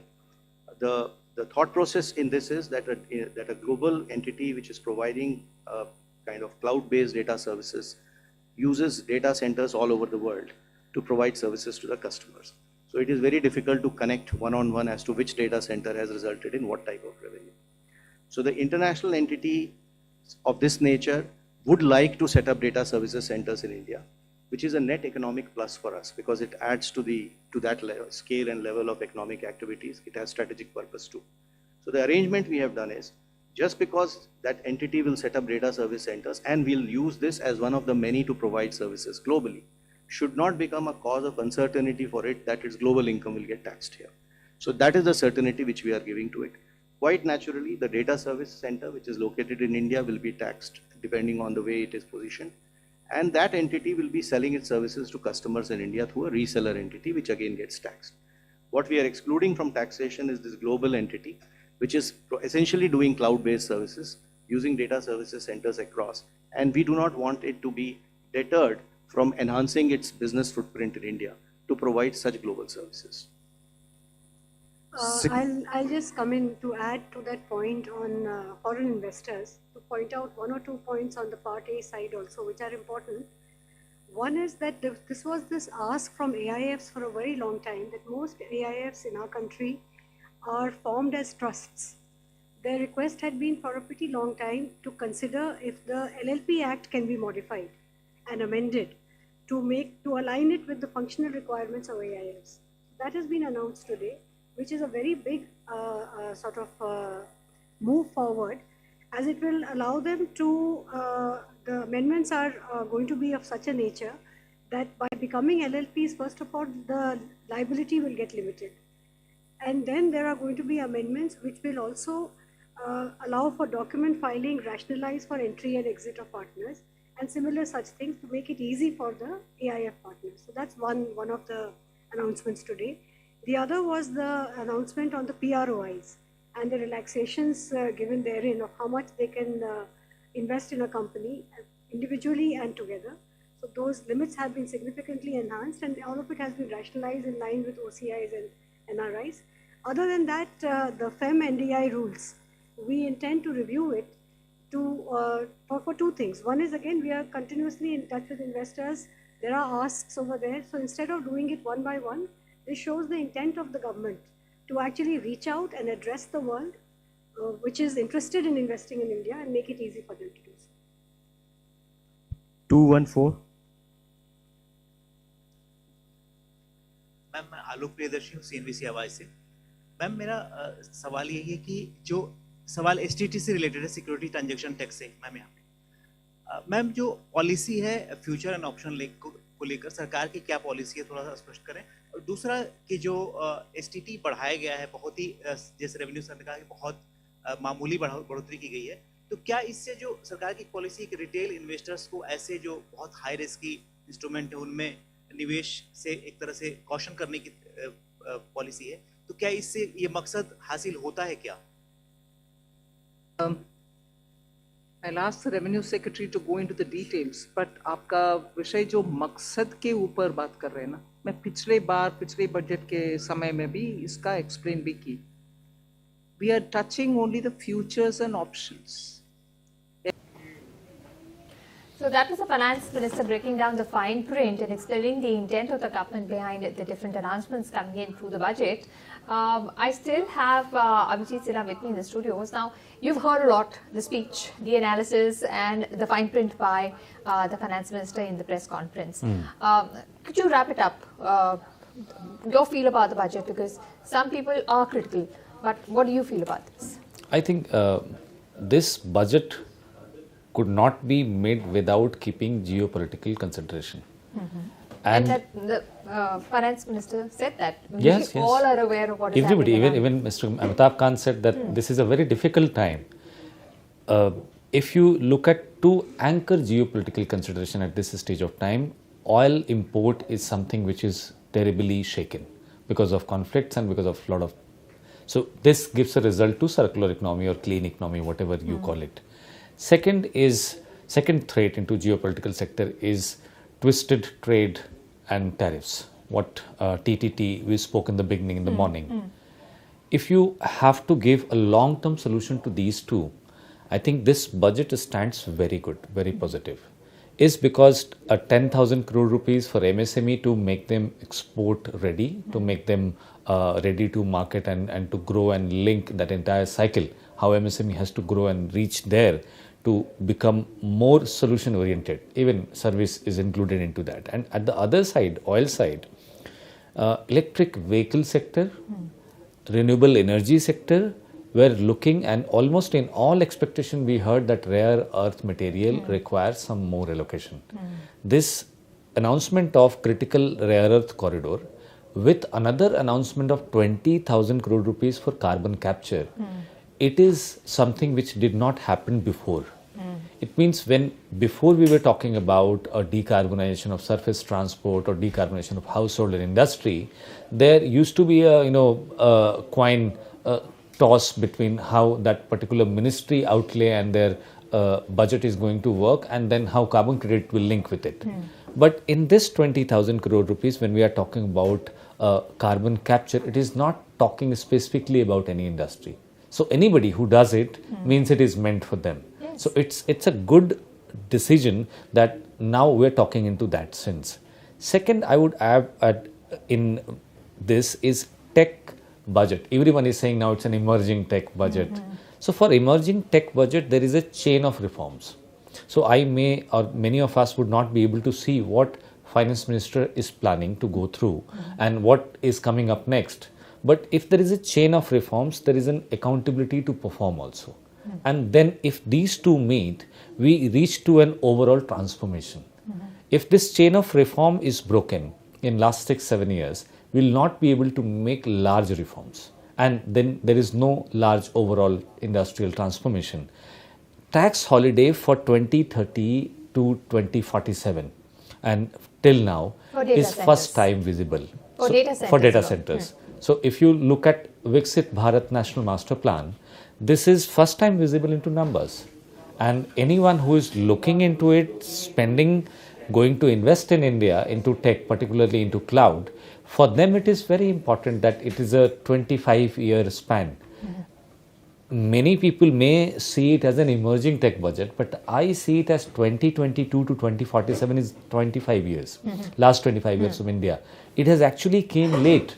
By this time, if it would have came, we would have some large ticket announcement. So I'm coming to last point of my my takeaway from this is everyone is saying no big ticket announcement. I see there are big ticket announcement. This tax exemption for the cloud is going to bring large companies, and this is aimed to next month we are going to have AI Summit in India. It will bring a lot of companies. I'm sure there must be some conversation already going through because in last year we saw a lot of traction towards Indian market into artificial intelligence. And second is tech for circular economy. This tech for circular economy is bringing two more technologies together. MSME is there to give some high speed rail corridor.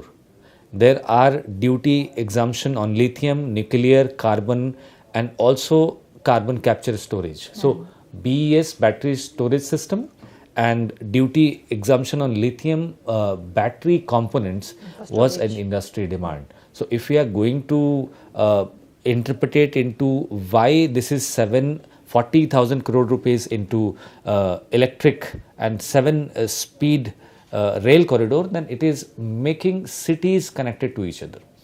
In technology, Finance Minister specifically in her press conference spoke, said is legacy industry corridor, 3 to 11 corridors we have in India are needing a revival, and this revival is particularly the import of high-end machines. It is also bringing an upgradation of technologies which India needed. So you link both of them, that critical corridor are going to bring us critical earth material. When we'll have processing units here, then thanks to it will lower duty on the capital goods to import that. yeah, and at the same time there is a duty exemption into all components that you require to build a battery. So from a larger point of view, someone is trying to create India a battery hub, at the same time an AI investment destination, and at the same time you are also making oil import reduction.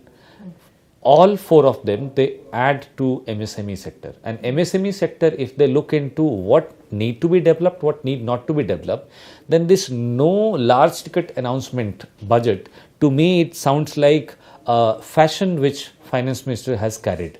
I remember when no railway was announced, everyone said for railway it's a disastrous budget. But after 2 years gap when Vande Bharat came, now people say it's a worth waiting.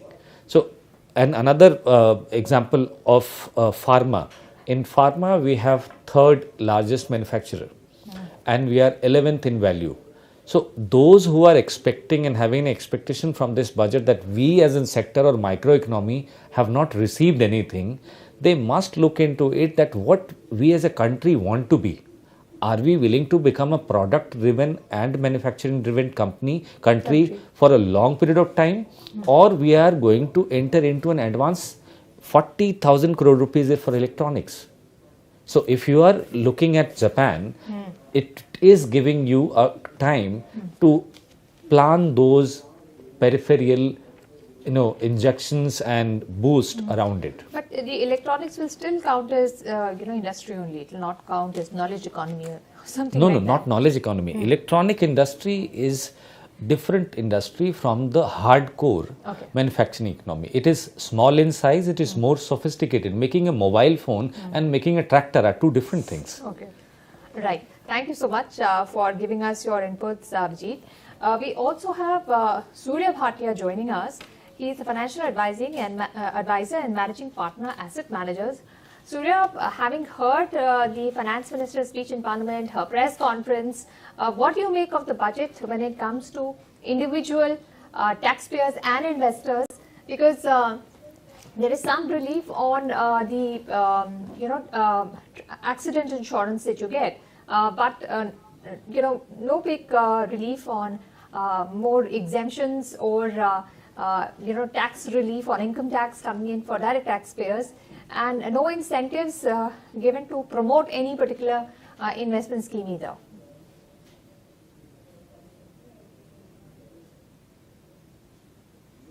Surya, I request you to please unmute yourself. We can't hear you.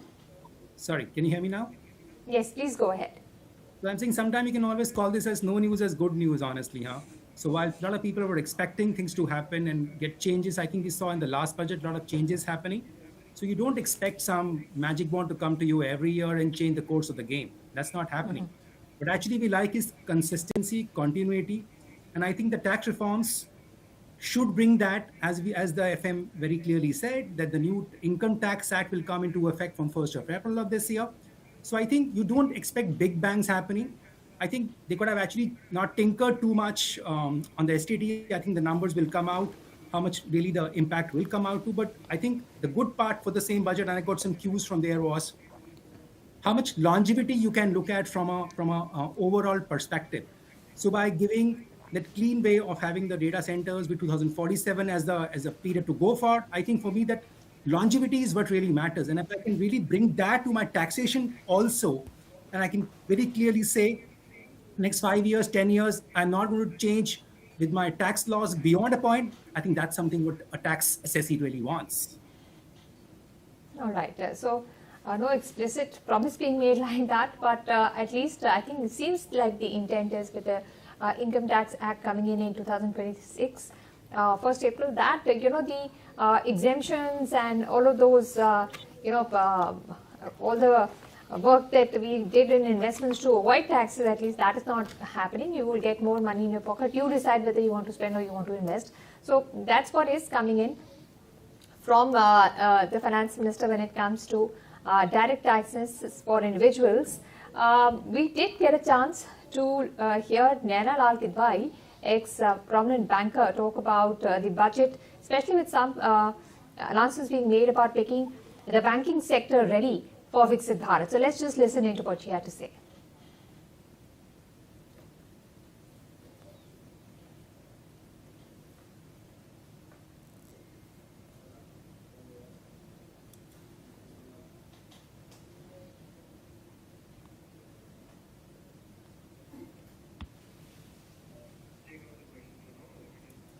All right. I think we'll come to the interview of Ms. Naina Lal Kidwai in a minute. But we do have our guest with us, and let's just get in their reactions on, what they may have got on in the press conference. Though there were only clarificatory comments made by the finance minister. We still have got our speakers with us, and I think Professor Vanik is joining us again.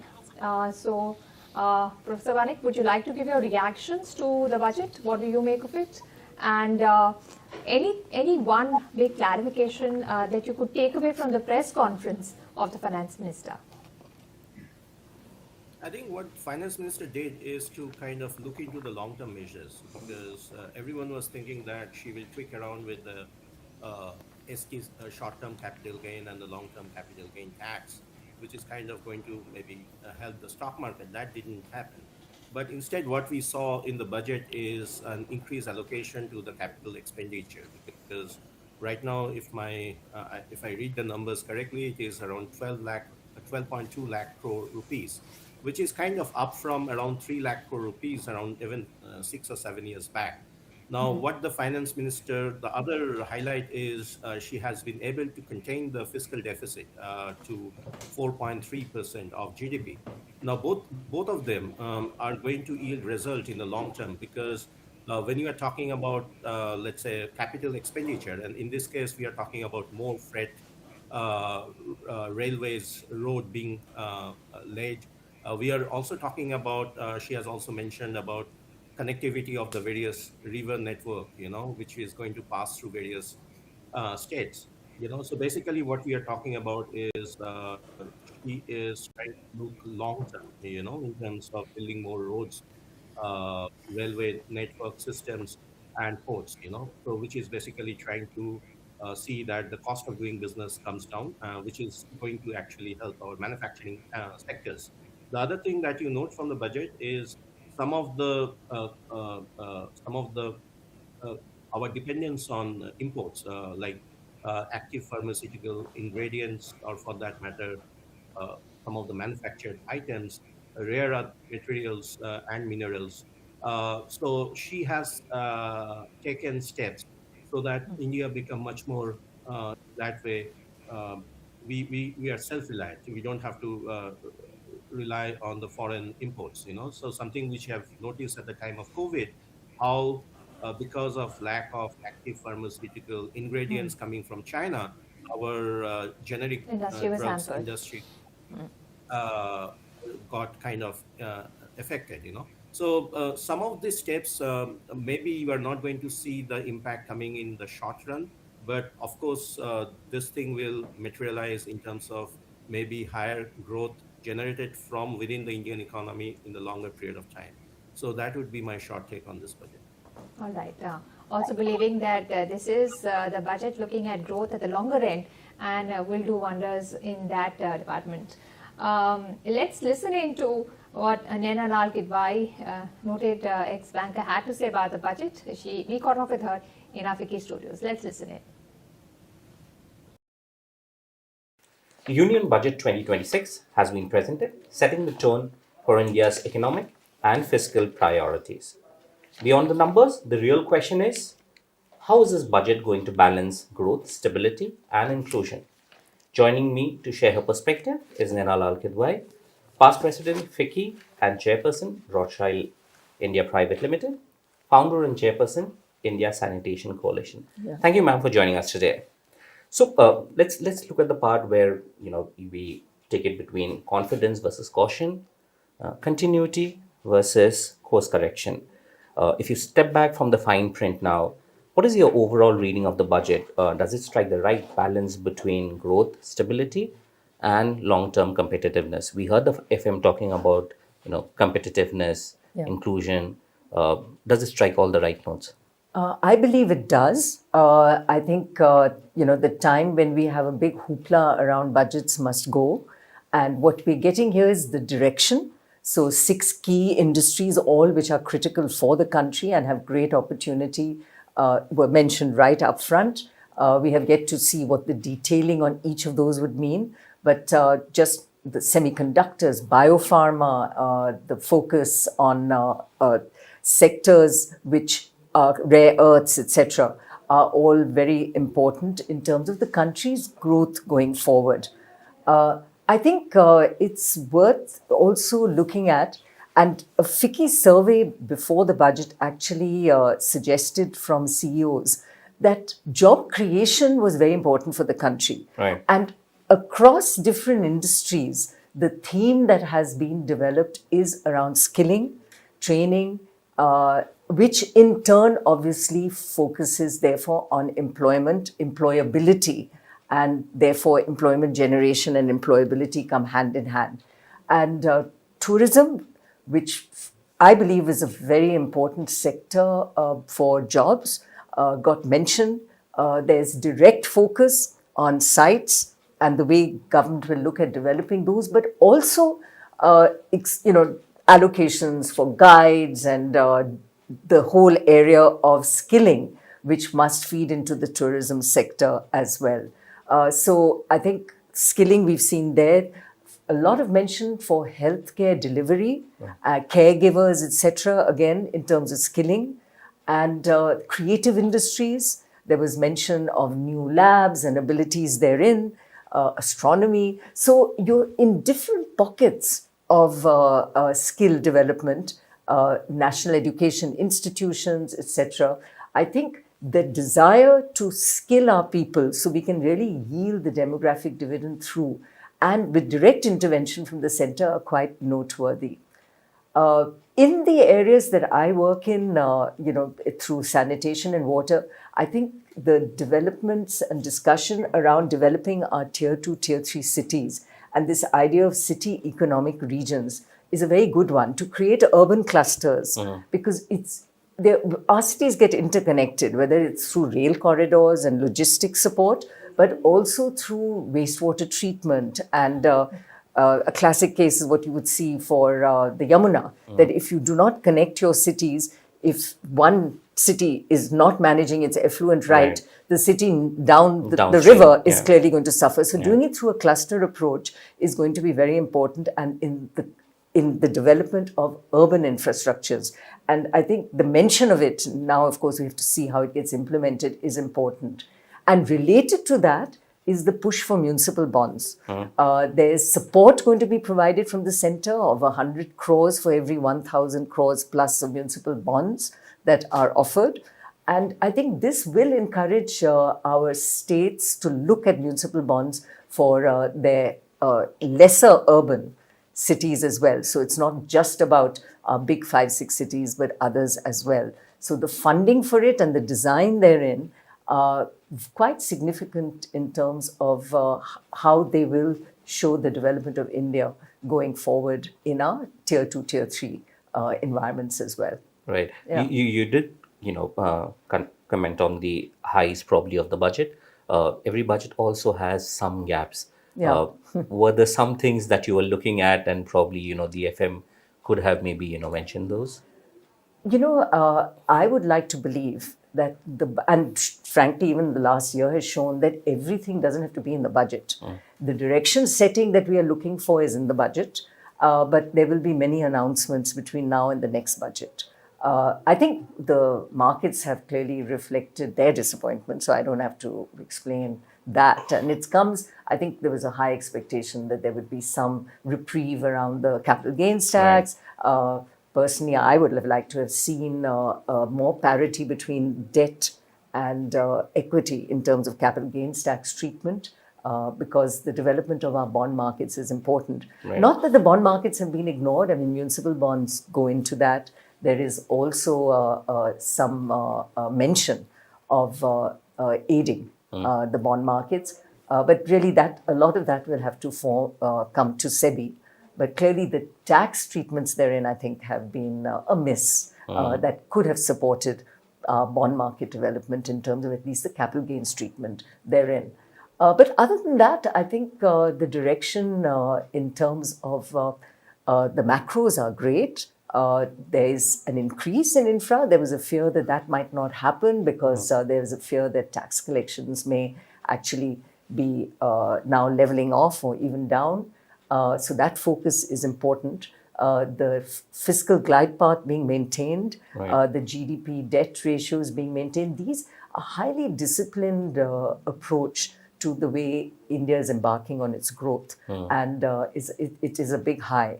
And within that, the spending that's happening is much more on the multiplier effects. And what I mean by that is that you do a credit guarantee scheme, you give some money, you give 100 crores for the bond, but you force the municipality to raise the money. Right. So it's pushing down the accountability, but giving the incentive to the state to rise to the challenge. And I think that is structurally good, and it's being done through a challenge mechanism. So the competition amongst states to actually grab that advantage has worked really well. It's something which Niti Aayog started in early days, and I'm glad to see that that is being perpetuated as we go forward. For me, also the high is tourism. I feel that there's so much we need to do there. There's mention therein.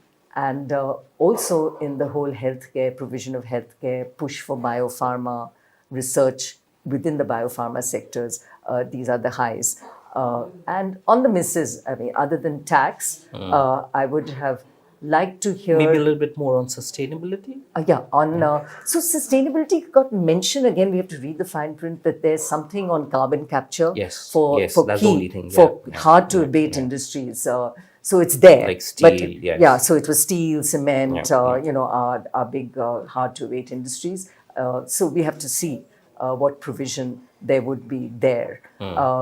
There's been no mention, but we have not gone down to reading the entire print for the support to the Swachh Bharat mission, Right. which numbers last year were clearly there. There's been no mention of any allocation there in her speech, but that doesn't mean it's not there. Yeah, so we'll have to go through the exactly. And I allocations. also know that some of the allocations didn't only come through the budget; they come through the Finance Commission down to the state level, and some of those allocations were indeed not fully spent. So some of the work we do with the India Sanitation Coalition is actually helping with that spending, bringing private sector in to help with that spending as well, not for private sector's checks, but private sector to aid and assist the Gram Panchayats to actually spend the money. So to the extent that those budgets that weren't used get carried over this year, which I believe is the case, we have some of last year's allocation and hopefully some fresh allocation that we will see in the critical area of wastewater treatment, grey water reuse, some of the actually very successful programs that government embarked on in Swachh Bharat, rural in particular. Right. One area which also got mentioned was the banking sector. Yeah. And I would want you to wear your erstwhile bankers hat. Yeah. The FM talked about constituting a high-powered committee to see the Viksit Bharat high-powered committee to see the banking sector as a whole. How do you think that will pan out? So it is the fact that it's getting, it's going to be strategic directional setting. It's critical. I would, so it's very positive. Everything will depend on what they bring out. But I think there is a recognition that we have a banking sector that is strong right now. Right.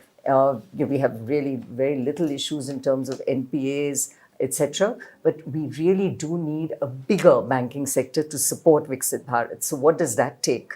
And the pragmatism which the RBI has recently shown in terms of enabling 2 Japanese banks and an Emirati bank come in at levels of the percentage holdings which are higher than what they have typically permitted, Yes. are all indications of a pragmatism that is coming in to attract not just money, because that capital is important, but for every bank that comes, for example, the Japanese presence in India has been really very small, that the banks handhold the Japanese companies in as well. So that catalytic role is also quite important. But let us see what the committee comes back with, because there is a lot that we can look at. And I hope they will also look at the priority sector lending spaces. I mean, Right. at one level, I love the fact that we get those priority sector loans because I work in some of those areas. But it is an imposition on banks, which then raises the cost of capital, which then makes industry crib rightly about the cost of capital in our country, rendering them less competitive in a global context. So it's a bit of an issue of who should be actually supporting the development initiatives in the priority country, sector, yeah. and is it fair to push this onto the banks? And the banks, it's not just public sector, it's uniform, across, yeah. private and public. Yeah. So I think priority sector lending, the cost of credit, Yeah. one of the key sectors which really get hassled, or which really has to tackle all of this is the MSME sector. Correct. And we've heard the FM talk about easing liquidity for them. Yeah. We've heard about the announcements around trades. Right. How do you take all the announcements that the FM had around MSMEs? Yeah. How important were those? I think every step, the MSME is not forgotten, that is clear. And there's a lot in the budget there, not just the direct steps and the provision of equity fund for SMEs, etc. It's all there. But for every bit of manufacturing that benefits, so let's talk of the 6 key sectors, there is an MSME that is a supplier to that big company.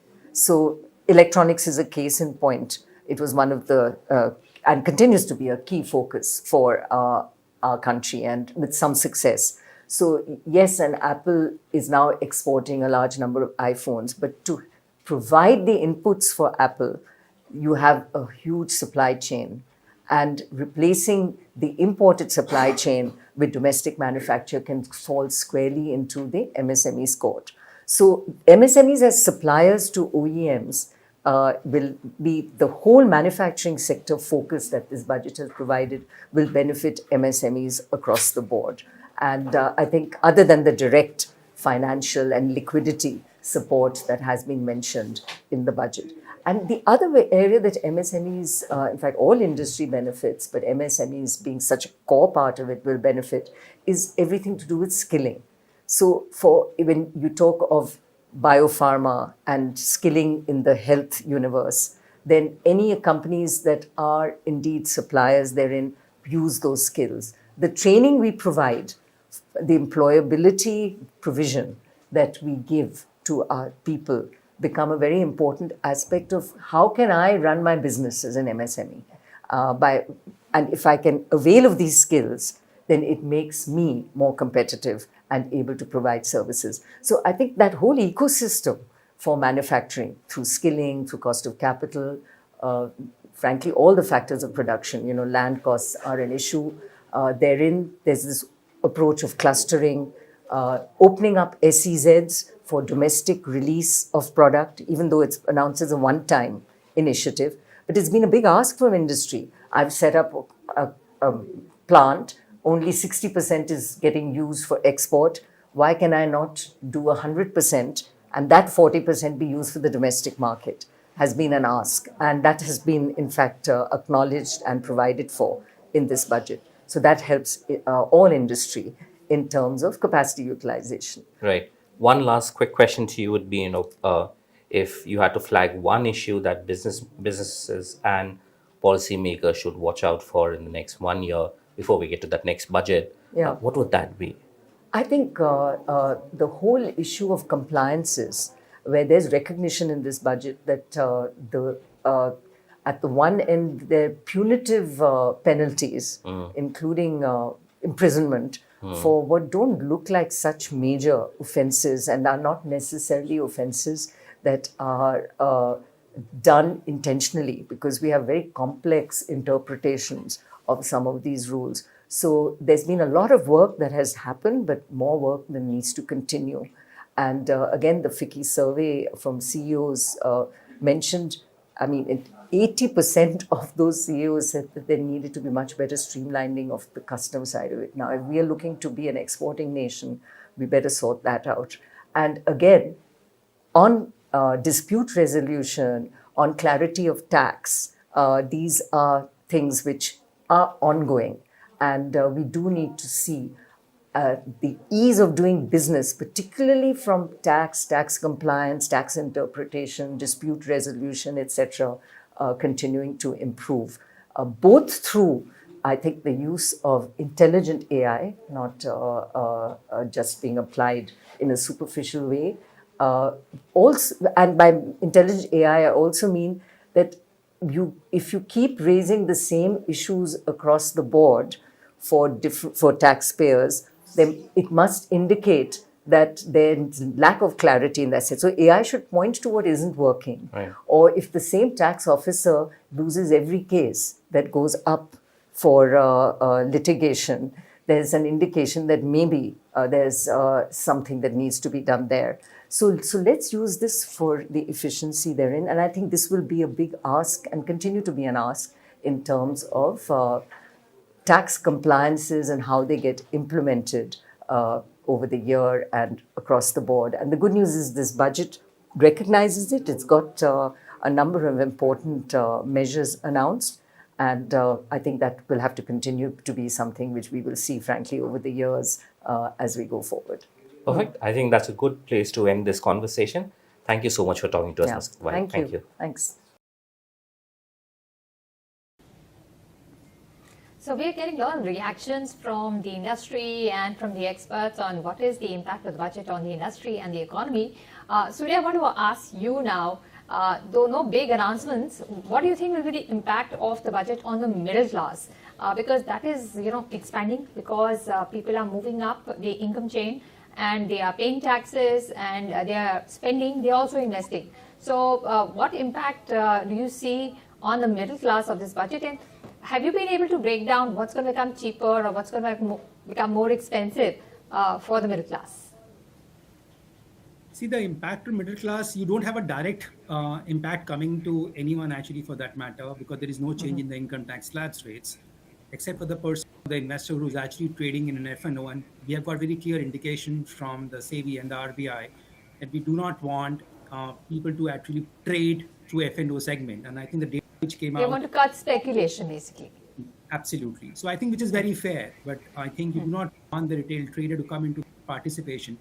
And if you look at the data also which came out, the population who are doing that are actually not making money in the space. So I think that move actually is in the right direction, but we need to give the intent that that's the reason we are doing it, so that there's a clarity of thought over there. That's one.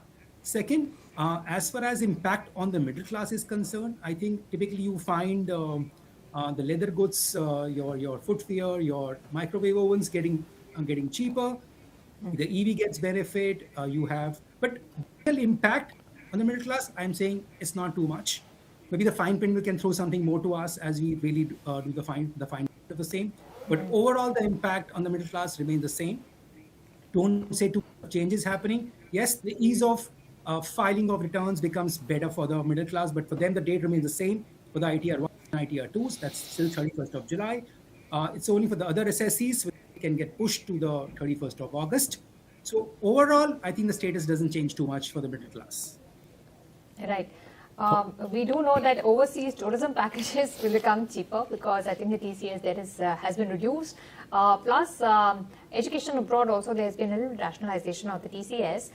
Surya, the government under the new tax regime wants the individual taxpayer to decide where they invest, where they spend, what they do. But they definitely don't want you spending on those thin goods, right? So can we now assume that, every year there will be some sort of penalty coming in on the thin goods like tobacco, gutka, keni, things like that? Actually, if you look at it, it's a good thing in a way.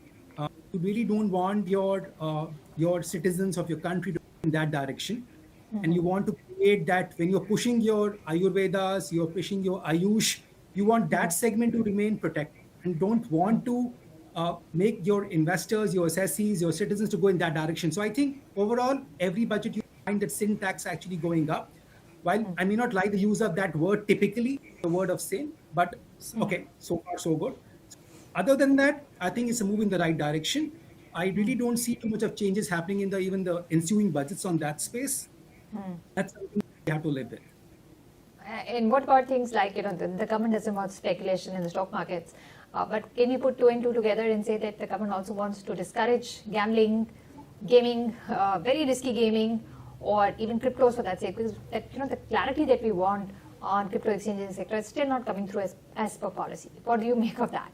Well, that's true. I think what we really need to have is a clarity of thoughts.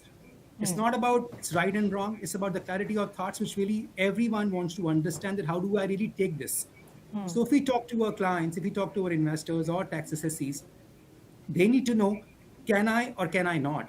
Can I trade in cryptos? Answer is yes, but there is no legal recourse you get in India. I pay a full tax on that, but there is no legal recourse I have. So I really do want to ask that whether we do have a clarity of thoughts on that. If it's not allowed, it's not allowed. Something as simple as that. But the clarity it's vague now. It's vague. Yeah. It's a yes and a no.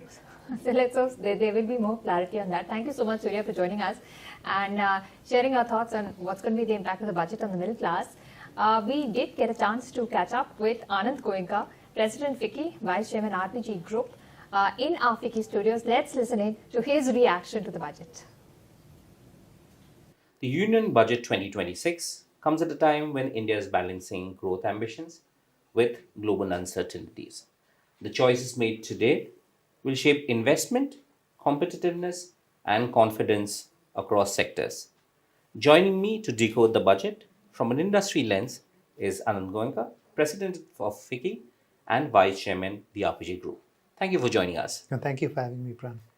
The first question being that, as a president of FICCI and someone who runs his own business, what's your overall assessment of this budget? Does it adequately address all the needs of the Indian industry, especially, given the uncertainties globally? And I think India has been a space of macroeconomic calm. If you really look at the major risks at a country level, it's very difficult to really think of anything internally. Of course, the external macroeconomic shocks are there, but debt levels are in control for businesses, inflation is in control, NPAs are low. So to that extent, we are a very low risk and positive place to do business. Government policy has been stable. They have continuously focused on reform, ease of doing business, and cost of doing business as well. And as a result of that, we are seeing this continuity in the budget. And that really gives a lot of confidence to businesses that this agenda is continuing. On this budget, I would say the focus has been a good mix of growth, of inclusivity, and youth power.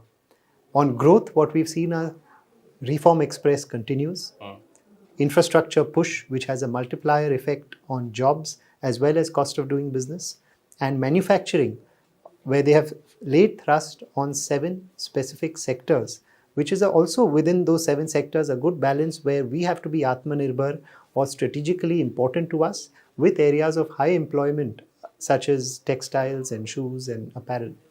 Right. So I've asked this question to everyone over the course of the afternoon, and I think I need to continue it with you as well. Beyond the positive, what do you think got missed out? What are the gaps? I'd say that we could hear more on defense. With post-Operation Sindoor, in addition, we've seen various other wars happen. Technologically, the nature of warfare is changing, and we expected to hear a little bit more on defense, particularly capital outlay and research on defense expenditure. Right. We all know that infrastructure and the spend on infrastructure is a multiplier for growth. In that sense, the budget does this budget. I mean, it doesn't have really big bang announcements in terms of infrastructure growth, infrastructure. But do you think it has spread across the entire budget document enough to keep the growth and also look at all that we need in the infrastructure space? We hear about, coastal shipping, inland shipping, and stuff like that. Beyond that, is there enough? Absolutely. If you look at what was happening years ago, we were talking about a 2 lakh crore outlay. Against that, that has gone up to 12 lakh crore. So we're already talking about growth on a very high base. We can see the amount of infrastructure investment that is happening in our day-to-day life itself. You look at cities, the way they are getting upgraded, connectivity, roads, 30, 40 kilometers per day of investment. So to that extent, the infrastructure investment is more than adequate. And as I said, the side effects of that are even more positive in terms of cost of doing business going down.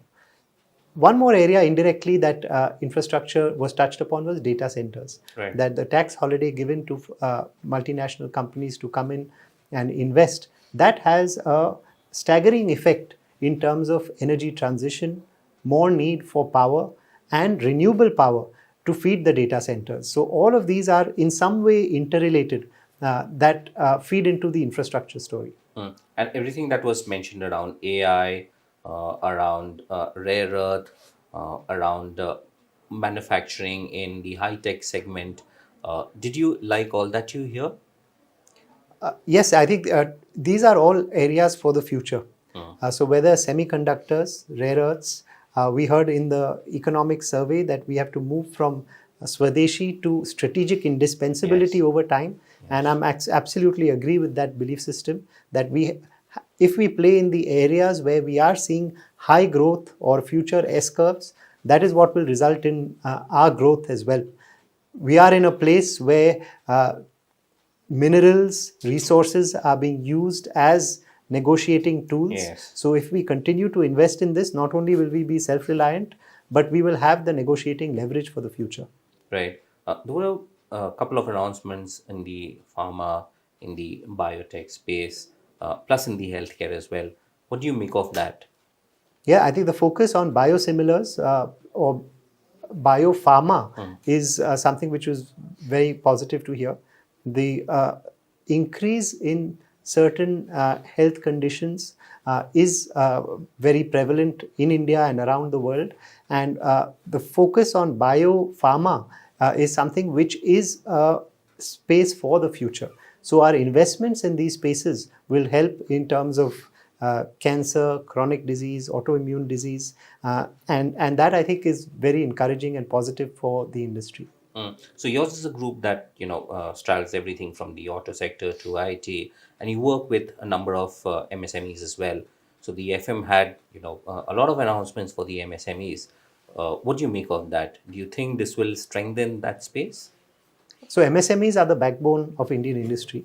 They are the source of maximum job creation.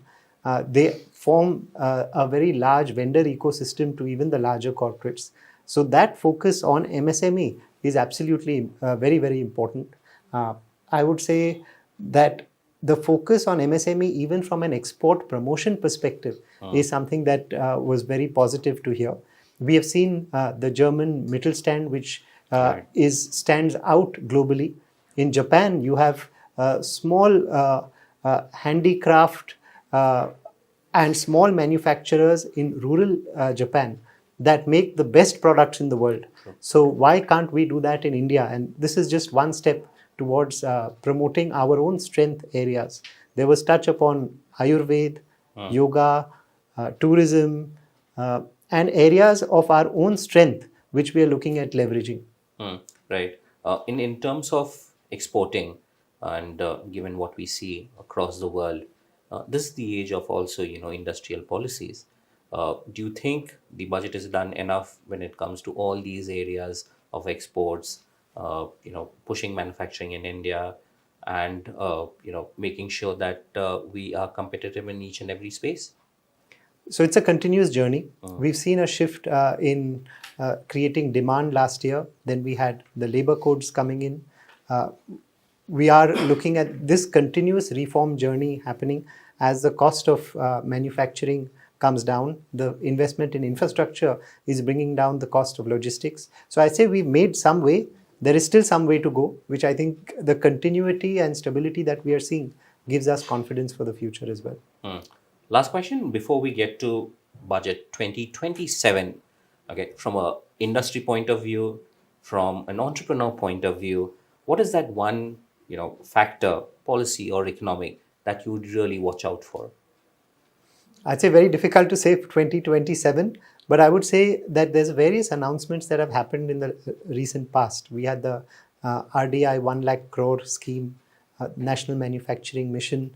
I think it is important to execute these effectively, to work between industry and government, to seek feedback from each other to make sure that they are getting fully implemented.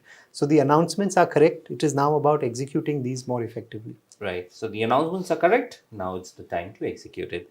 Thank you so much for speaking to us. I think it was a wonderful conversation.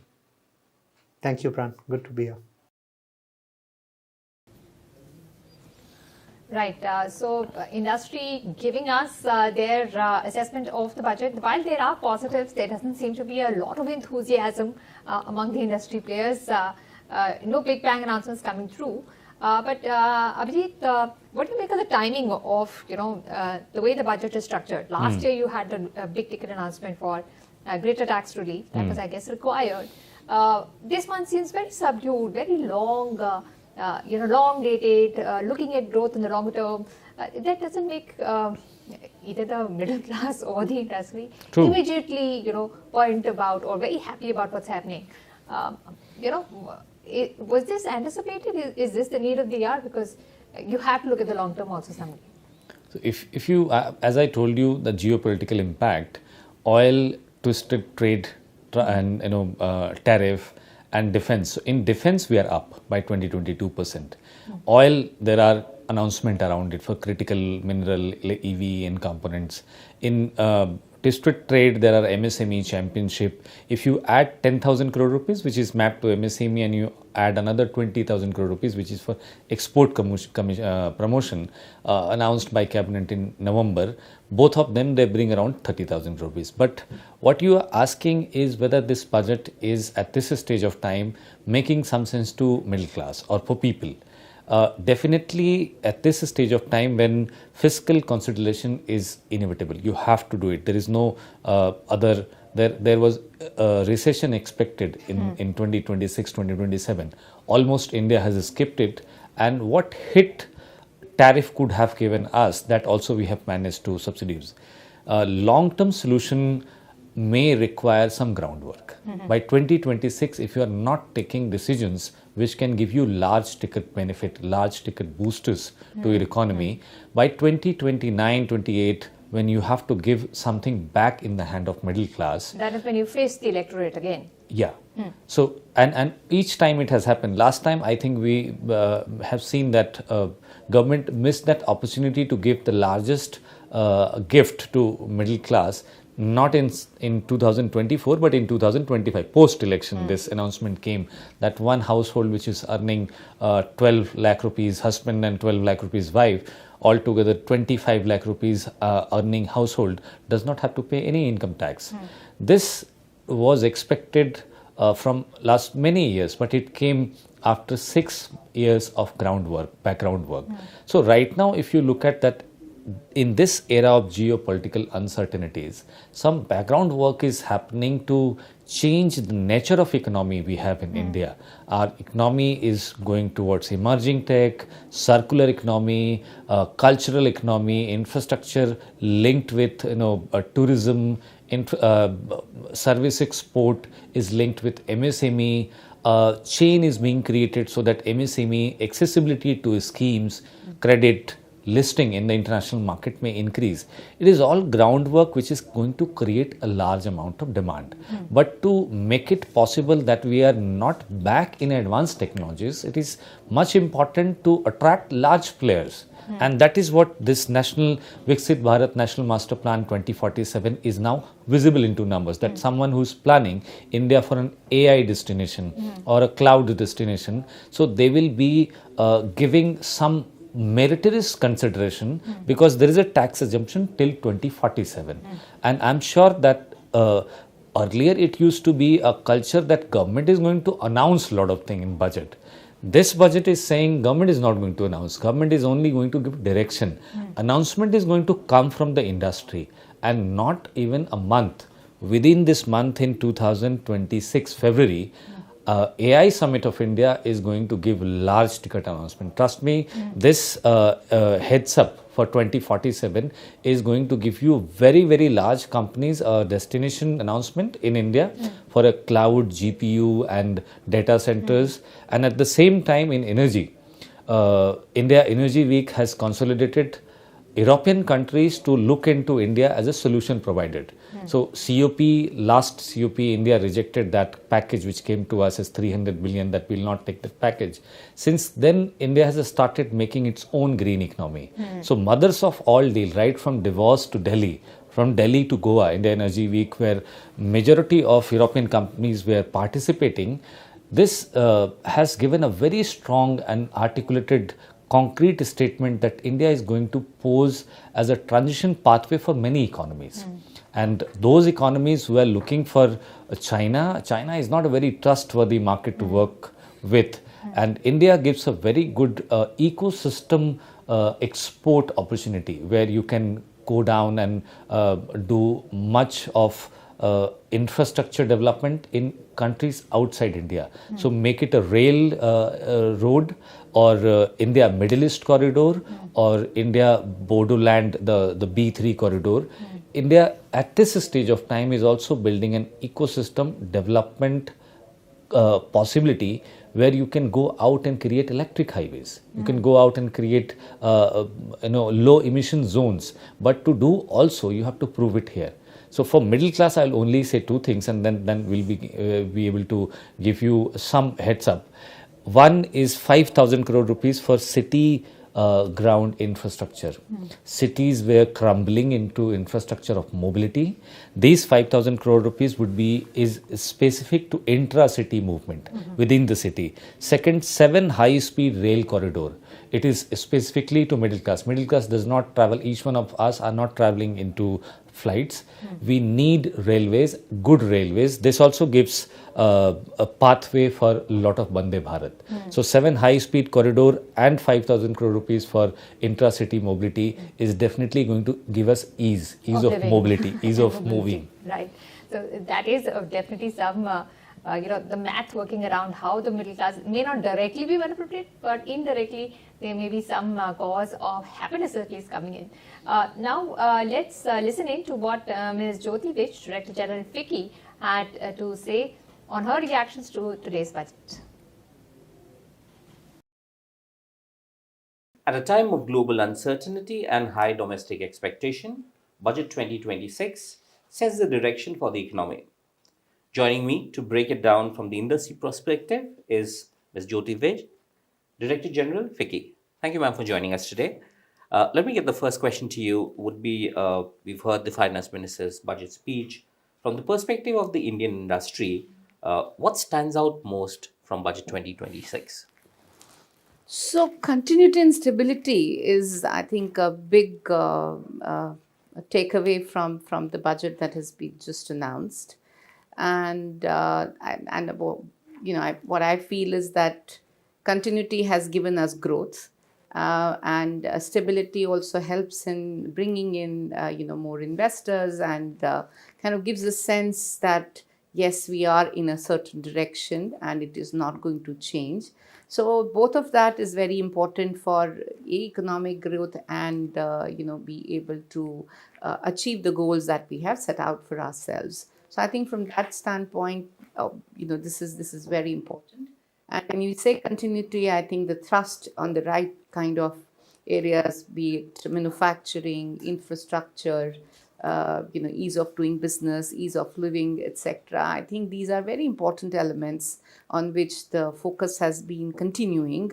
And what we also see is that self-reliance as an agenda for achieving the Viksit Bharat goal, because we need a non-disruptive supply chain. I think those aspects are very well taken care of. And while the focus is there on the futuristic sectors like the data sectors, MROs and so on and so forth, we have not lost sight of the very core strength of our economy, which is the employment intensive sectors like the textile, the leather, the marine, etc. which not only bring employment but also forex through exports, the support that the government has announced for the MSMEs. I think very concrete actions, in particular, provision of risk capital, because risk is something which MSMEs may have business ideas, business aptitude, but risk sometimes kind of makes them step back from the business. So if that risk capital support comes in from the government, I think that's a big relief for them. And at the same time, trying to create this whole ecosystem of professionals around them, being able to give them, enough confidence to run the business in continuity. I think that's a very positive as well. So futuristic in direction, providing stability to our core strengths, and remain balanced, across the strata of society, across the the regions of the country. So yeah. Right. So the economic survey tabled 2 days ago talked about global certainty, but also talked about India's own domestic story. Does this budget do enough to protect growth while also staying fiscally prudent given what we see around the world? So fiscally prudence, I think that's one very important one, because we have not really done this at the cost of social spending, and yet we have been able to consolidate ourselves fiscally, and I think that commitment is very positive from the foreign investment point of view. So that's very, very, very important. But also the fact that, on the trade front, we have the various FTAs that are not necessarily part of this, but I think FTAs do provide a lot of market access, but also, the hope for a lot more foreign investment to come in. So I think that part, which has been already set through the FTAs, and many of the announcements that are being made, which are on the path of the critical reforms, on kind of improving the way we do the business, whether it is easing it or reducing the cost, I think all together can really help us sail through the uncertainty, be able to find new markets for ourselves, create more accesses for ourselves. So that brings in a lot of confidence into the businesses and hence into the economy and the growth. So, consumption has also been uneven, both in terms of geography-wise, also in terms of how it's gone sector-wise as well. Does this budget do enough to, spur and keep domestic consumption growing, or do you think much of that has been taken away by what the GST announced a few months ago? Yeah. So last budget, there was a huge announcement on the direct taxes, and that got followed by the GST that you mentioned, and there's also been the pay commission. So all of that together has brought in a lot of consumption. The recent surveys of ours also show that the capacities are kind of doing very well within the private sector and across various sectors, of course. And we also have the sales books kind of building up already. I won't really say that this budget spurs consumption or not, but I think that path was set. But the fact that government has continued to also focus on CAPEX and has done enough on the demand side before, I think it's time that we wait and watch, because CAPEX can bring in the public CAPEX can crowd in the private investments, and also with the coming in the demand, which has been, which we see is coming in through the measures that have been taken in the recent past. I think this budget can at least ensure that yes, the CAPEX will continue while the demand has come in, and I think it's a very positive foundation that has been led for spurring the private investment. Keeping with the CAPEX part of it that you've mentioned, we've heard something like an infrastructure risk guarantee fund. Has the budget done enough in terms of spurring infrastructure growth? So there is nothing called enough really, because we're a huge economy, Right. We have huge needs, we have limited resources, and which is where I think government is really managing those limitations very, very well. given the fiscal consolidation is being really. So having said that, I think what you see is that they are investing in various aspects of infrastructure, be it rail, road, waterways, ports, etc. So a lot of investment is going in there, and there is continuity. So I think continuity shows that this is an important area of focus for the government, that they will continue to kind of, action in this space, and that this will lead to, uh, rationalizing the cost of doing business, be able to bring in more jobs, being able to move on the path of the Viksit Bharat, because infra is a real foundation for our growth.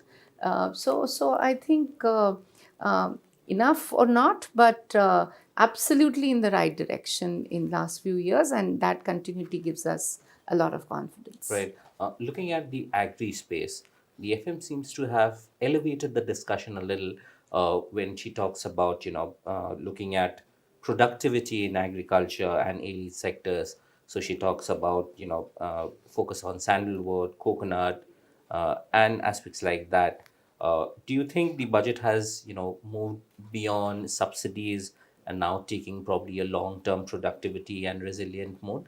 No, so this is heartening, because I think diversification is something that we've been talking about even as an industry chamber.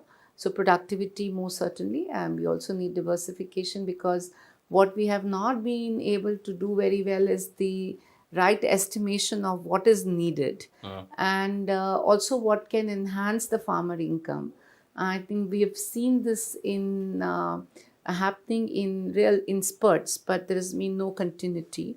So I think what you're seeing here is that the government is also thinking of how to help enhance the income by bringing in the kind of, plantations and crops which will bring more money into their hands, because it is not just wheat and rice which is going to be your focus, but also the focus on the areas which can bring in them higher incomes, and the support that could be then extended to the farming community in these areas. I mean, I remember this was in Gujarat when McCain came in, and the potatoes that they brought in, and the prosperity that came in for the farmers. I think if that gets replicated across, that's going to be very good. And we've seen them talking about, whether it was the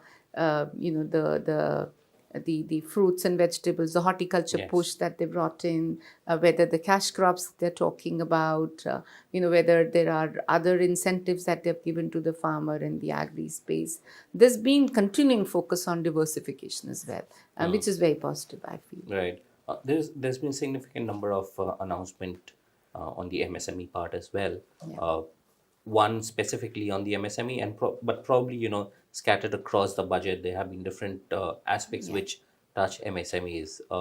You think these would make meaningful contribution to the sector? We do hope so, because like I've been saying, risk capital is the most critical for an MSME. Right. So the entrepreneur has the business idea, maybe the business acumen, but something that scares them is risk.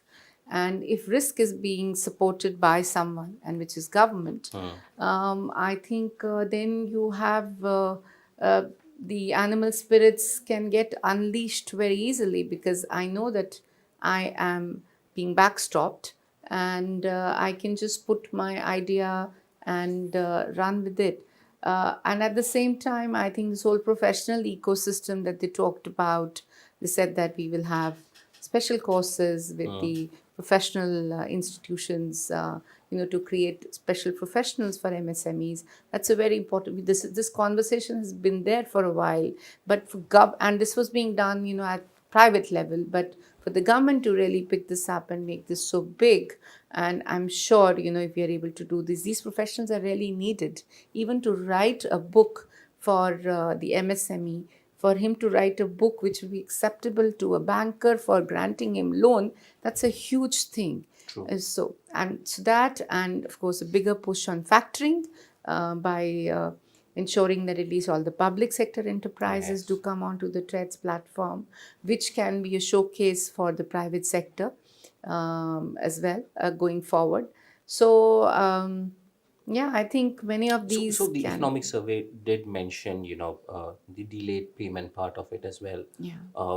The FM, could she have done something more? She did something on it the last Yeah, budget, yeah. but we don't really know what progress has been made. And do you think something more could have been done probably on So that I area? think from the government standpoint, they've done enough. They've defined the time limit. They have legislated that. They have brought in the TREADS platform to bring more transparency out there. I think implementation is something which may take time. And from the government standpoint, I think enough has been done. But certain things are cultural, I guess. So I think changing the culture always takes time, but I think there is every intention to do that. And I mean, now, of course, the 40-day one is actually getting implemented on the ground. We work with a lot of MSME vendors, and I think that's bringing in a lot of alert that you got to take care of this, otherwise there could be potential fallouts for the organization. So I think that seems to be going in the right direction. And if we continue to focus on implementation, that should be very good. Great. I think focusing on implementation, that will always remain the key. Thank you so much for speaking to us, Mr. Rich, and taking us through the entire perspective of what it looks like for the industry and the economy. Thank you so much.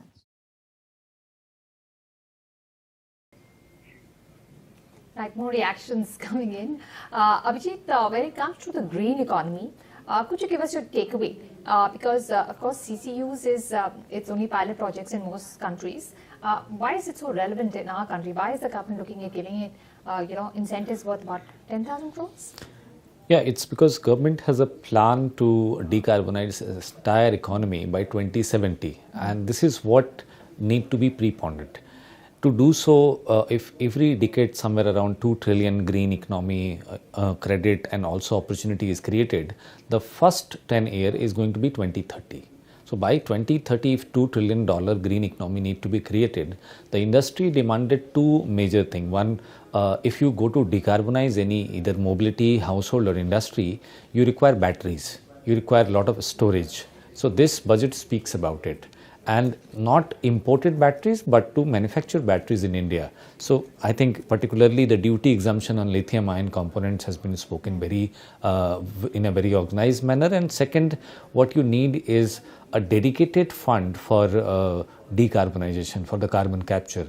And this dedicated fund is first time 20,000 crore rupees is visible in numbers. Usually there used to be, okay, every industry would have its own decarbonization plan and then we'll bring to it.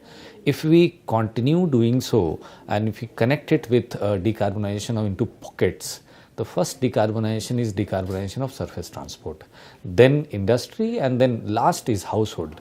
In this three phases, battery is a common factor.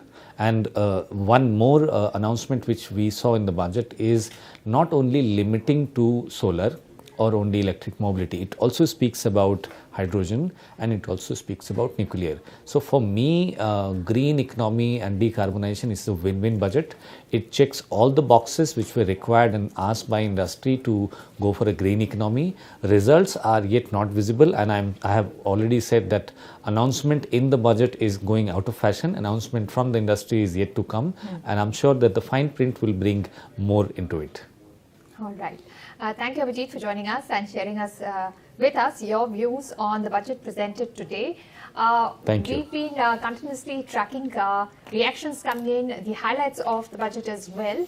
And the budget seems to be one which is a well-rounded one, short on big announcements, but big on the long-term vision of Viksit Bharat and enabling the foundation and the framework to achieve that. We will wrap up our special programming around the budget with a few more reactions coming in from industry leaders on how they are seeing the budget and what it holds for their sectors. Stay tuned. We will have lots more updates and reactions coming through.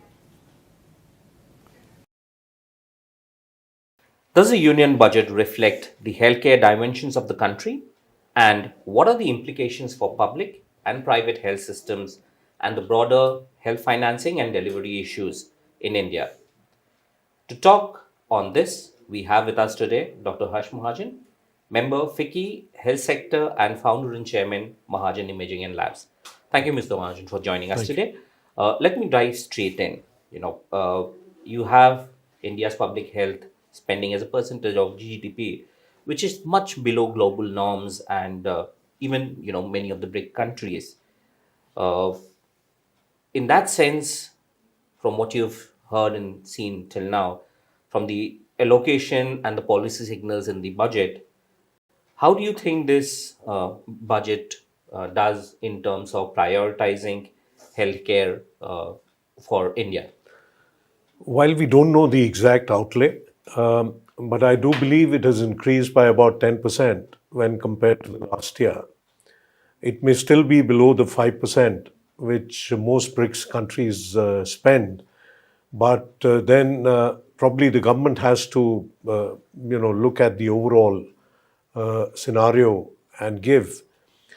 But if we talk specifically about healthcare and the focus of the Honorable Finance Minister in this budget, I would say a lot was spoken about healthcare, about the quality improvement, about training of healthcare professionals, about focus on non-communicable diseases, cancer, even trauma, and medical value travel, Ayush, all of these. So overall, I think the budget at multiple stages did focus on healthcare.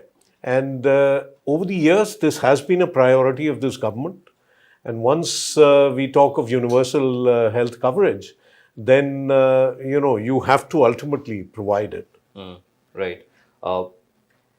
In your view, then, what are the noteworthy positives in this budget? And what are the key areas that you think has been overlooked or maybe underfunded? It can be in the primary, tertiary care as well. Well, this, I would say, has been a budget which is built on the good work of the past. It is a budget of continuity. And the first thing that the Honorable Finance Minister talked about was biopharma. And biopharma Shakti, as she called it, as one of the pledges, Kartavya, for which 10,000 crores has been set aside for the next 5 years. Institutional support to establishment of 3 new National Institutes of Pharmaceutical Education and Research, and the upgrading of 7 existing ones.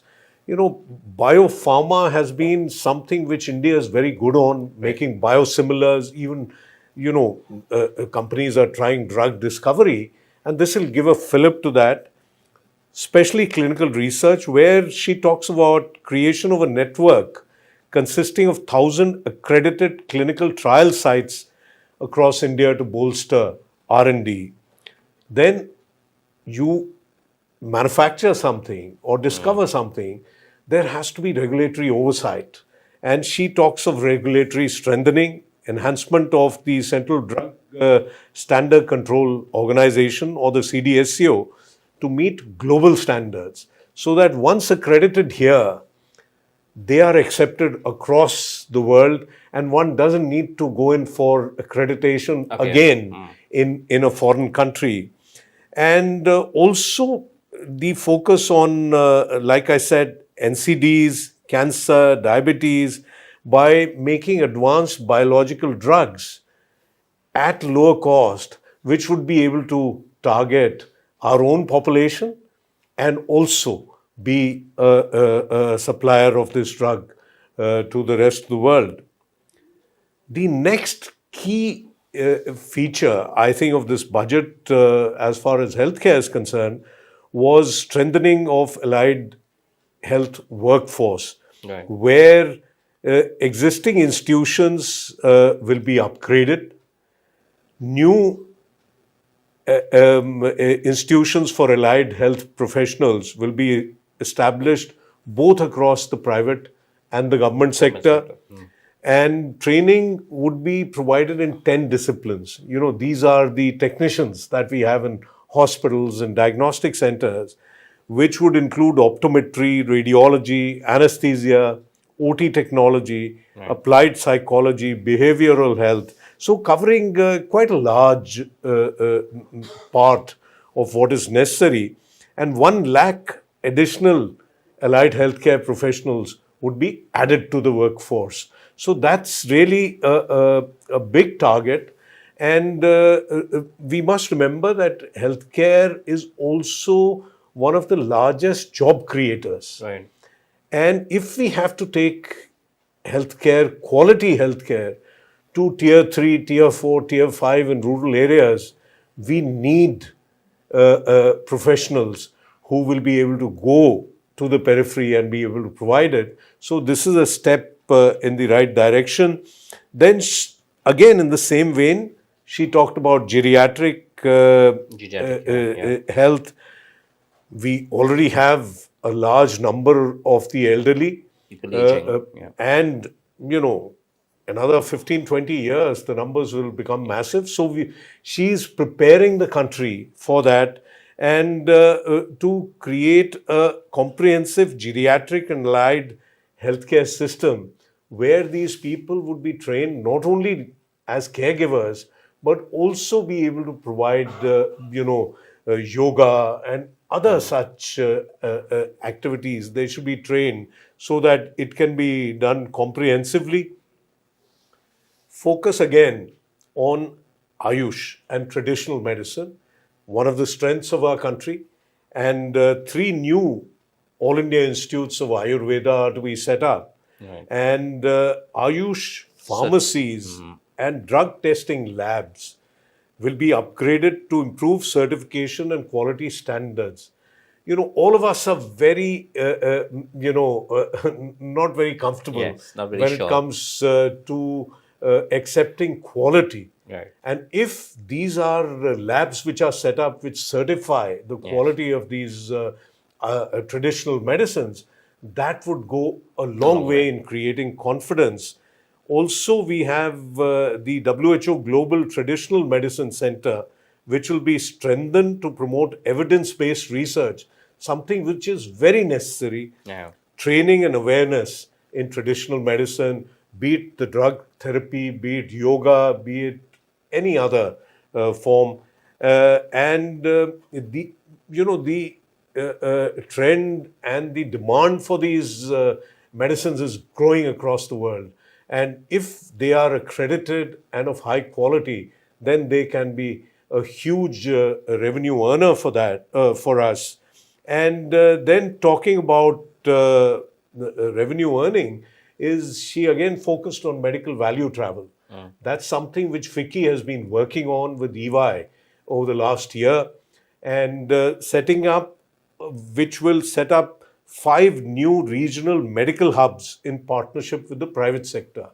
This is a white paper we've presented to Niti Aayog, and I'm glad these are being set up. These hubs will function as integrated healthcare complexes combining medical services, that is allopathic, surgery, whatever may be necessary, education and research, and would be holistic in nature. That's the target, where there's diagnostics, post-care, rehab, Ayush centers, and Everything medical combined. tourism facilitation centers. Probably the External Affairs Ministry would also have a role to play in facilitating easy visas for medical value travel, something which is the ultimate objective being to position India as maybe the best hub for medical value travels, if we are able to combine everything together, our massages, the traditional massages, with Ayush, with the best that allopathy has to offer. And so all in all, I think very, very focused on healthcare. And finally, she has set aside 10,000 crores for the SME sector as a whole. Right. And I think our small hospitals, our diagnostic centers, engineers who, set up companies for manufacturing of medical devices, medical equipment, lab equipment, they could make use of these funds which are set aside for the SME sector. So even though we may not be anywhere close to the 5% that the others spend. In fact, there are countries which spend 18% of their GDP on healthcare. But, focus on these specific areas, and the fact that the Pradhan Mantri Yojana that is there for nearly 60 crore people of our country for inpatient care, and the 1.8 lakh health and wellness centers, the Ayushman Arogya Mandirs, to focus on preventive and primary care. I think you asked the question, where did she not focus on? I think maybe she didn't talk about this. It may be there in the fine print. Right. But this is something she focused on last year and the year before that. So healthcare delivery to the last mile is a slow process, because not only do you require infrastructure, you require financing, you require trained manpower, you require technology. And with her focus, she did talk about artificial intelligence. We have spoken about telemedicine. Bringing all of that together may take a few years, but I think we are on the path to achieving universal healthcare in the years to come. Right. Do you think there was enough emphasis on, taking much of our medical expertise, which is still concentrated around the urban areas? I mean, you look at the names or you look at everything else, our main big hospitals, they are, overflowing with capacity. In terms of, or, you take your own diagnostic center, what will it take for hospitals and, diagnostic centers like yours to move from, say, a Delhi to, say, a Kohima? Does the budget do enough for you guys to expand? See, it's not only money that's going to do it. You need skilled manpower. Right. You need So, trained doctors, specialists. She did talk about the skilling. She talked about skilling, but it's not an overnight thing. Right. It takes time. And what the government can do, and in some states is doing, is provide, infrastructure. Like there is this push to turn the district hospitals into PPP hubs where we can create medical colleges. So, one, they will probably run more efficiently. Two, the private player will not have to buy land and build infrastructure. There is efficiency, more efficiency of operations in the private sector. Along with that, if you bring in teaching training of MBBS students, specialists, then this is our path to becoming self-sufficient and to be able to provide quality. The emphasis is on the word quality healthcare to the last man standing in the rural areas. But it will take time.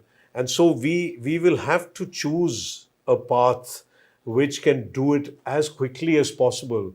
But our focus should not only be on quantity, it equally needs to be on quality. And the government is focused on that. The private sector is willing to stand shoulder to shoulder with the government. As you saw during COVID, we worked so well together. I think if that trust deficit can be overcome, and if we work in unison, and the private sector is shown that there is a path to viability and maybe some profitability, I think we can achieve the goals in the years to come. With the FM did talk about it, and you mentioned it as well.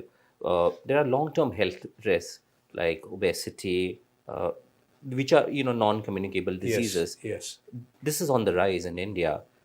Is there, beyond what she mentioned, do you think, is there enough in the budget which emphasis on protection, well-being, and say early intervention? See, that's where the health and wellness clinics, the Ayushman Arogya Mandirs, are envisaged to be that factor of preventive and primary care. If we are able to pick up disease early,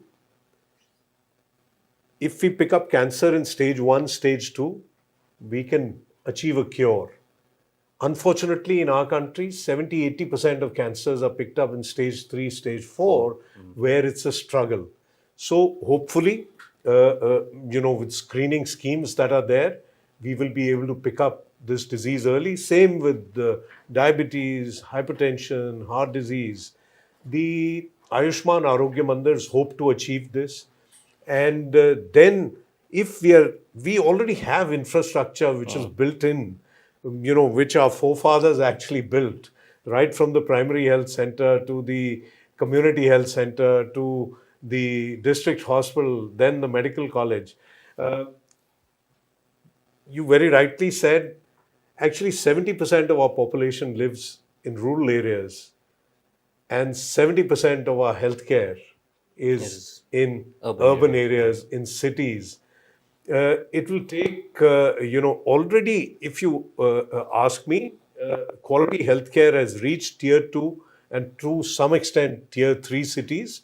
The large chains, there is consolidation that's happening in the healthcare sector, but predominantly it's private healthcare sector that is doing it. I think public-private partnership, if the government can ensure viability for the private sector, then I'm sure there would be many who would be willing to take this to tier 4, tier 5 also. One constraint here is also that the specialists and the super specialists and the well-trained nurses and the well-trained technicians want to live in cities. They don't want to go to small towns. And that's where, if we are able to create these medical colleges, training centers and district hospitals, and see that, boys and girls from that district are the ones who are trained there, then they would be much more receptive to living in their homes, to living in their towns and, taking up jobs there. But it's not going to happen overnight. It's a gradual process. Right. Which brings me to the last question then. Looking ahead, what one priority area should policymakers and the industry, when I say industry, the healthcare industry, should urgently look at in the next, say, 12 to 18 months to strengthen India's healthcare system? I think it has to be preventive and primary care. Because even for minor ailments, from the periphery, people rush to the large hospitals, be it government, be it private, in the towns and cities, whereas they may not need to do that. So if we are able to actually strengthen preventive care and primary care, then even this rush that you see in all hospitals, secondary, tertiary, quaternary, that probably would go down, definitely would go down in secondary hospitals. And also we need to strengthen these small hospitals which are already working in tier 3, tier 4, somehow strengthen them that they don't go under. So ultimately, I would think if we can focus on primary and preventive care and on delivering quality, that would be very useful. Through telemedicine, we can provide actually quality healthcare to anywhere, because the cell phone is ubiquitous. Everyone carries it, be it in the village or in the city. And telemedicine is one way. The finance minister talked about artificial intelligence. In the underserved parts of the country, artificial intelligence algorithms may be the surrogate doctor. And once they raise an alarm, then maybe a human doctor can take a look at that. So we will have to leverage technology along with creating sufficient skilled manpower to take care of our needs. Great. I think strengthen primary and preventive care. I think that's the message here. Thank you so much for speaking to us. It was a real pleasure. Thank you very much. As the Finance Minister lays out the government's economic roadmap in Budget 2026, the capital intensive industries are watching closely. With me to decode the impact is Shubhakant Panna, past President FICCI and Managing Director, Indian Metals and Ferroalloys Limited. Good to have you with us. Pleasure to be here. Let me start with the first question that, from the perspective of core industries like mining and metals, what is your overall assessment of this year's budget? Does it meaningfully strengthen India's industrial and infrastructure backbone? So I think this is a budget which I welcome because the core principles of financial stability, of growth, sustained growth, of fiscal prudence and moderate inflation is something that has been given a lot of importance. And added to that, the fifth element, which is access to resources and opportunities for all sections of society so that growth is inclusive. Specifically, as far as core sectors are concerned, I think the biggest point is something which applies to the budget in general, which is credibility, because the finance minister has over the years stuck to her commitment of the fiscal glide path, with the deficit coming down to 4.4% for FY26 and projected to go down to 4.3% for FY27. So therefore, when she continues on the path of a higher allocation for infrastructure, which in turn has a multiplier effect across several sectors, it is a allocation which is made, which has the which is credible, if I can put it that way. Now, specifically as far as manufacturing is concerned, there are a lot of announcements in there which are noteworthy. Specifically, I think the rare earth mineral corridor for Odisha and other states, as well as the inland waterway projects, starting out again with 5 projects in Odisha. This is very important from a logistics cost point of view, as well as reducing the burden on the road transportation, etc. And then specific sectors in manufacturing, looking at container manufacturing. If you look at a broader picture, the continuation of the semiconductor mission. So yes, there is plenty of heft in this budget, and it is something which prioritizes growth without compromising on fiscal prudence. Let me pick up this rare earth bit. You are based out of Odisha, although I'm not very sure if you are already a player in the rare earth parts or not.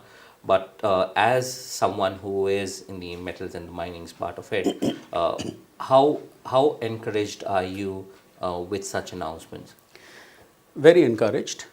So you're right, we're in the metals and mining space. We are closely evaluating investments in rare earths, because that is something which is, pun intended, critical, and which has significant connotations for India's growth ambitions. And in this context, I would look at not just this budget, but what the government has done even leading up to it. So you have had the PLI scheme for rare earth permanent magnets. You have had outlays to encourage more exploration, to recover tailings, etc. So there is a lot which has been done for rare earth elements and critical minerals even prior to this budget. And of course, the announcement of the rare earth mineral corridor, which will prioritize everything from exploration to processing, I think just underscores the laser sharp focus of the government on on making a comprehensive policy which will in times to come reduce India's dependence on imports and outside technology. Right. I think especially this rare earth part is very, very critical, like you mentioned, because of the grip China has on it. And just moving a little bit more, what are the misses, if you can, elucidate on that? What more would you have liked the FM to do? So look, I mean, I always prefer to focus on the positives, because I think it's fair to say that everybody always wants more.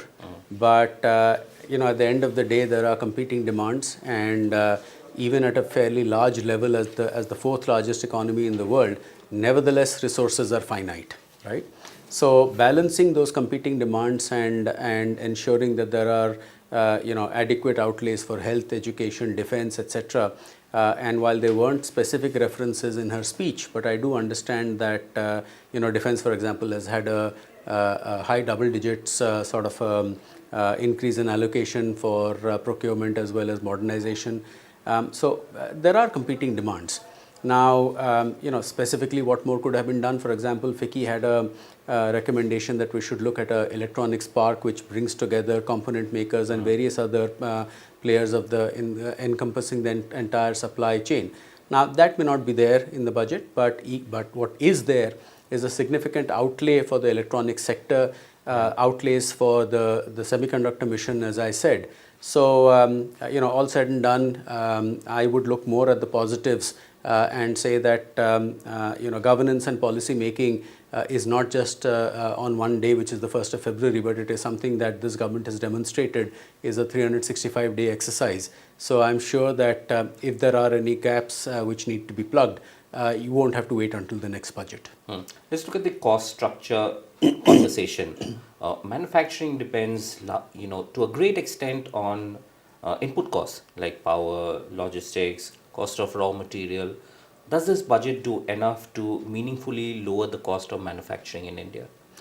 So look, I think competitiveness is a very important part because as we grow in size as an economy, it is also important for us, even as we have a strong focus on the domestic market, to not take our eye off the export market, that we want to be, in a manner of speaking, the factory of the world. And therefore, it is important to focus on both competitiveness as well as quality.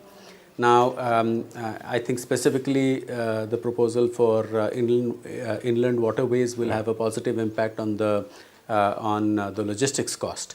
But if I were to answer your question from a slightly broader perspective and look at structural reforms, I think while the government has done a lot, again in the preceding several years, on decriminalizing minor offences, on doing away with outdated rules and regulations, I think the time has come to move on to structural reforms. A step has been taken in that regard with the labour codes being notified, which come into play. But other factor market reforms relating to land, relating to electricity, for example, relating to capital markets. Now, again, you have had some announcement. One needs to look into the fine print with regard to the corporate bond market, etc. There were references in the finance minister's speech. But specifically, to answer your question from a competitiveness perspective, I believe we must keep up the thrust on electricity sector reforms and look at reducing the cross subsidy burden that is there on industry. Right. Correct me if I'm wrong, but I think 70% of your products are exported, and I'm looking at now policy buffers against global headwinds. We did hear the FM talk about the customs part of it.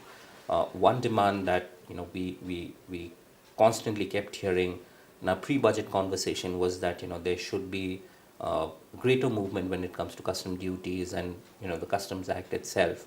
The FM talked about something like a trusted exporter. Do you think whatever has been announced, it does enough to keep you excited in the exports game? So, quick correction, we are currently about 95% exports actually, but with our expanded capacity, by the end of this year, we will be catering a little bit more to the domestic market, and we will perhaps come down to that 70% number that you were mentioning. Okay. Now, that being said, when you were asking the question, I thought you were heading a little bit towards what can be done to boost exports, but then keep in mind if you want to add to that leading up to the budget, again, and that's the point I was making, that let's not look at policy making and as only a single day exercise. So leading up to the budget, there have been announcements about encouraging exports, about having an export mission, and significant outlays in this regard. So not everything needs to be in the budget itself. But what is there in the budget, I find quite interesting and supportive. The trusted importer aspect and all of that.